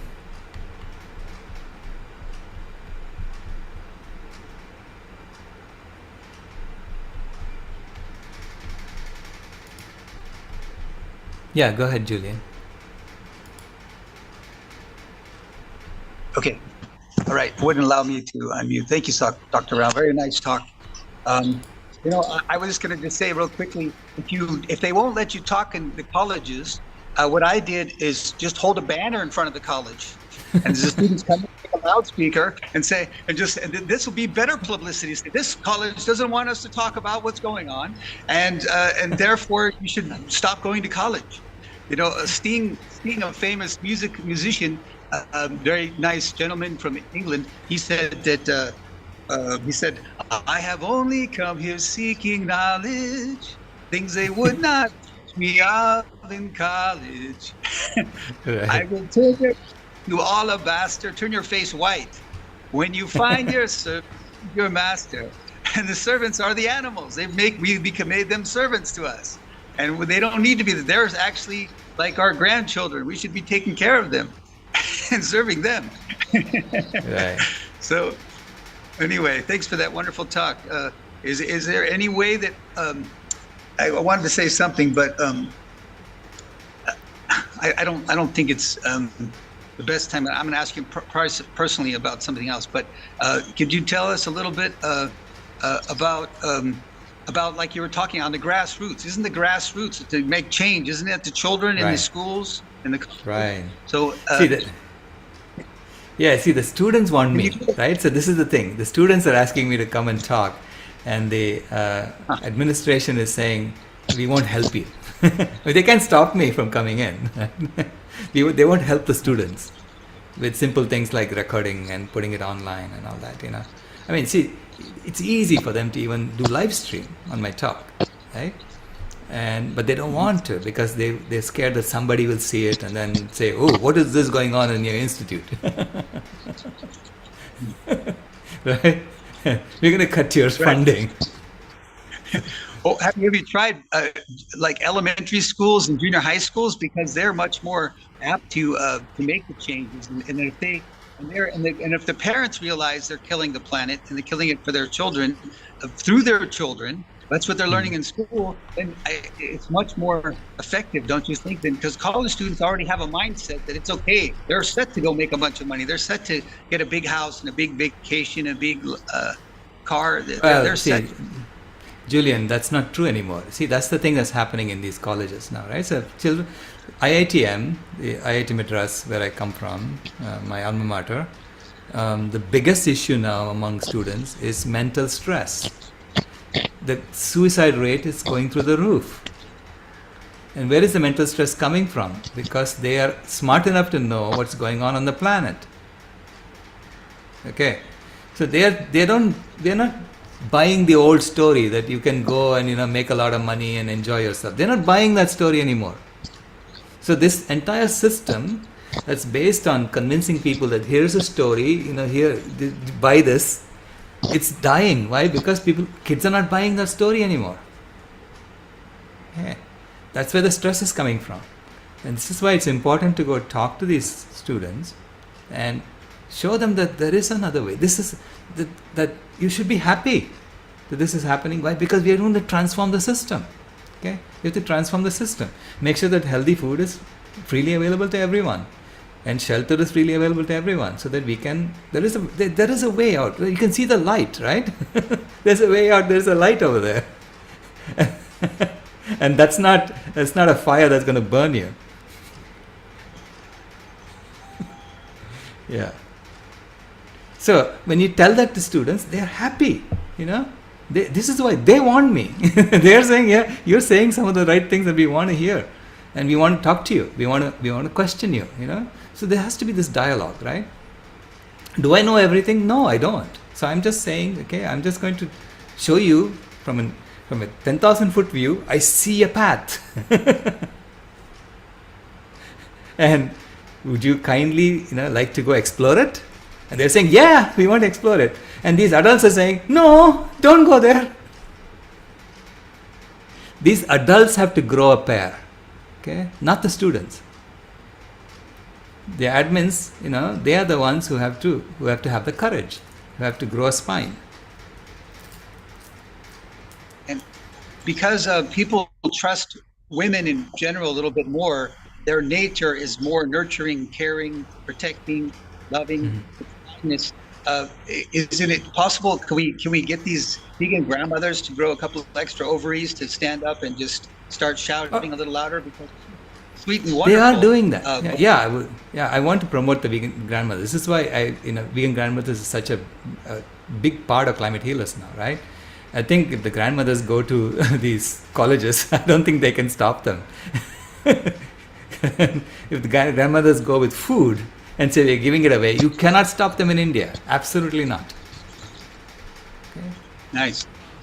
And maybe not just going to the college, but doing online things. If people realize, that they keep looking at their phone and hearing bad information, new notifications, and it's nothing but bad news. Why don't we focus on getting a few, 100,000 people in these Clubhouse apps? There's ways to do it. I can talk with you about it later. To listen Yeah. About get it blowing out like big. I mean, you've been doing these 15 now convergences, and how come it's only like 20 to 50 people on general in here? It should be more like That's a million okay. people. Yeah. Look, the tip of a spear is always sharp. So don't worry about that, okay? It is spreading. Why do you think I'm being invited now to come to Oxford and talk about this, the debate? It didn't happen because I was sitting around, saying, oh, just only 20 people are coming. It doesn't matter to me how many people come. I'm going to keep doing what I'm doing. We are all going to keep doing what we're doing. And see, the fact that Facebook is no longer showing our videos, I mean, there are all kinds of things happening, okay? They're trying to suppress us. Fine, it's fine, okay. This is the way it is. The system is trying to suppress us. That's okay. To me, that says that the spear is getting sharper and sharper.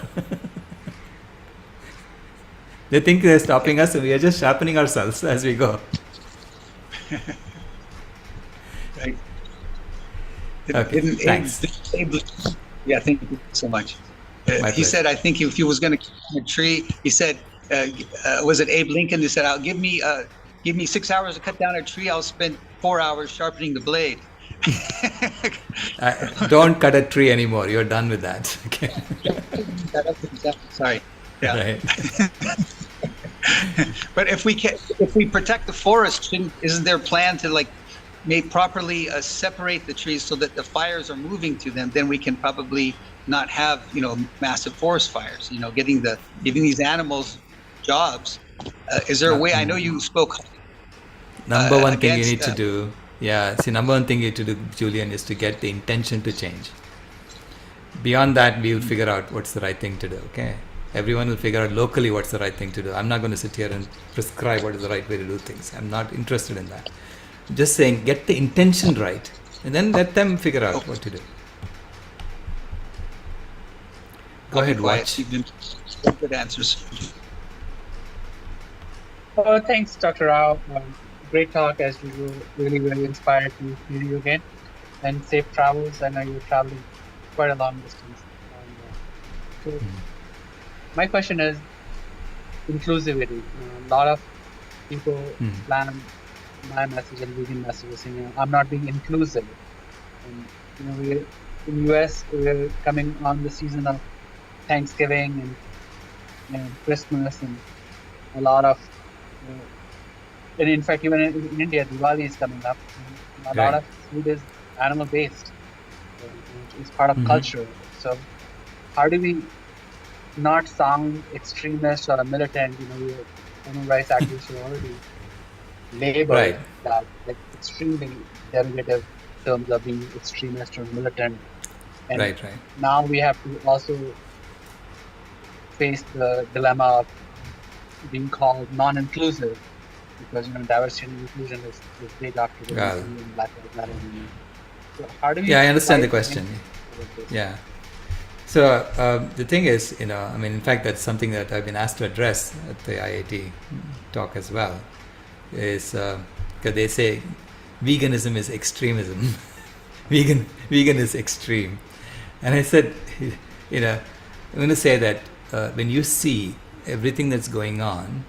You see the 6 planetary boundaries, and you see that you have violated 6 of them, and any one of them can kill off all life on Earth. Continuing to eat meat and dairy is extreme. That is, meaning, that is like saying, I see a fire, but I'm still going to throw matches. Yeah, what I'm saying is, get up and start pouring water on the fire. That is rational thing to do. Yeah, so we need to frame it. What are we doing? We're not saying I'm forcing you to eat vegan. No, I'm just saying, please try it. Here, I'll give you some free food. Try it. Okay, and come and help put out the fire. Know that you belong exactly as you are. Know that this is part of a transformation. This is not going back to culture is about going back and staying with what we know. Okay? It's about transforming our culture too.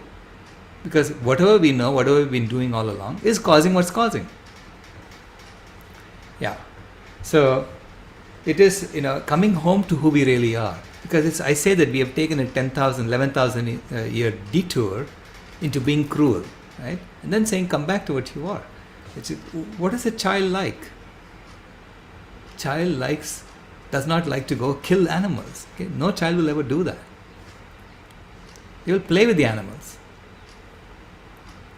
And they'll cry if the animal bites them. So it's that kind of, framing we need to do. It's about storytelling. See, ultimately we humans tell stories and we play games. Those are the only two things we do. And I'm saying that the game that we are playing is a climate heating game. Okay? And it's a game of competition.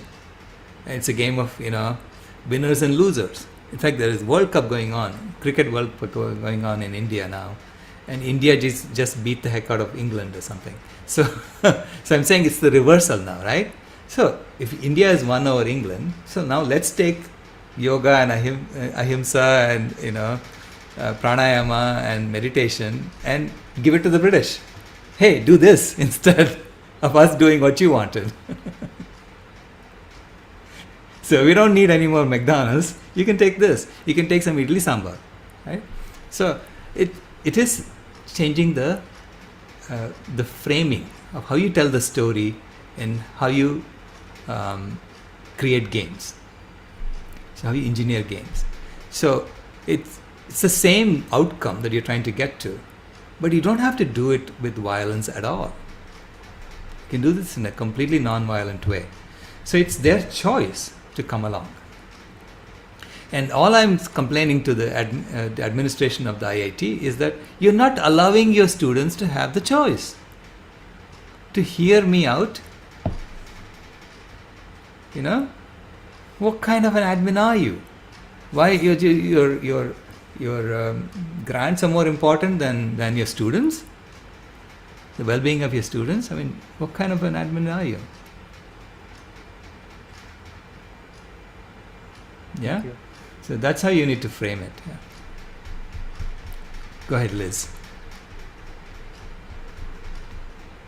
Thank you so much, Dr. Rao. I've got renewed enthusiasm after your presentation this weekend. We are sharpening the spear.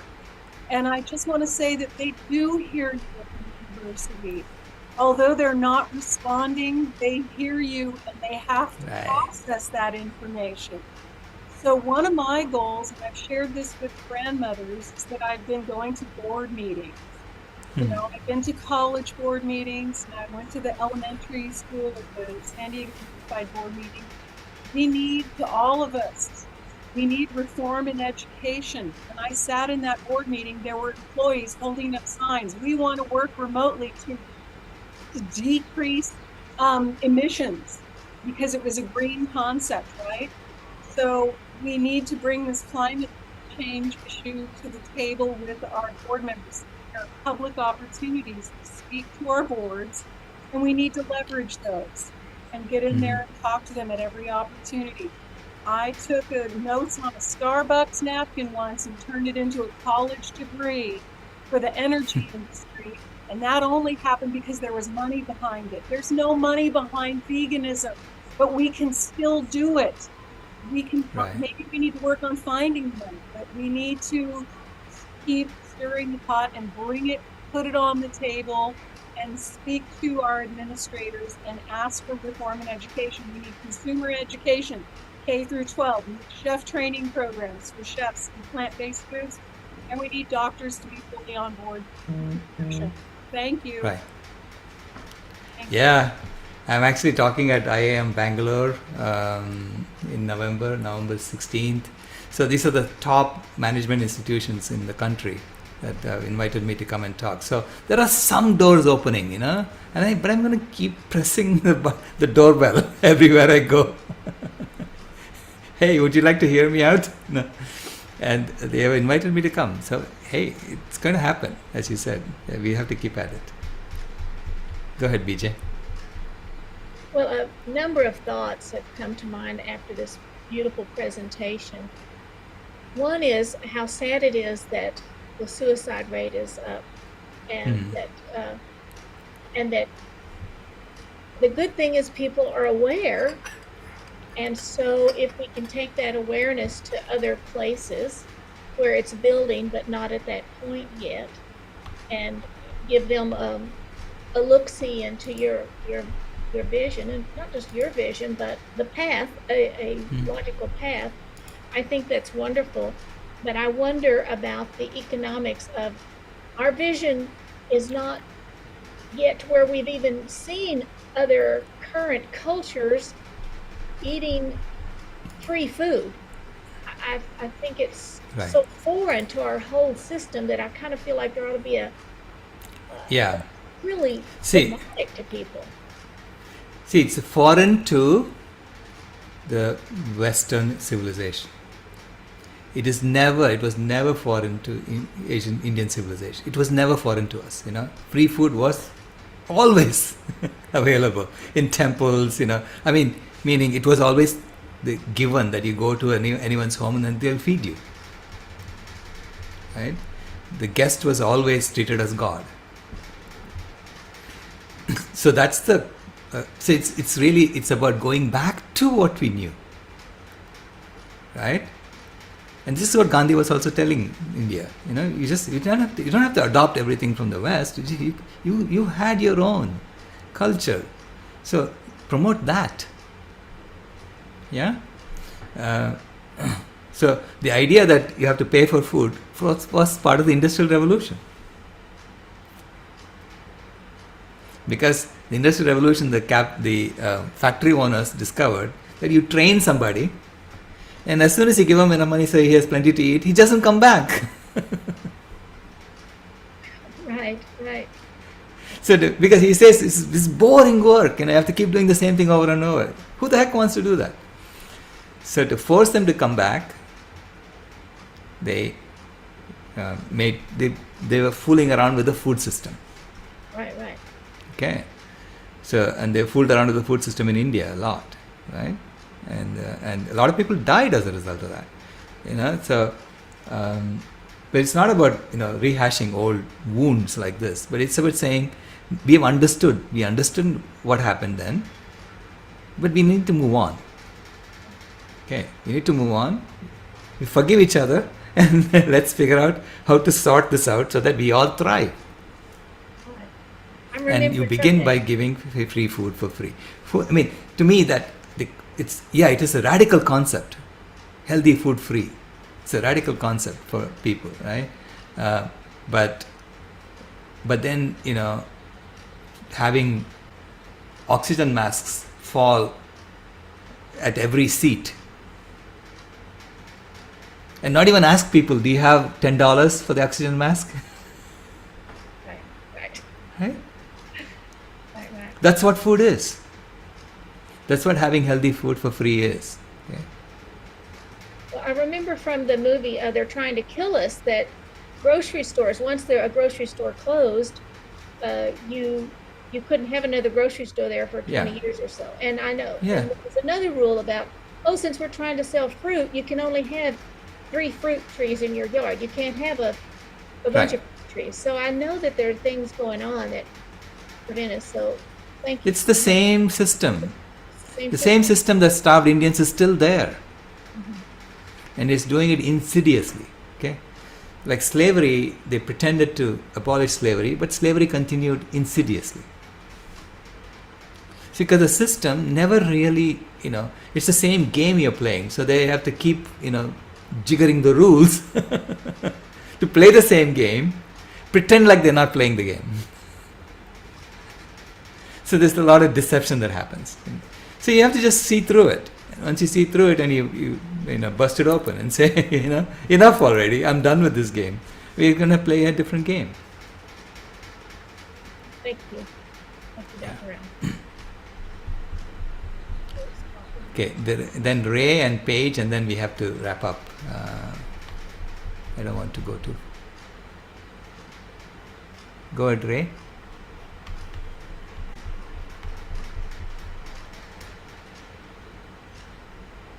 I got this at a vegan auction. This is kind of you're saying that we need to read a new story, and this is the story that we're reading right now. And it occurs to me that, I mean, obviously there's the speak no evil, see no evil, hear no evil, stuff with dollar bills in their ears, on their eyes and in their mouth.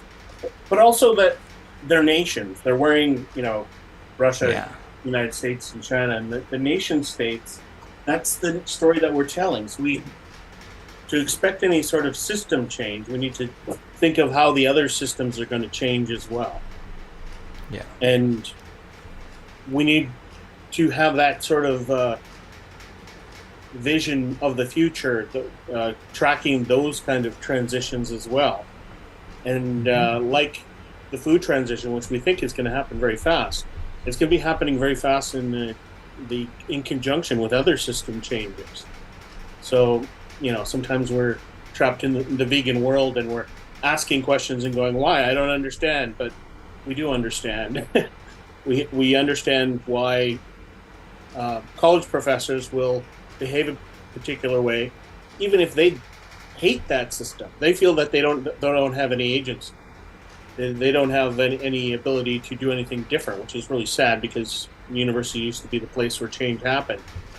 Right. But now it's the place where you're trained into the status quo, and nobody's prepared. So we need you to build that university quickly, Sailesh.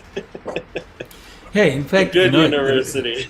Yeah, Ray. In fact, Oxford Union was formed by students at Oxford because their professors wouldn't let them talk about certain things back in 1823.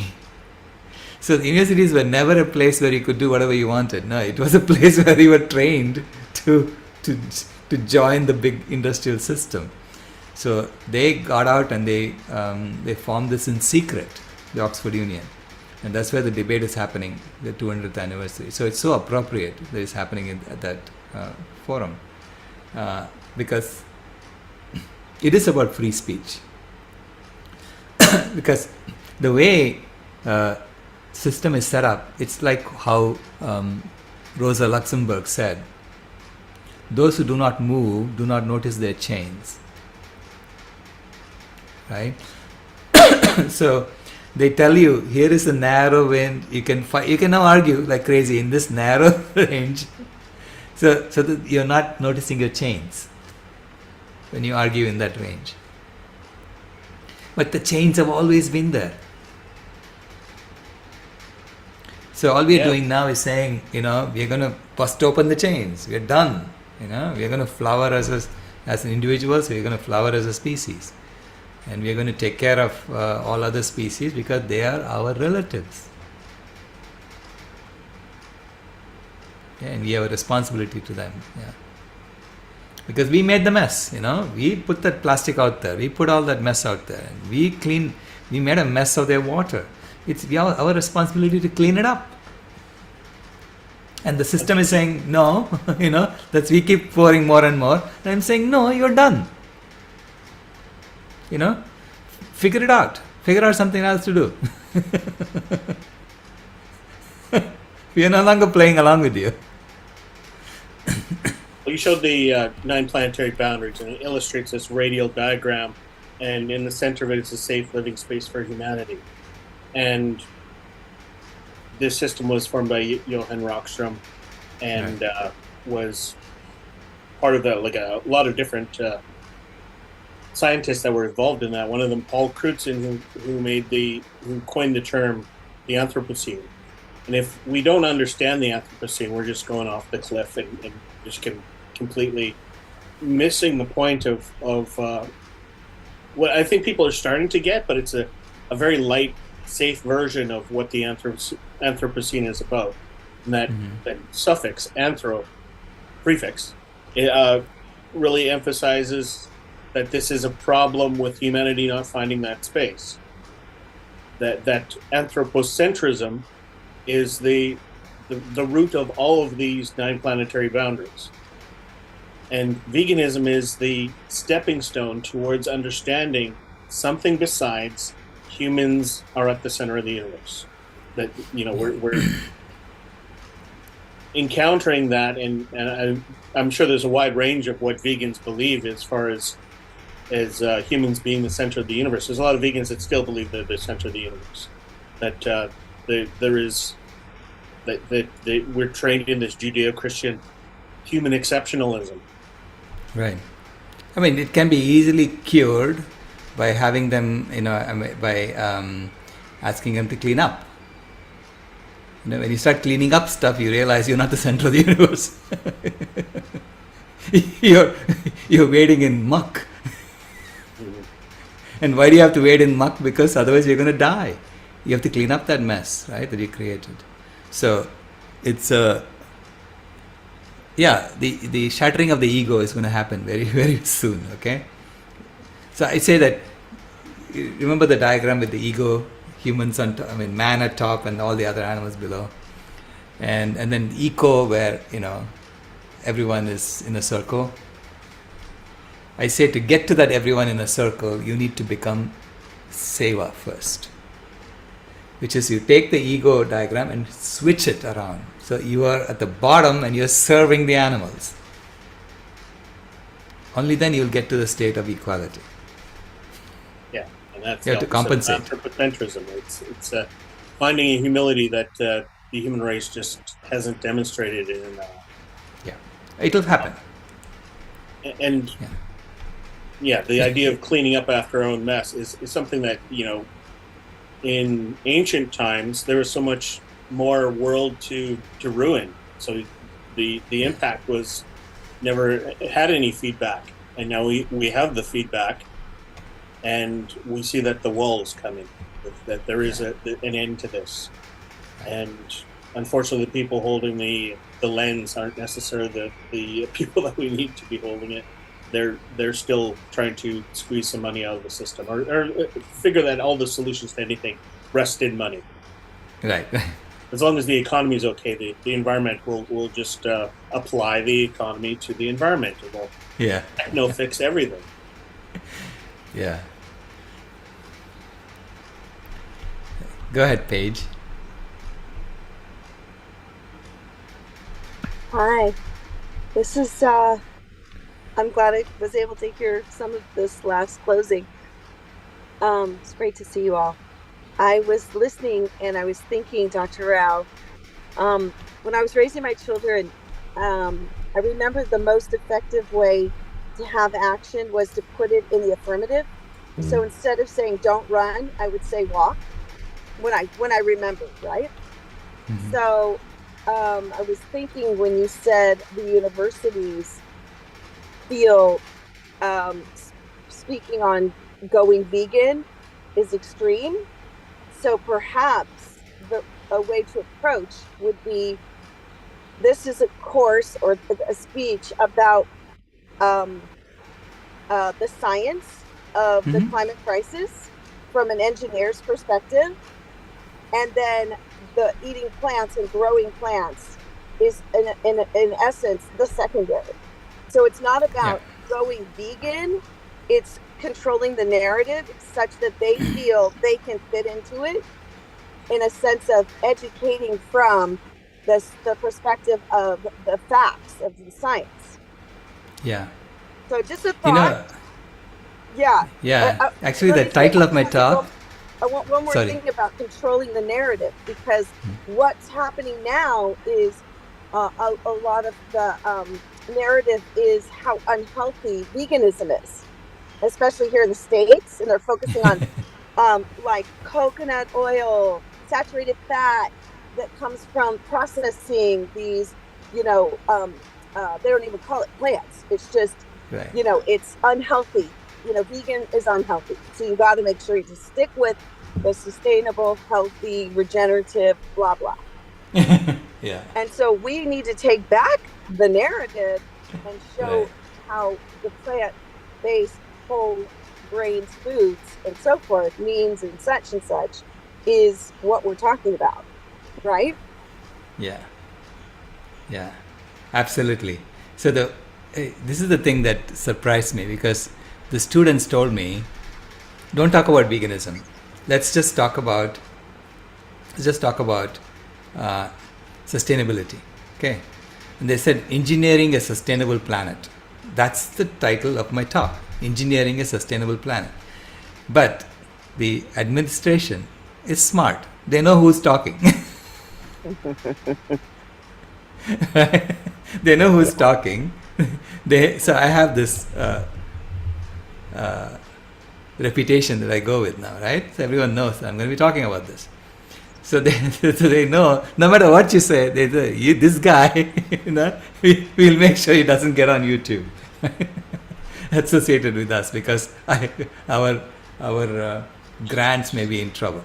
So there is no way to deceive someone into accepting the truth. You have to tell the truth.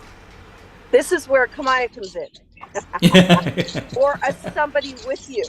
That it's somebody who's maybe younger, and it's like, this is the future, something along those lines, because Allison tapped into that, and that's where I feel like my future messages now is about being the Greta Thunberg of my generation, to hold the parents accountable for what we've left, the grandmothers as well, essentially.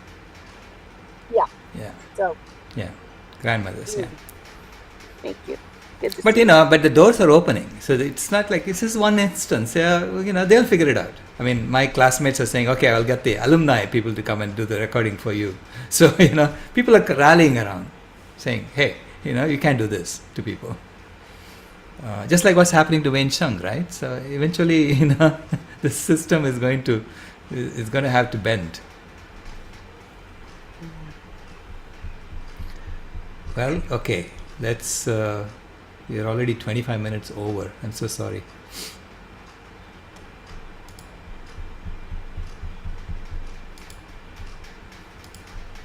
BJ, who's closing? I don't have the...